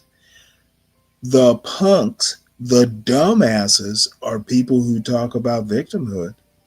Start with victimhood, launch yourself from it, or be under it. That's just not 2024. SKC, y'all have fun with that victimhood narrative. You need to move on from even the narrative. That's what a dumb motherfucker like you doesn't understand. Using the word means you believe in it. Ugh. Just messy thinking. Ignat, I'll give you a chance. What the hell? Ignat. Let's see how long you last. Hey, yo, pause. No, motherfucker, don't tell me how to pause. John's not going to save your ass. Pause again, man. Well, can we speak We regular? can. You get to have the first word. Okay, the first word is, why are you gay? Remember the No, African. the better words are, why do you think I'm gay? Are you trying to get a date? No. It was an No, African. motherfucker. Don't tell me no. You come here gay, and I'm asking you why you're gay. Why are you asking me for a date? I'm not gay. I was You referring. ask the questions, dumbass. Do you see how idiots get their words turned back upon them? You Yes. ask me if I'm gay, and I'm thinking, why is this idiot asking me that? Is he gay? Can I Are you elaborate? gay? No, you had your time. You either apologize for the question and tell everyone you're not gay, and neither am I. You were just joking, or you're gone. No, Okay, no, Stanley. It's an I'm no. African interview where the guy asked the lady. Motherfucker, look at He's you. Look at you doing a whole SKC.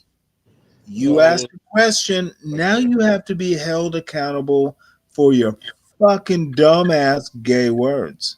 Now, Ignat, why'd you come up here asking me if I'm gay? Are you gay? Which question you want me You'll to be answer? a motherfucker. I don't have that kind of patience. I know you asked two Answer questions. the goddamn question.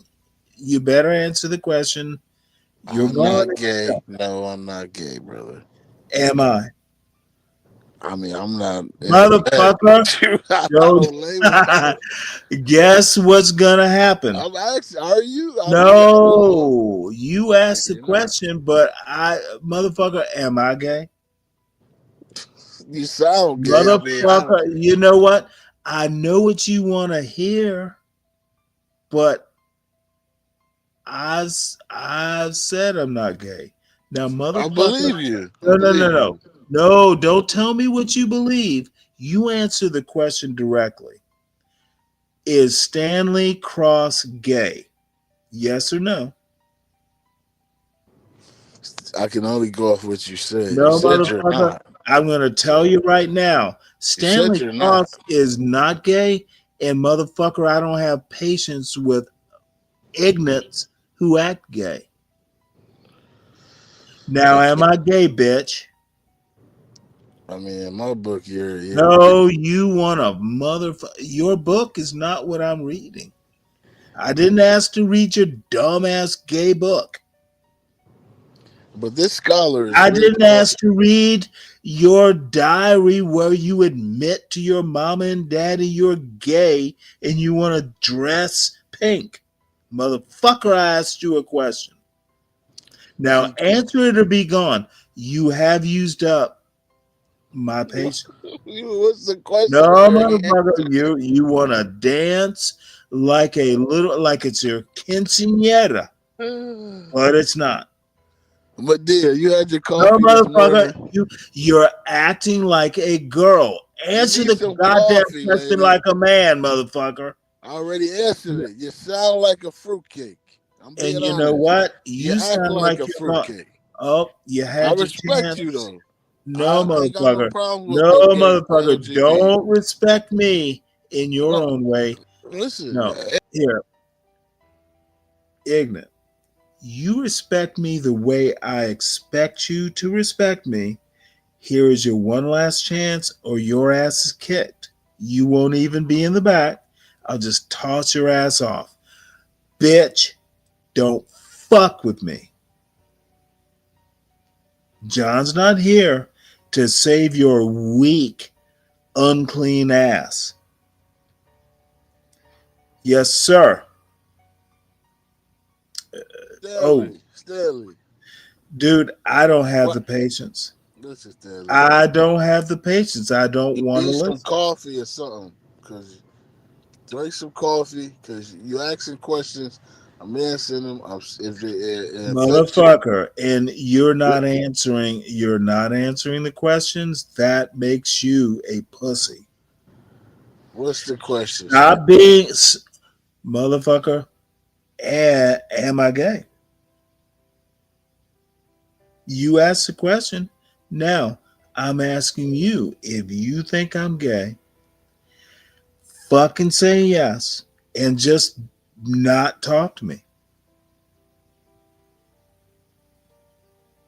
Oh, look how long it's taken you a while.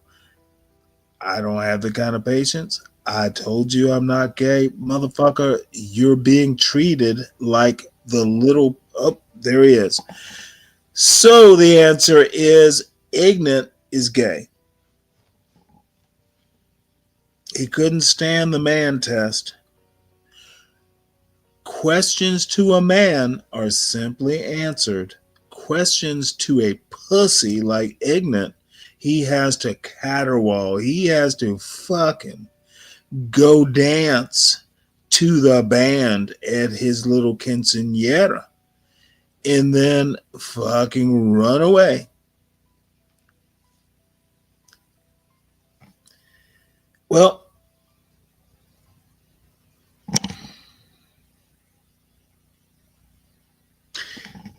I'm reading this and then I'll have to go back to my agenda. Noah Master became highly volatile, but what kind of bullshit is that? That's some white bullshit.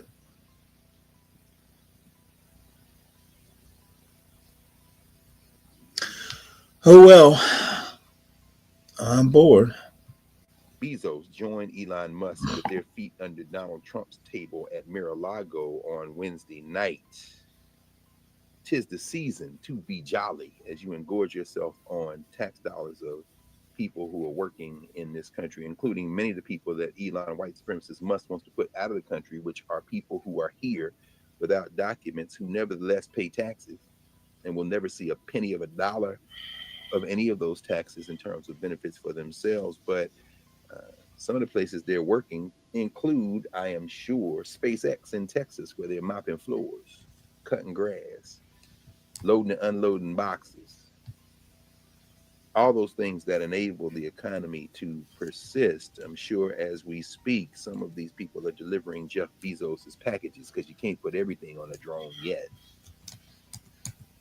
But Bezos and Musk had their feet under Donald Trump's table at Mar-a-Lago, where I'm sure the people who polish that table and who cut the grass and who keep the light bulbs working and all of those things, all of them, I'm sure there are many of them who don't have documents. These white nationalists, these three white nationalists, keying at the prospect, whether it be Bezos or Musk's insane space dreams of engorging themselves on tax dollars from even the people who will never see a penny of those tax dollars returned because they don't have documents. These captains of industry aren't geniuses, they are thieves. And what Du Bois is saying in 1915, which is why Lisa McClark's book is very good, because she traces the arc of this. He's saying that, it is class, it's a capitalist system, it's going to collapse in on itself, but never forget that the heart of this capitalist iteration is whiteness. And that these people, these white people in this day and age, during Du Bois's age and ours, you can't appeal to their humanity. They don't have a love of humanity. They have a love of luxury that's built on the inhumane exploitation of human beings, because they've been taught that those people they're exploiting are not human beings. Punk ass Governor Parsons. Because that cop didn't harm any humans. No humans were harmed. Unless if you want to, at best, you might call it, as Lamont King the other day said, animal cruelty. They're animals. And you didn't execute a human being with Marcellus Williams. You didn't allow the execution of a human being to go on. It was like killing a dog, and a dog you don't like, a rabid dog. Put him down.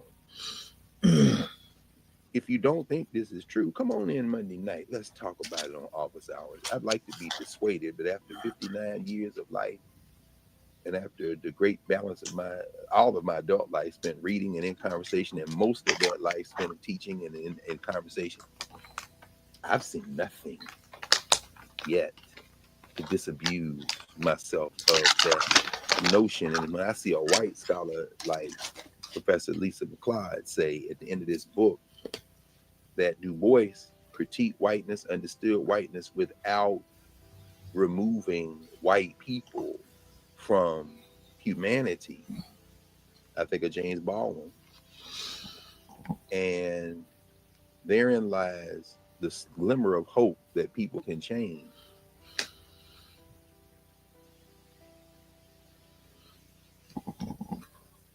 Well, I have to say one thing. Excuse me, I'm chewing jelly beans. All the roiling with the rhetoric in the chat, and none of y'all pussies have the balls. American man, I thought you had balls. Communist or whatever you're called, anthropology. No master bullshit. You know what?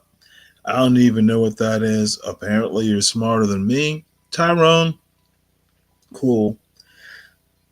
Deacon Dave, dude, do better. All y'all motherfuckers bullshitting in the chat.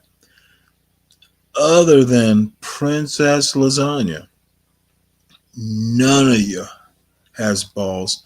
Ignat did come up too. And yeah, y'all are just fucking sad. John's not here to defend you. I'm listening to an actual good combo. Dude, y'all think he's a professor of blackness. The motherfucker's imminent. And y'all just talk amongst each other in the chat.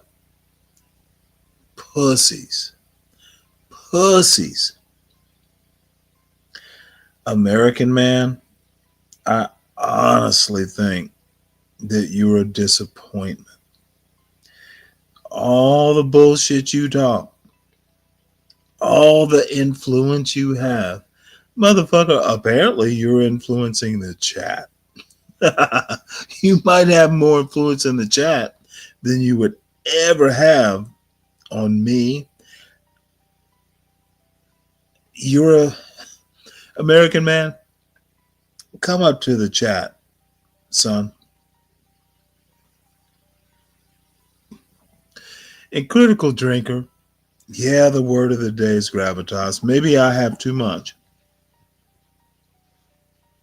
But after all these you know what? I'm just going to go. All these fucking black supporters of Be Brave, y'all are just motherfucking anti-black racists and Be Brave supporters.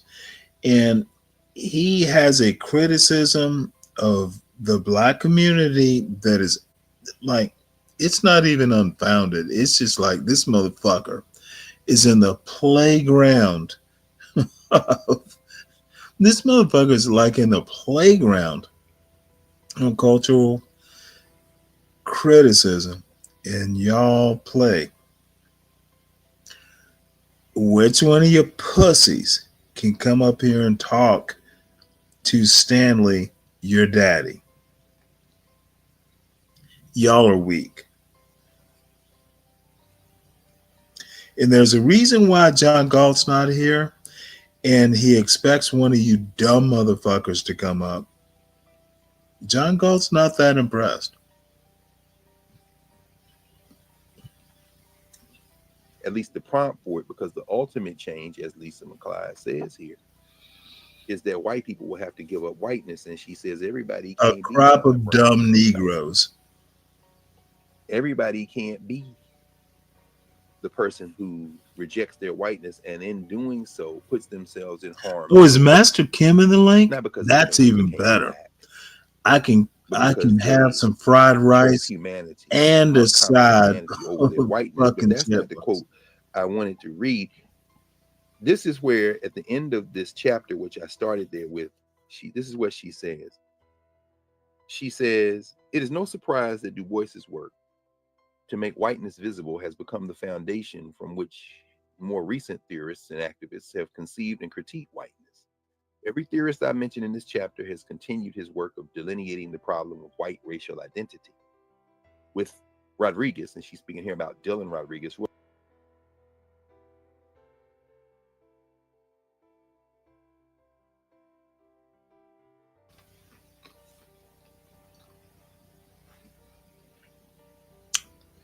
River of hate,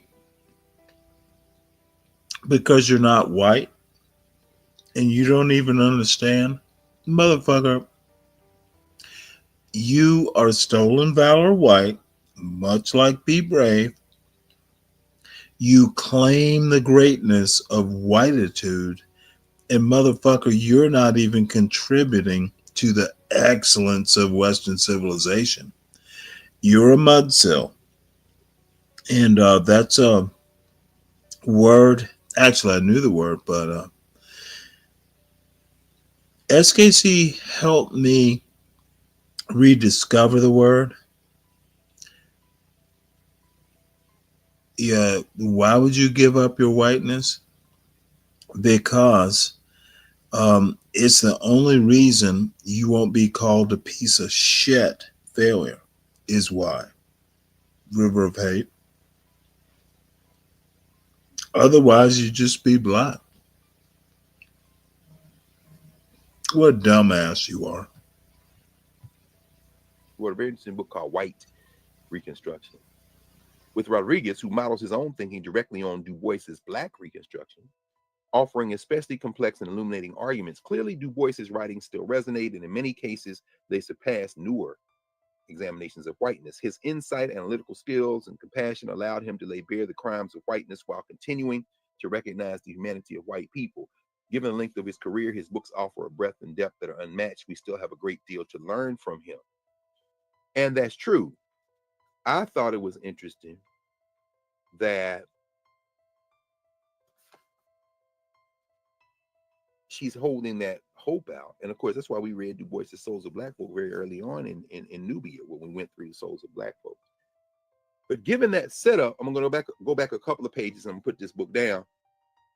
She says in a previous paragraph, she says, in short, Rodriguez in his book, White Reconstruction, sees white supremacy as, quote, a violence of aspiration and logic of social organization that invents, reproduces, revises, and transforms changing modalities of social domination and systemic, targeted, physiological, and ecological violence. The more things change.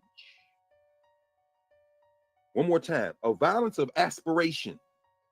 This is the greatest country in the world, my God. Byron Donald.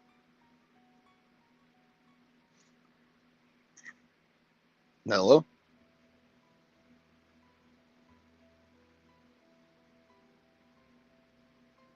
Stanley.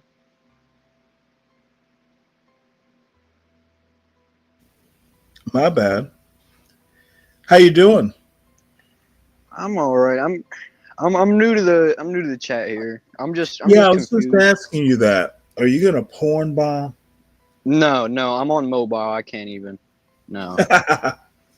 I'm just What's going confused on, man? Welcome to the channel. Yeah, I hope my microphone is good. I'm off. No, you sound headphones. great. Yeah, I'm just Now, wondering, like, tell what's the us your topic wisdom. today?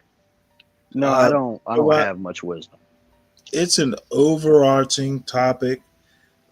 You're more than welcome to distract to something more fun. No, it's just I don't really have nothing. I'm just confused. It's just been rather racial since I've Why are been you here. confused? I don't know. I just don't know what's up. I don't know. Okay, well, we can start from square one. We can do the Socratic method. Now, question one. Have you ever heard of the Socratic method? Negative. No. Then you need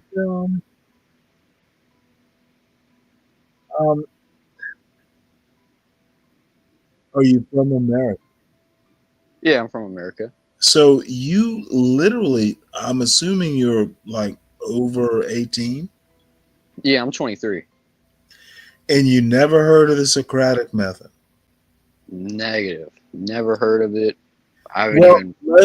let's just I'm going to meet you where you are, which is my new motto that I'm trying to live up to. Then you will not understand where I'm going with pretty much any of my arguments. In a way, now I understand the people in the audience. None of these motherfuckers were trained right. I mean, you do use big words. You seem like an intellectual powerhouse. It's sort of hard to understand. Big But words are not intellect. well, yeah, that just means you have a vast vocabulary. But the way you use it and the way you form your sentences, it somewhat is an intellectual thing. You get what I'm saying? I don't know. I'm not that intellectual. I can understand what you're saying. It might take a minute for it to register, but I'll get it eventually.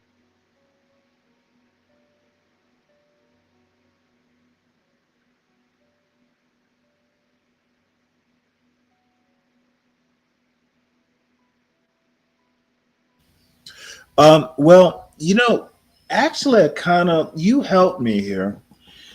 Um, I mentioned something like Socratic method, Socrates, the philosopher. Yeah. You don't know the method. Apparently, it's not taught. Basically, it's learning stuff by asking questions and forcing you. In a way, it's kind of like going down rabbit holes. Um, but you have actually helped me. Some of your compatriots in the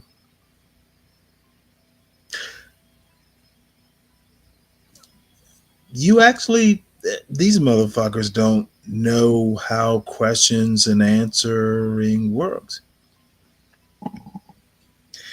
And I'm going to use you as a platform to soliloquize, to basically get up on my soapbox. Everyone in this chat expects to be treated gentle because they present an idea and they respect. People want their ideas respected when they get into a chat, right? I mean, yeah, I guess somewhat. The Socratic method. You ask a question. So now I know what you expect. This is going to be a lesson. Now, I don't operate by those rules. Just because you get up here, don't expect me to be gentle. Don't expect me to even care that much. You had the only male DNA apparently from this chat. These motherfuckers are still roiling in the chat about shit they can't control. So, Spliffs, you better become a part of this John Galt community. Please.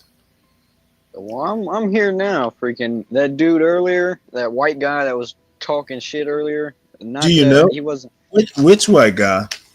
I think fuck it. There are We were watching a bunch of YouTube white video. guys. It wasn't a guy up here. It was the YouTube video. I think it was. Fuck, I looked him up, but that dude sort of wrote me in here. You 'Cause it looked was just someone up, interesting. motherfucker. You got curious. Yeah, I got Okay. curious. Well, you know what?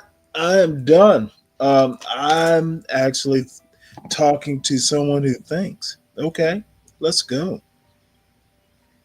No, if you actually took the time to look up someone and actually think about what was going on, you're my kind of friend. Hell yeah. Yeah, the chat is it was be brave and think. That's what it was.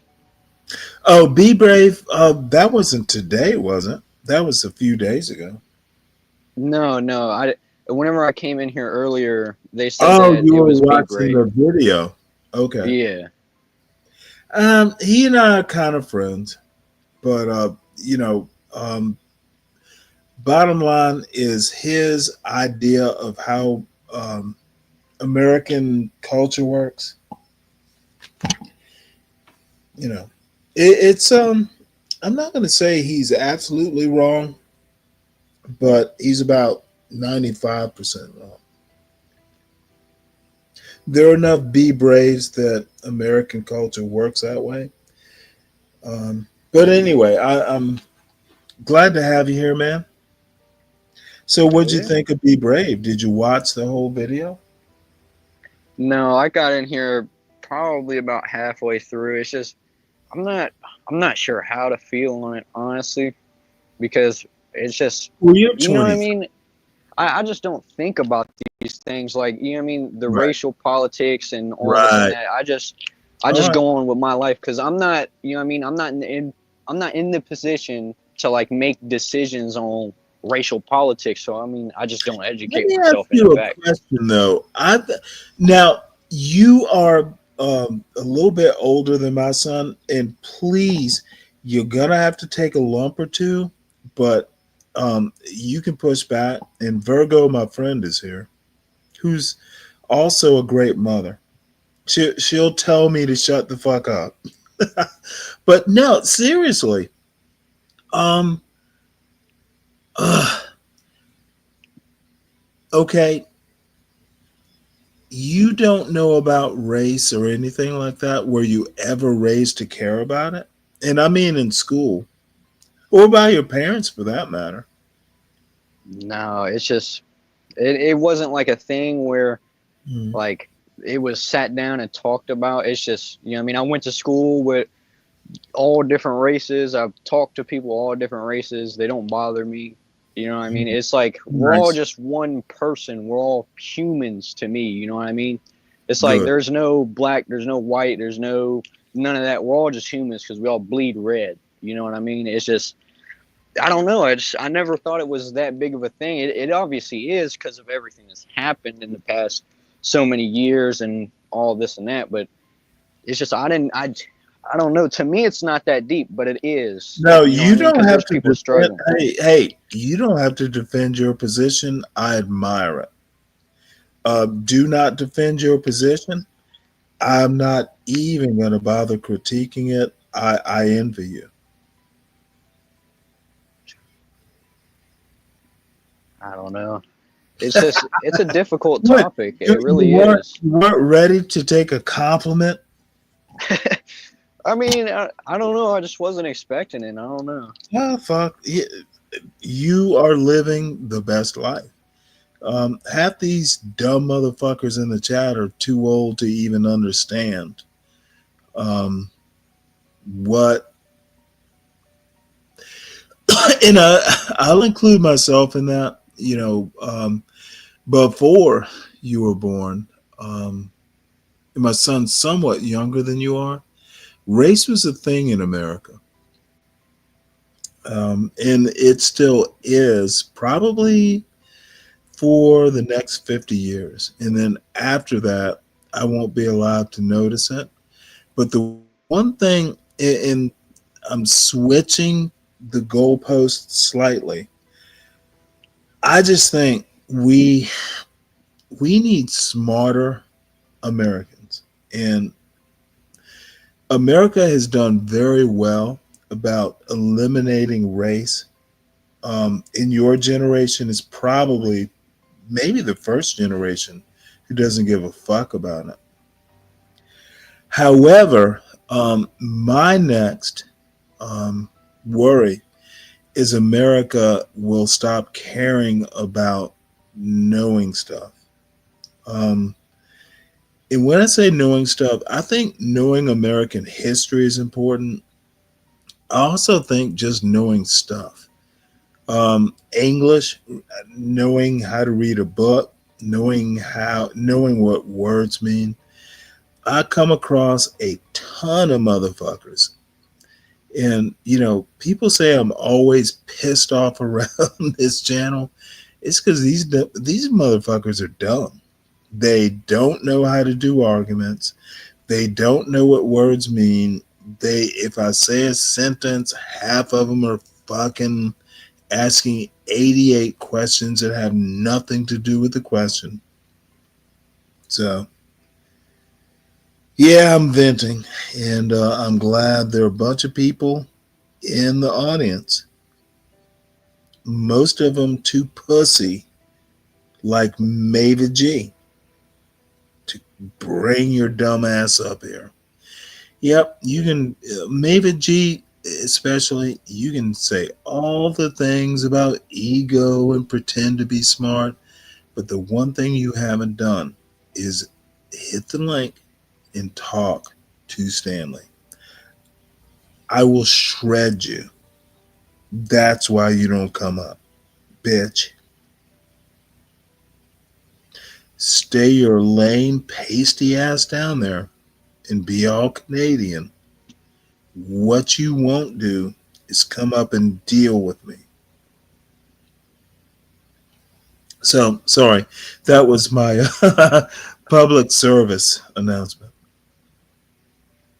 No, that's all good. I'm So, new what do you here, so I don't know do? You what's up. teach? What do you do for a living, 23-year-old?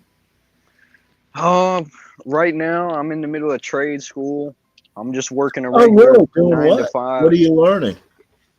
Just welding and fucking shit like that. I don't know where Did I'm you gonna go just into say the welding shit field. like that? Motherfucker, you're building a life.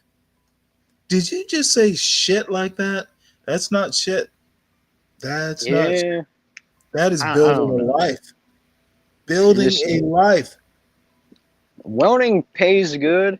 It's just Mhm. it's harsh on you. It's people don't talk about it. It ruins your eyes. Even if you got the mask on, it fucks with your eyes. The Mhm. smoke from the welding that gets in your lungs, you get cancer from Right. that.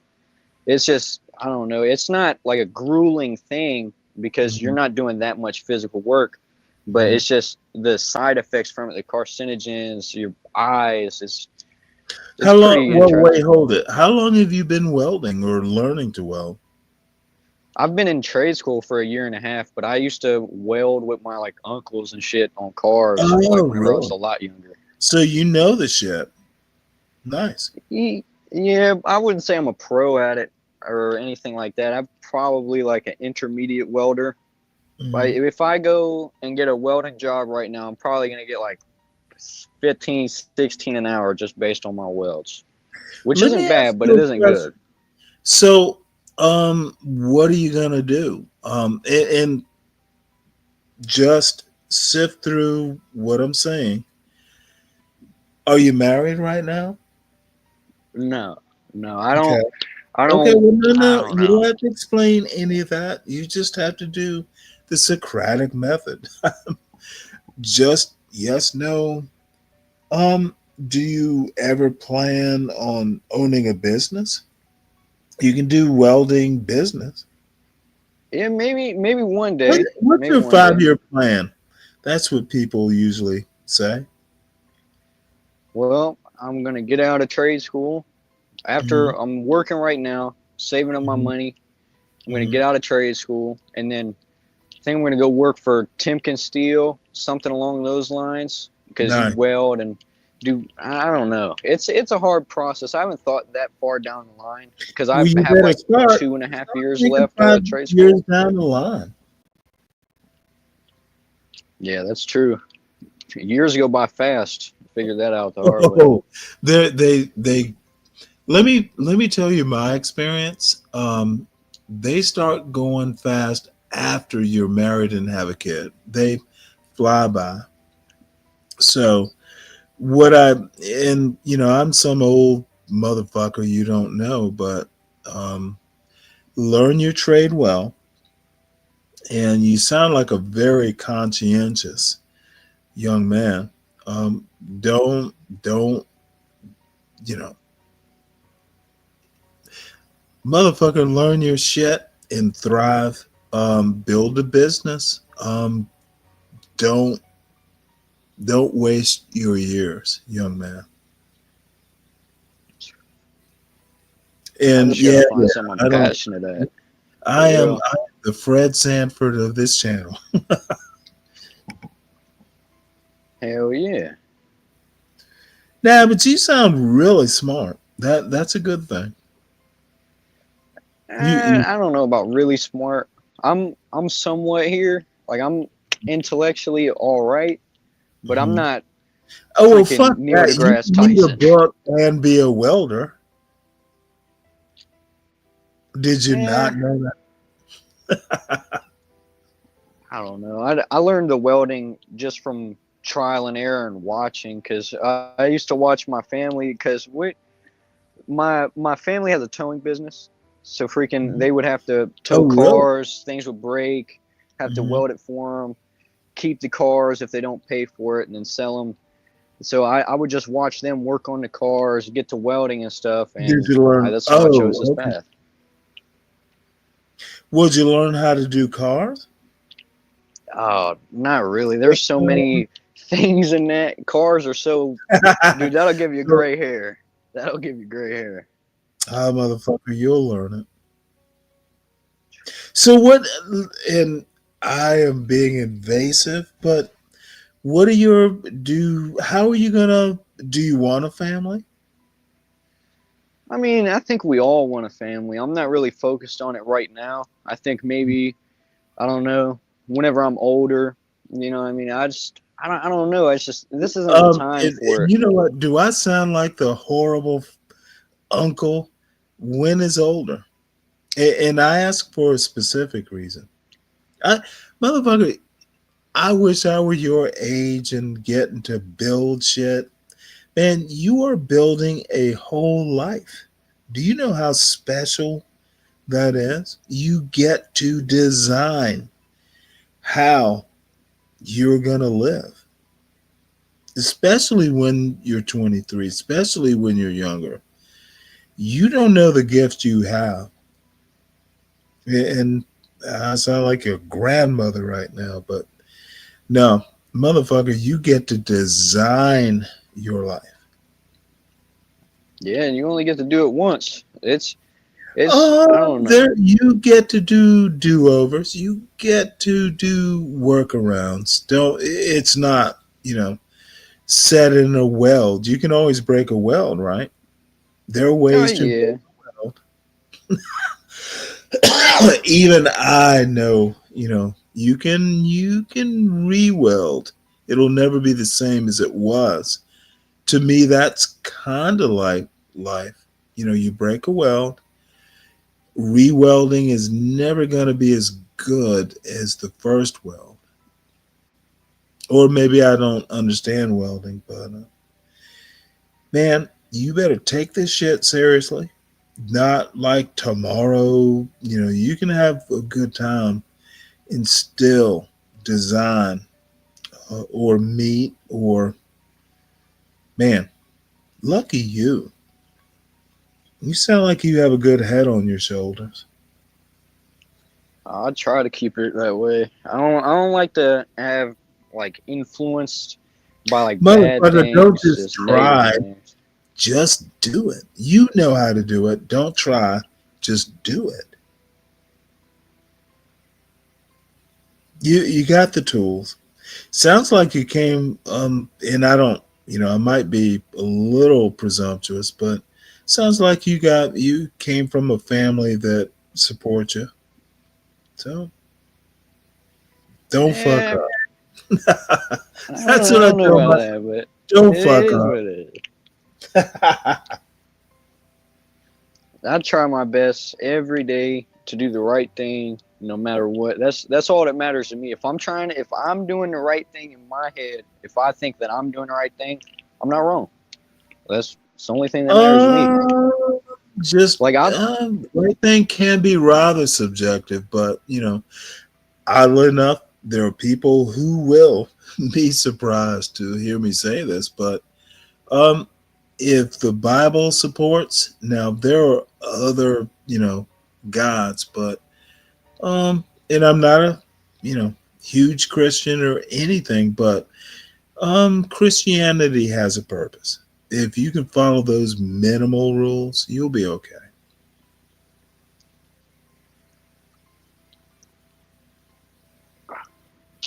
yeah, it isn't that hard. I don't know. I'm a Christian as well. I don't go to church Oh every no, no, Sunday or I'm anything, not but even saying that. I'm not saying you have to be what I'm saying. Read Camus. And no, I'm actually going to go out there, but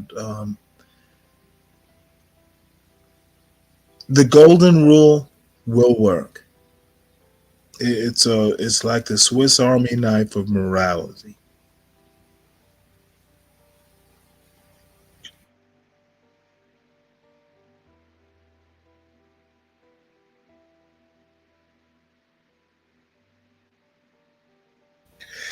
So what's going on?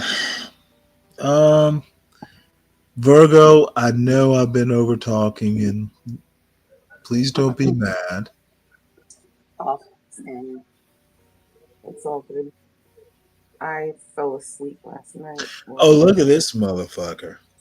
it was early Oh, this Virgo. morning, I should say. Mm. Golden rule is stupid, Stanley. Oh,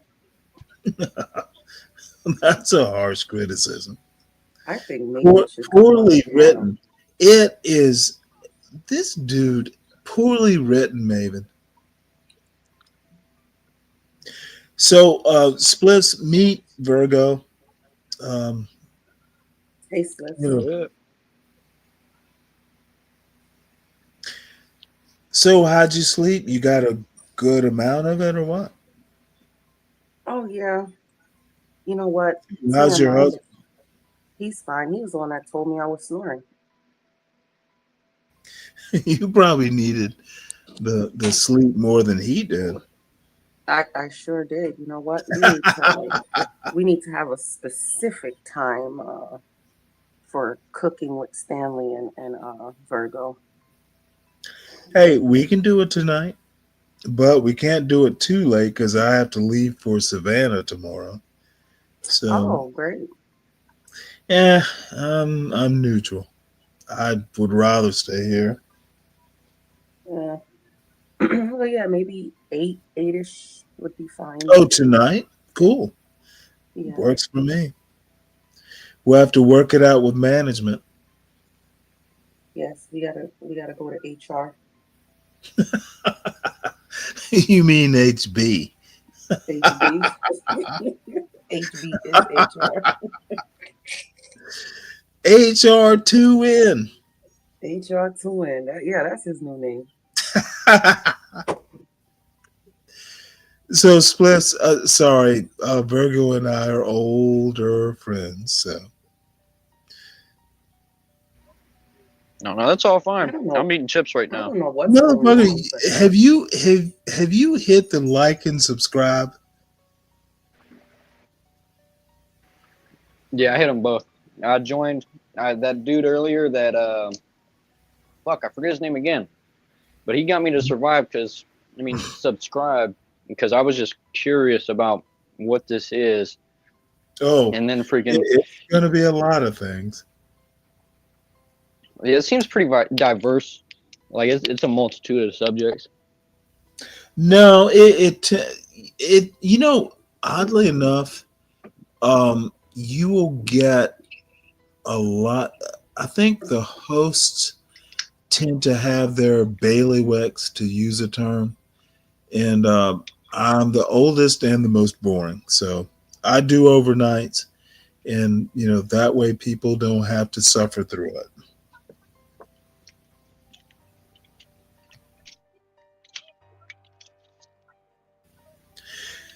John, all the younger folk, you know what? Now that I'm saying it, I am the oldest motherfucker by like a decade. So you'll be yeah, more entertained. because I'm 21, so I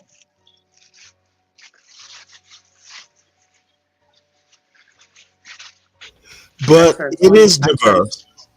I turn 21 every September.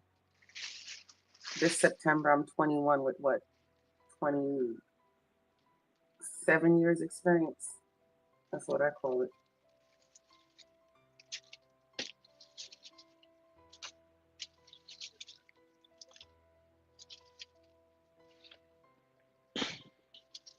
You know why I've been tired this weekend. The dog TMI, but he had diarrhea. I don't know what he ate. We made some chili the other night, and I don't know if it was the poblano peppers that we put in there or whatever spice we put in there. I mean, we didn't put anything outrageous, just some chili powder. Typical chili kind of spice. And Oh my lord! yeah, so he kept us up I for the leave night. in chili powder. I was like, I was joking with my husband. I was like, we might as well adopt a baby or something. That dog kept us up every hour, so he needed to be walked because poor thing was having diarrhea.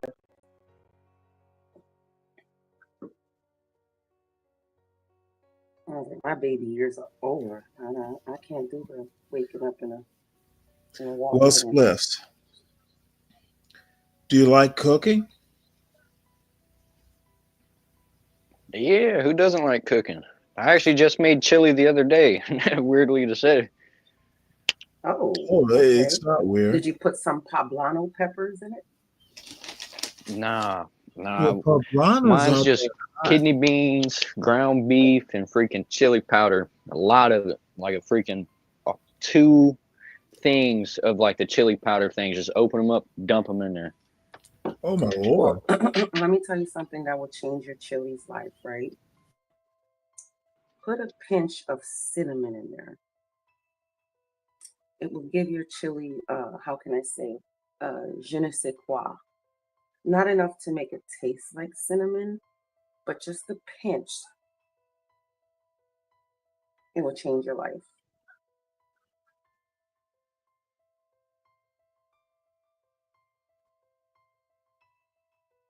Now, what else I put in there? Put some coriander, some cumin,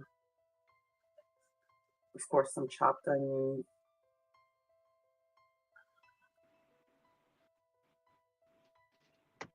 Then my husband had the nerve to say, "Oh, that's the best chili I ever made." Well, I'm the one that seasoned it.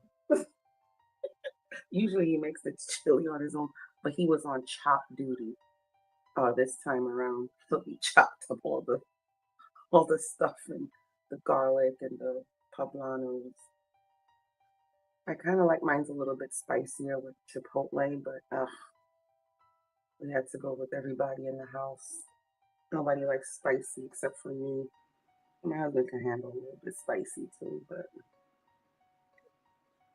I like a spicy chili. Man, if the chili ain't spicy, it ain't chili. If it ain't spicy chili, it ain't chili. That's what I'm saying. That's what I'm saying. That the chipotle peppers in there. Oh my god, it's so good. But the in-laws don't like. They don't like spice. So You making me want to go get a bowl of chili at fucking, what is it? Yeah, 10 a.m. That's crazy. I know we Might still just have have to. leftovers too. I had some last night. Yeah, whenever I make chili, it usually lasts for about a week. Got a week worth of leftovers, kind of make it in a huge ass pot. And it's better as the days goes on. It's better because all that flavor just marinates. And the chili got so thick last night that when I warmed it up, I had taken the last bit of rice because everybody likes it with cornbread, but I like it with rice. I ate it with a fork. It was so thick and flavorful. Yeah. Hey, Spliffs. Who taught you how to cook? Nobody really. I mean, the chili, I've been making that for like 2 years now. I just found the recipe online. It didn't say that much chili powder. It didn't say, like, I add on portions. Like, there was double the kidney beans than what it said. There was double the ground beef. There's double the chili powder. But I don't know. It's just trial and error. If I like it, I like it. Right, you just like to get in there and experiment, huh? Yeah, somewhat. I guess you can say that, yeah. Well, I'm gonna have to intervene. Let's go ahead and change your avatar, SKC. to a Oh, what's more the static picture, one that persists. what's the problem? You know what I mean. Let's do it.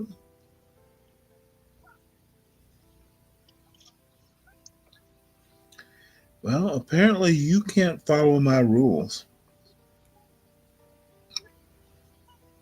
Let me know when you've changed it. So, anyway,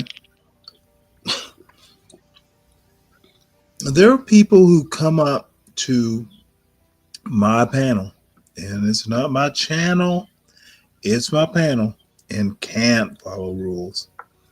And it's the weaker black people who can't follow simple rules. Here we go. Oh no, no. I don't have to do a whole fancy spiel about the beta males.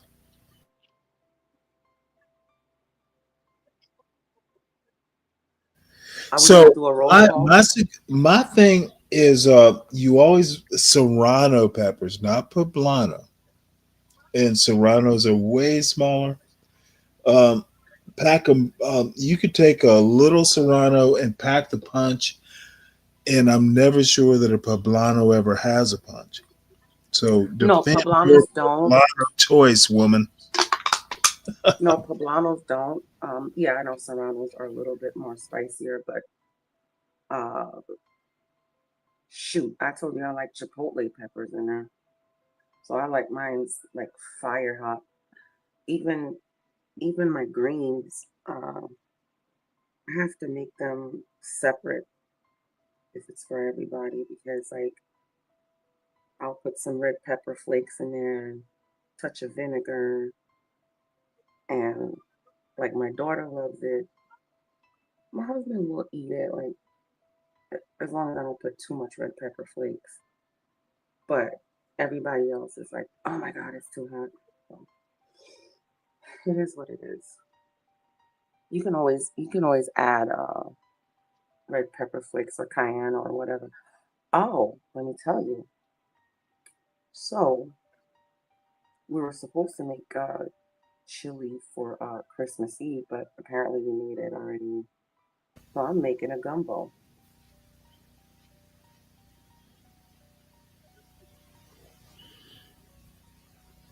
Yep, I'm going to make a seafood gumbo. Well, look, I have to notice that SKC once again is incontinent in his fucking. He can't stand it when Stanley tells him how to behave properly. He just runs back to his jungle. You know, I feel sad for that African man.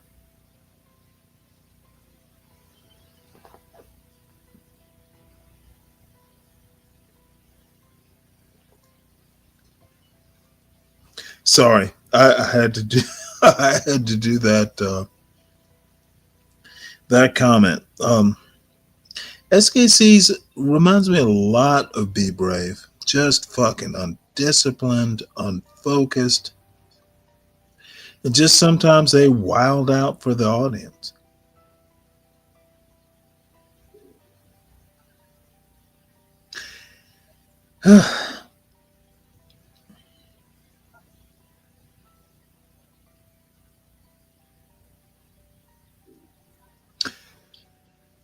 Spliffs, Yeah. what are you doing for Christmas? Oh, just the usual. I'm gonna go see some family. I gotta go take a couple-hour trip and go see some family, see my nephews and nieces and whatnot. Are you in the South? No, I'm up north. I'm up by freaking like California, like Northern California, like Oh right on the man. border. Oh really? So oh wow. That's West Coast stuff. Well, I'm in Georgia. So we are a coast apart, a country apart. Yeah, what is that? Like freaking, like 40-hour drive, 50-hour drive? That's crazy. I've never done Fucking, what y'all doing for Christmas? Y'all doing anything special? it. I'm going down to Savannah, Georgia. Hell yeah. Well, that's where I was raised and going to visit my father. So we're going to be down there for a week. And, just be in Savannah. There's stuff to do. Fishing, old friends, to visit. So it's going to be pretty cool. Are you gonna go caroling, Stanley? That is so funny. When I was in high school, oh my God, Father Arthur. I went to a Catholic high school, and Father Arthur with his fucking Christmas song. Damn it. Do you really have to give me PTSD like that, Virgo?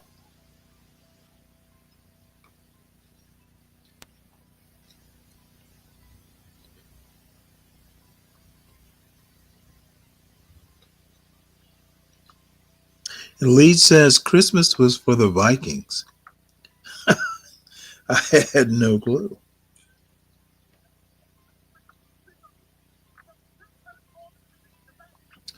No, Soul Provider, I'm eating jelly beans. Some little, Jelly Belly jelly beans. I just have a taste for them right now. So there. Jelly beans and beer. Breakfast of champions. Hell yeah. Hell yeah. I wish I had jelly beans and beer for breakfast. Yeah. Oh, it should not be admired.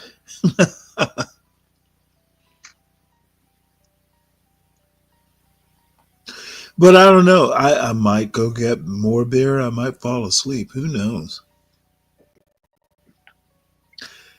You must retire by 50, son. Man, I don't know. Well, I mean, if you want to work, Father, but, I kind of, get to do what I want to do.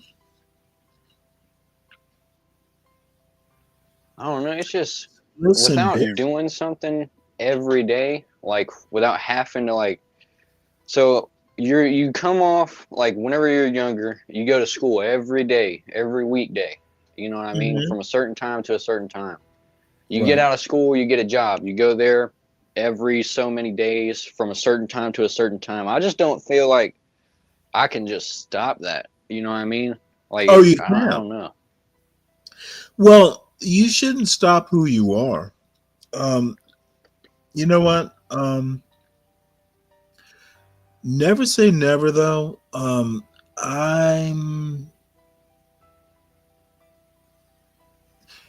As long as you know what? I'm going to go back to a basic point.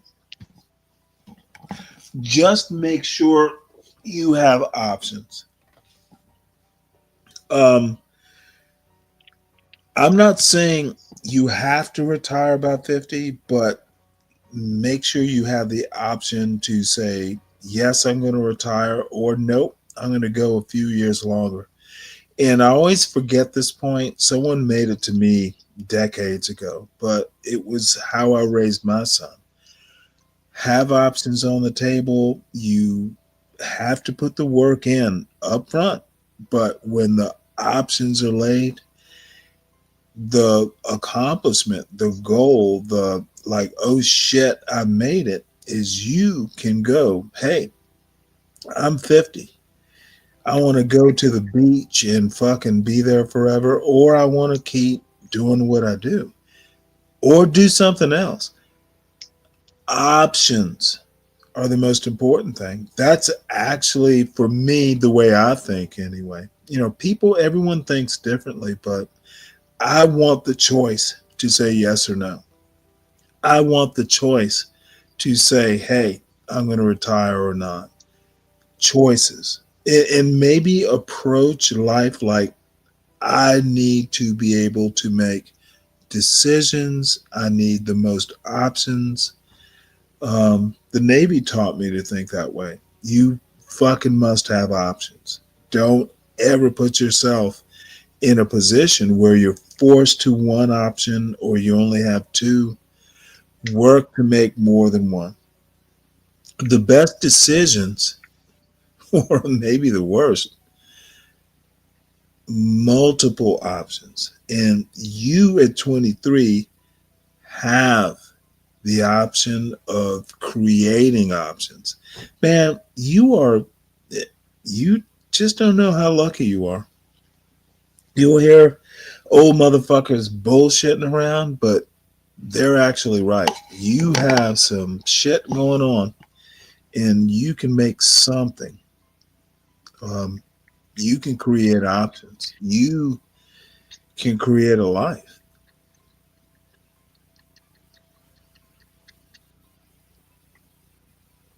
I don't know. I don't know what else there is to do other than welding. Like I day Fuck that. trade a Figure it little out. bit, but I don't know. I'm pretty.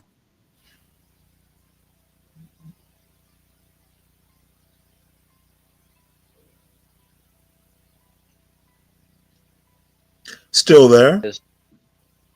You blanked out. You know what? I'm not going to tell you what to do. But all you need to know is there's stuff you can do even with the welding. It's not either or, maybe it's both and.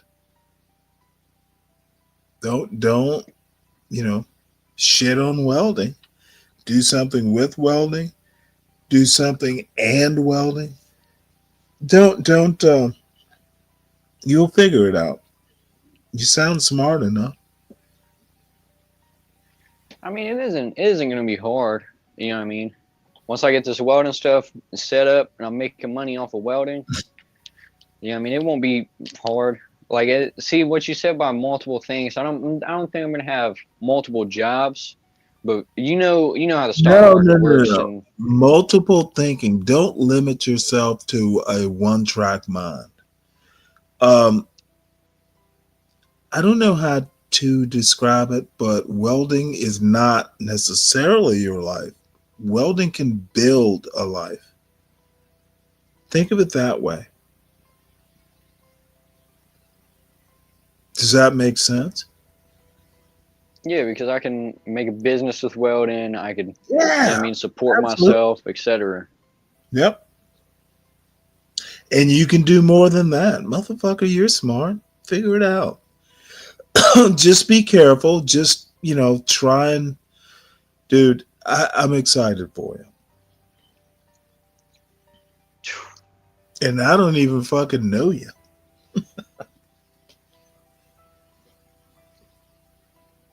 I don't know. Life's fucking interesting. You It's a don't little have to know nerve-wracking, but today.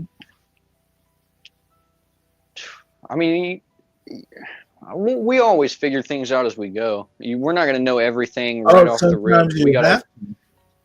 We got to fail a little bit. Oh, absolutely. Well, that's a given. That's not rocket science. You will fail. Mitigate the failure. Don't fuck up catastrophic. Excuse me. Don't fuck up catastrophic. Can you see the screen? Our buddy Navy G says white X. Yeah, this motherfucker. I said the word, but he didn't get the joke. Pray for Maven. I wonder if he can learn how to weld.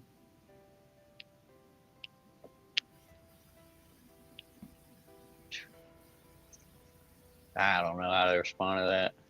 I don't know. Well, you can't. It's idiotic. Let's see.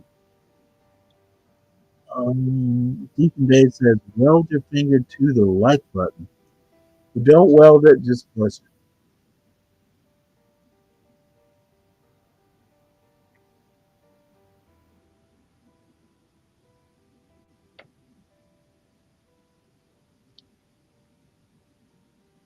Virgo, you've been rather silent.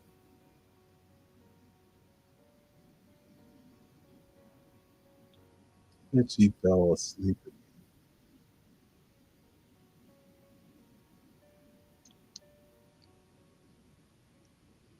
So, what do you do outside of welding?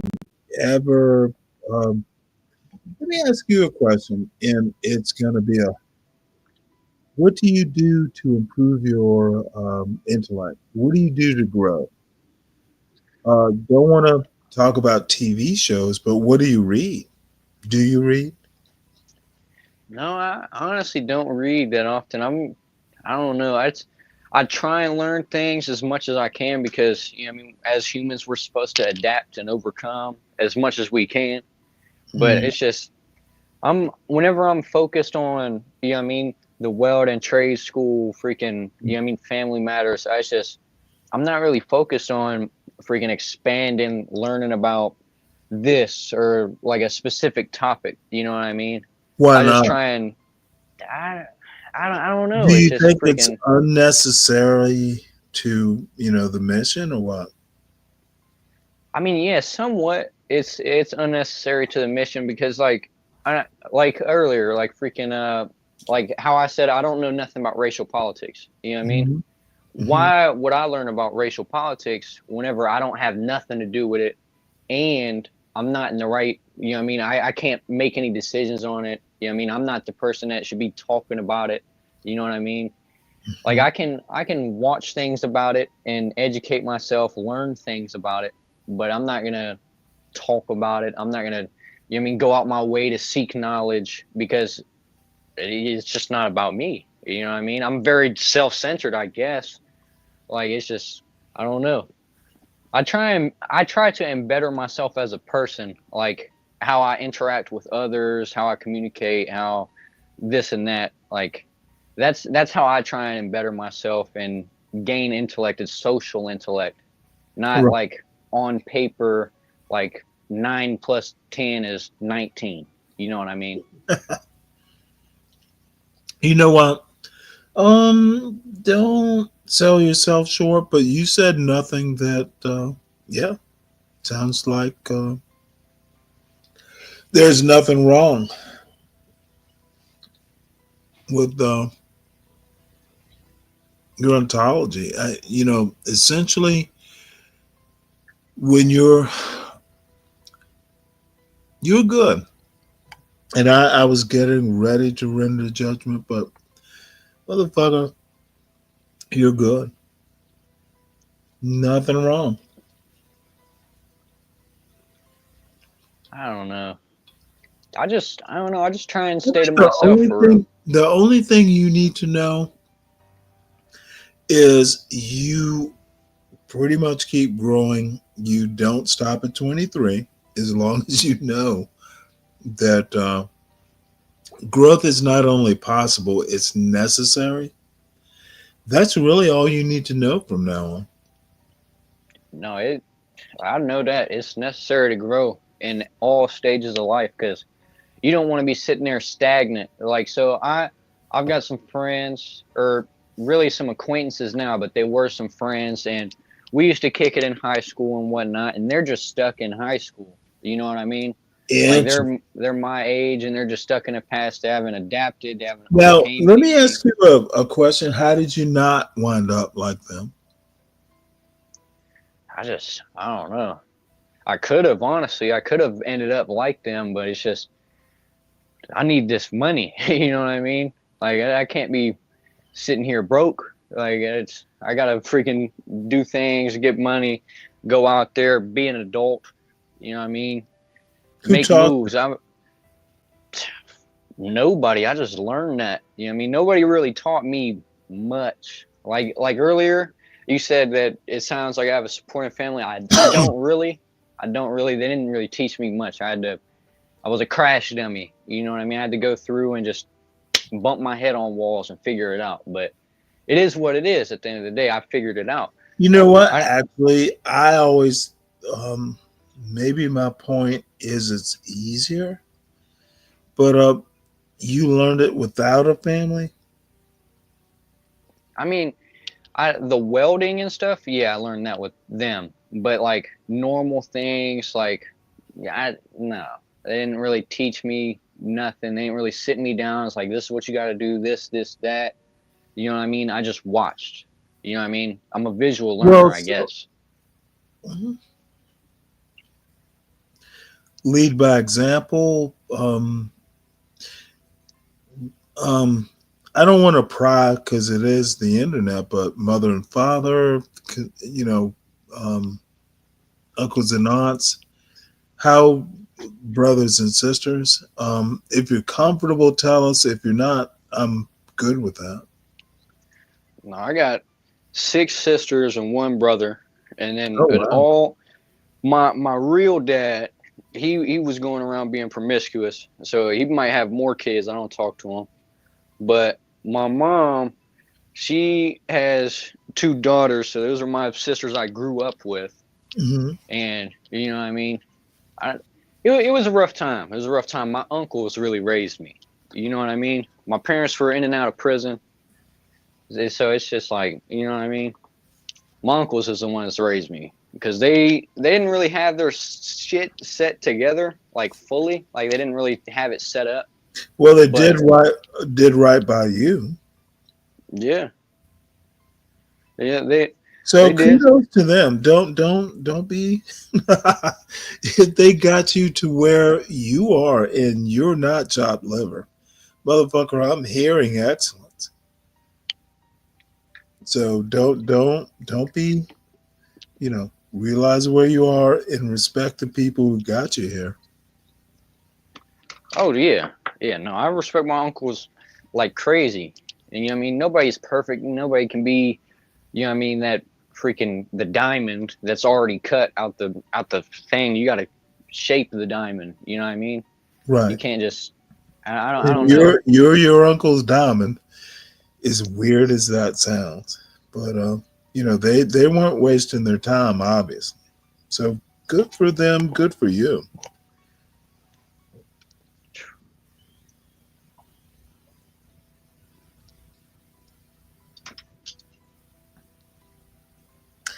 Yeah, this motherfucker keeps, dude, Mavid,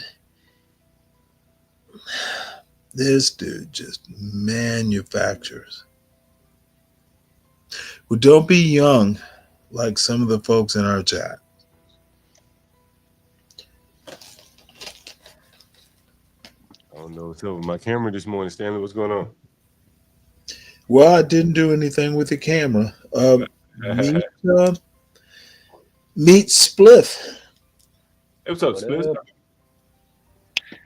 Ain't nothing. John is the leader of our channel. What's going on, Spliffs? I just thought I'd come up here. Stanley said nobody was coming up, so I was like, fuck it, I'll come up. Say what's up. You scared of SKC? You ran him off into the audience. Well, I wonder why Dick and Dave never comes up. He's been up. Oh, does he? Okay. I never seen Dick and Dave up here. Yeah. He just doesn't want to come up with me. Is that what it is? Yeah, I cow these motherfuckers. He come up with HB or Porsche or something. Well, HB's a good guy. I never pretend to be a good guy. HB is more hospitable. Well, I can be, but not to folks who aren't real. Now, I really wanted to hear more what SKC had to say about, the dating the Asian woman and, running the channel. Well, it's his wife. He's not dating. I think I don't know him well, so you can't hold me to being exact on the specific. Well, you know what? Let's see. SKC is saying something. Oh, but yeah, no, I was curious to know because I see a lot of these internet debates or people that social media personalities, and when they go off into that black space, they oftentimes people will go at them personally, in their personal relationships. So I was just curious to know more about Yeah, and I guess you have to talk to Communita. it. He's not going to grow your brain. Um, I like listening to people. Everyone has a story, no matter if you disagree. now, I guess I get to be a little bit more curmudgeonly. Yeah, that's why. SKC, as much as I love you, you have nothing to offer thinking black people. And no, you'll chuckle. Now, what did you say? No, Thinking? no, no. said- I honestly think Communita and Hood are literally not helping. And there's a reason that I don't think they're. I think they haven't left their crab baskets. There's a new way to think. And you know what, motherfucker? I'm older than y'all, and you never learn how to think. It's amazing to me that these two young, pretend black kind of scholars think that they understand stuff. And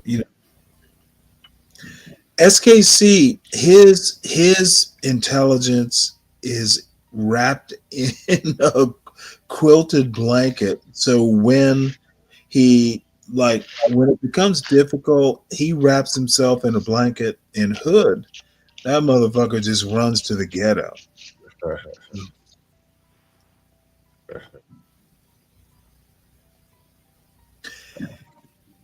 And Spliffs, it's a rough and tumble channel. It will be rough and tumble. There will be times when you'll get your feelings hurt, but you belong here. Just tell them to go fuck off. What's your story, Spliffs? I don't even know how to say my story. I guess I haven't really thought about it. I don't know. I came up, freaking. It was rough then. It's all right now. I guess I don't know. What part of the country you live in? Like Northern California.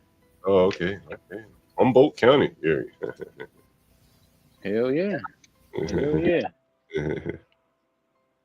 So what do you think about it? We hear so much in the news about California. What do you think about California? Here it's expensive to live there. It's expensive as hell. It's expensive as hell. What do you think makes it so expensive? Like what part of your day is very expensive? The gas is expensive. Cigarettes are expensive. Water's expensive. You go to the store and buy a water bottle, it's like $4. You know what I mean? I've went to other states, more East Midwestern and stuff. Yeah. But you go to the store, buy freaking some Newports for $5. Over here, it's like $9 for Newports. That's crazy. Water over there, it's like $2 maybe. $4 here is double. And I think that it's just because of how they got it run over here. It's like it over here has completely different laws.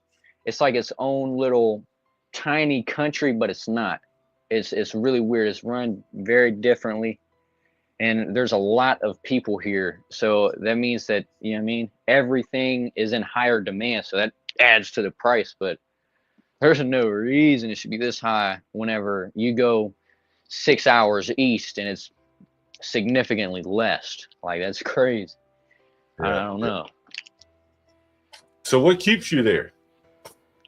I got people here. I've been here all my life. Always I wondering. don't know. I don't think I can leave.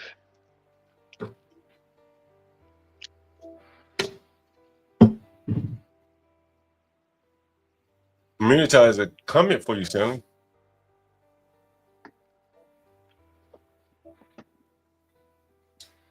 Stanley. Yeah, community. You know what, John? I actually,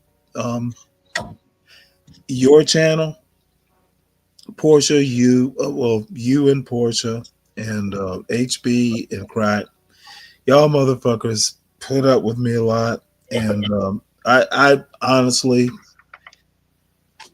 please understand, y'all created my opportunity, and no, I'm not leaving.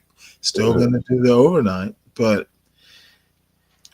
every now and again, even I have to. You put up with a lot, John. And if it, I'm not happy with B Brave's behavior. I'm not. If I become too much of a hot potato, because I think I am, these fuckers don't like my logic, and I think I'm right. So fuck them. In SKC, sometimes I wonder how this motherfucker ever got to be so well respected. You're smart, but you got a blanket wrapped around your head. So when you roll around on the ground, it's soft. The hard questions are soft to your little just comforted head. Hey, Stanley, can I get your opinion on something? About SKC? I think he's weak. I think he's a toddler. Nah, we moved on from that. What would you think Right, about you're this? not going to let me dwell on it? You can. I ain't going to tell you to move on. No, I'm done. What do you think about this? This is a Yale University. What? See, and this may not be your area of knowledge, when I say that, your area of knowledge. Because, there's a big argument going on back and forth between what they call tethers and the really? Yeah, well, I just wanted to hear your opinion of it because, there are many ways you can go. And I'm just curious to know which way you'll go with this. That's what people want to hear, what you have to say. So, look, what are your thoughts on this? Is he American or tether? Or do you know? I don't know what the real definition of tether. I think is. No, this person you're showing on the screen, is he American or tether? I think they consider some Americans that are African tethers. First generation, but born in the U.S.?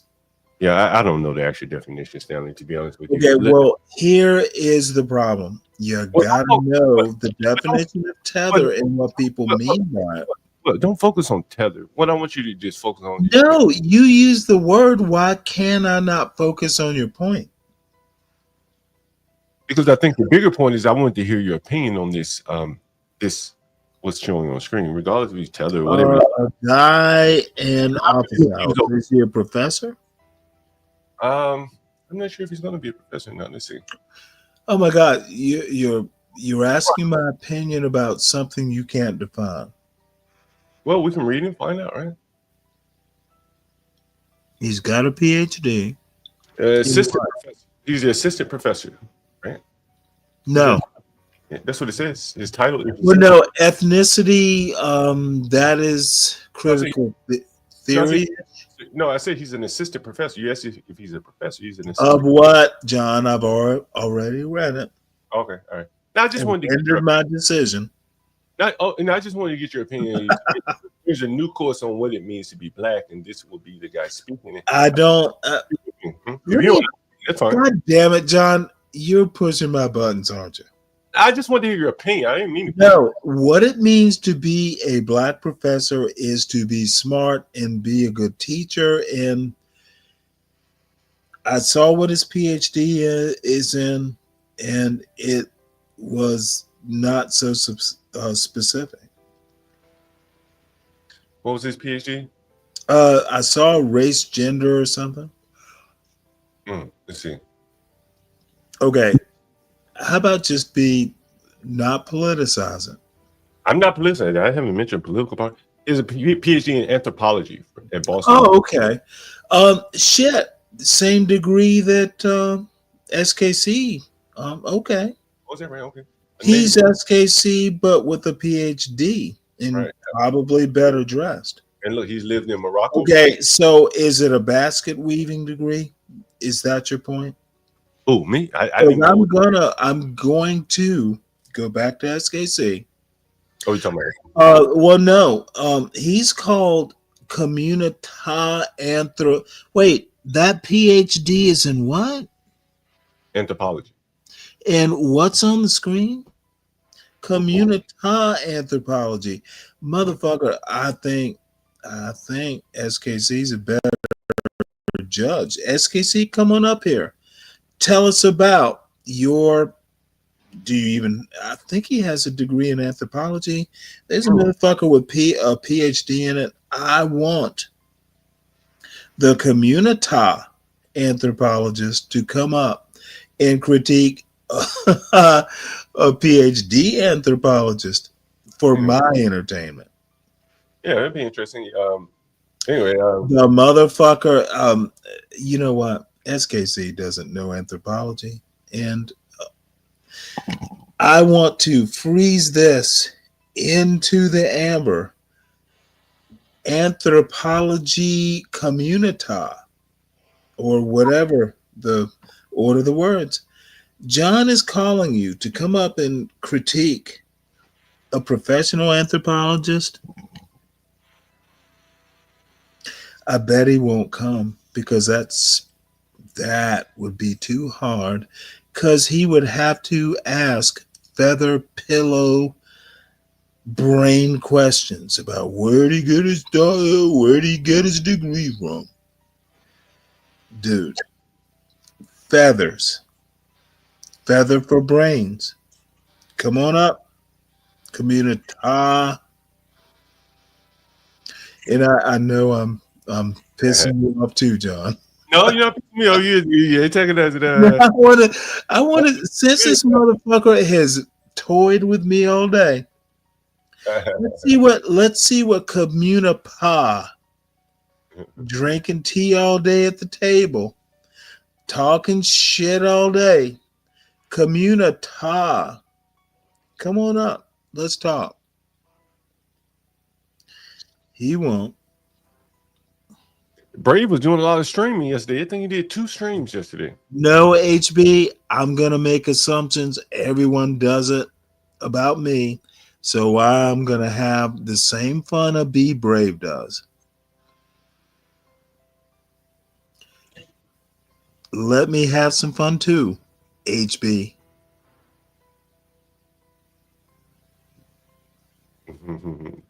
Oh, there goes Lindy Lou. So I guess I have to back down now.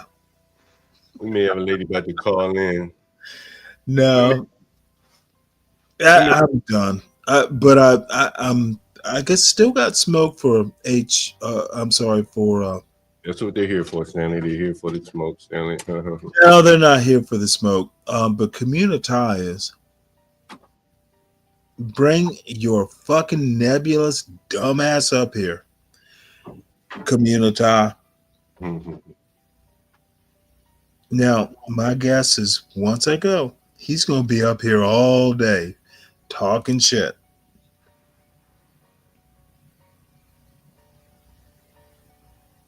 May get a call from a lady. I guess you just got an Airbnb booking. Got some questions, I'm sure.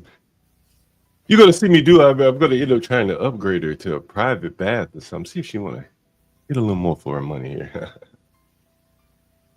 When I was pursuing my PhD, I went to Brazil to do it. Oh, this is going to be good. Maybe.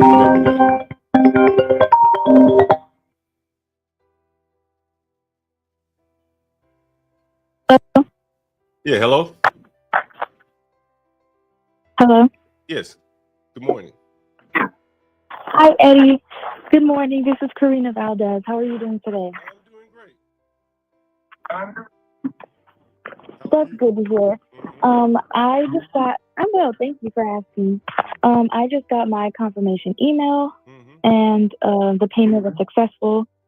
So I will be there shortly. But I wanted to check with you to see if it's okay. Yeah, I don't think checking. I'm not sure checking is sometime in the afternoon. They will send you your code automatically.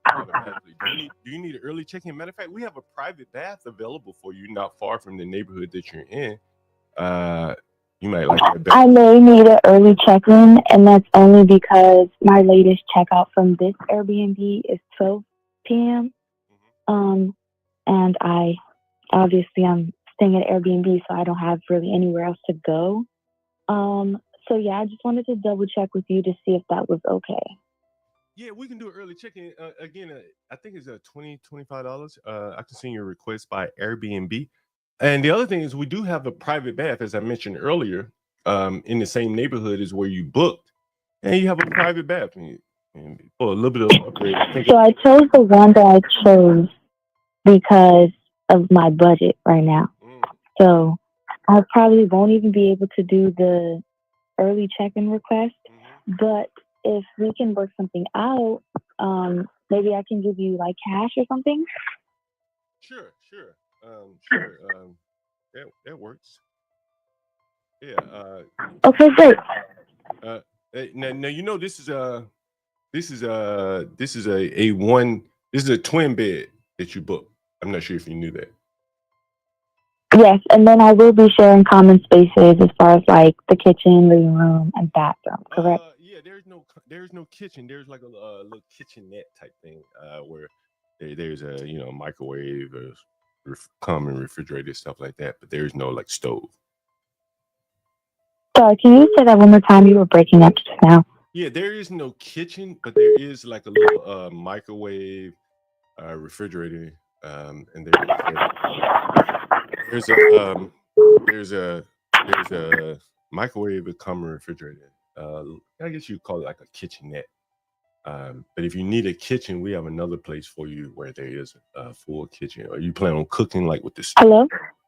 Yeah, are you able to hear me? Yeah. Yeah, it's breaking. It's going in and out. Okay, so this place that you booked doesn't have a full kitchen. It has like a microwave. It has a microwave and refrigerator. Do you need a place? Okay, so it only has a microwave and refrigerator? Yeah. Do you need a place with a full kitchen? Well, I do make food, but I guess I'll just kind of stick to like microwavable things in the meantime. Yeah, I mean, we have a place with a kitchen. Well, but I knew you had and stuff like that. Yeah, so right. Yeah, so will you be looking for a place once your reservation is over? Because we do short-term. Yeah. And it's a whole lot cheaper than booking on Airbnb. We do short-term rentals, and it's a lot cheaper than booking on Airbnb because you get to cut out the middleman fees. Oh wow. Well, I would have liked to know that. Where's your short-term rentals? Like, where are those at? All over the place. DC, only in DC though. So if you're looking for Maryland or something like that, we don't have. So, okay, for example, because I booked for 5 nights? Yeah, 5 nights. Yeah. How long have you been living in Airbnbs right now? Honestly, for the last, let's say like month. You say 5 months? It's becoming very expensive. The last month. Well, I do. Yeah, I just got confirmation from my apartment complex that, inspection and stuff is happening soon. So I do project on moving in hopefully January 1st or February 1st. If it's in February, that is going to, I'm just going to have to figure something out. But yeah, I've kind of been staying in Airbnbs for the last month now. Yeah. And where were you living before that? I was actually staying with a friend in Clinton, but I had made an agreement. Yeah, I made an agreement with her grandmother that I was only going to stay there for 2 months. So, I didn't want to overstay my welcome. All right. And where's your new apartment going to be? If you don't mind me asking, it's in DC? It's in DC? In Temple Hills. Oh, okay, in Maryland. Okay, all right, cool. Yeah, so if you need some time after your reservation is over, Book directly is cheaper instead of going to Airbnb. You can just save my number right here and then just give me a call. You said book directly? Yeah, you can just call me and let me know. Hey, I need a few more days. It'll be cheaper. It'll be cheaper than going through Airbnb. You avoid all the fees, the middleman fees. So the place I'm actually staying at now, I appreciate, you giving me the heads up and offering an alternative. The place that I'm staying at right now in this moment, I had made the same agreement with the person, and then they went ahead and booked someone else. I'm assuming because I went online and the price difference, I was $161 for another 5 nights. And if I had extended my initial reservation, it would have been $286, I believe. And they were asking me for $486 for the same amount of time. So I just went ahead and booked it online, but they denied my request and they reserved someone else. So it's like that put me in a jam to where now I have to figure out what I'm doing the very next morning. You understand me? Yeah. I totally get what you're saying. Yeah. So, I just don't want that complication. But if you are genuine and there is something we could work out, that would be very greatly appreciated. But, I guess we'll figure it out when we get there. I'm going to do my best to get all my things together in the moment, and then I'll figure out a way to you. You said the address is in Congress Heights. Yeah, right? I'll send you everything you need right there. And is there a check-in code? Yeah. When do you need? You say you need to check in early, right? Yeah, so right around maybe 12 p.m. And you want to pay in cash for the early check-in? Yeah, that works. Okay, yeah. So someone will stop by and just pick it up from you, and they'll see the code by 11:30. Sorry, repeat that for me one more time. Someone will send you the code. You'll get the code. I'll send it to you by 12 o'clock, 11:30, and someone will stop by and pick up the money. Okay, that's perfect. Thank you so much, Eddie. And there you have it again. Living in Airbnbs there. Man, that's fucking amazing. Fucking amazing, bro. Anyway. Sorry. It's almost kind of sad, Anyway, seemed like a nice person. Living a month in Airbnb.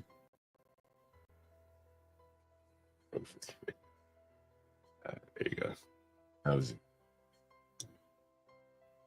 What can you do? Stanley, you there? He stepped away. Anyway, guys, man, you get these kind of calls all day, every day. We have these really small rooms that we put them on Airbnb really cheaply. And you can kind of see what the incentive is right there is to kind of rope the people in. It's I don't know, a real small room. I don't know what they listed it for, maybe $35 a night or something. So after all the fees and something, you probably pay, I think she said $280 or something. I don't know what the hell she pays. But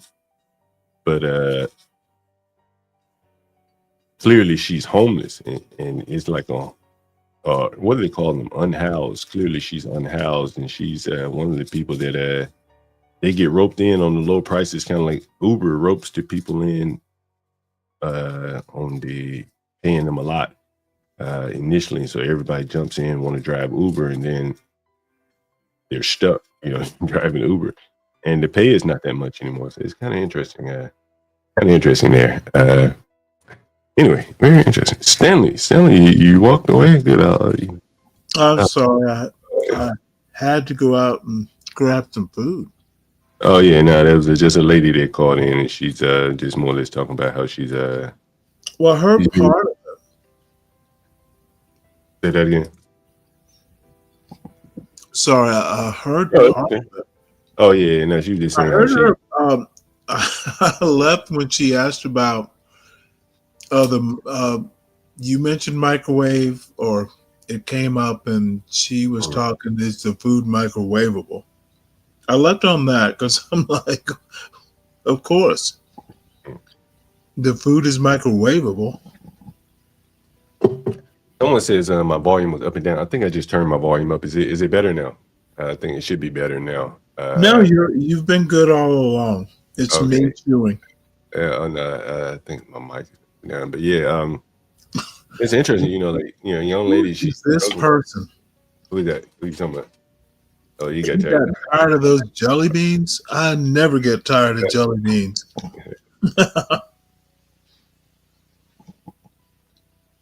Trader Joe's jelly beans are the best jelly beans if you ever had those. Really? Yeah, I like theirs. If you're gonna buy something from a store, not like gourmet or anything, theirs are pretty good. You can date that. What do you say, Stanley? You know what? I have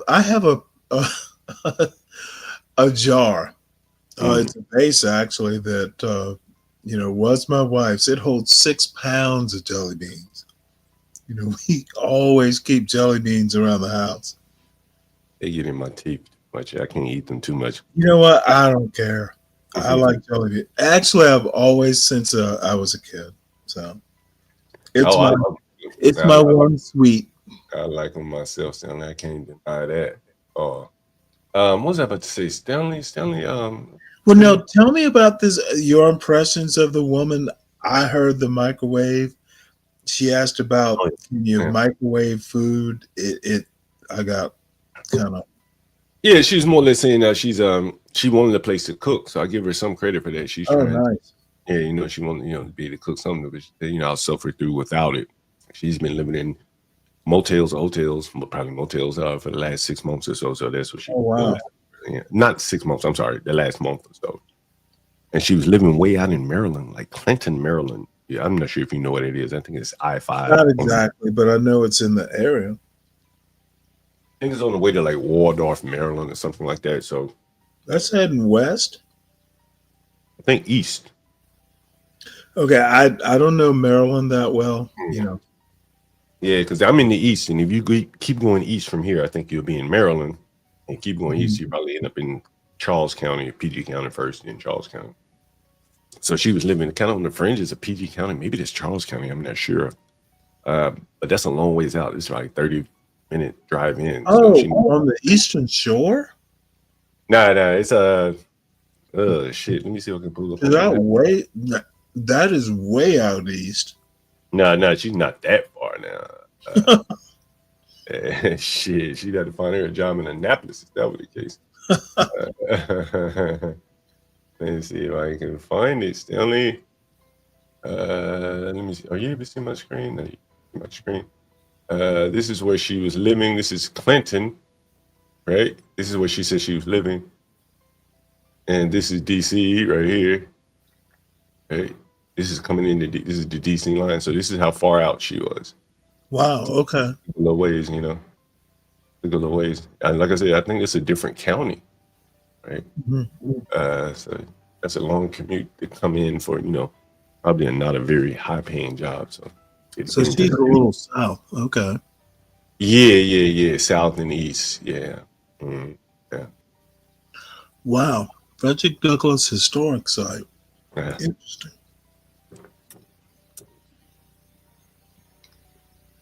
And JQ says black jelly beans are nasty. Mm-hmm. Not if you like black people. Mm-hmm. You have to accept the taste. And then Lou says she likes all of them except for the black ones there. Oh, Lindy Lou.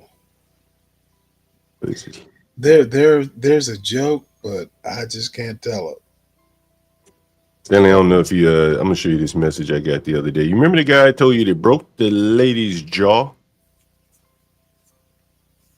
That was the Georgetown guy? Yeah. Oh, wow. He sent me a text the other day. Let me show you the text. I think I showed the text in another stream, but I'll share it with you guys. Well, how's the lady doing? I don't know. I don't think he's with her anymore, so. Well, I hope not. There is that, Stanley. There is that. But here's what he sent me the other day.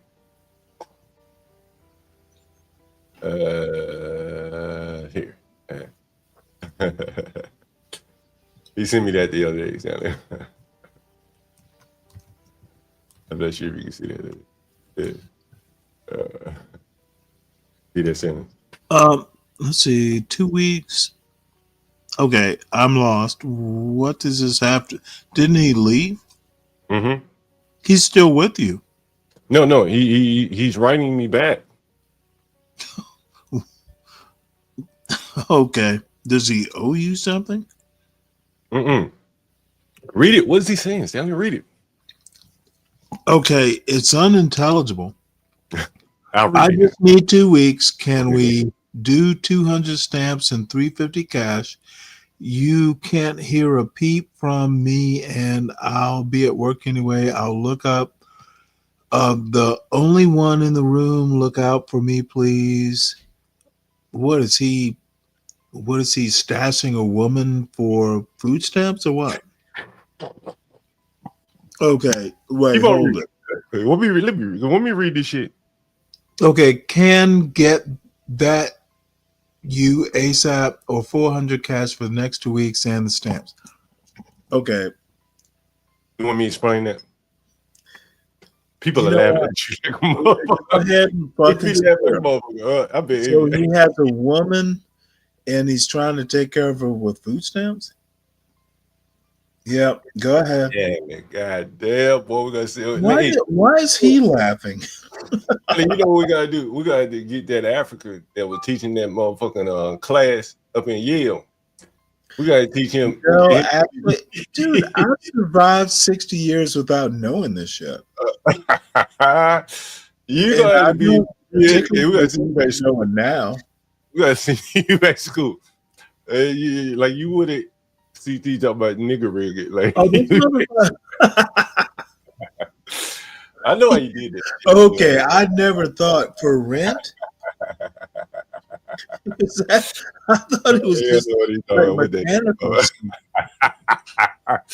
You can't even read that shit. Stanley, you been away from the hood so long you ain't know what the fuck. Motherfucker, I was never in the hood. That's the problem. Well, I'm talking about it. You don't even know what the fuck you can't even communicate with these new people.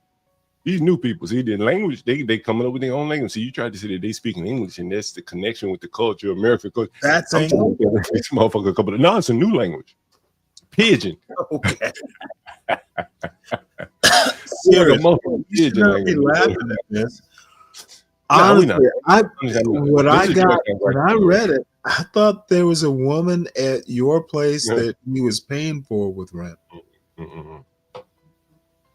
No, what he said here, what he Georgetown graduate need food stamps. Mm-hmm. No, I'm dead goddamn serious. Wait a minute, what the fuck is this? What the fuck did I just get a message? No, I didn't. This can't be real. What the fuck is this? Really, HP? This can't be real.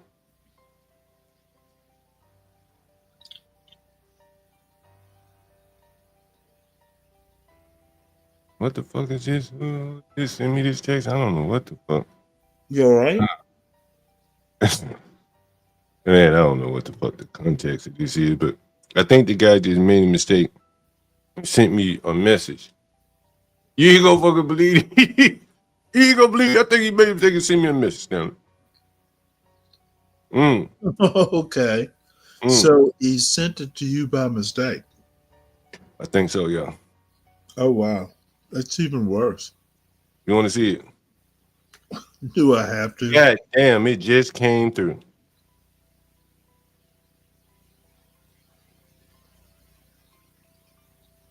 Damn, did it go through? Let me see. And here you go through. Sure.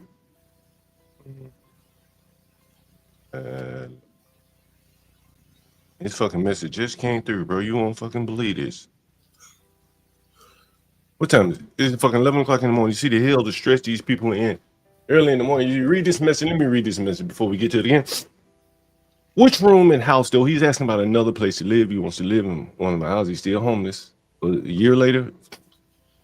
And he says, I just need 2 weeks. Can we do $200 in food stamps? That's what he's talking about, Stanley. Stamps. When he talking about Stanley, he's talking about food stamps, not collectible stamps, food stamps. At $350 cash. I was thinking those S&H.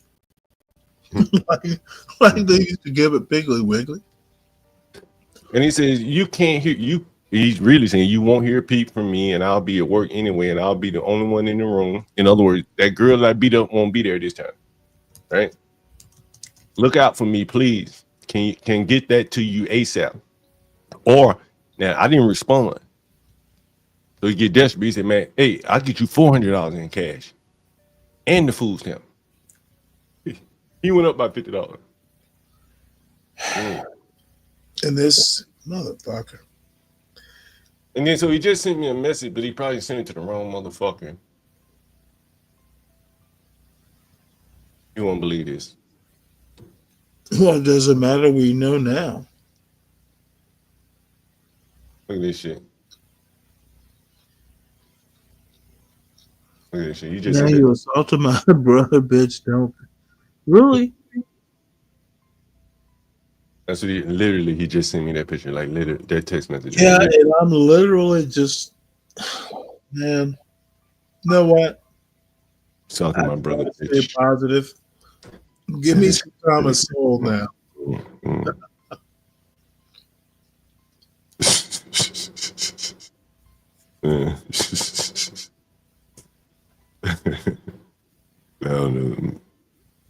Somebody. Yeah. Anyway, I don't even know what the fuck to say to that. This dude's a Georgetown accountant, right? no, he's a graduate. I thought he was an accounting major. Oh yeah, accounting major. Yeah. Mm-hmm. God damn. Yeah, And you said he graduated, right? Yeah, I think he has an accounting degree. Or some kind of degree. We can look his resume up again. I want to see it. Well, I don't care to know. It's just like you're not going to be rid of him. Did you you're not like his big brother, are you? Nah. Well, no, it's like, he But you know what's crazy though? I showed a message the other day. A while back. I ain't gonna say the other day, but it was a message from this same guy, man. And he was talking to me as if I was his big brother. He was like, my family ain't shit. You know what I'm saying? Like, you the only one that looked out for me. Like, it was really weird, you know what I mean, to see that kind of language coming from a young man, you know what I'm saying? And you see it all the time, like a lot of these people don't really have anywhere else to go. And so this is it's so that's you see a lot of that, Stanley, honestly. Well, I'm gonna be honest. You do have a mandate. A bunch of people need you. So it seems, Stanley. So it seems. It seems. What is that? Guys, what a weird 8 hours in, 29 people in the audience. Make sure you give us a like. This is weird. Subscribe. Like and subscribe, and make sure you support the channel there. 29 people in the audience there. Critical Drinker. And we got HB, Stanley, Big Crack. Critical Drinker, is that like a movie script you're working on?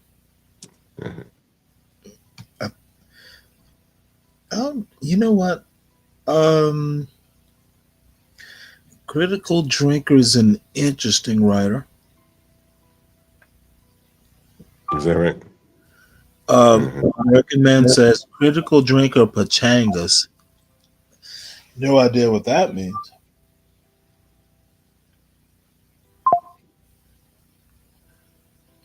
Gotta get us some room renting. Gotta rent some rooms for the holidays.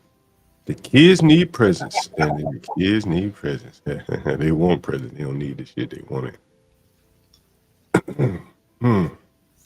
Every day is a new day, Stanley. Every day is a new day. It is. Someone wants to know what's the call-in number. We had it up there earlier. Let me see what the call-in number. Shit, I forget. I need to memorize this call-in number. There's a call-in number right there. There it is. I need to memorize that number. I bet it's going to be SKC.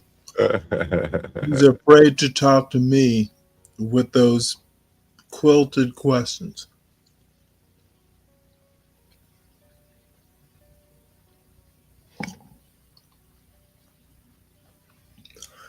Beef and brat. It's right there on the screen. Call in.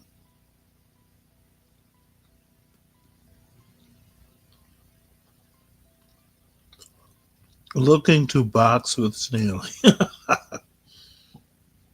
You and Master Kim.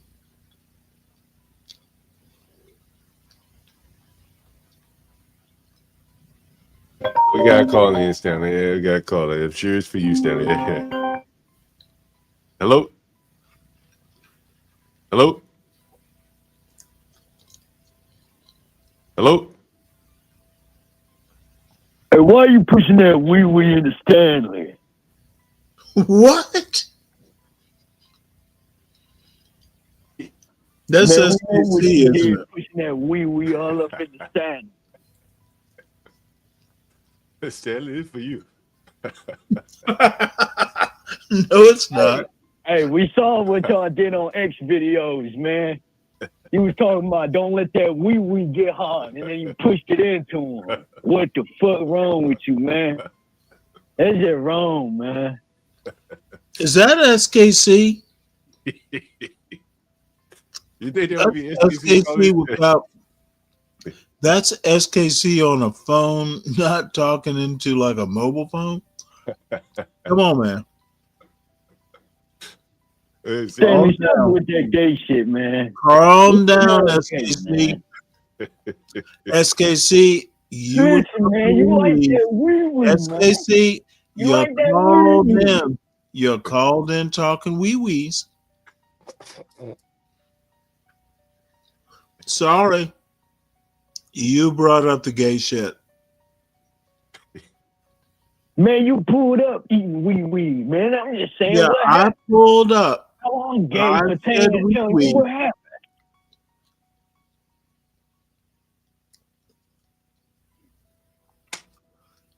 I think the next time you call in, you need to not say wee-wee. Stanley. Oh, my Not Lord. say wee-wee. Why are you doing this, Stanley? Why are you doing this? Why are you experimenting with the wee, Stanley? Oh, my Lord. Why are you calling in asking me this? Because I want to know what you mean. I know you want to know. Why do you experiment with the wee? So you don't think that you're gay? You want to know so much? Listen, man. I'm a straight man. No, I don't think you are. I want to You're get down to asking the me bottom of about it. wee-wees. I want to know why. I don't want to know how. I Of want to know course you why. want to know You get why. me? Do you want to know the hows too? No, I just said no. I don't want to know No. how. What you're not what, going to do, Where? I what want to know you're not going why. to do, Stanley. much like Stanley. all Stanley. you're bi-curious, Stanley. and I don't even think you're bi, you're just straight out gay. I understand, child. I'm gay and you're you suck curious. wee. So how that make me gay if you suck wee, man? You like that wee. You are that on wee a coming. You this talk about dude- I'm this gay. dude's- Man, you gay. You tripping, man. Let me ask you a simple question. Who said wee first on this call? Hey, Stanley, we got another call. Man, who sucked wee first in life? Hey, you have to call, baby. We got All another right, call man, over I'll there. step down. Hello? Man, who sucked wee first in life? He's on another line, Stanley. He said, who said wee first? Whoa, Stanley? whoa. Hello? Yeah. Yeah, who's calling? Yeah. It's beef and brat. Oh, okay, he's beefing bro. Hey, what's up, beef and brat? That would be from Broad. What's good, man? What's up? Yeah, I'm here to feed people with knowledge, but then also pack food in shitty plastic bags that are printed with graphics that say "enjoy." Okay. Enjoy what? Let's do it. Yeah, let's do it, Stanley. Like let's. Okay, so I have come to this channel numerous of times, and I have watched from the clouds, and I've listened to a lot of what you had to say, in which there are things that I do agree with, but wholeheartedly because of your age, there are a lot of things that I do not agree with. And my age? Yeah. Okay, that makes no sense.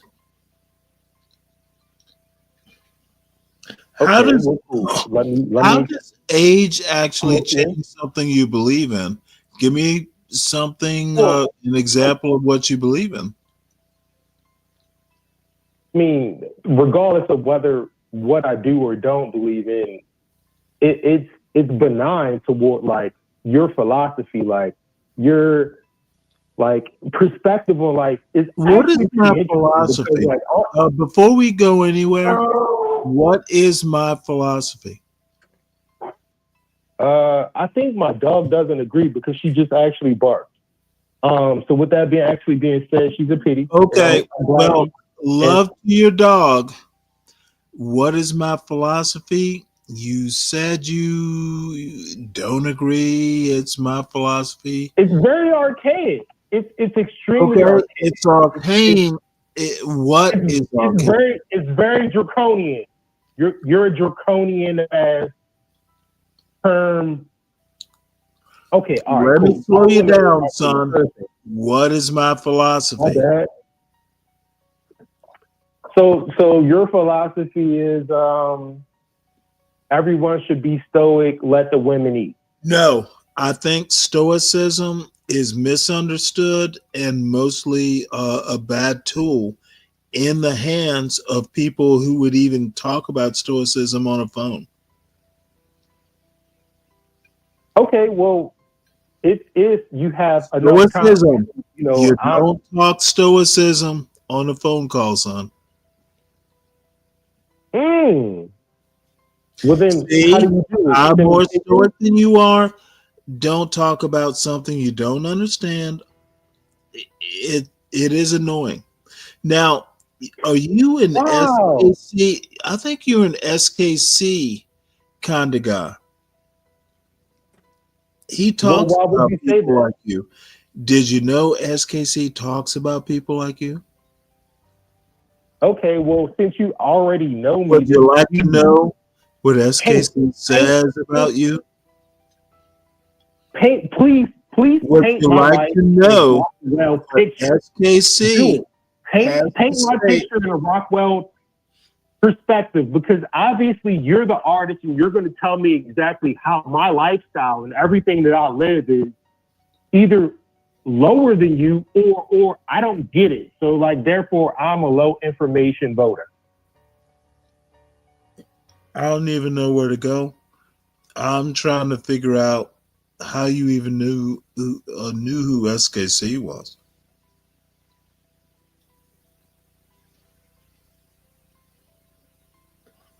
Are you saying all of SKC's people are low intellect or work or whatever? No, I am only detailing and describing exactly how you perceive everyone outside of anything that you can fathom within your mind. All right. So therefore, if I don't agree with you, then therefore I'm beneath you. I'm chicken shit. So would agreeing with me raise you in my eyes?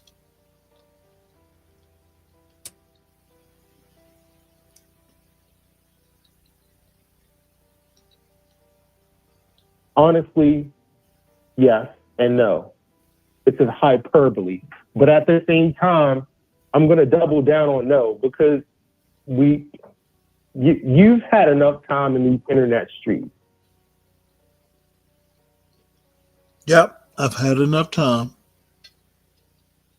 I mean, trophy-wise, you're like the best defensive person. You don't receive the MVP. You can't get the chip, and you will never deserve a ring. But you're the cleanup man. Wow. You're the Dennis Rodman of the NBA. That's a little insulting. Dennis Rodman won a lot of championships. He's a very important piece of the Pistons and the Bulls.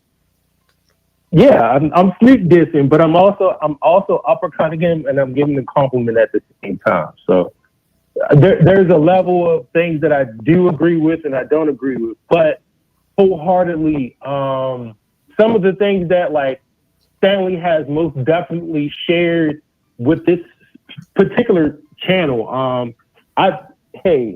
The regiment being on time, showing up, that like level of discipline. Discipline is Stanley's middle name. Stanley discipline. This dude does not know me. Well, I think he's judging you based upon what he's seen from, having known you virtually here.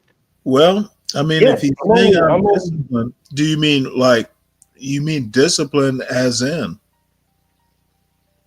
in discipline? I'm a disciplined person. Yeah, from the perspective of plotting out a course, most black people hopping on a boat, and then I got you traversing amongst the seas.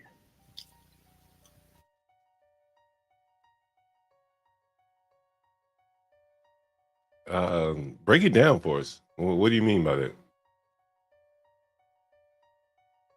Oh wow. No, I'm just adding hot air to the fluff.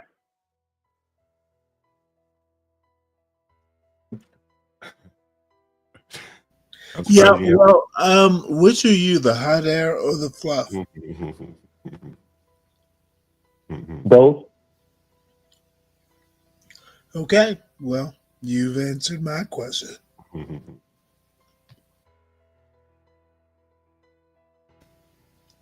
I don't have to take hot air or fluffs seriously. I have a pillow. I have a pillow and I have a heater. There's the air and there's the fluff.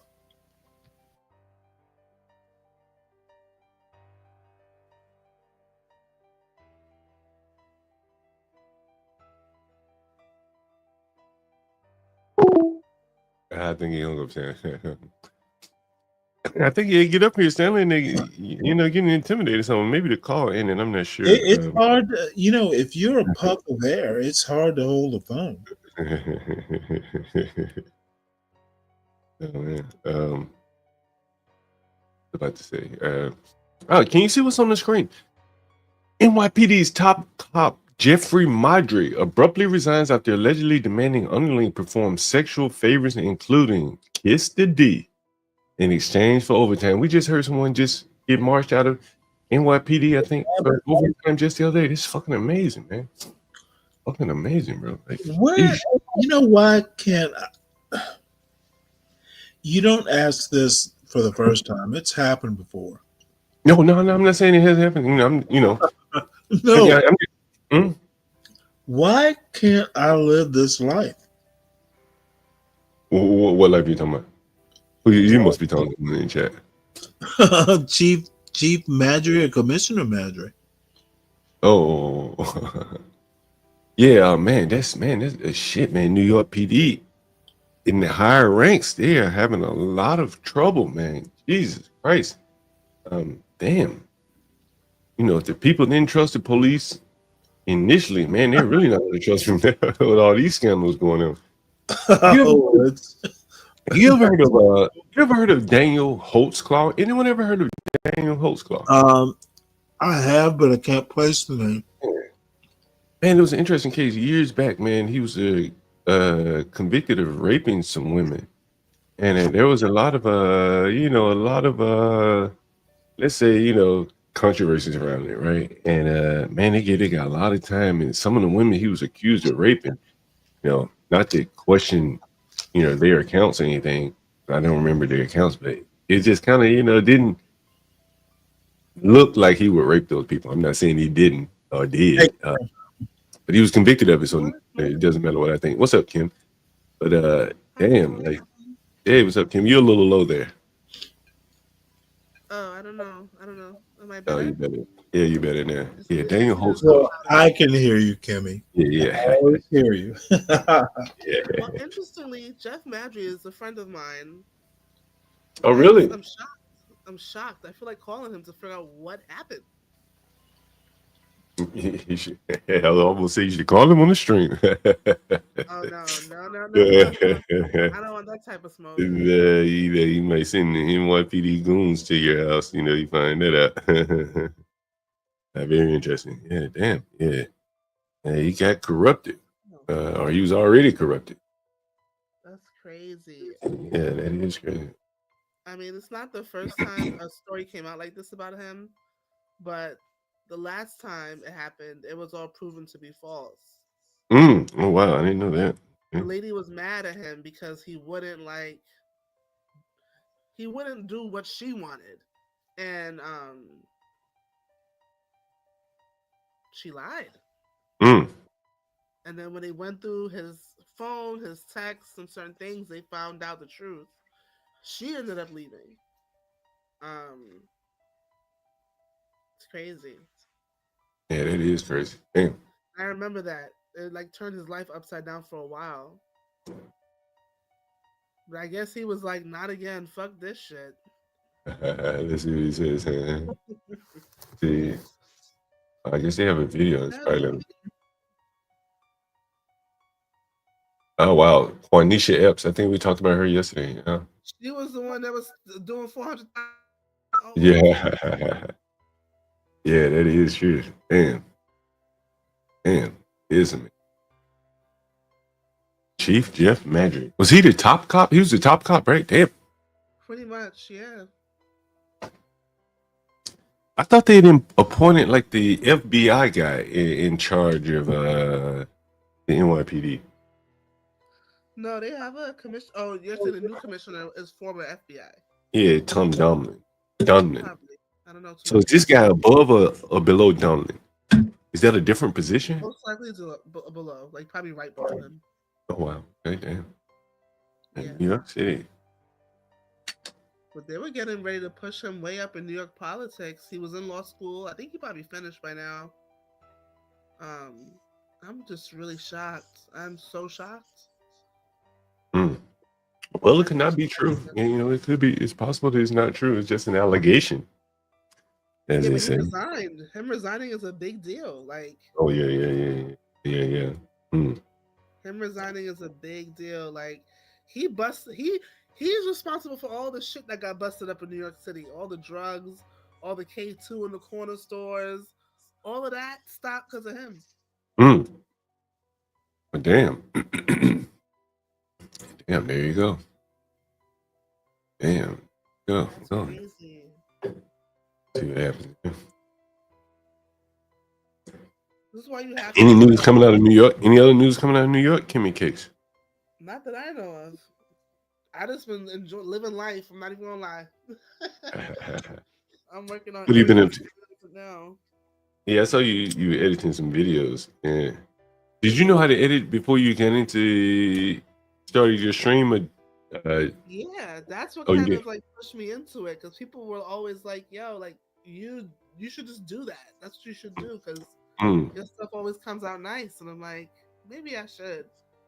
And it took me like almost like 20 years to actually do it. I could have been so much further along, but it's all good. Yeah. There you go. I feel like I'm in a place in my life now where I just want to do creative things, because I'm kind of bored in my career. I reached as high as I could go. Yeah. And Portia says you spend a lot of time with family for the holidays. What are you doing for the holidays, Kimmy Cakes, Stanley? I think I'll be doing the same, Yeah, especially with my husband. yeah. Right up his backside. Well, I'm going to Savannah. You know, as long as I can be there. Who do you have in Savannah? Your sister? No, I'm from Savannah. My father's there. Um, so, you know, everyone's dispersed. My parents were there. And it's just my father now. But I don't know. It's hopefully my son and I can do a day or two of fishing, you know, the Christmas stuff. So I'm slated to be there a week. So Nice. we'll see if I can stay a week. Is it true that, I mean, rumor has it that Savannah's a little witchy and spooky? Is that true? No, not that I know of. I never hung out in the witchy parts. Okay. Savannah's a nice city, No, Kimmy Cakes. I stay on the sunny side of the streets. Savannah's a nice city, Kimmy Cakes. I think it would be good for your stream if you went down there and ate in some of the nice restaurants, saw some Now, of the if you do that, you will have to let me know. You know, I'll be your date or escort, or you know. Stanley. You can just be Well, Stanley. not date, but you know, I grew up there. I'm literally from Savannah. Stanley, you go out. She go all in. What's this? Savannah, Augusta, and Charleston. Are those the three cities over there? Way? Charleston is, you know, the only city I might give credit to would be Charleston. Charleston is awesome. Savannah is awesome. New Orleans is awesome. I've never been to Mobile, but the coast of the South. In Florida, I don't really count. And I know I didn't really like. for I that. didn't really like New Orleans, to be honest with you. Maybe it was the time that I went, like right after, shortly I after. You know, New Orleans wouldn't be where I'm from, but I've always had a thing for the coastal South, the Sea Islands. There is something magical out there on those islands. Sea Island, that's where the rich people go, right? Back in the day, you ever heard about the politicians going to Sea Island? Yeah, Hilton Head and all that. Yeah, I know about it. What you need to do is go back and look at post Reconstruction. And St. Helena is intact. A lot of that land gets bought, like Defusky Island and all that. It was all, there's a sad history to it. You know, land gets bought because black people are poor, and then it all gets bought up. You know, kind of the same old story. But St. Helena lives, and you know, there's a couple families out there who still have land. My sister's baby daddy, he's from Alabama, and he would always tell me like the coast, the South Coast, is the most beautiful thing I'd ever seen. He loved it. Like right on the coast I could think of in the Gulf. Is it the Gulf Coast? Yeah. Gulf of Mexico? Yeah, the coastal South is just awesome. Yeah, that's what he told me the same.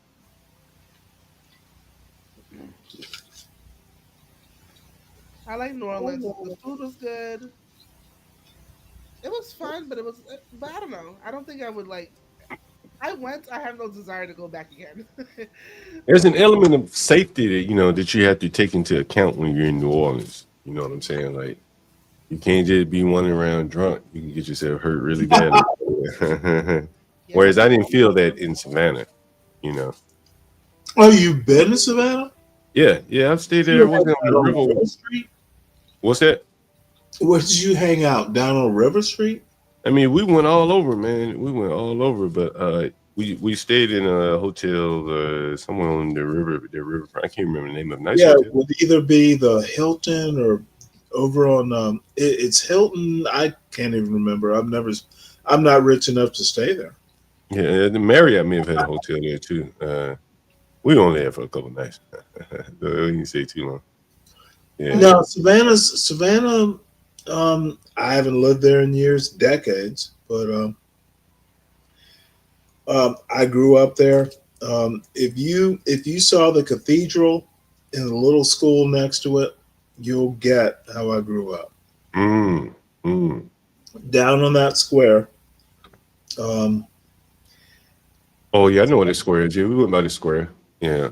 Oh, there are a bunch of squares there, but I got lucky enough to have parents. I grew up on those squares. Went to school there. You could be a little kid there and just walk around to the bookstore. After you got out of school, there would be a candy store and a bookstore. I actually remember candy stores. I got to grow up that way. I grew up that way a little bit. The candy stores just disappeared. They had like Yeah. months of candies. I remember candy stores.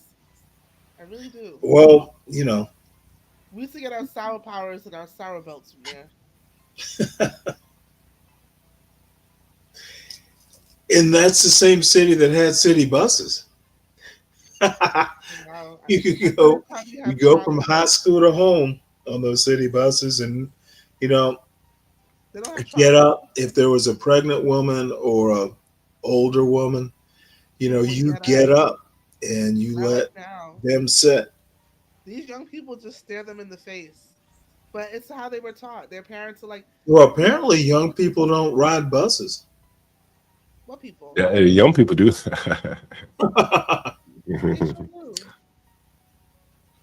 Everybody rides the bus. At least where I'm from, all ages, colors, everything.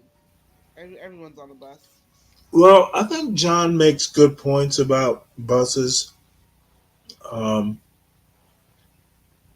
I'll let him talk about it, but John, I'm on your side. They do need to be much more less threatening. When I first went to New York, the trains were kind of intimidating to me. I think I was maybe 18, 19 years old. So I lived up like 123rd Riverside. So I would walk to Broadway, and I didn't want to catch the train because it was like one of those elevated trains right there, 125th, and I don't know. What's that? Broadway, 125th and Broadway. That shit just felt spooky to me, going up there, you heard all the horror stories. So I would just ride the bus, and you come down Broadway, you see all this shit on Broadway. Man, I enjoyed riding the bus in New York, Yeah, The buses here are not scary at all. No. You're allowed to wait for the trains. I'll tell you that. Mm-hmm.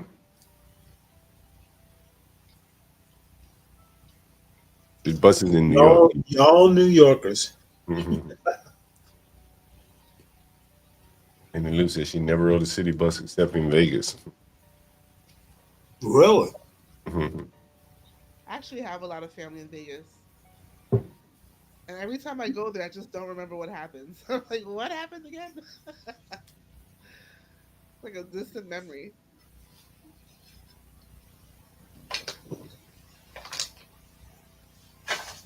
Hey, well, 21st. Today is the 21st. Christmas is what? Wednesday? Yes. Yeah. Wednesday. And we'd be rolling right along. It's Christmas. Hanukkah starts on Christmas too, so it's Christmas this year. Oh, is that right? There you go.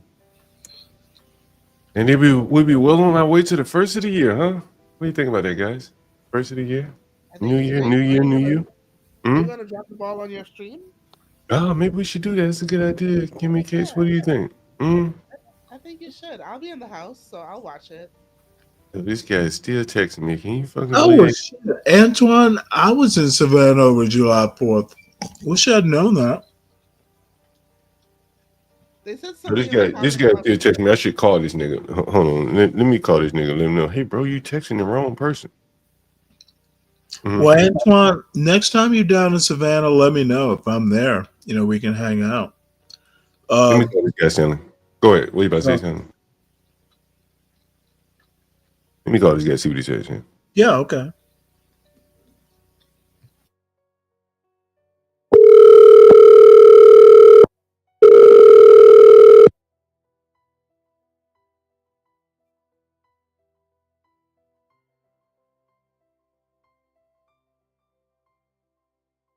He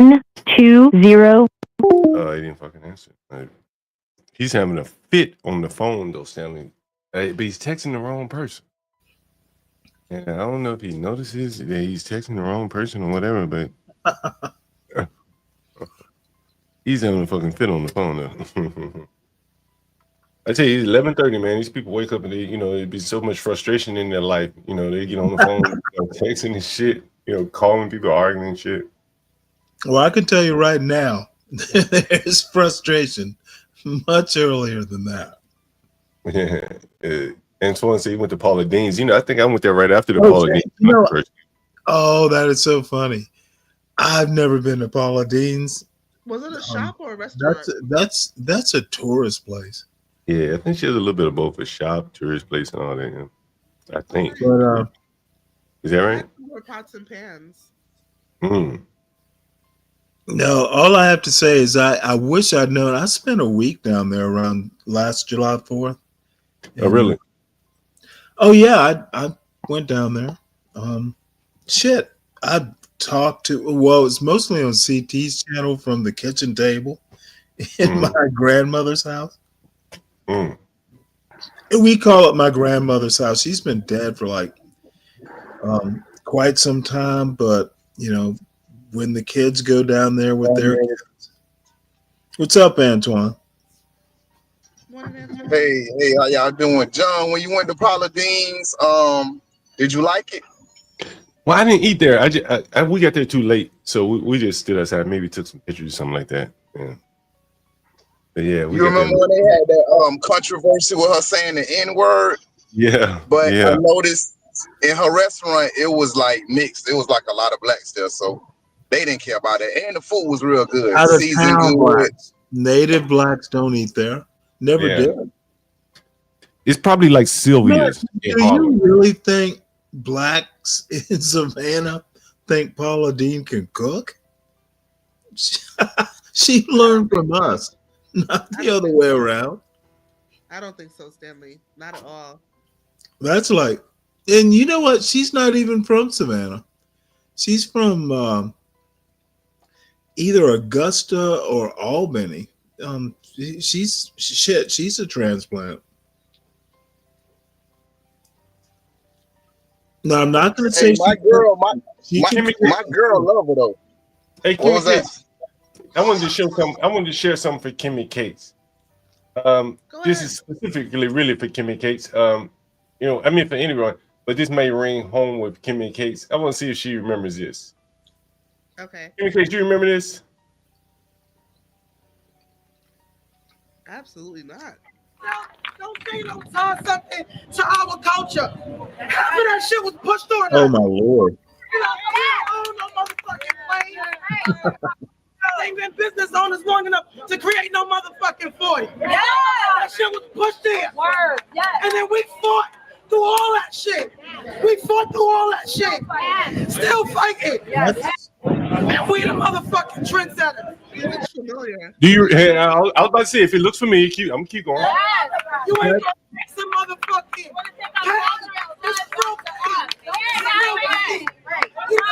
You're not gonna take our pain and make it a novelty. The shit is not a novelty. You wanna give somebody more of a rose? They sell 1,000 motherfucking crafts in all types of restaurant stores. I'm sure all of us, black, white, Chinese, whatever the fuck. How many times you been to happy hour? We got our same for your picture. You can put 40 ounce worth of rose in a motherfucking picture. Don't tell me no bullshit. So familiar. Oh, it's just a thing. Oh, it's just to make it feel like a beachfront. What beachfront you go to on the wall look like it's a bullet hole in it? What beachfront? Since when was it cool? Since when was it cool though? For 2 seconds. Never. Crown Heights, right?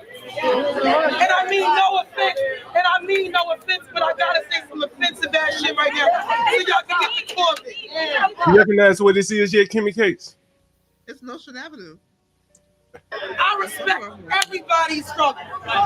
Everybody's, okay? I'm very aware. I'm going to say one word. Holocaust, right? Now, if somebody sat here and made a wall look like a gas chamber and served multiple suits, that fucking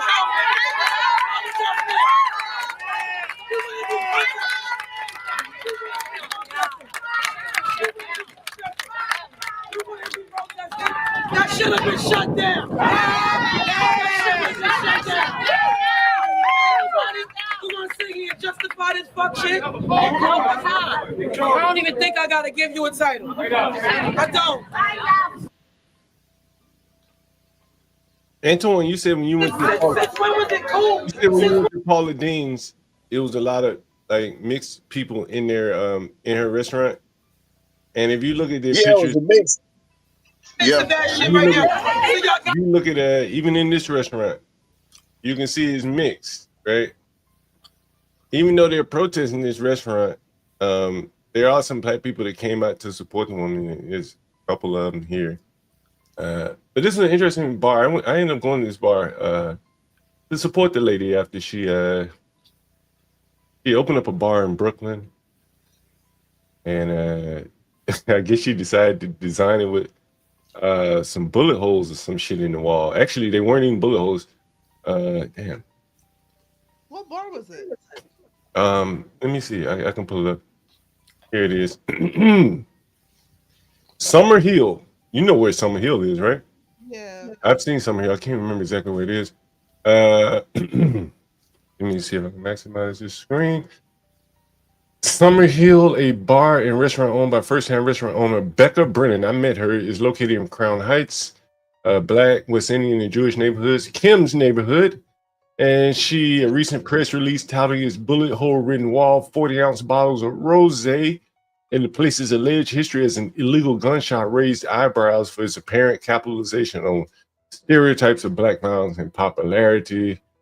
But when Brennan admitted to Gothamans that the bullet holes were actually just cosmetic damage and that she fabricated the history as an illegal gunshot from an anonymous comment left on a community blog, the situation exploded. It wasn't even true. I talked to the lady. You know where the bullet holes here came from, actually? When she ripped it was an old store, and she ripped the racks out of the walls of the store. You know, the shelves? Right. It left pock marks in the brick. And I guess she fabricated those pock marks as being bullet holes. And that's what led to the protest that you saw in the earlier video there. I ended up going to that restaurant. I met the lady, Becca Brennan. She was a Canadian, I think. And her mother was there at the protest. It was interesting. Just came to my mind when Antoine mentioned it. You know the name of the protest? Because that girl looks familiar. Like I know Which one? that lady. Oh, The you want to red see her lady on the again? chair. I don't know her name. I'm sure they have her name somewhere. I have to think about it. I know that lady. I know that lady on the chair. I feel like we spoke like a million times. Really? I wouldn't be surprised. Yeah, the lady was So from that's what Toronto. Kenny Peggy from, right? Yeah. I used to live in Crown Heights, but not this close as Kimmy Case does. Let me see if they list the lady's name. And they don't list the lady's name, but the video, I'll show you the lady again in case you want to see the video. Yo, this guy is still fucking texting me, man. This is unbelievable. Hey, so you don't have your house out here anymore? People are getting forced out. Cultures are. Say what? We're kind of just looked at as after. Say what, Kimmy Case? Your house right here? You What was still have that? your crib out here? Yeah. Someone's in there. Someone's renting. Yeah. Let me call this guy back. Now, what the fuck is he keep? Hey, bro, you texting the wrong man. He's texting the wrong man. He arguing with some girl, I'm sure, and he just texting the wrong person. Like, you in the wrong window, bro. You're texting the wrong person. Oh, and he said, "What's up?" Let me see what he said. Our community, it's usually like. Hold on, okay, hold on.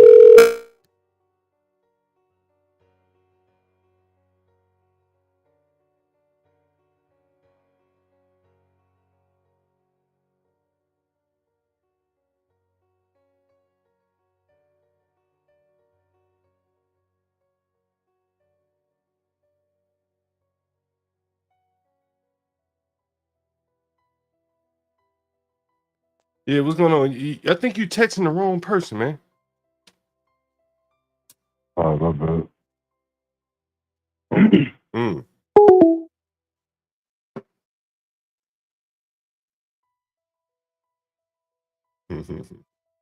I tell you, you've been taking this motherfucker hot this morning. He thought he hot this morning, boy. Mm-hmm. I wonder, does he feel shame now? You get me talking for another 30 minutes, Stanley. I won't even answer that question, you know. Yeah, Did you know I that bet he's gonna text you again. Oh yeah. You know, here's the thing, man. Like, go ahead, Kim K. Did you know that Crown Heights voted red? I'm not surprised at that. Not surprised either. I'm actually proud. Is that a nice neighborhood? Parts of it, large parts of it, yeah. Crown It's Heights expensive, though. always it is. Mm-hmm. But not really for me though, because I've been living here forever. But it is expensive. I won't lie. And it's nice. It's like where I live, I'm like 4 blocks away from Prospect Park, which is like the Central Park of Brooklyn. So it's like living 4 blocks away from Central Park in Manhattan. Oh, so that's a nice neighborhood. I've been all through Central Park. I know exactly what you're talking about. Yeah. Yeah, what the park? What was the name of the park again? I forget it. It's like the Central Park of Brooklyn. Yeah. Prospect Park. Prospect Park. Yeah, right. Yeah. No, the shame, Stanley, man. Like, bro, if I had broken a woman's jaw in somebody's house, I would never call that person again. I ain't gonna lie to you. You never hear from me again. And if you did hear from me, every time you heard from me, I'd be like, man, I'm really sorry about what I did. You know what? You're right. You know what I'm saying? It's like, please forget I exist. That's just not. And that's kind of some of the remnants of like from your generation to my generation that have totally been cleaved off now. Motherfucker ain't got no shame, man. He done beat this damn woman up in my house, bro. Like, I'd be so fucking embarrassed to have someone know, I even exist, bro. Like, I go somewhere and get my life together. But, no shame, bro. He calling me, and still need a place to live, So Yeah, that's I'm guessing he thinks that, hey, you'll have him back because he thinks he was a good tenant. And in the sea of people like him that rent rooms in the demographic, in the market that I rent. Damn, he just texted me again. Or somebody. Relatively crazy enough, he wasn't a bad tenant by himself. Not a bad tenant. But trying to juggle even worse. You're just digging deeper holes. No, I'm just talking out loud. But no, I'm kidding. But yeah. I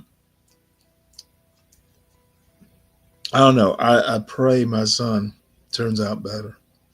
Oh yeah. Like again, like this guy. If I've shown you the text message, if you to read him, like he didn't have anyone to turn to, so he turned to me, right? I'm not the person to give him that kind of advice. Hell, over the phone, Right. Shit, he's 27 years old. There's no foundation, as I keep talking about, like where he can lean on something that his father or his uncle taught him. Maybe he wouldn't beat that woman up. He might just walk down the house, get get a fresh breath, come back in and deal with whatever they're dealing with in a manner where it doesn't involve violence. Right. I think that shit probably has to be ingrained in you, like molded into you, as opposed to you're jumping to your first. That's an interesting point. And I think you're probably right. It has to be fundamental. I want to say you can learn it later, but my heart wouldn't be in that argument. Yeah, I don't know. Yeah. And so, it's very interesting. I think that's one of the things that Master Kim even talks about when he's like really amazed, like, why don't the people kind of, make the best of the relationship with you, considering, you're like the cheapest form of housing for them. But in many cases, maybe they have such immediate concerns that outweigh even. It's hubris. Hmm? It's hubris. Well, I think, sometimes, like, it's how you prioritize things. Hmm? How is that hubris?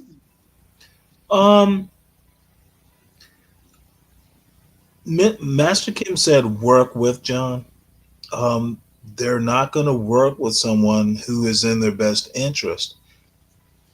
And I don't mean it as negatively.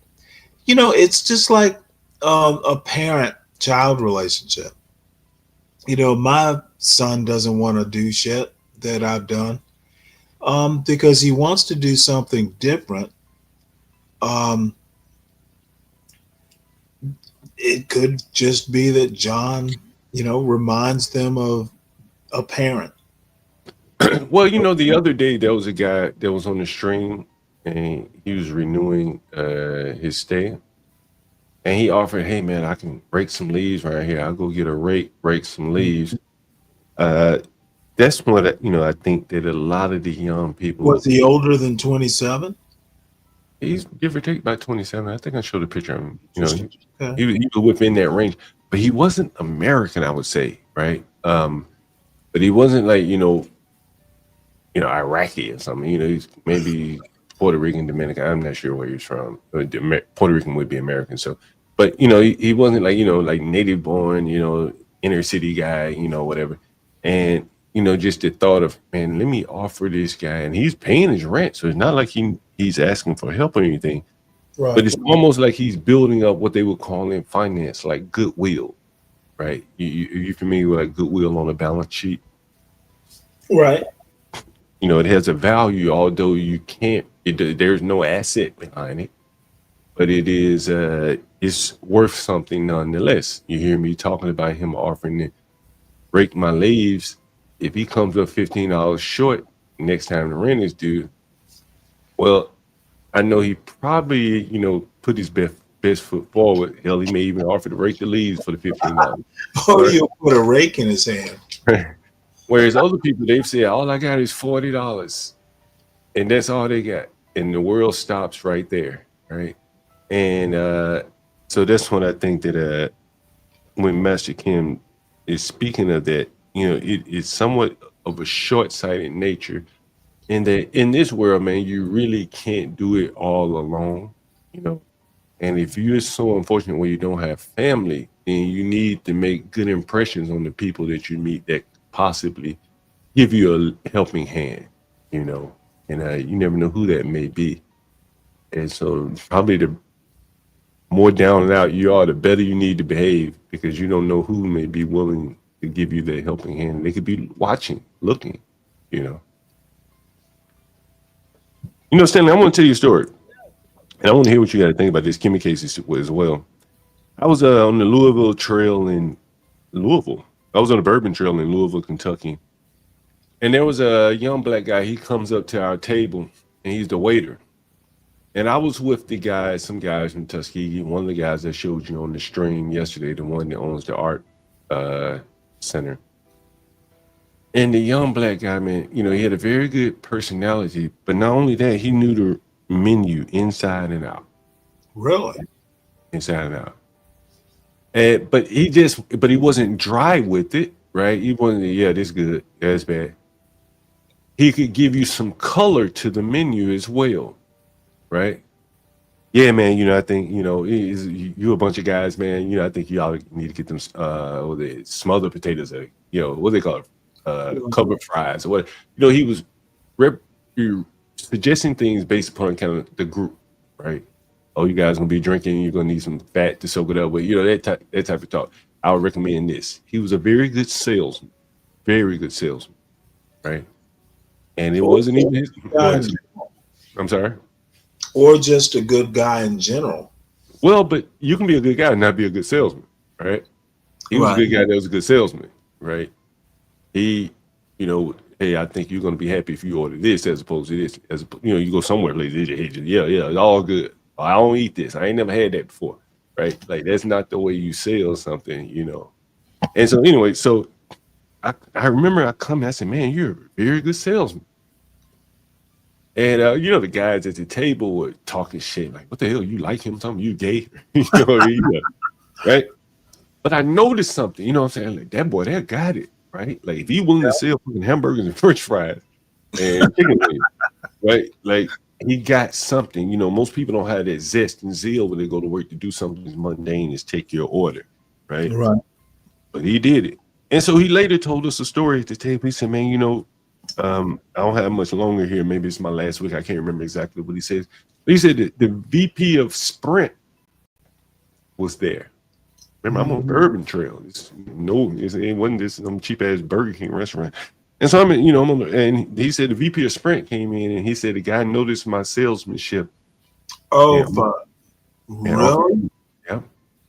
And from there, he was serving a restaurant on the Bourbon Trail. I don't know if he's still working in Sprint, but he opened up the door to the opportunity to work at a Fortune 500, whatever Fortune. Now 500. that is awesome.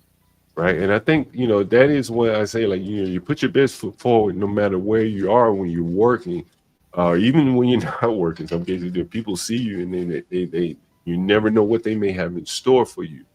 And I truly believe that people want to see someone just putting in the effort.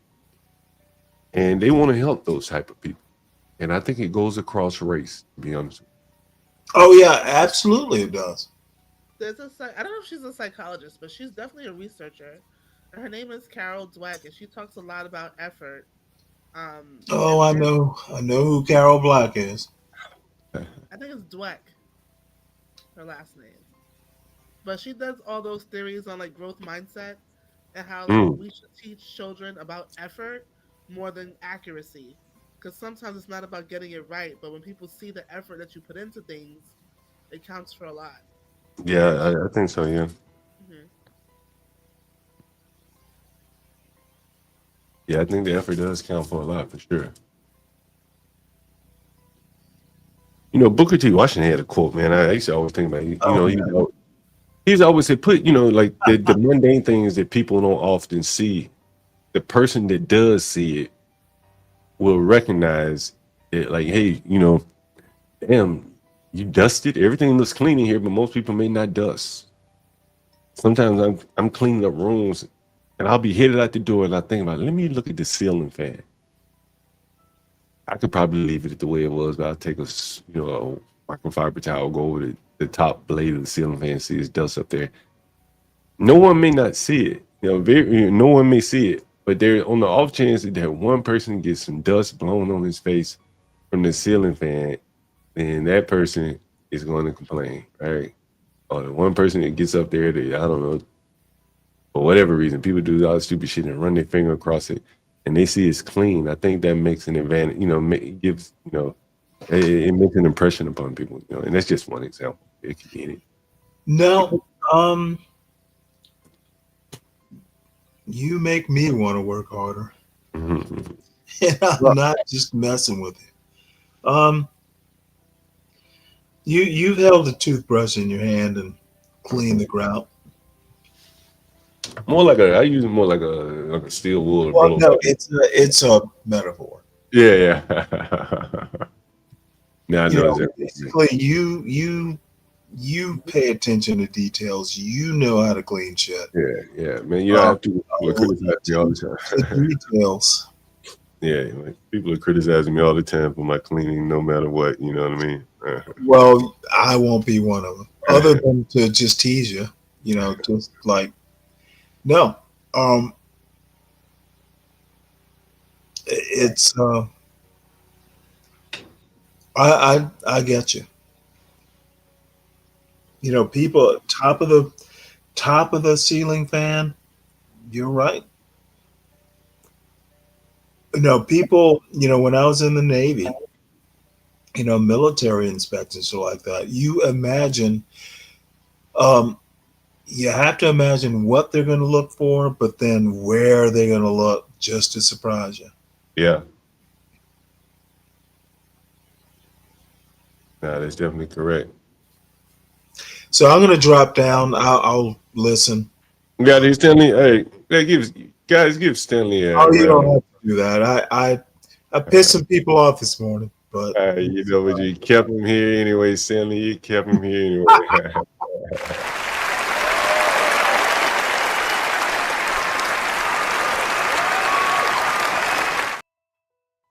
I can't be as cantankerous as Stanley Cross.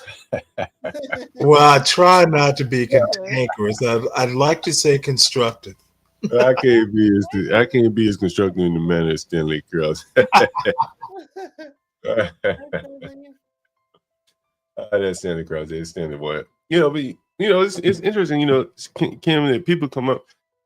They make shows about Stanley. They give him backhanded compliments. It's very interesting, the dynamic there. What do you think? I think it's very interesting, and I think a lot of times they bait him. They bait him so they can get content. It's crazy. Yeah, No one's yeah. You know, I original think about it. anymore. No Yeah, one's nah. original anymore. Yeah. I think it's so whack. I'm gonna be honest with you, that people are doing that. You think But so? I was told on your stream by another streamer that that's what they do. They go to other people's work, clip their work, and then reuse it on their channels. You know, I think there's so much other content that you can find and maybe do it in a more creative way. But you know, I can't criticize what they're doing. But you know, there are probably better ways to I can. do it. No. Mhm. I can. I just think that's whack. Like what makes YouTube is people being original. And I Mm. do think there's like a science and a method and a format to YouTube, right? So we all kind of like have the same sound bites in terms of subscribe, hit the likes. Like there's a format to it. There's a science behind it. And I Yeah. think like I don't know. I just think that this lacks originality so much. Using Yeah. this Yeah. name for clickbait, I just think that's so whack. You know, a lot of people, you know, are probably doing it. You know, I guess you run out of ideas at some point. Fuck it, I got to do something. So you know that probably pretty easy work there. Uh, or easier work, I should say. And then I would imagine that YouTube probably. I remember covering some of the YouTube analytics, and Kim, as you do more streams, you'll see a lot of the analytics coming to your back end, and you'll see a lot of the stuff that they suggest that you do this or do that or talk about this or talk about that. So I get a lot of that. yeah, and you'll see more of that. So Even you'll though I see. just started, I would say that I'm growing nicely because I hit my goal of what I wanted in terms of subscribers in about 2 months. Mm-hmm. And because I'm not really doing streams, I'm not like adding up, as fast as most streamers do. I don't Mm-hmm. want to do streams yet. There's a whole science behind my shit, and it's working. So I don't know. But I'm up to 10,000 views now, which is not bad. Mm-hmm. That's very good. That's very good. Yeah, I know Very who my good. audience is. More, I have 70% female viewers, which is great Oh, for that's me. even better. That's even better. That's a Yeah. good demographic. And what are the age? Do you have enough statistics to know the ages yet? Yeah, 25 to 45. Oh, a nice number. Nice number. That's real nice. Hi, Abiola. Good morning. Kimmy has a good voice today. Yeah, no, that's a good number, Kimmy K. So what is your goal or plan exactly? Well, I know my channel is going to transition eventually because I'm going to take people on the journey of me manufacturing my items. Mm-hmm. And then once I'll be using that to market what I have. And then we're going to go into like the countdown of opening day online. But like I said, I'm not waiting on online sales to make money. So I already have set up around New York City, different flea markets and vendor options to get my stuff out there as well. I see. The wholesale markets too. So it's gonna be work. Yeah, It's gonna be work time. It's gonna be time to work. So what do you want your audience to do? How are you going to monetize your audience? Well, I think that'll kind of come naturally. Once I hit my goal of like, I think when YouTube emailed me, they said once I get like I think 400 more viewers, Mm-hmm. I can get monetized. They said that my content has reach because what happens is once you start hitting the algorithms, YouTube pushes your content out to people, so people Mm-hmm. would naturally find you.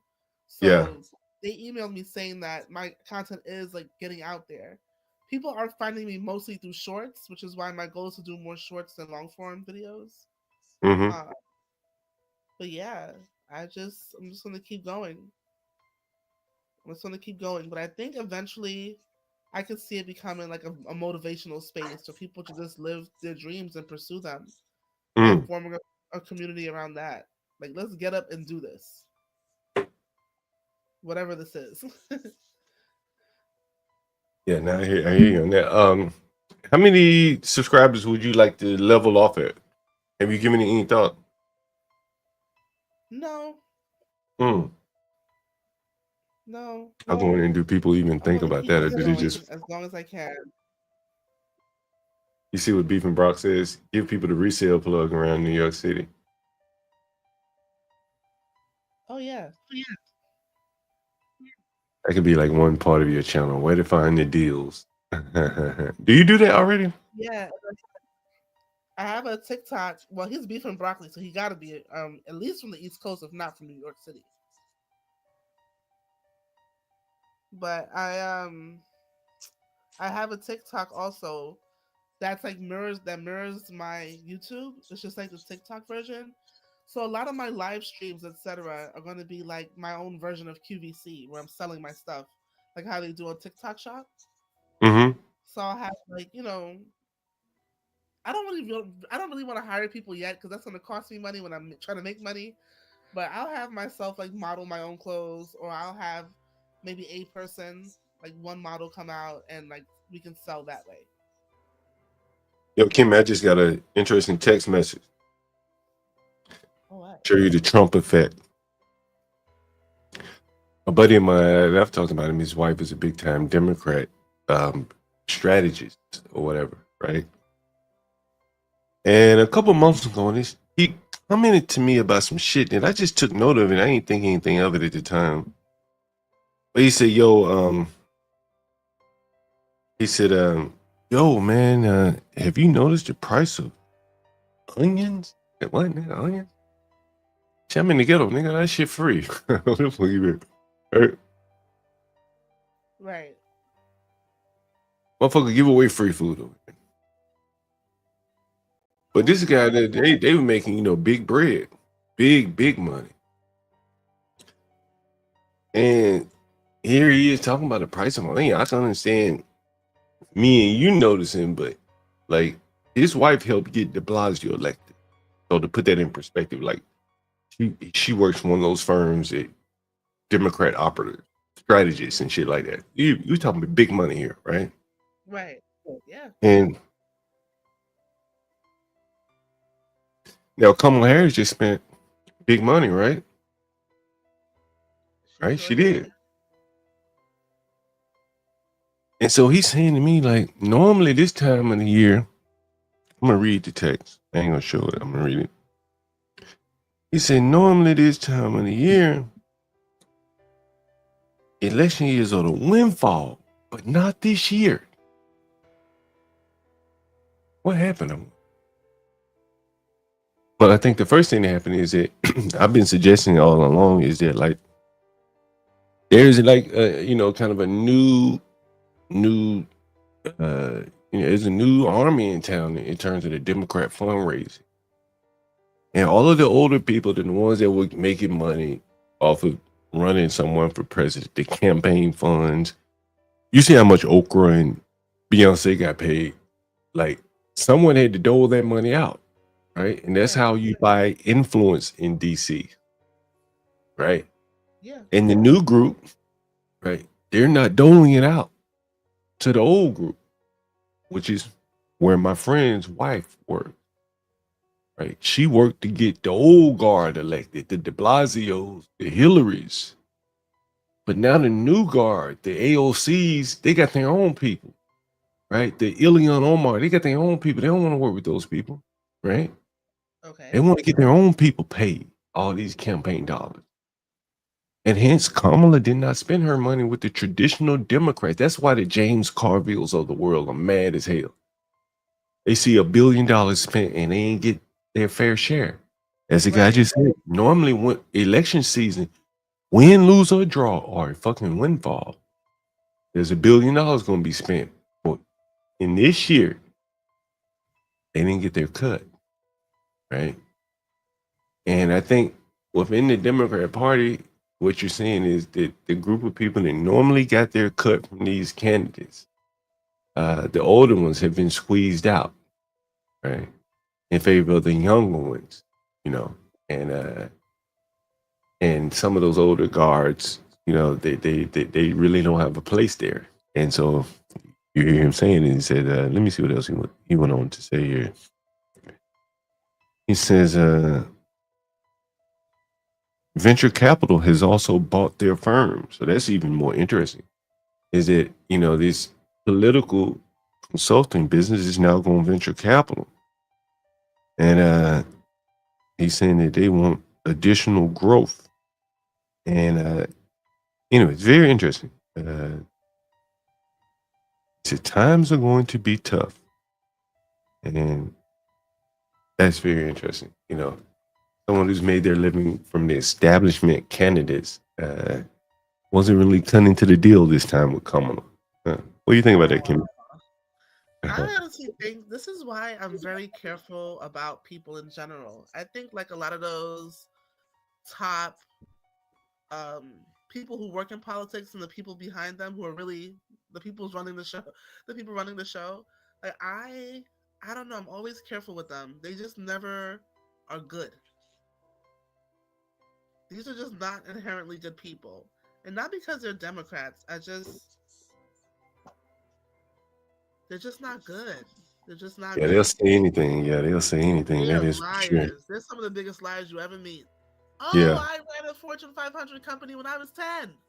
Like, I don't mess with stuff like that. That's why when I hear big names and the people that surround them, I'm always giving an extra eye because, and don't get me wrong, I know some big names too, but it's just because of where I ended up, not because I went and sought it out.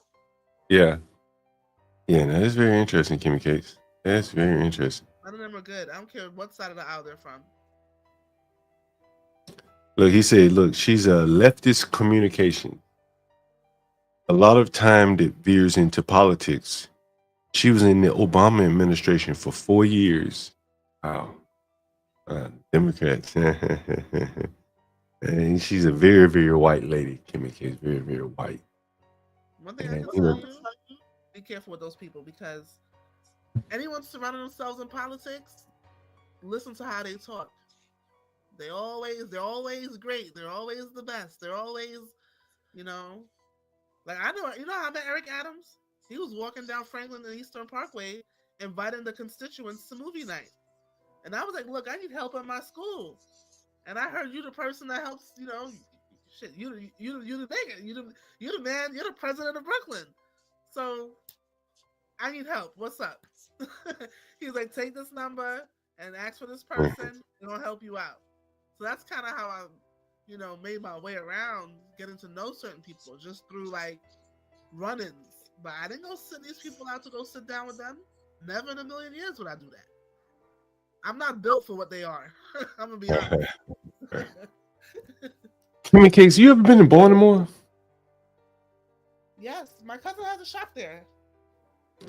In the Inner Harbor, there's a restaurant that abruptly closed down. You can find it here. The Inner Harbor restaurant shuts down overnight. Employees said they had no warning. Let's see what it says. I'm sure there's going to be an ad. And if it is, I'll stop it through the ad for you. And you can't even cut the ad off. I'll let him talk anyway. Listen to this, Kimmy Cakes. I mean, Baltimore's in a lot of serious trouble here. What is it not? Getting worse and worse here. This is the excuse me, Kim. This is the Inner Harbor at Baltimore. This is a restaurant that just recently closed down abruptly overnight. Let's see what they say here. And locked its doors for goods without notifying any of the staff. It all happened overnight. and some of those employees spoke with WMER2 News' Elizabeth Worthington about how they found out they no longer had a job. Before they even had a chance to see the padlocks or the covered windows, staff at docks on the harbor first noticed. Uh-oh, I see a problem. In case you see a problem. The problem is, oh my God. In case you don't see. I see it. I'll keep going. Yes, and I think I know that girl with the hoodie, but go ahead. They couldn't access their scheduling app. I logged in, it said I don't have access to this company or organization. And then it said Docks No Harbor, inactive. And online, the restaurant was seemingly gone without a trace. Social media pages and the website itself all deactivated. To not even let us know what's going on, we're still, we haven't been contacted. Ooh, it make me want to go there and eat some food right there. Look at the tattoos on that neck. Not at all. They look sick. Look at the tattoos on that neck. This is why. Ooh, I'm hungry, y'all. Brunch time. It's brunch time. This is why you gotta cook, because you can't. Oh my God, just the aura turns me off. They blocked us on Instagram. They blocked us on social media.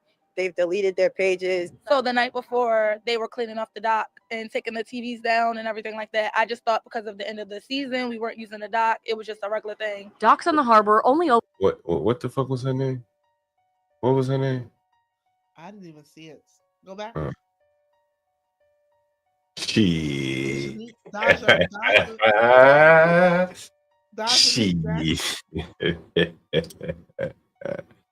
You know what? Indian people don't have names like that. Can you pronounce it for me, Ken? How would you pronounce it? I'm curious to know how you pronounce it. Dajanique. What you guys think in the audience? Can you spell that name phonetically for me? How would you spell? How would you say her name? Spell it out phonetically.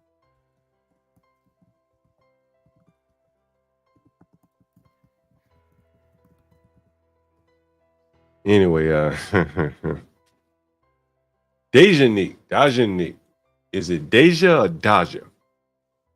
Could be Deja, Kim. Very well could be Deja. Daja. Why they have these names are not even African. I don't understand why. I don't know what they're reaching. She an 80s baby. That's what the hat said. 80s baby.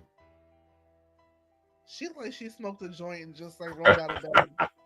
We weren't using the dock. It was just a regular thing. Docks on the harbor only opened in May of last year. Employees say problems started a few months ago. We didn't have any materials. We literally were going next door to Hard Rock, to Phillips, to borrow pineapple juice, cups, things that we needed for our restaurant. What? Did you hear that shit? Oh yeah. These motherfuckers were having to go next door. And wait, The so restaurant. in their mind, nothing dawned on them like, wait, something's not right. But hey, Dajanique. Yeah, I think I like Dajanique better. I think I like that better too. I would have spelled it with an E though. I would say Deja Nique. Dajanique. That was like deja vu. Dajanique. Gauze, napkins. And they were also sending employees to the store to purchase things. Now they feel like an afterthought. Down to the corner store. Out of a job overnight, right before the holiday. I have a 5-year-old daughter home, so at this moment, it's very devastating to me. Stressful. But Yeah, it's the best looking one.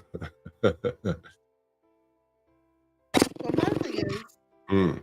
I mean, I don't know how much they make, but I'm gonna assume that it's minimum wage. But she has like $400 worth of hair down her back. Which one?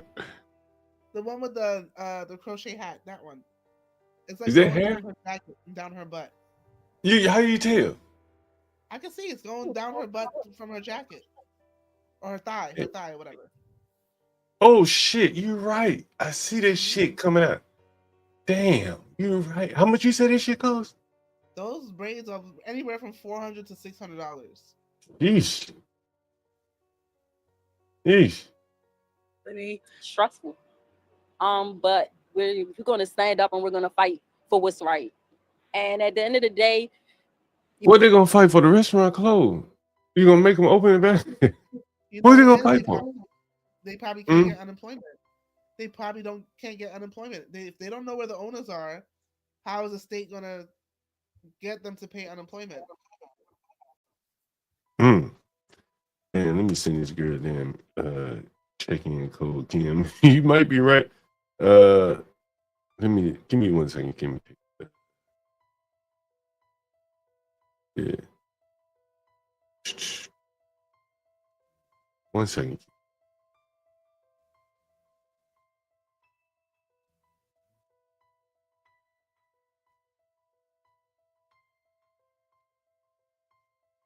I thought they paid their money to the state, though. I thought they'd have some way of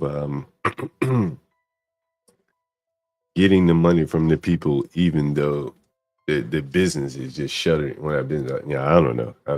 Maybe you're right. You have to have some type. Did you say that again?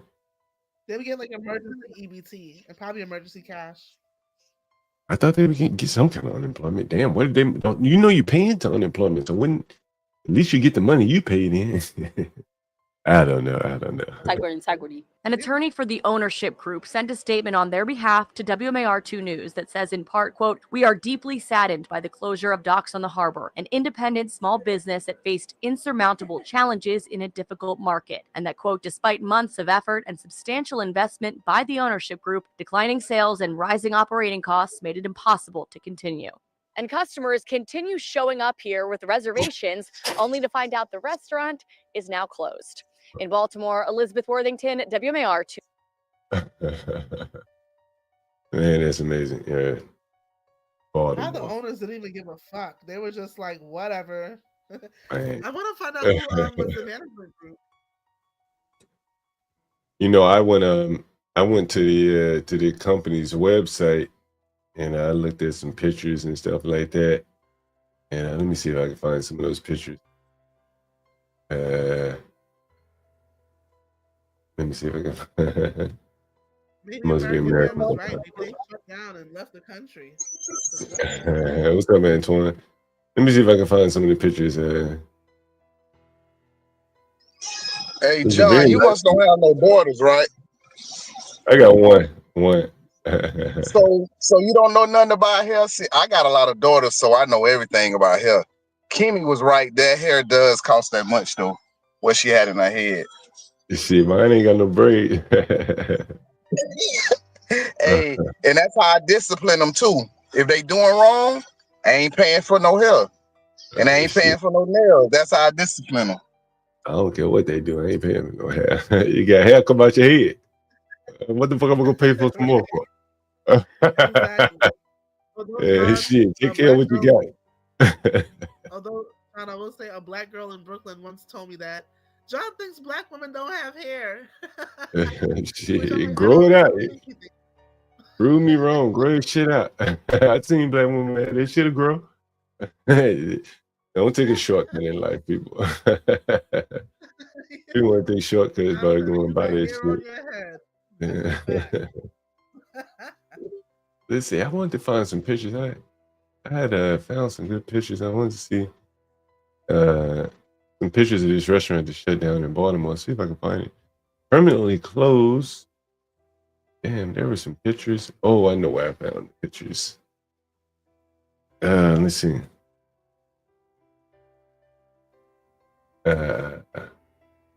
So there's no legal actions them girls can take? Because I thought it was some like legal actions you can take. If you work, you got to get paid. If they have like a login sheet or something.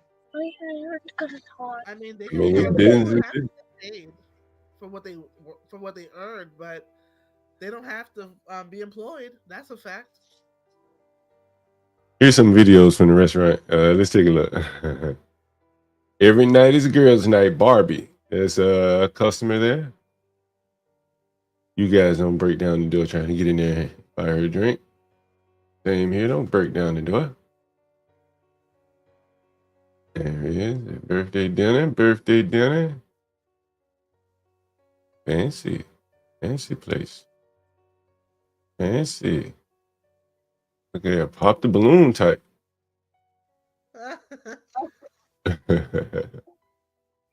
Brunch. Definitely a place that was marketed to women. Oh, is this a woman right here? I don't know. It looks like it. I think so. That's a woman. You never know. Look like a woman. So I looked up the Cordish Company, which is the group that owned that place, and Yeah. pretty much they own commercial real estate buildings. Yeah. So it's Yeah, a they didn't company run the that they restaurant. own. Yeah. Yeah, I think they own the building, and a restaurateur just opened the restaurant in that space. So the company lost nothing, and I think during COVID, a lot of people were showing their asses, and the corporations was like, "Look, y'all need us more than we need you." But they have Well, yeah, everything. They have stadiums, sports stadiums, restaurants, yeah. I've heard residential of Cordish. They're condos. pretty big. Yeah. They're huge, and they're international. I mean, it's hard to run a high end restaurant with this demographic. I ain't gonna lie to you. I ain't being racist or anything. Like, They're I mean, not. these people are not gonna be big drinkers. You know what I'm saying? They don't have a lot of money. You know, you're not gonna be able That to should run have a high probably end been a restaurant. tourist place. Like Hmm? that could have been in Miami, or Yeah. like at the wharf in Fort Lauderdale, or at the wharf in California, like Right. or something like Not that. Baltimore though. Not Baltimore. No, definitely not Baltimore. Or that would have did good, like maybe Lakeside in Chicago. Nah, Baltimore doesn't have demographics. No.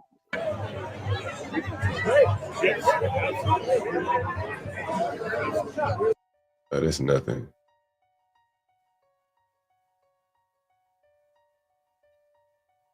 The Docks restaurant. Raiders. And this is right next to the aquarium. Kind of amazing that this couldn't work. Right next to the aquarium. Judy, that's her. You think that's her natural hair right there? Could be. Right now, probably not. I think it is. Big old lesbian right there. That's her. Yeah. Baltimore. Anyway, that's that. Restaurant closed down. I'm just shocked these girls didn't realize they were losing their jobs, literally right before their eyes. Yeah, they got warning signs, American man. There were no supplies. They were going next door to Hard Rock to borrow like salt, sugar, and shit like They that. took down the TVs and were taking apart the furniture. Like, So they knew. They probably just had to overlook that shit, but they knew. You know what, Kimmy K, since you know Jeffrey Madre, I want to see what they're reporting on him. yeah. I wonder if they're going to arrest him. They've arrested so many damn people out of New York, right? No, once you resign, you don't get arrested. That's usually how that goes. Is that? You I'm never assuming know that's with what him. went down. That woman went down and then took him down with her. What you say, Kimmy Cakes? That woman? The Epps lady, I don't know her name because she has one of those weird names too. Quantalisha, whatever. Oh her name yeah, is. Cornisha.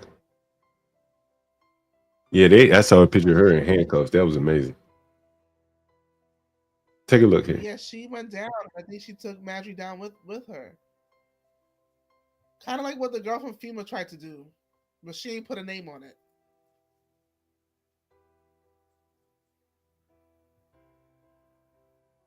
But did he make a statement, like a public statement? What you say, Kim? Did he make any statements, like publicly? I don't know. We about to find out. Let's see. Oh no, that's not.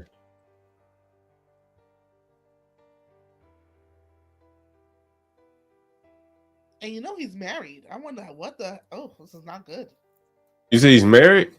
Yeah, he is. He's gonna be in some trouble at home tonight. I know. That's all. I'm like, wow. Wow, that's amazing if he's married, bro. How do you lose your job like that? Oh man, you can't go home. You better lose your job and your wife at this point. But I'm That's concerned that there might be some truth to it because the last time he really fought back. He had like lawyers, but this time he just gave up. Like maybe she really had something. A text, a video, something. Maybe she had something. wow. And who gives up a job like that? Like, you know? Yes, man, making what, about $300,000-$400,000 a year?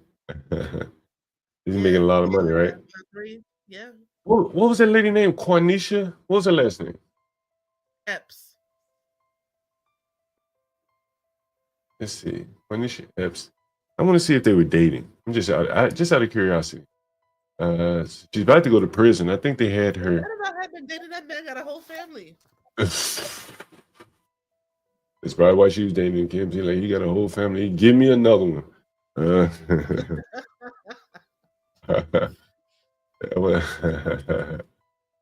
Let's see. Yeah, I got. Let's see. I got an article that I saw of her. Let's see. Damn. No, this is not it. But whatever. Now we went over this. This is the overtime pay. I thought that was a video of her going to prison or going to court in handcuffs. So if you, Doesn't the mayor outrank the a lieutenant or chief of police? A mayor, right? The mayor. So why would she make more than the mayor? Good point. Overtime and shit. The mayor probably doesn't get overtime. Wish I could find this shit. This may be it right here. Let's see.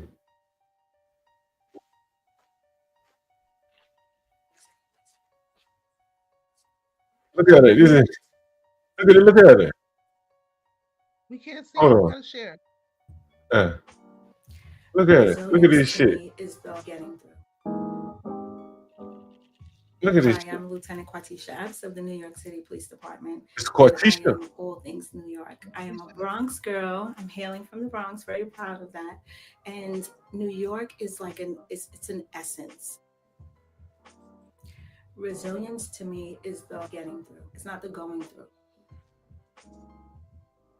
The most positive moment out of all of this is how much we all want the same thing. She want all the things. She want all the same things. This is an NYPD. Why? Listen to what she about to talk about, Kimmy Case. Listen. Is real and raw and unapologetically inspiring. I feel very honored. It's a very nice way to say we appreciate you, and I appreciate that. Did y'all see that bling, man? Was that a diamond bracelet? Nigga, she's working that overtime, nigga.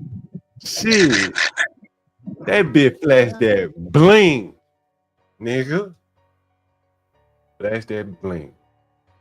Ice the fuck out. Now she going to prison. She got some new metal alloy on her wrist. Handcuff. Oh wait. The Post reported that the case was in court and the judge tossed it out. Really? Okay, Yeah. well shit, she got off with it then. No. Shit. Who? Oh, Madry. Okay. Yeah, they tossed the case out. This shit is amazing. Oh man, this is fucking amazing. This motherfucker out here ball it out on the clock, bling it off. Hey, she remind me of the pastor with the bling on. Yeah. From New York. I know Kimmy Case know who I'm talking about. Oh yeah, Lamar. Yeah, the one from Brooklyn, Lamar. Yeah, he got a Bentley and all that. Oh shit. The one that they robbed. Fucking They robbed his church. Oh shit, this bitch got that bling on. Hey, they making so much money, they gotta spend some of it. The money can't spend itself. They making so much, they just gotta spend some of it. Man, this shit might be more amazing, honestly, than the police officer. The one that just wanted some head.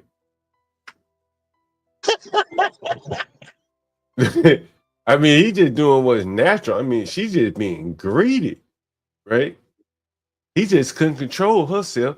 She's just a criminal. Damn, that is. Look at this shit. Look at that fucking bling, man. and she was going to work every day with this shit on, and no one said anything to her. Like they should have opened up an internal affairs investigation right there. How the hell you affording this shit, right? That happened before. What's the black guy that was in charge of schools? Banks, David Banks. Yeah, yeah. Before he was chancellor of New York City schools, there was another lady from the Bronx, and she threw a birthday party for $50,000.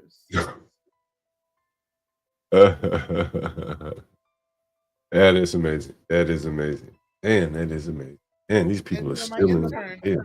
I was like, I asked her what she wanted to do because she's graduating this in 2025, and she's like, I just want to get a job like yours and move all the way up in the city. And I said, in order for you to move up in the city, you have to you can't be clean. You can't be clean and move up in the city. So just know what you're trading when you say that's what you want. Let me ask you this question, Kim. Oh shit, hold on. Oh shit. Have you been hearing the people hating on Fat Joe, Kimmy Cakes? No, but American Man says they don't make side chicks like they used to anymore. Listen to Fat Joe here. What's going on with no crack? Rumors were made by radical black racists.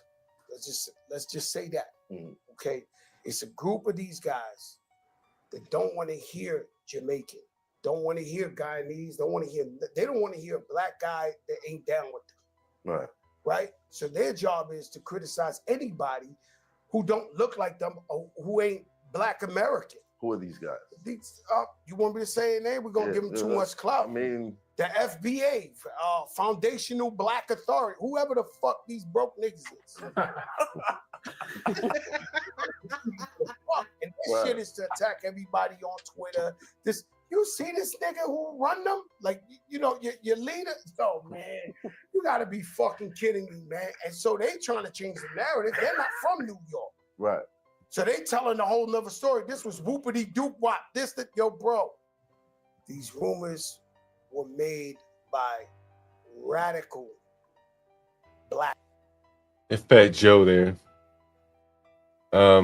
It was a guy that came on the stream a while back, and he was like, "Look, shit, like, if you blacks want to hate on us, like, shit," and I think he was mixed. He like, "Well, I want to take back some of our creations," and I think that Fat Joe is kind of saying that, like, shit, he from the Bronx. They created breakdancing or hip hop or whatever, and there is like a battle for the ownership of this shit, and as opposed to sharing it, I think the groups are fighting over complete ownership of it. And Fat Joe is touching on something there. What did you think about it? You're Caribbean, Kimmy Cake. I mean, I think he's telling the truth. I mean, he's hitting on something like you said, definitely. I don't know what it is, but there's like a beef, and we should probably talk about this one day. But there's like an unspoken beef between the blacks from the Caribbean and Africa and the foundational black Americans, and I don't know what it is, but it's a beef. Kimmy Cakes, can I tell you a story? And one day, yeah, I'll tell you a story. It's a current story, actually, and a good friend of mine, he's going through some things with his family, right? And he's Black American, and just the utter lack of cooperation when someone is, in their last few days has really, really, really driven a wedge between him and his family. He feels like his family is taking advantage of him. And I don't know much about Caribbean or African culture where I could really speak on depth. But I do know a little bit about African culture, as you can imagine, Kimmy Cakes. And like, those people really come together in depth. Shit, they may hold the body for 6 months until all of them can get back to Africa for the funeral. They all contribute, even if they're thousands upon thousands of miles away. They all contribute, right? And this is in depth. And this man's family member is dying, and no one's really contributing. There are a lot of people that could be contributing that aren't, and the ones that are asked to contribute are kind of have the most distance between them and the dying person. In other words, the daughter should take full responsibility and just accept everyone else's complimentary supplement. But she's pushing all the responsibility on someone else, but it's not their mother. And I think that, that there really is, let me ask you this question. You ever seen the people begging or having GoFundMe's, begging in the middle of the street, hey, help me bury my baby? You ever seen it? Anyone ever seen that? When I was growing up, motherfuckers used to have buckets in the middle of the street. Help me bury Leroy. He got killed the other day. We ain't got no life insurance. You ever seen that before? I've seen the GoFundMe's, but not the people in the streets. Well, this was back in the day where people used to be back in the street. It's a small town where they get on the street corner and they, hey, my cousin died. Everybody know Leroy, baby, or whatever. It'd be like, give him some money, help bury, it'll be in your neighborhood, and it might be, you might get something, and they whatever, they help bury him. And I think, again, since you've never seen it, I've never seen that in New York either. Maybe they do GoFundMe's or whatever nowadays, but I think even in death, like, these people aren't being brought together, right? Where this one moment where they go, say what? Look at what happened with George Floyd. Well, and what, I don't think that was natural. They were all brought together around some fake mythical media creation. But George When they were brought together, they got Yeah. millions of dollars in a lawsuit, never paid off his back rent, didn't even get his car towed out of his driveway. They did nothing for their own family. Yeah. And I think, and so, I think that, I don't know how it is for Caribbeans, but I can only imagine, that when somebody died, they probably hit you up. Hey, can you send some money back to Jamaica to help bury your grandma or somebody like that, right? And, I think that with Black Americans, there isn't a lot of that, which is like cultural, right? You understand? And that causes so many problems, you know what I mean? And I think that, my friend is a very good example of that. When you hear so many people in all families, when there's sickness in the family, people fall out. But I think within the African American community, bridges are, totally destroyed, where they can never go back across that bridge again and mend the relationship with their families. So, hey, John, I asked you a question. You said when you was younger, if somebody passed, it was families coming together to provide for the funeral? They I beg don't remember on ever the side seeing of the that. street. They would beg on the side of the street. Man, I could call my mother right now. She'd tell you. Meaning that It they would be would on the ask street corner. strangers. Meaning Yeah, that they it would was- ask the public, like Now strangers. remember, this is a small town, about 20,000 people, and you're on the west, on the west side of town, and we have a little main little thoroughfare. Again, this is And it 20,000. is the Anniston, Alabama, right? Yeah, I rode through it going to Atlanta. Yeah, I know exactly what you're talking about. I rode through it. And so, they'd be on the side of the road at a little main little intersection, and they'd be like, yo, pitch in to help. They had 4 people out there each, intersection, right? Hey, help, bury, P-ball or whatever. P-ball, one of my guys, we had one man. And, help bury the guy. And, everybody knew him. He was nice. He was, and I've never seen that. Yeah. This was, I'm probably a little bit older than you, right? So this was in the No, I'm probably the 45, early, so. right. I'm 49. This was in the early 80s. It would have had to be in the early 80s when I saw it, right? And Okay. I saw it numerous times, you know what I'm saying? And like that really just shows you that all those family members couldn't come together to keep their people off the street begging. You know what I mean? That's really what it can, what it comes down to. I mean, nowadays it's a GoFundMe account, right? Hey, help me go to school, or help me, bury my loved one. GoFundMe, right? And I just think it's just, it's family breakdown, in my opinion. Well, you raised an interesting point, because growing up, my mom always told me, like, because I always wanted to like work and have my own money, and she was like, well, why do you have to like work and have your own money. Like, we take care of you. You shouldn't have to want to do that. She said, we're not like American parents. We're not going to ask you to pay rent when you turn 18. Like, you're fine. Like, why do you have to get a job? Yeah, go ahead. Sorry, Kim. But then I know, like, a lot of my American friends, they had to get a job to, like, help their families and pay for stuff at home. I mean, we need them to go back to work, Kim. We need them to go back to work. Stop focusing so much on education. Go back When to I was work. in high school and I wanted a part-time job, my mom was like, no, like, what do you need a job for? Like, I'm not like an American parent. I'm not going to tell you to pay rent at 18. Like, what do you need a job for? And I had to, like, fight with her to get a job. Hey, good afternoon, Lolo. Lolo, you making any money for me? We need some calls here. I've been taking calls. You gotta get. Let's get on the road here. Maybe I have to do another stream and go through it again. Maybe need to lower prices. If you're not getting any calls, lower the prices. Do what you gotta do. You gotta get the calls in. That's half the business, is getting the people to call in there, Lolo. Hey, give me 1 second, guys. I'll be right back. What's up, Amir? Man, don't let it go dead here. I'll be right back. What's up, American man?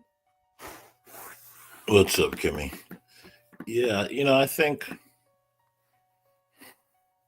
it really, the real problem is these people don't understand what life insurance is for. Because a lot of this can easily be alleviated by life insurance. But now here's the question. Is it a cultural norm for people of the Black community to plan out when they're not here anymore? Is it a cult? No. Many people in the Black community tend to ignore death. They don't really plan future. They tend to ignore death. They don't even have conversations about it. And anytime you try to get into it, then they start singing about God and religion and all of that nonsense. And they don't listen, right? What did Pastor Manning say? There's something wrong with the Black man's mind. They don't understand the world. And he's absolutely correct. They don't understand the world. You're going to die. You're going to get old. You need a 401k. You can't live this. You only live once. Like you have to plan out your future, your children's future. You're 100% correct. You know what's interesting, American man? Yeah, We were talking about segregation earlier today. Yes, John, I would like to go over it again. Okay, sure, we can do it anytime. My lady friend, she's having a hard time with it too. I told her, lower the prices. You got the prices a little too high. Anyway, because again, one of the things we really want to do, Lolo, is get them calling. We'll sell it from there. American man, I was in Ghana one time, and they had a plumbing leak, and they, she ain't like America, man. You just get on Angie's List or something, and they send out some plumber, right? Can't just get on YouTube or call a plumber. Man, ain't be able to get on YouTube and look the shit up, watch the video. So they call what we would consider a jackleg plumber. You know what jackleg plumber is, right? Jack of all trades, master of none.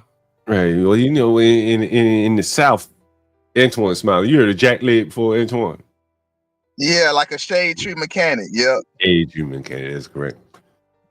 And he came, he did the best he could do, and he did it. Probably wouldn't be up to your standards, right? American standards. But he stopped the shit from leaking, right? Maybe it was leaking behind the wall, but it wasn't leaking on the floor no more, right? And the more and more he does that, the better he'll get. It's kind of like today versus the first time you went out on a plumbing job, right? And, Stanley and I, we were talking, I said, man, that's kind of like segregation integration, right? Garland's more or less segregated. They got to find their plumbers from within. They can't call a plumber from Europe to come over and fix a leak. They got to build up their own plumbing talent. And, I was saying to Stanley, I think that when you jump over segregation and move right to integration, you're basically calling someone else in to fix your plumbing without anyone in your community ever learning how to do that. and that would tend to make sense to me. And it's kind of like what I saw in Ghana, and I don't think Stanley could get that. You know, I don't think he could see that there is like a foundation, or maybe he did, but there is a foundation that is necessary to get into the trades. Would you say that's fair, American man? Yeah, I would agree with that, and I've been for a long time. I also agree. Like forced integration has been problematic for Black people. It should have been left to be done naturally, but they forced it, and now you have the disaster you have today. I agree with that. Hey, did any of you guys get a chance to see that art review SKC and I did? I saw some of it briefly. What about you, I American man? did. What about people in the audience? You guys get a chance to see it? Yeah, I would like to look at it some more. The American man, did you get a chance to see it? No, I didn't see it. So Stanley and SKC were going back and forth about art, and maybe does art have an effect? The art habits or desires, or what you find interesting, kind of like I want to say intersect with dating habits. And so I started talking about, well, I know a guy that owns an art gallery, and here's the art gallery here. You can all see it.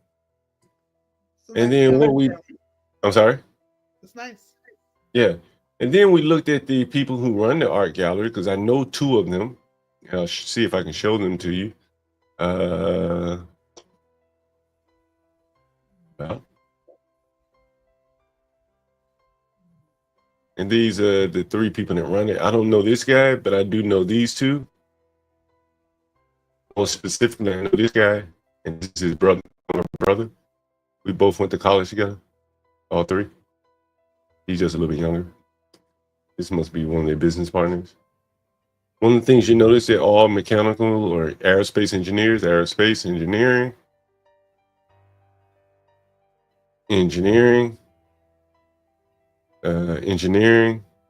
right? Engineering, chemical engineering. And you see the other brother's an engineer too. All right, anyway. Wait a minute, what did I see here? It's close to the trap music. Why would engineers have an art museum? I don't understand that. Maybe they're in the art. They in the art. Oh, okay. Well, here's what I say. Look, I want you to read this. Well, I would ask. All right, go ahead. Hold on, I want you to read this. American man, I'll let you read this. If you can read it. Oh, yeah. Antoine, anyone want to read that? After earning BS and MS degrees in aerospace engineering from Penn State. Oh, okay. From Penn State and the University of Pennsylvania, Troy began his professional career as an engineer working with NASA on the Manned Space Station program. His interest in art, however, began during his sophomore year. All right, you can stop right there. His interest in art began in his sophomore year, but he never changed his major. He could have majored in art history, art, right? Major in some art. Why keep going on with something where your passion, your interest is art? He realized that early on, sophomore year, but he continued on. And then what happened? He landed a summer job at an art facility, and his corporate career grew, so did his passion for collecting art.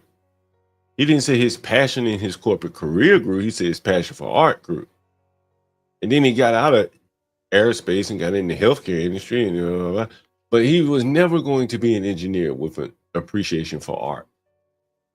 Those two just don't intersect anywhere. One or the other pick one, right? He picked art. Makes sense. Okay, cool. So now here's what your art will look like as an engineer, right? If you think you're an engineer, here's what an artist engineer will look like. Let's see what it looks like. I'll let you be the judge. I'm not going to judge. And what are the photos? Here we go. And here's some of the art. I'm sure you're going to love it. Where is the art? So I do have to ask this, right? Are they just because they open an art gallery doesn't mean that they're necessarily only designing and selling their own pieces? No, they make they do they have exhibits and things like that, to monetize the space. Here's something that you may interest you, American man. 50 years of hip hop culture. Let me know if you see anything you want to buy. Yeah, here you go. Have you? I like you this one right. I love this one right John, here. American man. John, hold on. Have you ever heard me get into hip hop culture and all that bullshit? You don't have to teach me this to keep the show going. American man. Well, you know what I like to call this? Is hood in the audience?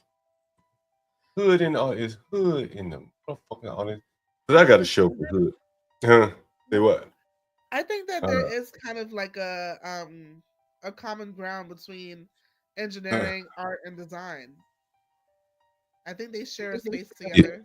If these were real engineers, I would agree with you, but I don't think there's any engineering there. No Walter White. And I've been thinking about doing a stream called let me see if I can describe this stream thing. Yeah, I know I'm going way off subject. I'm going to come back to the art in a minute. I just want you to, zoom in and just go into deep thought on that shirt right there, that paint right there. Go into deep thought on that for me while I get to my point here. Let me know what you think. What is it that you want us to pontificate on? It's an art piece. Oh shit! I'm sorry, I didn't even show you the one. I thought I had it up and then I didn't have it up. Okay, this is the one I want you to pontificate on. American man. Yeah. Can you see that, American man? Pontificate. Oh, you're like. Oh, the typical blackety black stuff, huh? What you talking about? What you mean? I mean the typical blackety black stuff. It's not surprising. What do you mean? Well, you're not, like we all know the crack era hit and all of that, but why do we have to watch? Like, why does your art have to be about crack era? Why don't you make something that is going to sell to everyone of all races so that you can actually be financially profitable and stop trying to sell in this one lane of blackety black? I wanted to do a stream. What's up, HB? I wanted to do a stream some shit called like Yo, John, we got it. What you say? Nah, yeah, you got it. I think SKC did bring up a good subject that we could probably cover, but I think we should cover more of these black artists because I think modern art, honestly, I think it's all pretty trash, honestly. Like I kind of understand where Stanley's coming from, where he doesn't really like art. Now I like classic art, classic, like Rembrandt and Da Vinci and I mean there's a lot of guys you could put in there, but this modern day art is really kind of pathetic. It's really sad. And I was listening to the street artists, because I think they're dope. They're modern day. Yeah. There's talent, but I think art is something. It has to like. I think a lot of these guys, they don't really develop the talent to really be, like this right here. This piece that you're showing right here. This is something a sixth grader could do. But I think what they try to hide behind is they're like, this is the representation of the black man in America, and it's just like, bro, shut the fuck up. I don't know, man. Art is kind of just trash. Let me ask you this question: Can you discern? Can you discern his political agenda from this shirt? Exactly. Yeah, definitely. Definitely. Who is this? Who is this person? I mean, he looks like he's probably liberal. His mama was probably a crackhead. You Once I know, see emo type, I'm going the other way. yeah, yeah, that's exactly what this is. The white man is a devil. And I'm not saying none of those things are true. Those could all be true, but to express it as an art form, I just think it's pretty. I just think it's not that good at all. And What about this right here? What about this right here? Yeah, again, John, I've seen 6th graders with this artistic skill right here. This is Mr. Juicy Hand. Nigga got that juice. Y'all nigga don't know nobody in them gangs, huh? Nigga throwing them signs up. The action of spoiling a photograph by unexpectedly appearing in the camera's field of view as the picture is taken, typically as a prank or joke. Blah, blah, blah, blah, blah. Mr. Juice Man, Hand Man, him, the Juice Hand Man. The Juicy Hand Man himself. You said 6th grader could do this, HB? Man, listen, John. That's really a 6th grade. I'm talking about a talented 6th grader though. Like a talented 6th grader could do that, man. This one is Represent by Nas inspired this right here. Okay. Anything you like, HB? Anything you like? Nah, honestly, it all looks kind of tacky to me. I've seen better artwork done on the side of a New York subway, man. What you think about this, nigga? This bars right here. This album right here is called Bar. We got the ultimate test. We got a blind man coming in this motherfucker. Nigga, what you see? Nigga, what you see, nigga? You buy something. You came up here and buy something. John, isn't art supposed to make you think and nigga, this shit gonna make you pop. Let the paintings take you where they may. This is just average black people on a street corner. Like what? I'm not sure what this is supposed to stand out and say. This shit make you bop. This is about the bars. American man, look, bars. That's the name of this photo. It's called Bars. Oh my god! Make you bop your head. John, have you seen the memes of art before the people with the degrees came along, and then art now with the people with the degrees? Yeah. This is what you get right here. Hey, let me ask you this. What do you think the description is going to be on this Coca-Cola? What do you think was the inspiration for this motherfucking Coca-Cola? This is what that boy that painted that tomato can. What's his name? Niggas like soda. The new tomato can. Well, who's the boy that painted that tomato can? HB. I forgot. Who was it? Is it that nigga that was?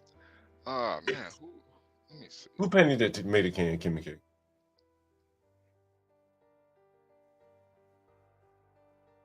I don't know. I forget who painted the tomato can, but here's what we're gonna say. Anybody want to guess what they gonna say about this bottle right here? What's the inspiration? Anybody got any idea? Yeah, name. Was it BLM? BLM? Kimmy K said BLM1. Can you see the photo? What we got up here? Well, what do you think was the? What do you think was the inspiration here? Hey, John, you talking about Warhol? Yeah, Andy Warhol. Yeah. You talking about Warhol? Tomato cans to Coke bottles, right? It might be a big booty BBC or what is BBLs? Could be BBL behind it. Coke bottles. I think it's gonna say. I think it's gonna say crack. Crack. Classic crack. Yeah. I'm gonna go with them Coke bottles. It might be.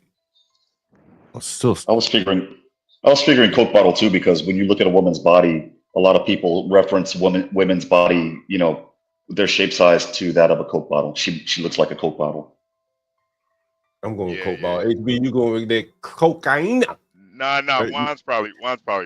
Juan's probably right. You know, It's it's just so, John, it's just like, bro, that is such a like this is why I keep going back to the sixth grade. Like that's a sixth grade, like, oh, she got a body like a coke bottle. Like that, bro. We were saying that in the sixth grade, man. What do you Yeah, it's basic. it's so basic. It's so basic, man. This Is it as these basic as is it as basic as the banana with the duct tape over it and they considered it art and it sold for like $3 million? Hey, they can say this shit for $6 million. I get these niggas credit.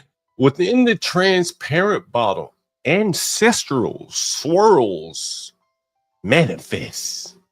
Ancestral swirls.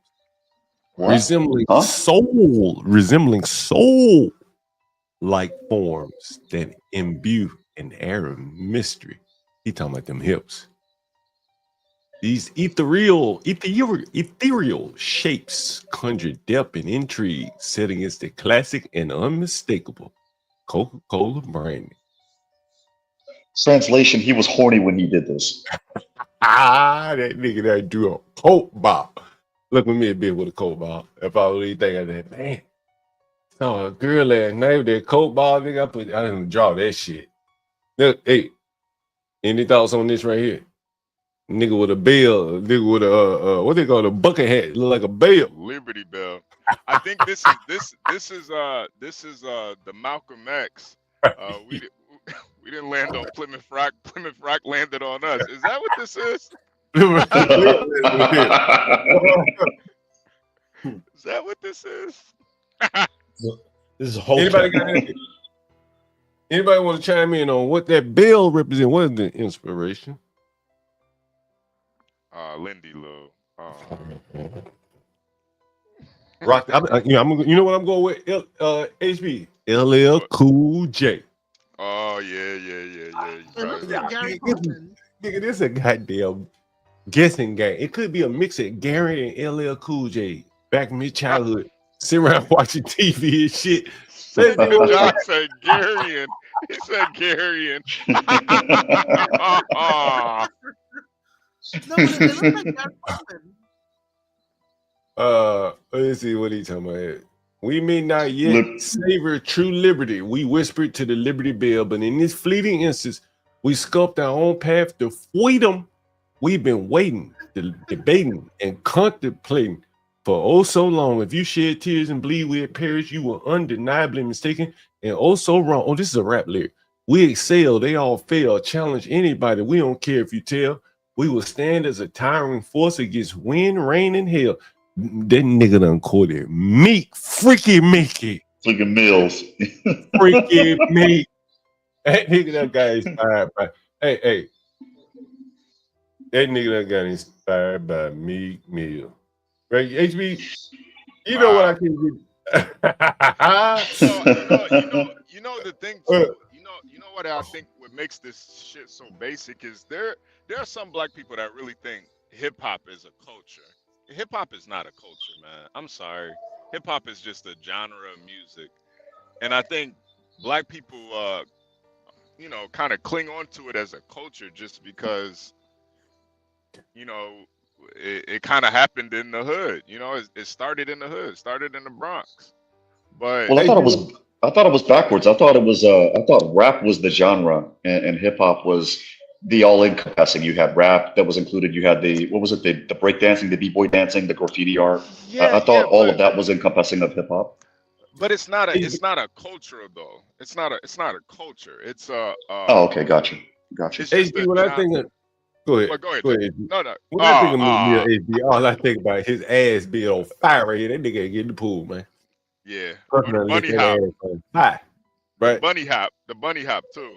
That nigga, he had to go get him some water, man. I gotta cool my ass off.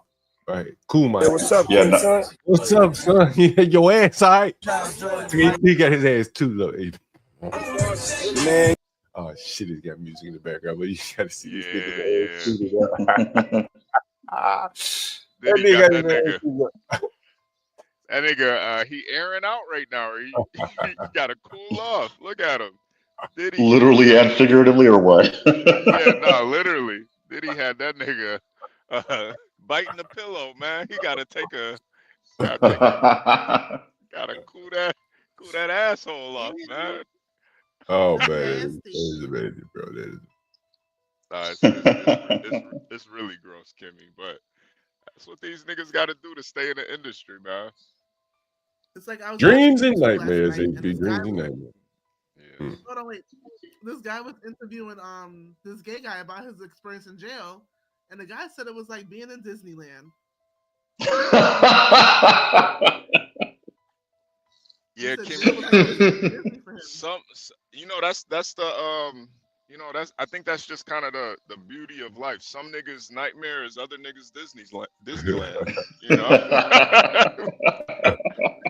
it's how you look at it. You know, you gotta. Oh shit, HB. Hold on for a minute. Give me 1 second. Who the fuck this is called? Ain't no fucking. It ain't me. I'm here online. HB, did you see that Indiana game last night? Nah, I didn't. You talking about the? They got the college playoffs. The college playoffs. Indiana versus Notre Dame. Nah. Oh wait. John's on a call. Hold on 1 second. Hold on.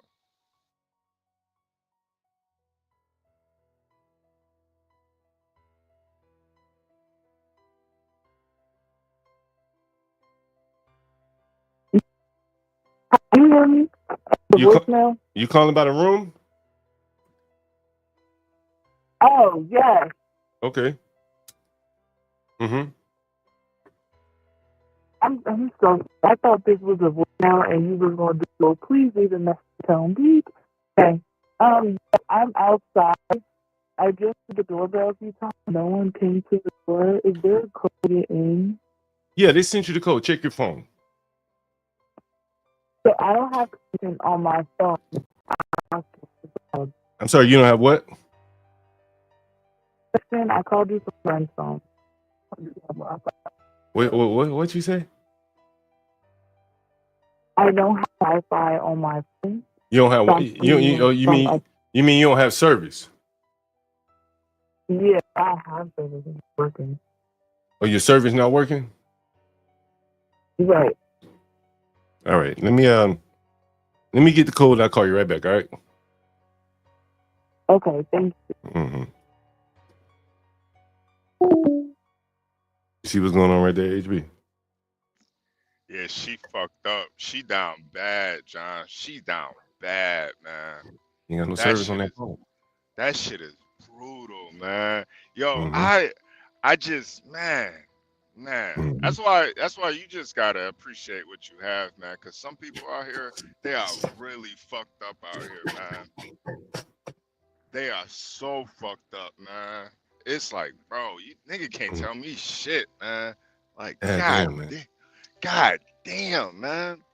Like, you renting rooms and don't even have your cell phone on, man. God damn. Were you here early when she talked about? Were you here early when she talked about when she been living at HB? Mm-hmm. She been living in a motel Airbnbs for like a month now. Yeah. It's, I mean, Times are honestly, tough, man. John. Yeah, honestly, it really is an epidemic. But you know, I think I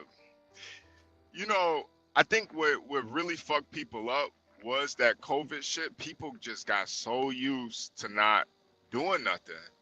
And now that shit is up now, you know, man, that's why for me, honestly, COVID was really a fucking blessing for me. But for a lot of people, it really fucked them up mentally. It was the They didn't ultimate prepare. setup.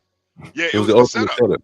It was a setup. It was a setup. And I saw it back then that it was a setup. It's not just that, but the economy is also retracting. There are a lot of jobs that we had pre-pandemic that, let's just be honest, right now as we're going to go into 2025 in the next couple of weeks, those jobs don't exist anymore. But see, Juan, I feel like that yeah, the jobs might be hard or whatever. Like, I don't know, man. I just feel like there's so much opportunity though to make money and not Well, be I in mean, those types of situations. think about it like this. Like, let's say you were accustomed to, let's say you were accustomed to, let's say when Stanley's generation, right? Yeah. Stanley would go knock on doors. Hey, you need any work done? Right? Well, fast forward to today, you can't do that shit. No, Old dog got to learn new tricks, right? And some of these old dogs, you know, and a lot of them are old, that don't want to, can't see that the old trick ain't working, right? Like, look how many people still sit there. My child was a rapper, right? When he gets killed or something, he's like, why the fuck is anybody still rapping? Yeah, Right? There's no money seriously. in it, right? But they're still doing it, right? They haven't seen what everybody else sees, right? If people have moved on from that shit, at least it's a way to really make a living. But yet there are some people that still try to do it, right? And college, I think, is one of them. You come The at other this thing is I was going to say the other thing, John, is TV. In my generation, at least, I don't know HB if you would agree or not, or Kimmy if you would agree or not, but I think that the television in our generation did a really good job of selling us an illusion. Oh, you can do this jump shot like Michael Jordan, and you're a shoe into the NBA. No, slow down, Papa. It's not that easy. Or you know what? You see this rapper, he's got a badass Rolls Royce, and he's got millions of dollars. You could do the exact same thing. It's like, no, slow down, Papa. There's other forces that are at work. I think that now go ahead. I think people knew they couldn't get to the NBA. I think they know that.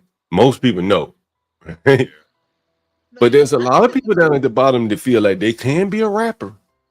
I'm more talented than Jada Kiss, right? Like, you know, people. I think they were trying not to create a new generation of crackheads. So it was a lot of believe in yourself, you can do anything. Believe in yourself, you can do anything, which is not a complete lie. But you have to be realistic. You know, you have to be practical in your plans. Man, I'm going to look for this article. Anyone in the audience interested in this article, I would love for you to take a look at it. There was an article from a music exec where he was talking about more or less like our business has evolved to the point where we don't need to do albums anymore. Right? We're not giving these people a whole bunch of fucking money. Like, that's not our business anymore. And it wasn't, I don't think it was Lucian Grains. It was maybe someone else.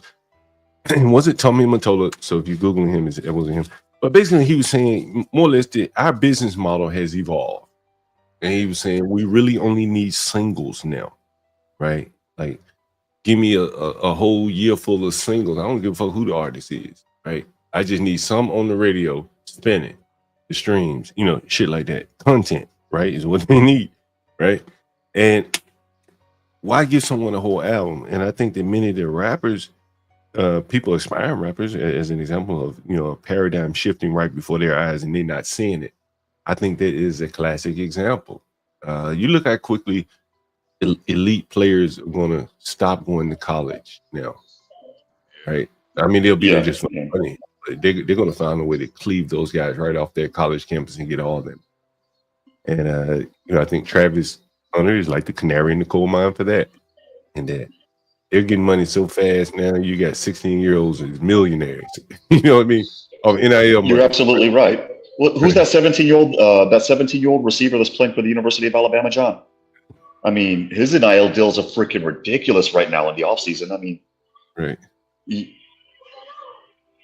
But I And think, so right John, here, go ahead. it's just like COVID though, where a lot of that shit is really just the setup, man.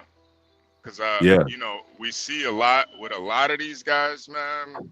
You know, they may get all these opportunities, but if they don't have that foundation behind them, man, these niggas be poor in a couple years. Yeah. Yeah, you know, the wind keeps shifting, man. You know, the tide keeps going out. You know what I'm saying? Like the water gets deeper and deeper, and everyone trying to keep their head above water. You know, I was telling a story earlier today. I don't know if you heard it, HB, about a buddy of mine. His wife, you know, I've mentioned it. He's a Trump supporter. His wife is a Democrat. She's a Democrat operative, though. So she helps these motherfuckers get elected, right? And she helps push companies to do DEI and all that kind of shit. That's how she gets paid. That's how she makes a buku shitload of money. Well, we talked about how Kamala spent $1 billion, but she spent it kind of with a different audience.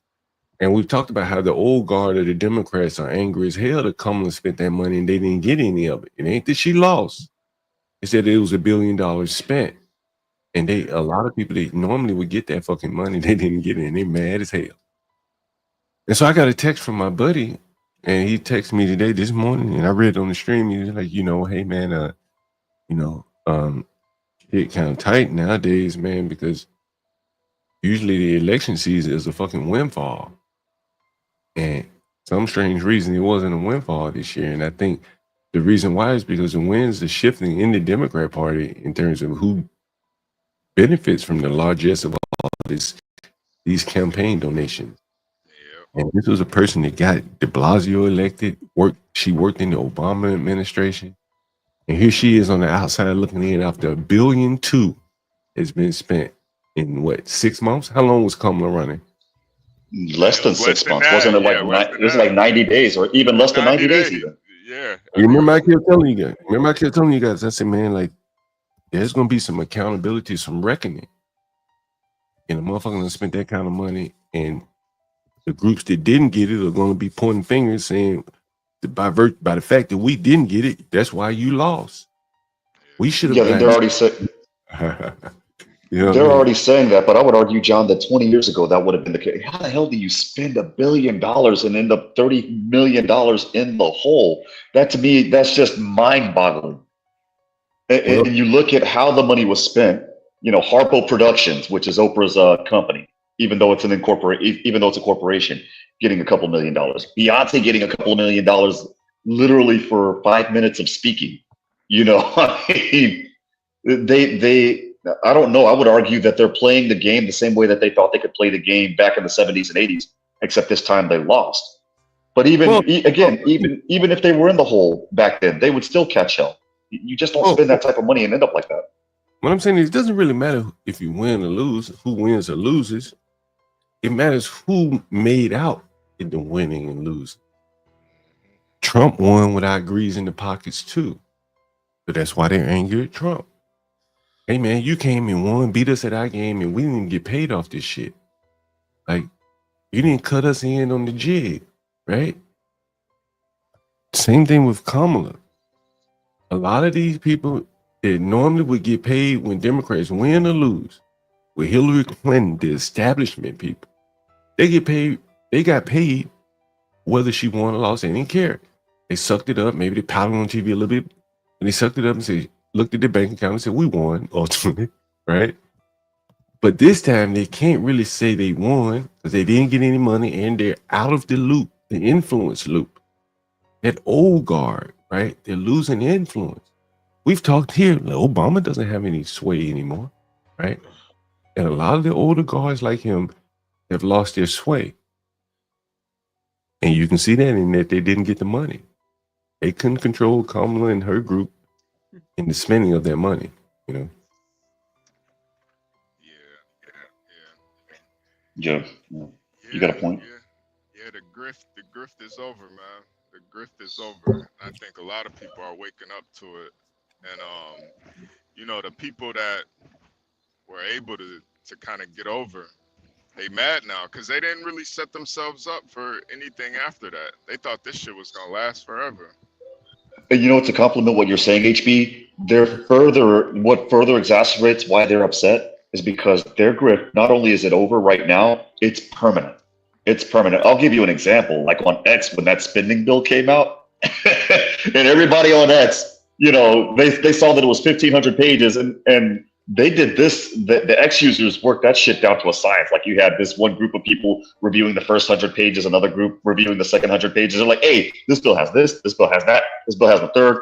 And basically everybody was getting called out in real time. And the people that would have made money off of that spending bill were like, oh shit, our gravy train is literally gone.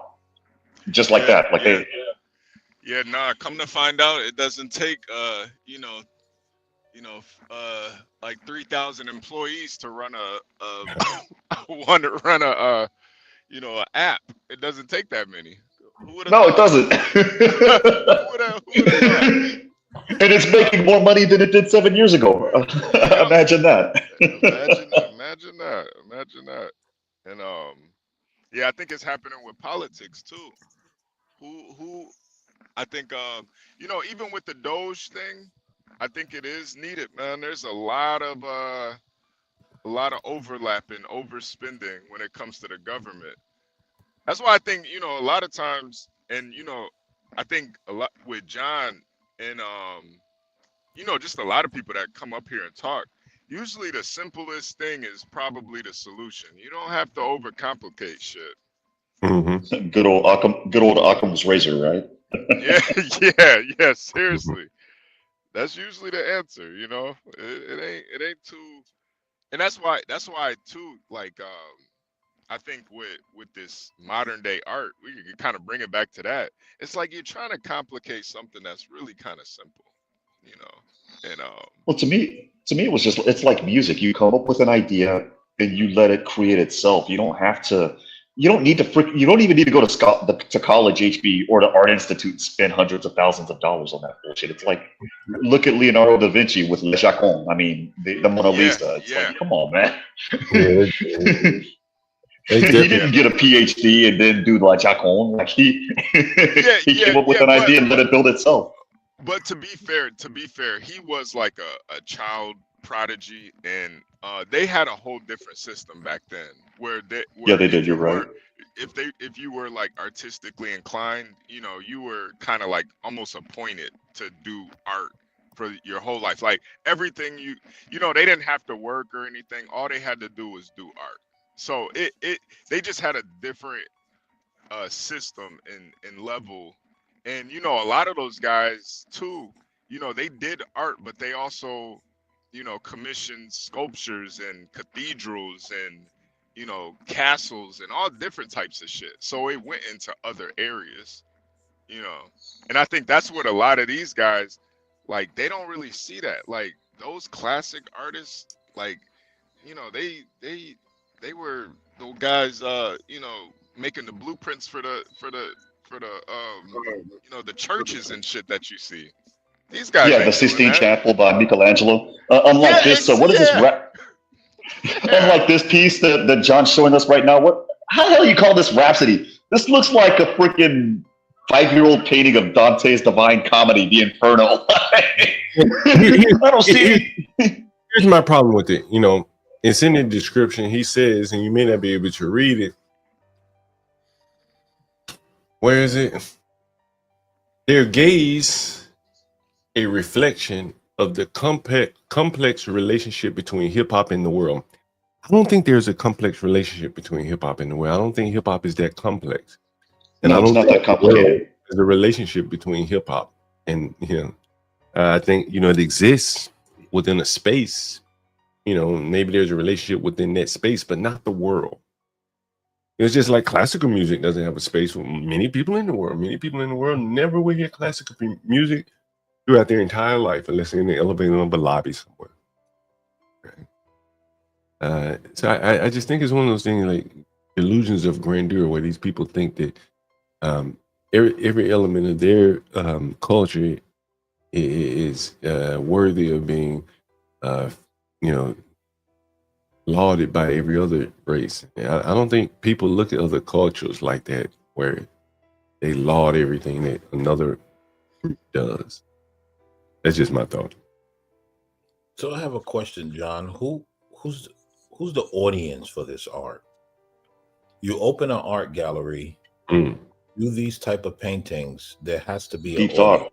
Who's the audience? You want me to show you someone that was there? You want me to show you someone that was there?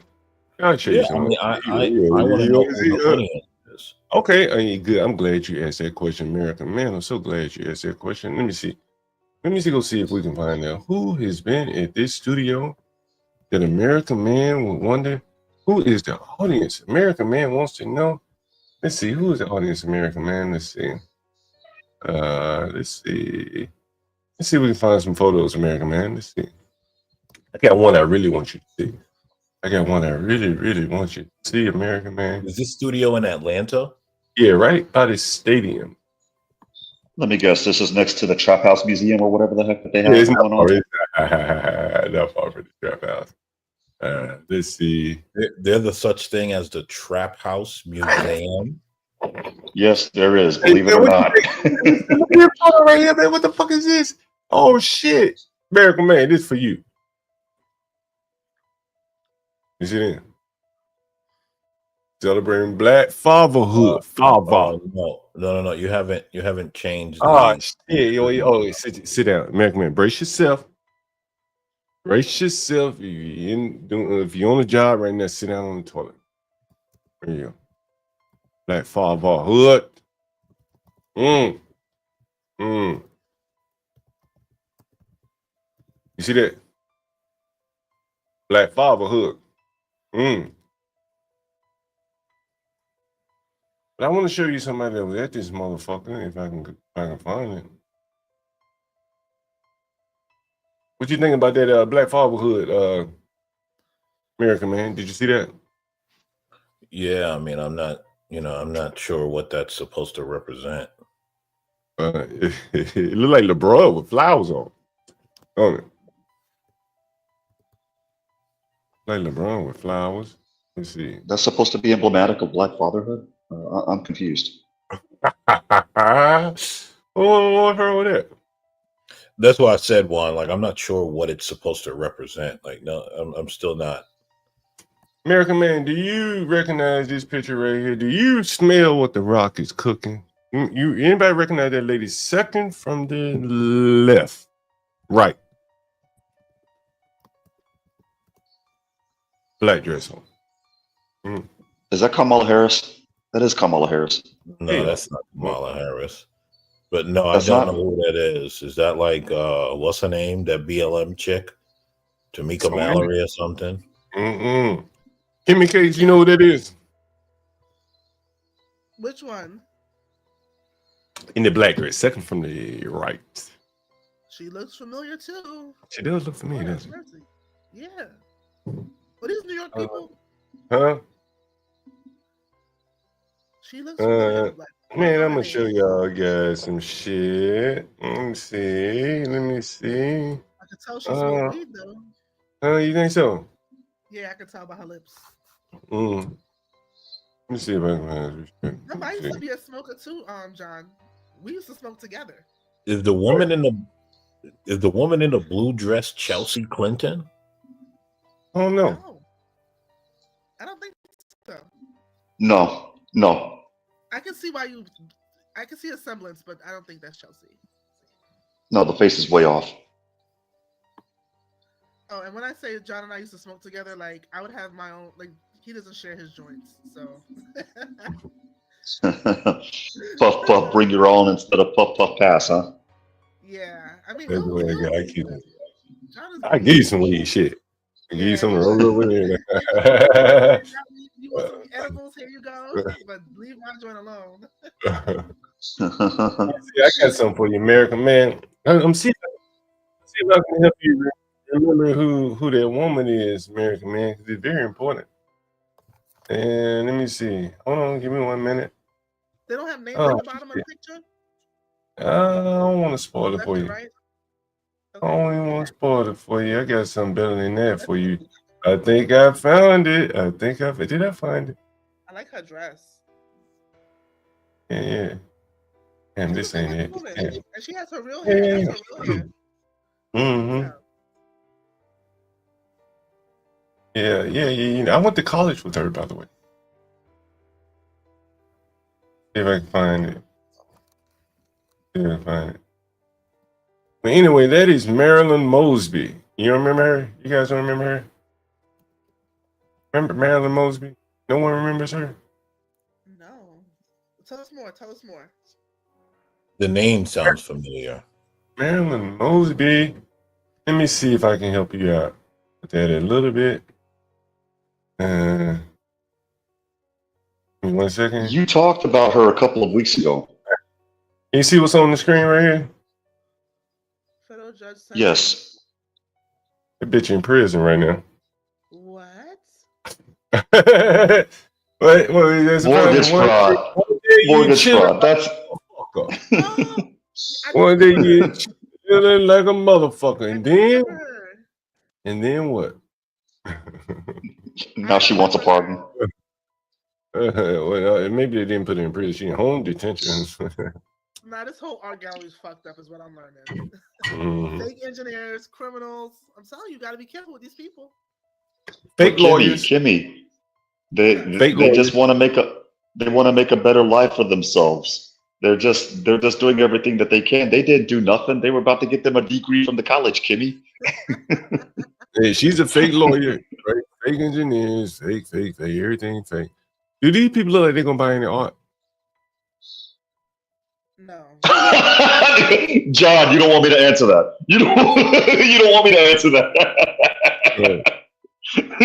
They look like they're on their way to the Popeyes chicken. You know who that is right there, right? You know who that is right there. You know who that is. Is that Donna Brazil? That's Donna Brazil. Yeah, I was about to say that's the Democratic strategist lady, right? Or the head of the DNC, something like that. She was Hillary Clinton's spokesperson during the campaign as well. I told y'all this has something to do with BLM. I felt it. Well, it evolved naturally because none of these guys honestly could cut it as engineers. So they went to DEI and shit. And that is why you see pictures of Colin Kaepernick. They have Colin Kaepernick in here. Can you believe that, American man? They got Colin Kaepernick in here. Yeah, I mean, Colin it's not Kaepernick. surprising. I know what these people do. You know, what would possess successful men to want to draw some Colin Kaepernick shit, honestly, bro? George Floyd. They got George Floyd. Did you see the George Floyd? Really? George Floyd? Told y'all. Let me see if we can find this shit. It ain't organized very well. Let me see if we can find George Floyd. This is for you, American man. While you're doing that, while you're doing that, John, did you talk about the latest court hearing regarding Derek Chauvin? Tell us about it. I heard about it. I didn't talk about it.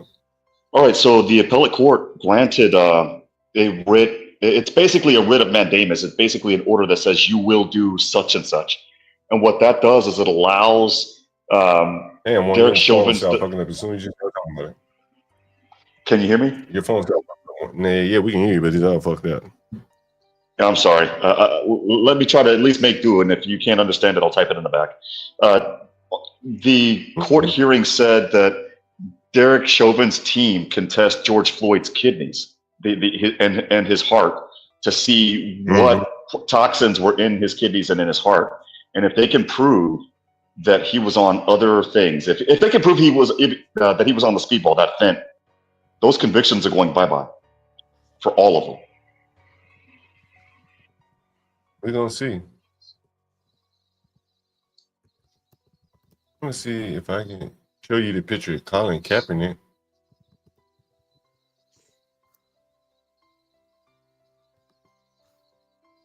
I hope they let the man go though. Like, he been stabbed in prison and shit. Well, I hope they let them all go because to me, ever since that incident in 2020, yes, him standing on George Floyd's back and from the outset looked horrible, to the public. But when you get all of the facts of the case, to me, there was a causation issue. I didn't see how it met the legal causation standard or what they call the but-for test. And now they might be able to prove that it doesn't.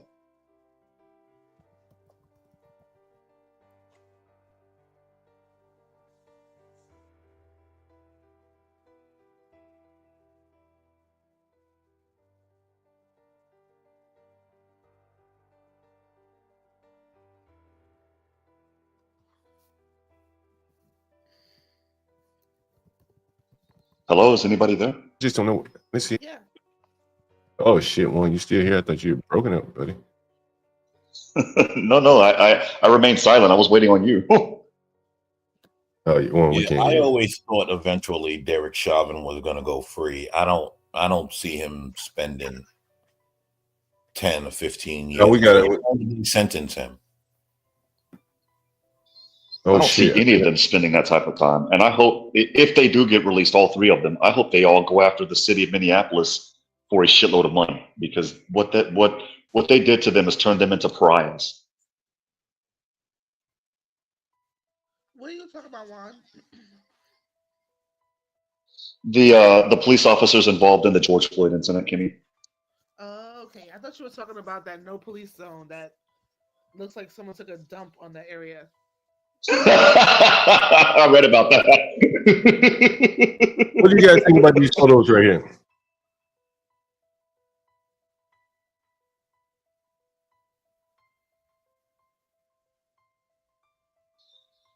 To be honest, my daughter could do a better job.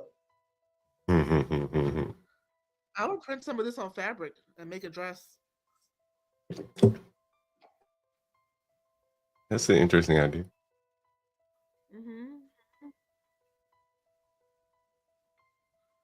Cover with the earth.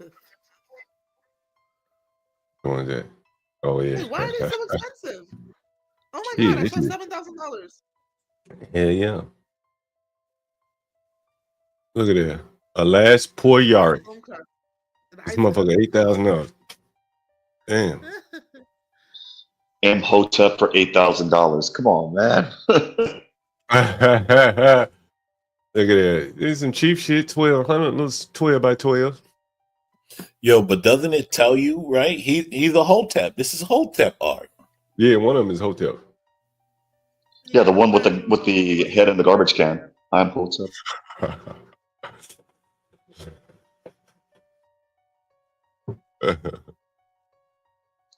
This is crazy. Because there are people here in South Texas that do art for a living, and some of them are world renowned, and their paintings don't go for that much. Like I bought a piece from a girl out of Corpus Christi, and I paid all of $500 for it. It's Missy Elliott right here. I can see that. Damn. Damn. Mariam, yeah, Sheesh. she's definitely West African.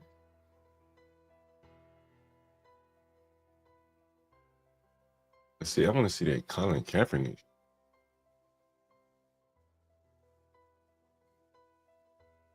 Look at that shit. Buffalo dance. I thought it was January 6th.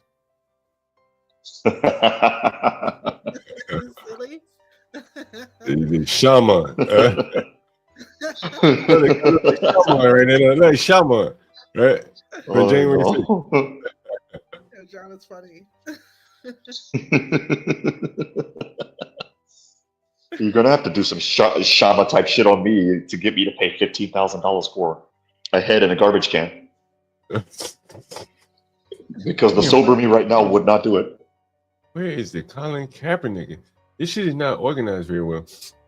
Maybe let me see if it's Atlanta.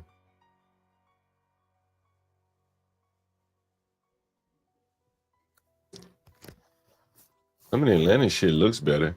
You know what I mean? A little bit more sophisticated.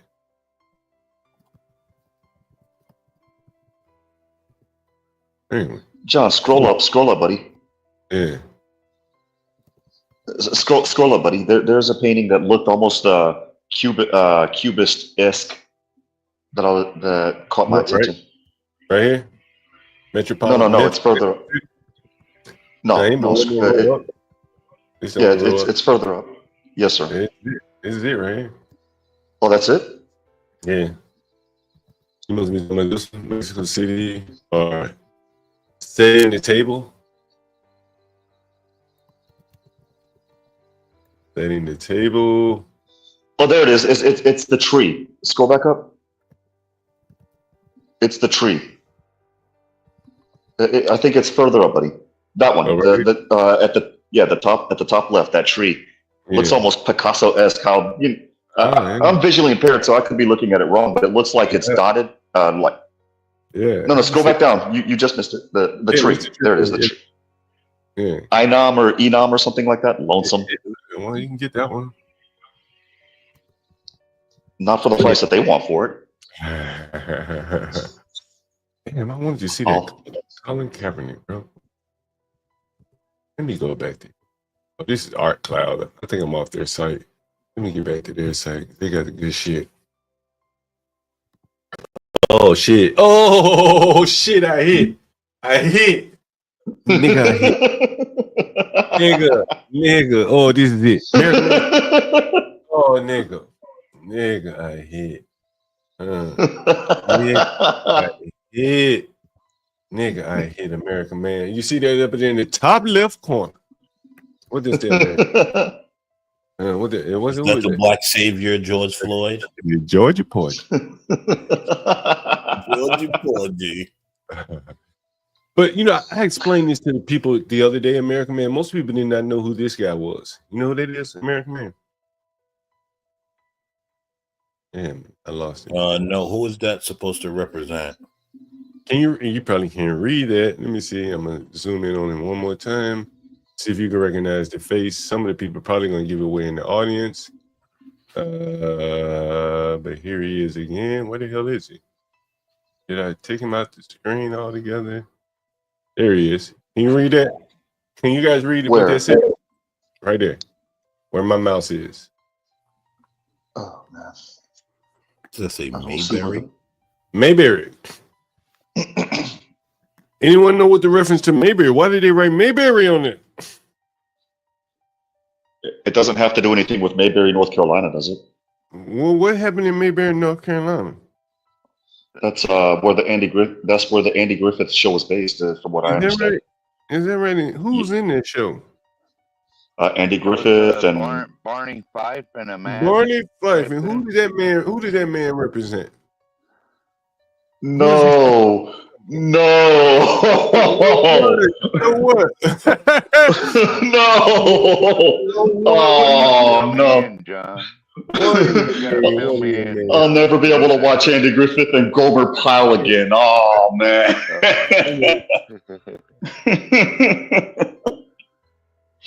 Does anyone know? Most of you probably don't even know what the hell I'm talking about, right? You don't know what's being done here, do you? American Man, do you know what's being done here? Kimmy Case, do you know what's being done here? No, I never watched Andy Griffith. Do you even know anything about Andy Griffith? No, I never. Nope. One, do you remember Andy Griffith? 12th Man, you remember Andy Griffith? Oh yeah. Yeah, I remember Andy Griffith. I still watch the Andy Griffith show now. And then specifically, tell me about the guy in the mask right there. He never wore a mask in the show, but tell me about the guy in the mask right there. Who is it? You said it's Barney. Is that supposed to represent blackface or some sort? Nah, it's deeper than that, American Man. Go ahead, one. That's Barney. Tell people about Barney Fife. Barney Fife was your archetype. The dumbass cop that was always getting in trouble for doing something stupid, and not illegal per se, but he would walk right up to the line and do something stupid per se. And he was always targeting certain sets of people on the show, but those people were also archetypes of race and class on that show. But not black people, correct? No. And he was kind of a goofball, harmless little goofball. Is that fair?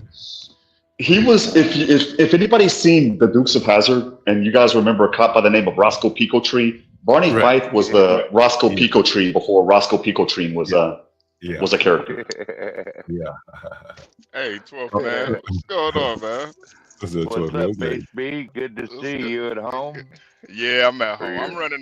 I'm running around and shit right now. So right on. Yeah. HB probably never heard of Barney either. I know who he is, but yeah, I didn't grow up watching it though. I know who he is though. I won't be able to watch that show the same again. Oh man. Do you remember what they did with Barney's bullet? One. No, I don't. Enlighten us one more time. I think they gave him one bullet and told him put it in your pocket. It wouldn't surprise me.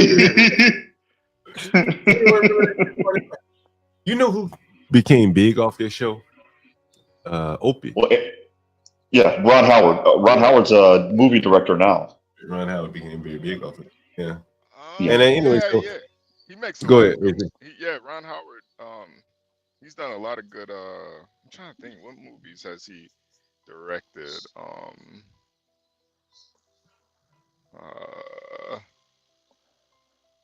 Yeah, I can't really think of any. But yeah, I know who he is. I liked him in Coward of the County. That was good. Yeah, that was a good movie. What these people have done, they putting a mask on a harmless old friendly cop, Barney Fife, and made him out to be like a threat. To be a criminal. Right. Yeah, it's a juxtaposition. To be the old slave catcher.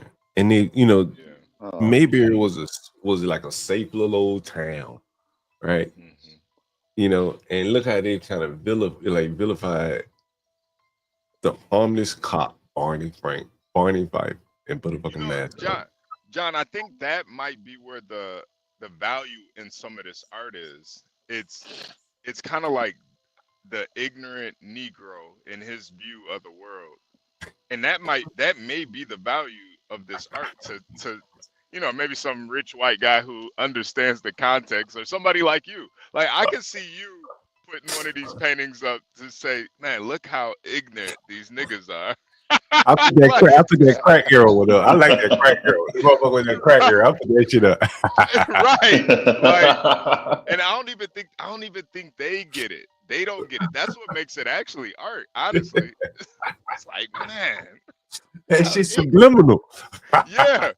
I was thinking when you were talking about that the Colin Kaepernick, I was like, did they not see the irony?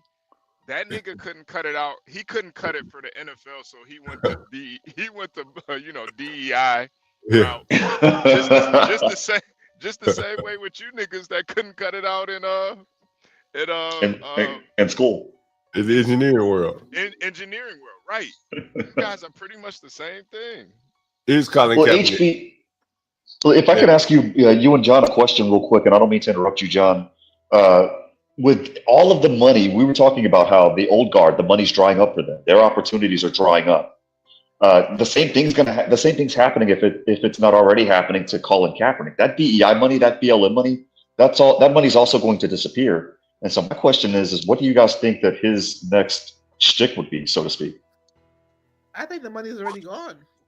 Yeah, I'm going to show you something on Colin Kaepernick. I follow Colin Kaepernick. I'll be honest with you, because I was a 49er fan, and I think he's a little bit smarter than most of these motherfuckers playing football, to be honest with you. And he's been able to stay ahead of the grift.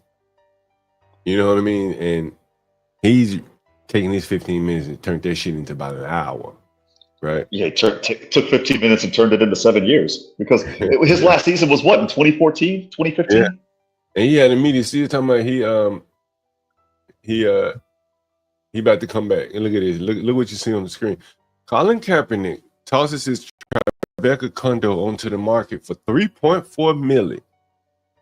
Bro, when they start shitting them assets like that, them trophy-like assets, Tribeca, New York, LA, Miami, bro, something going on. You know what I mean?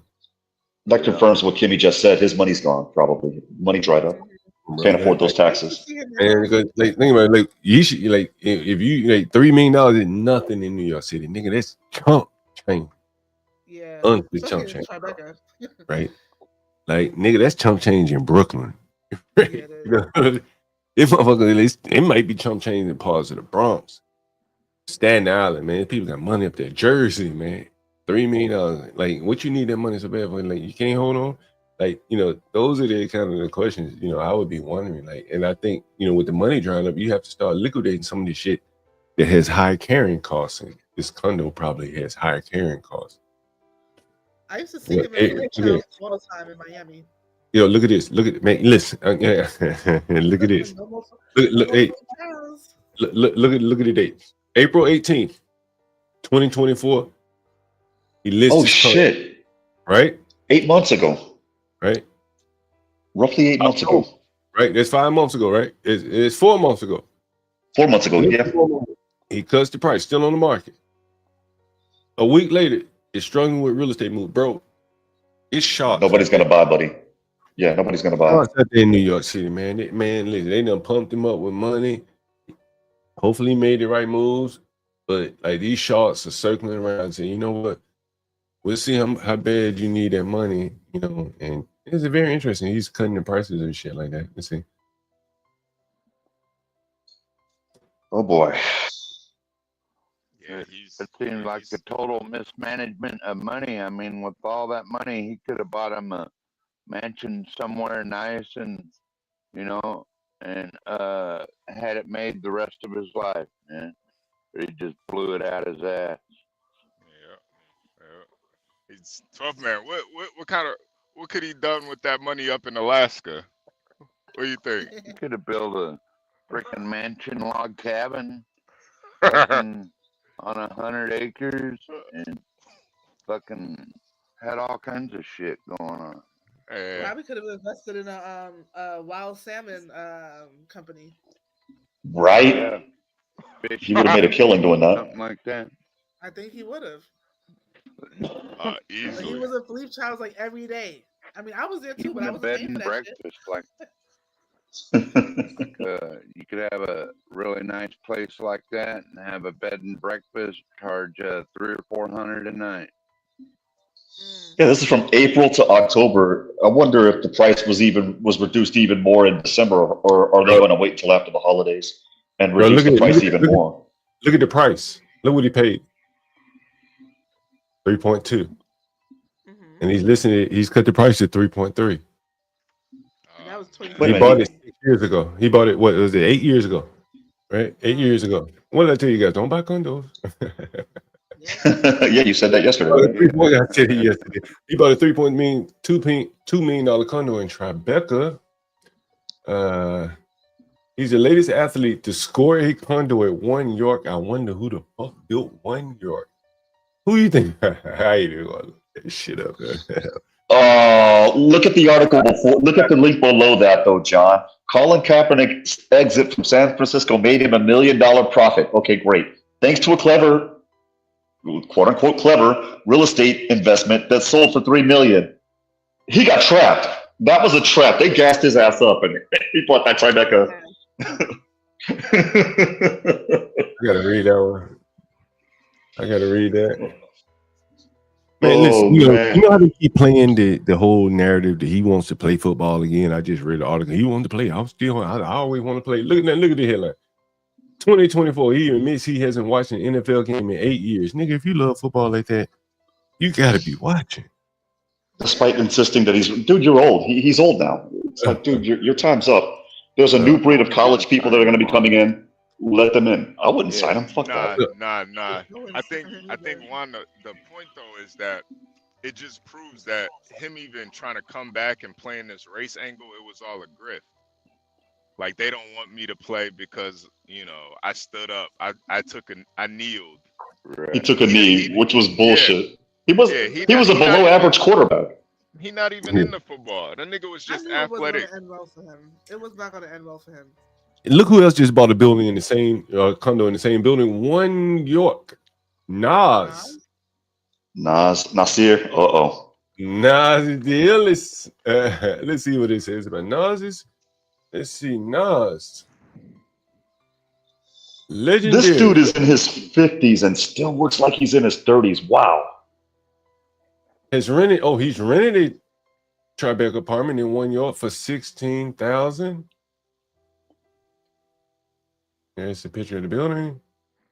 He only rented. He's smart for Nas. Don't buy it. He's trying to get a casino. He didn't buy it. He just rented. Good for Nas. Don't buy it. Yeah, he's smart. Anyway, curious to see. It'd be interesting to see. I said I was gonna look up One York, right? One York. Yeah, One York. Oh yeah, One York. I think they're developers. I see their names on a lot of real estate. I said One York Street in New York City, Manhattan. Here's some places for sale at One York. Let's see what we got here. Is that the development group that Magic Johnson is involved in? I don't know. One of these is going to be Colin Kaepernick's place. It's probably it right here, $3.35 million. It's a resale. Yeah. Oh, so I think it is his listing. And this one is 2.795. That's definitely not his. His was listed about 3.3. This is it. Colin Kaepernick. How do you see it? This is it. This is where Colin lives. Nice. Very nice. Very nice. It doesn't look bad. That's got to be Colin right there. Jay-Z and Molly. There, bro. Man, he might have take that Jay-Z picture down, by the way.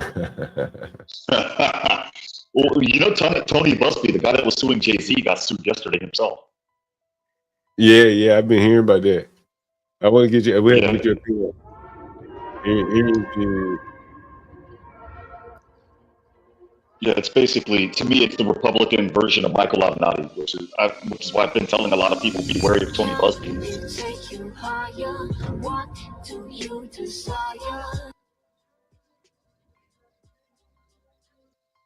A lot of windows in there though. Yeah. Yeah, but I'll be quite honest. When I was younger, I would want something like that, John. Now, post-pandemic, like I was mentioning a couple of days ago, I'm looking to get the hell out of the urban environment. Wait, is that an expansion on top of an older building? Where? Probably. That's what it looks Potentially, like, yeah. right, Jimmy? Yeah. If you go back out to that view, it looks like they did one of those expansions and made. Oh yeah, right here, right? Yeah, older yeah, yeah. building. Right, damn. Sure did. Yeah. Damn. You know what it is? A lot of these properties are landmarks, so they can't touch the landmark Damn, part. sure is. Yeah. So they can only go up. Damn, that's some shit. That's some shit right there. Oh, But they have one in my neighborhood, and I was like, "Why did y'all keep the old facade?" And they were like, "It's landmark; they can't touch it." So they built on top of it. There's one for rent.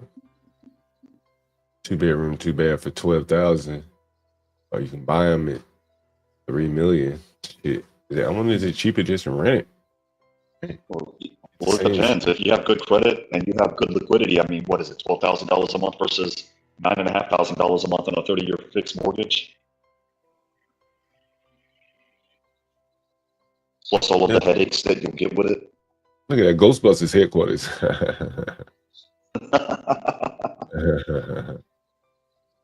Interesting.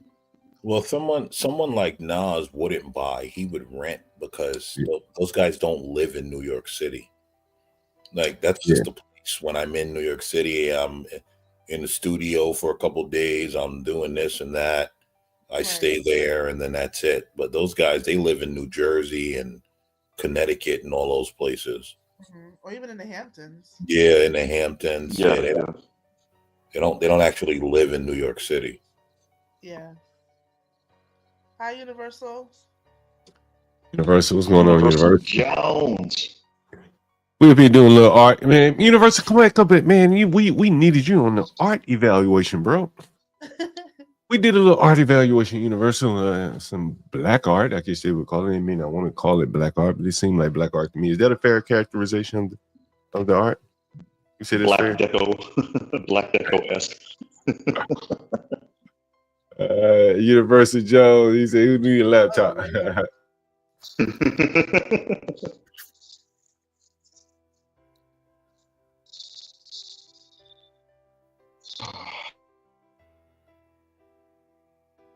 Yeah, we need Universal to analyze that art for us. Universal shit. We walked through the studio, pretty good tech. I will give them that, but we didn't have you up here to give us the feedback on their art. We'll probably do a stream on that alone. Damn, I wish Hood Served it was up here. You know, I wanted to do. I showed the other day. I showed There's this. one of them that don't like me. I don't know if it's hood conservative or ghetto, whatever. Ghetto point of view. It's ghetto point of view. Yeah, I can't tell them apart, so I don't know which one it is. I showed this the other day, and it prompted me to think of something like, I had two thoughts in mind. What was it like the what was it say? The cotton pickers versus the road pavers.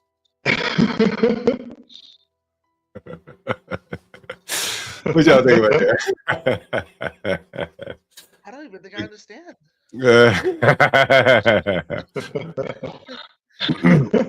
Just as black people stake their claim to this country, we picked the cotton, we were slaves. You're picking cotton. Yes, they were tobacco too. You can say it. Tobacco pickers. That's their claim to fame here in America, right? That's what they stake their claim on. Is that not correct? Well, they will pick the cotton. Tobacco now. Right. So, but these were the North cotton Carolina pickers. was a lot of tobacco. These were the cotton pickers and the tobacco pickers, right? And these people have told us for years and years they built this country. How many of you have heard of that?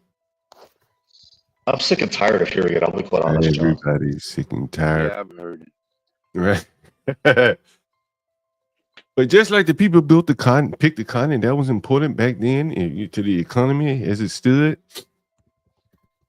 Now there are people that paving roads. A new day. We need people to pave roads just like we needed people to pick the cotton. Is that not correct? And so as I was rolling through Martin Luther King Jr. Avenue and I saw this,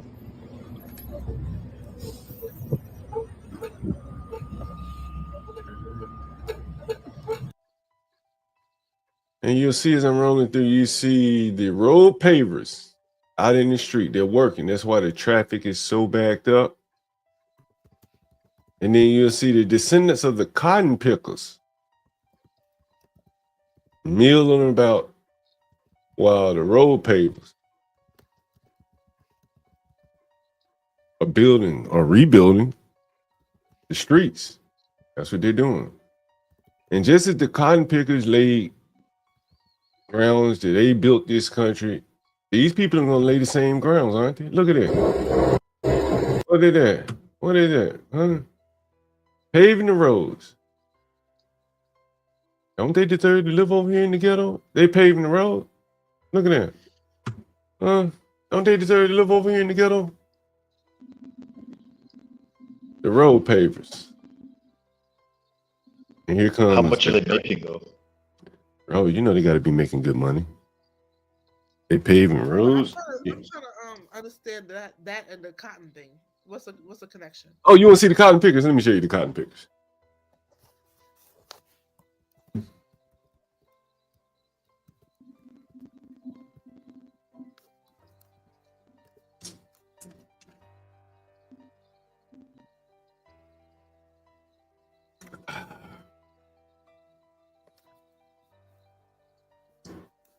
You seen the road pavers. And as we go along here, you're going to see the cotton pickers.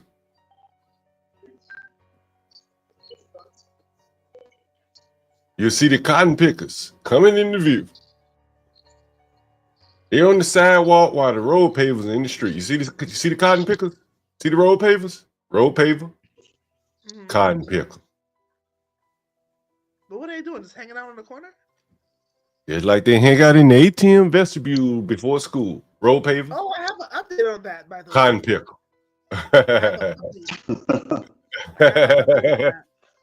Anyway, yeah, give me an update, Kimmy K.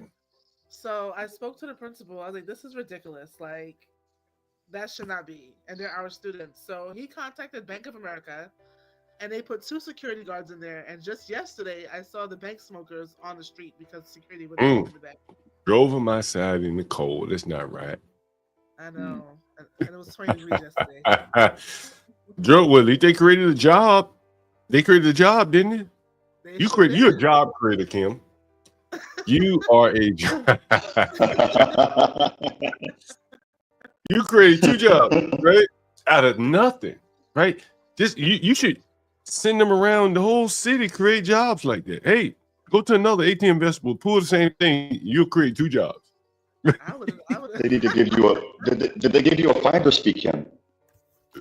Well, when I was walking by, they were all giving me dirty looks. Like, it's because of that bitch we're not in the bank anymore. Hey, if you were smart, Kim, you know what you should do? You should open up you a security guard company. We protect your ATM for weed smokers. It's like, huh?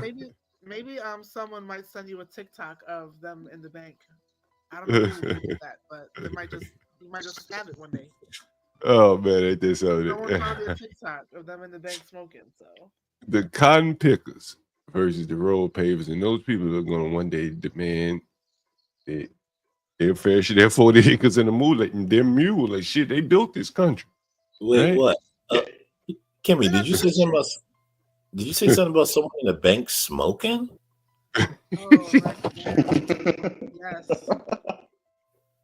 Yes. Hey, John. Oh man, come on. Could you turn Kimmy's mic up a little bit? A little low on mine. Let me see. Let me see if I can turn you up. Give me Kate. I mean that baby. She may have turned it. Oh, I can turn it up. Yeah. Oh, I turned it. Okay, I Appreciate turned that. you up, Thank Kimmy you. Cakes. Testing, testing. A little But yeah, better. you know, Kimmy Cakes. Is that loud enough for you, 12 man? Can everyone hear Kimmy Cakes? I think it's a little better. Y'all seem to hear All right, better I can than turn I'm you up some able more. to. Might be something on my end. DJ, turn me up. Yeah, Yeah, you're good. You're good. I put Yeah, you up a little bit yeah, more. that's better. Much better.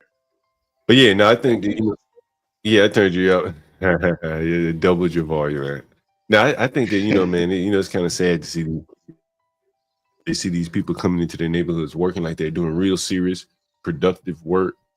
They go into convenience stores and they got to buy from someone whose language is not even their first language. And it's like the world is getting smaller for them. And then what the hell do they do? Right. Hey, look at these people. It's really. That's all they knew their whole life. Well, it's adapt or die, though. I mean, I mean, with everything that's changing, we're only, you know, I'm only one person. There's no way in hell I'm going to be able to stop that big ass wave that's hitting us of change, I guess. So it's basically sink or swim, adapt or die. There's no way around it, I think.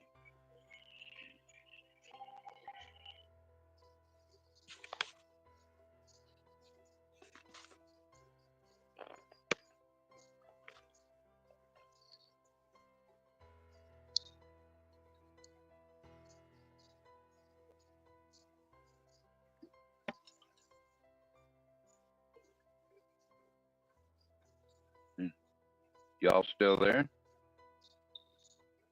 Yeah. Yeah. You guys hear me?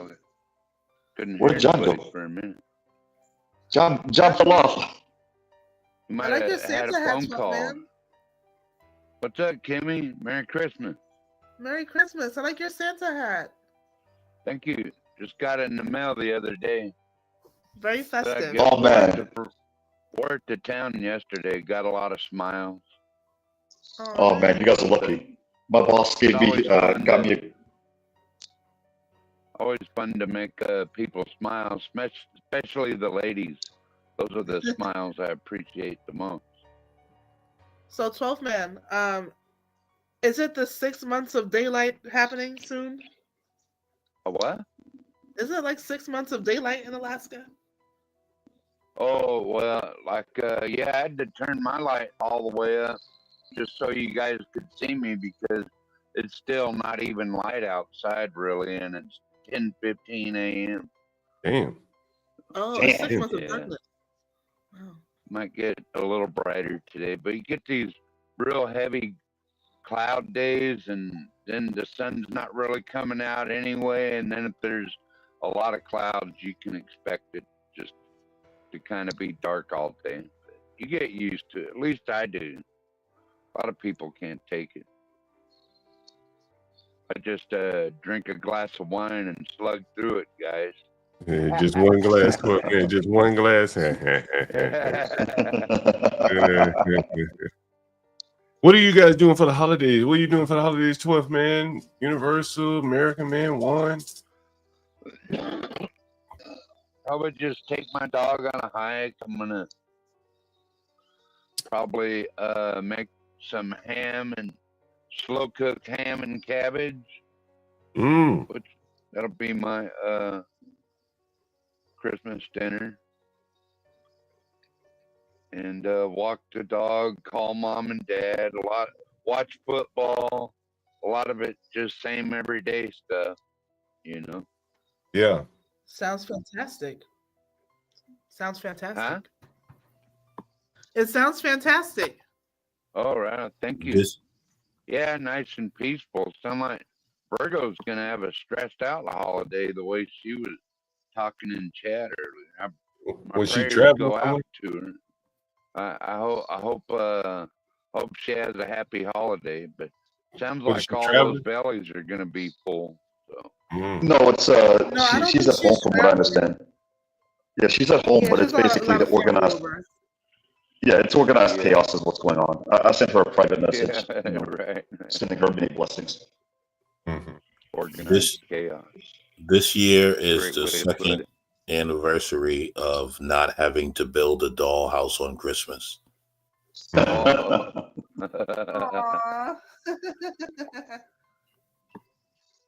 Oh That man, I know that feeling. that went on for years and years, and you're just like, wow, this. You're gonna miss those days when they grow up. Well, it's a weird John, what are feeling. you doing? I gotta I'm going over with my mother. Spend some time with her. She's like got a little fracture in her foot. Oh So God, I'm sorry. yeah. So how she doing? And That's good. John loves his mama. yeah, I'm gonna do that. I'll be busy a lot of times. I don't get a chance to go over and see as much as I would like. You can't take it for granted because she's in pretty good health, but I probably need to spend more time over there. And I'll do that. Never good to be alone in the holidays as you get older, in my opinion. I know Yeah. That's true. You get used to it. I wasn't saying anything. I was just saying I'm sorry regarding his mom's foot. Yeah. I know You get a little. Go ahead. You get a little hairline fracture, from any little activity, that normally wouldn't even affect. Yeah, or you get. I don't know if this is you guys. This is me. I'm getting bruises in places that I've never got bruises before, and I'm like, dude, what the hell happened? But they tell me the same thing. You're getting older. Yeah, you're getting spankings, boy. Oh no. No, this Christmas I'm going to Mexico for Christmas, but it's going to be the night before because they do at midnight we eat tamales and then basically pass out gifts at midnight, and then Christmas I'm going to pull a 12th man. I'm going to watch football. Is that right? Yeah. Man, I probably have only watched a handful of games all year, in total time and things like that, I'm paying attention to the playoffs. I'll be quite honest. The NFL, after Colin Kaepernick, my interest in the NFL waned a little bit. After all of the other stuff, when they went Black Lives Matter and woke, I'll look at the scores on ESPN. I'll put it like that. But I'm not watching the game. I don't see the point in it anymore. And then the kickoff rule killed. The new kickoff rule killed it for me for the NFL. Yo, can you explain that that kick that San Diego did and got 3 points for it? No, because I'm having trouble trying to understand it. That's the thing. I don't get it. Yeah, I don't understand either, but I see they got 3 points. Apparently it's an old rule. I'll be honest with you. I've never been a holiday fan. I think I mentioned that before.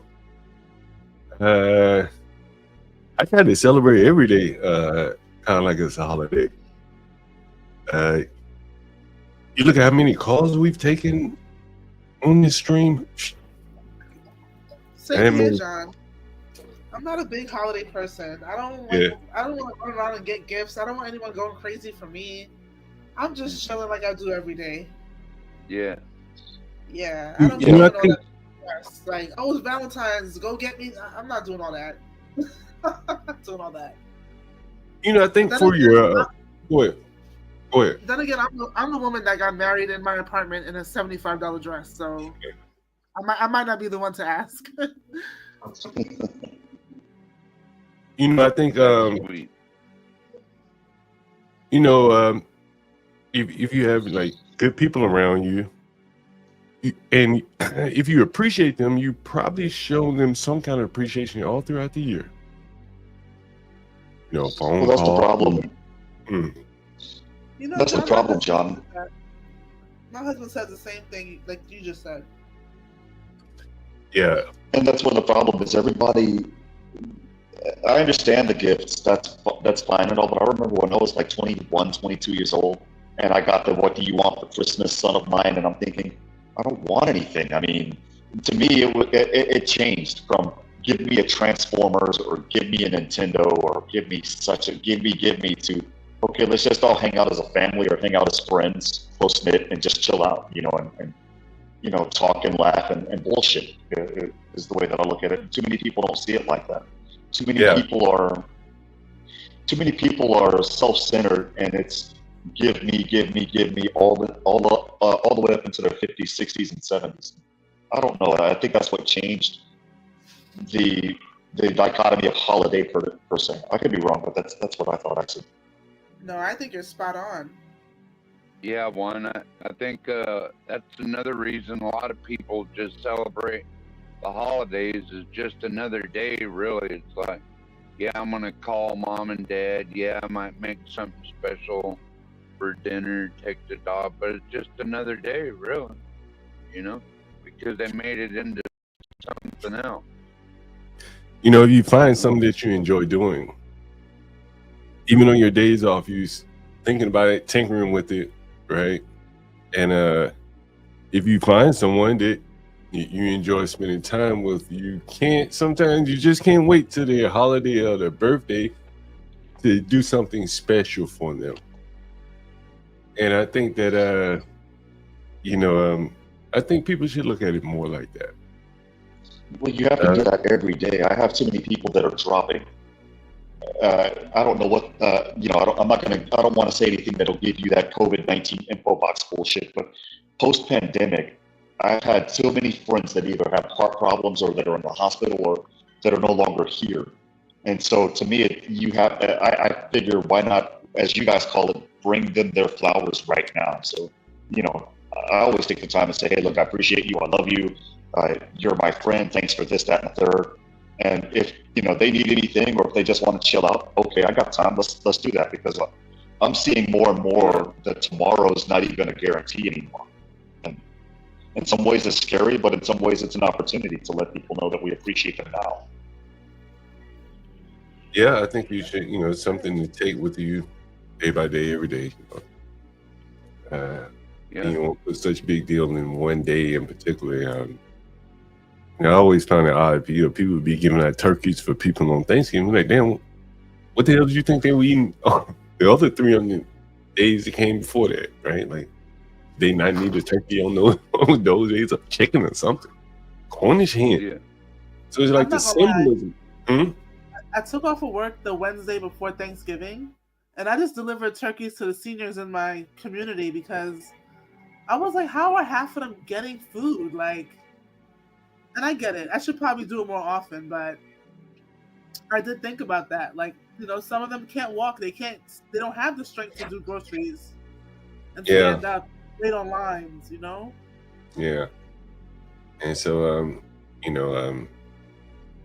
we all one day get old. Except for maybe some of us, like Dan. I think Dan said he doesn't want to get old, but if you have the unfortunate, half in life where you do get old. Say that again. We're all headed that way. Some of us make it a little bit longer than others, but if you don't make it that far, I guess you can.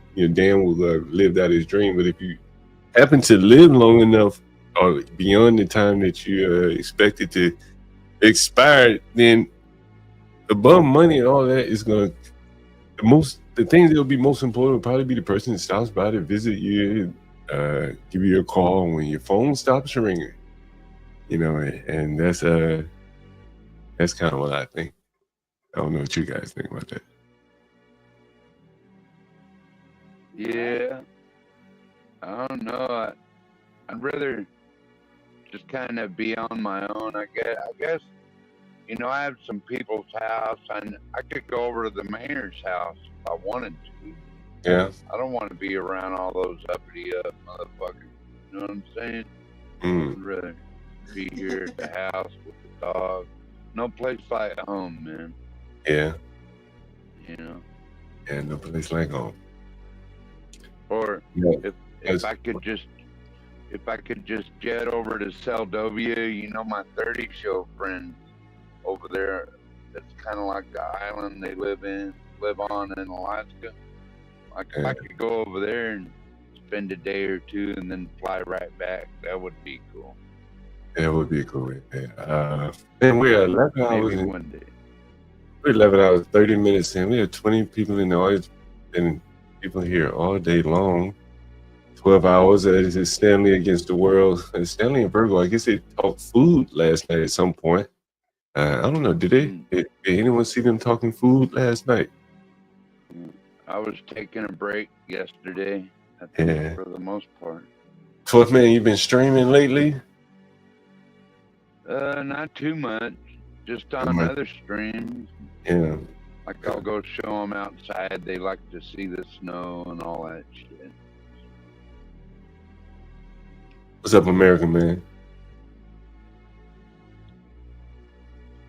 Nothing, Yeah. man.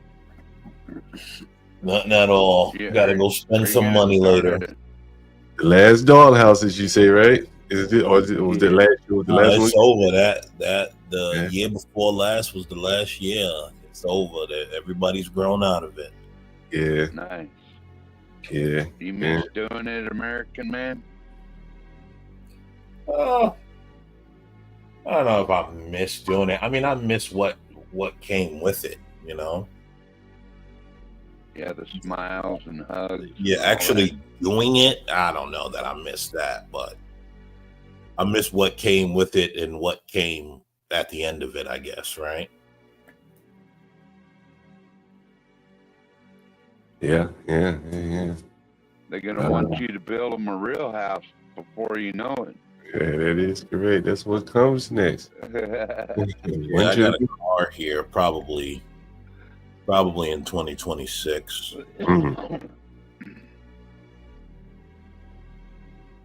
So that'll be interesting. Yeah, will be. There will be. You got any big plans in business wise? How's business looking down in North Carolina? Everything's still going up. The trees, there's no more trees. We about to run out of trees here. There's nowhere you could go. Everywhere you turn, all you see is dirt being turned over and trees disappearing. You in the Asheville area, is that right? No. I'm in Raleigh area. Oh, Raleigh, okay. The Research Triangle right there. There you go. Research The Triangle. old Research Triangle. There you go. Are they using the trees for anything, or? Like, I mean, I'm sure.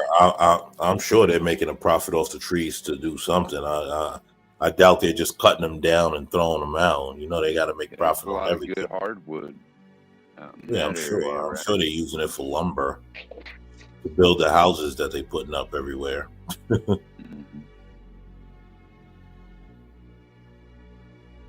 What all else? That furniture too. Yeah, apparently North Carolina, I guess at one point was like the furniture district. Yeah. Everyone went to get furniture. Aberdeen's and all that, yeah. When I went to the last Trump rally I went to, Trump was talking about that.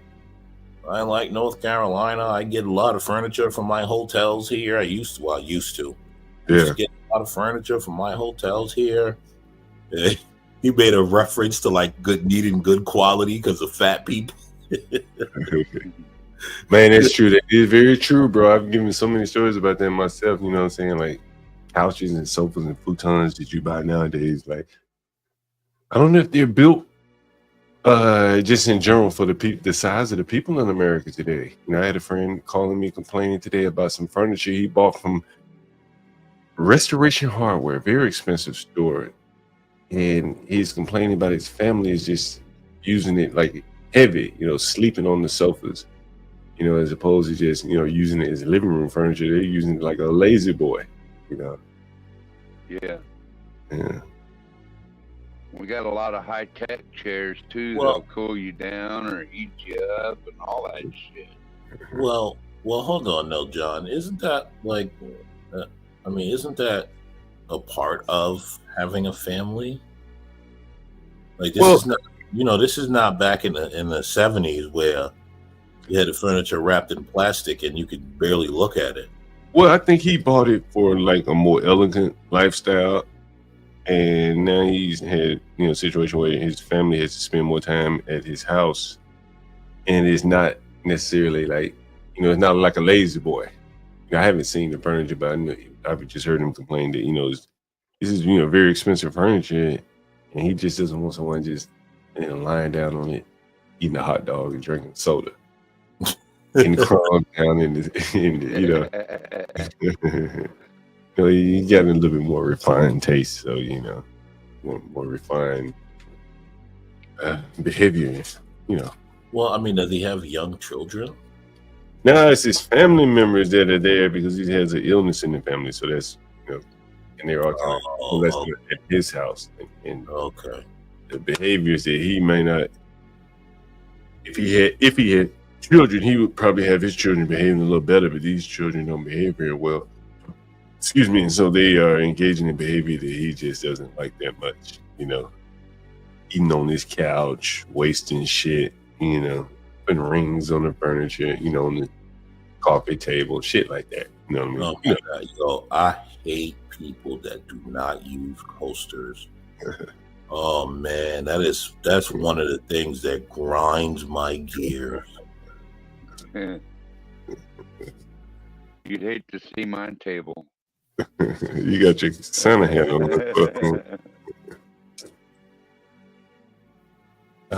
Just basically bare wood, and then I clean it. Here you go to it, man. Nothing wrong with that. I mean, but Toth man, you don't use coasters? Hell no. What for? You got insulated mugs now. You don't need that shit.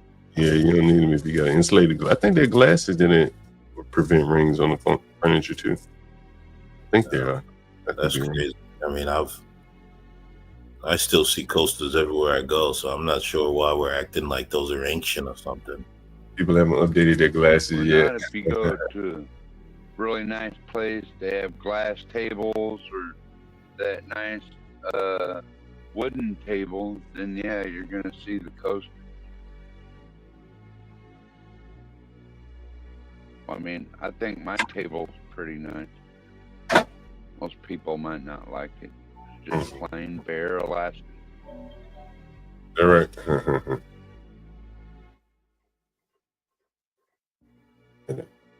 Yeah, I don't know. Tables. What happened, John? It actually gives the wood character. You know. Yeah, I got a couple of wood tables I like. I really like. I bought them on Facebook. Found a good value for them and all that. Oh man, let's see. We have a. You let people fit cups on them without coasters, John? Oh man, you know I keep people out of my house, man. For the most. Man, that's yeah, you know. John like me, I don't let motherfuckers up in my crib. Let's see what we got here. A couple of things I want to share with you. Are you gonna do another stream after this, John? Yeah, I have to step away. I'm sure we'll start one up at some point. Well, I'm not sure, but we may start one up at some point. It's the holiday season. You know, you got Portia, HB, all of them prevalent in the holiday season. So you understand everyone deserves a little time off. You understand that? Let me see.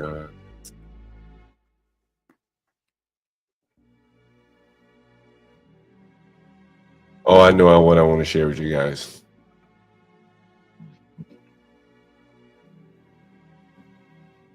I want to share something with you guys. Hey, John Galt, I noticed you've been real quiet. You've been real quiet. Are you talking about Jay-Z? You've been silent, boy. You know what? We can talk about that. What's up, Master Kim? I've been meaning to call you, my man. Been meaning to call you. It's been busy, yeah. But I'm gonna call you when I get up the stream. Matter of fact, yeah, that's right. Kwanzaa Hanukkah, yeah, Christmas Kwanzaa Hanukkah. Man, you know, I saw. Oh shit, let me take this down in case this shit can be copyrighted. I had it zoomed through it. You know what I mean? But you know, I noticed that he issued a statement. Or had his attorneys issued a statement saying, you know, basically disassociating himself with Puffy. And I thought about it. And I said, that's very interesting. You're going to disassociate yourself from someone that you know, everyone knows about. Go ahead, sure. Well, one of the things that was said was he has nothing to do with Puffy's cases because they are, well, people like you and other people are trying to tie him to Puffy's cases. Well, the thing is, like, you know, in the court of public opinion, right? Everyone knows that they had some kind of relationship, right? Beyond business. You've been in too many Puffy Public parties. opinion is nice, but reality sets I mean, in. reality is that he has a relationship beyond business with Puffy. Everyone knows that. Come on, let's be honest. That doesn't mean he's guilty of anything. It just means he has a friendship with him. Well, hold on. I agree with that, right? But and so when he says when everyone else sitting there babbling, him and Puffy running a sex ring, trafficking girls. We don't have a lot of time to forget about what everyone else is saying. Just focus on what Jay-Z is saying. He's saying, you know, our relationship didn't extend beyond business. Well, you know, to the eye, that doesn't seem to be true. There's been too many interactions with him and Puffy outside of business. Fair enough. Okay. So what that says to me is that he's more or less saying, shit, Puffy, they've done these things. He didn't defend Puffy. And so in that sense, he kind of threw Puffy under the bus. You know, why do we want him to defend Puffy? Well, but you know, again, if they seemingly were friends, but now he's saying they weren't friends, so I guess you can't defend someone that you're not friends with. You have no understanding of his dealings. That's fine. But that leaves Puffy as kind of like the man who has no one to come to defend him after all these years of friendship. Presumably, he's had with someone. No, cool. That's one issue that's interesting to me. The other issue that's interesting to me is that, like, if I'm Puffy and I'm like, damn, you're accusing me of doing all these activities, somebody else had to see it. You're accusing me of doing all these freak offs, all these people. Who was there? Who else was there? Couldn't have just been me. So now he has the incentives to start. Like, to me, I'm like, damn, all these motherfuckers selling me out down the river. Why wouldn't he sing at this point? If he has anything to sing on, he's seen it as a cutthroat world like here. He might as well save his own ass. That's what it says to me.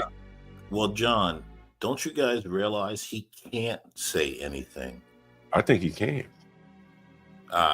Listen, he'll end up like Jeffrey Epstein before he gets to talking. Oh, we'll see. Because I think all the evidence is going to be released at the end of the year, so we will see. You know, time will tell. Oh, you think all the evidence is going to be released? No, the evidence is going to be released. You know, they're going to turn in, I guess, all their discovery or whatever, something like that, to the court. So at some point, no one will ever see a single Puffy tape. Did you hear what Puffy? Did you hear about Puffy's lawyer made a mistake and outed Jennifer Lopez? Did he do that on purpose? I don't know. He did identify her. I heard something about Jennifer. Yeah. He identified her as confident, as number letter B, person number B, celebrity number B. Did he do that on purpose? I don't know. Right? Maybe he made a mistake and called her name out by identifying her. But that is a threat, man. Or it can be seen as a threat if you're J-Lo and all these other people. Do I want my name mistakenly dropped in a court hearing? Like, you know, it's a hell of a threat, bro. A hell of a threat. Yeah, again, right? Puffy can't tell. If he tells, he goes to jail. I mean, he dies, bro. Yeah, we'll see. Like, you know, you guys may think this is confined to 1 or 2 or 3 people, but all your little-headed friends and all your politicians and all of that, they were all there. So he has to die before he gets to run his mouth, just like Jeffrey Epstein. It very well could be the case. Let me make this call on the last call of the day. Beautiful.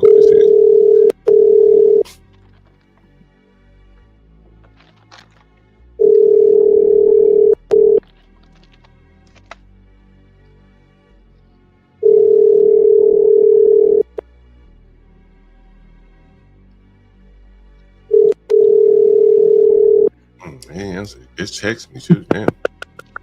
What the fuck? All right. Last call of the day anyway, so I think we're good to go on that. No more messages, no one's texting, calling, all the other numbers. Yeah, now I think people are gonna have to run from him. You know what I'm saying? They're gonna have to run from him because of the you know, I don't think they want the stigma or having their name dropped. Anyway, let me share this with you guys before we get out of here. Here's a new movie coming out. I don't know if I can play it. Let me see if I can play it again. Here it is. Have you heard about this new movie? Anyone heard about this new movie? We got 13 minutes. Anyone? Yay, nay? No, it's the name. Okay, let's see. Welcome to the Women's Army Corps. The male and our so logistical nightmare. Mr. President, this assignment is proven to That's Oprah Winfrey right there in the middle. be a logistical nightmare. Women's Army Corps. Did you open it?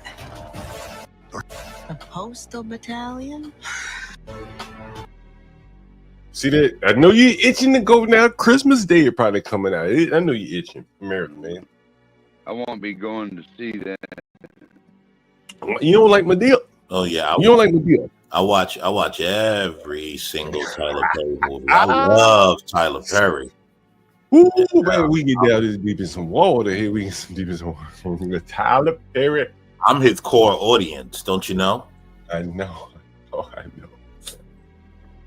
Oprah Winfrey, Tyler Perry, Kerry Washington, Red Wings, Sister the Edition, Wakanda. Coming. Did you open it? Only thing we good for is Did you say Wakanda? Listen what she said. Listen what she said here. Listen what she said. They think the only thing we good for is deliver some damn mail. All of them. That meant to be a comedy. I To guess. provide hope. The soldiers have not heard from their loved ones, and their loved ones have not heard from them. 688 Battalion! We are I told you you're gonna be on Criminal. They get something for all of you to do. From me, John Galt. Take your family out to the movie. When they say the movie coming out, when they say there's no better way to celebrate Christmas Day. I think I'll watch football and Is it in movie theaters or is it coming out? Netflix. been ordered to provide hope. Hope. They provide hope. The sisters provide hope. Look at all that hope. Look at that hope. Hope. March. Send us because they thought we could. Yeah. Faith with the impossible. We are no side The sisters, look at this. Sisters.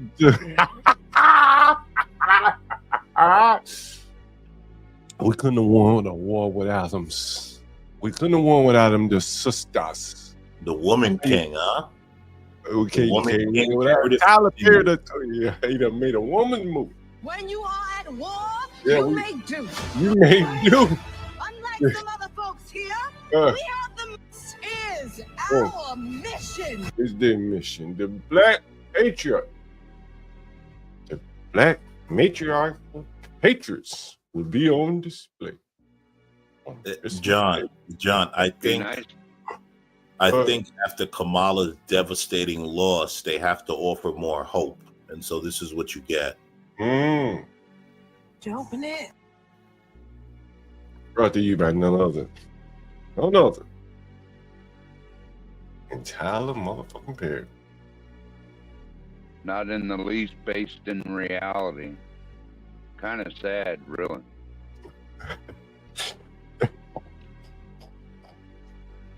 You know what's interesting? It's gonna be interesting to see if the sisters going to see this shit because they're not in the least bit patriotic, are they?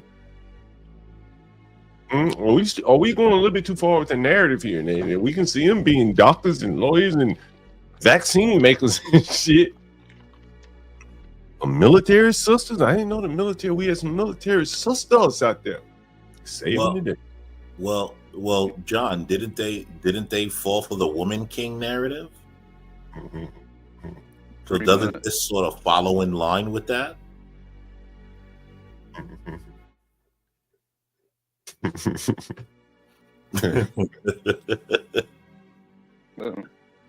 Oh my God. Somebody else said, it is very strange. It is very strange.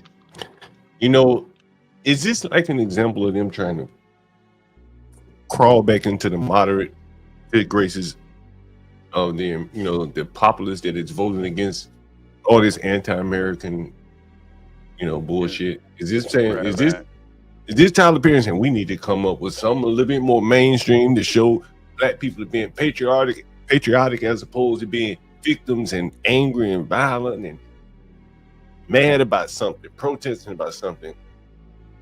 Big Mama Medea. People tired of hearing that shit. People want to see black people patriotic. This is I go don't with think, that. John, I don't think an all-woman army is a way to go with that. I mean, it's kind of ridiculous. Maybe the government is putting them up to this to get the sisters to join the military for the upcoming wars. That's a thought. Anyway, guys, we're 11 hours, 53 minutes, 18 people in the audience. You know, I want to appreciate everyone, 12th man, American man up here on the panel, Garen, Osborne room, everyone in the chat, Lolo, Universal Jones, everyone you know, as we close out a year, man, this John, this ain't that deep. You're digging. You're probably right. But as we get ready to close out the year, you know, we'll probably be a little sporadic in streaming. Everyone kind of celebrating, you know, with their families and stuff like that. So, you know, I'll probably say this over again, but I'll start off the holiday season saying it now. Yeah, I just want to send a special shout out to everyone that is watched 30 seconds, 15 seconds, a minute. I've been here day after day. I really appreciate the labor of love from my point of view. And I hope you guys have learned something, have been inspired by something that has been said up here. And I'll let you guys, you know, have the last words here. Well, big ups, John. I hope everyone has a great 12 days of Hanukkah or Christmas or whatever it is they celebrating. And no more German terrorist attacks, okay? We don't need no more of that this Christmas. No more of what that. happened in Germany. Keep it happy and celebratory. Indeed, indeed. All right, 12th man. We about to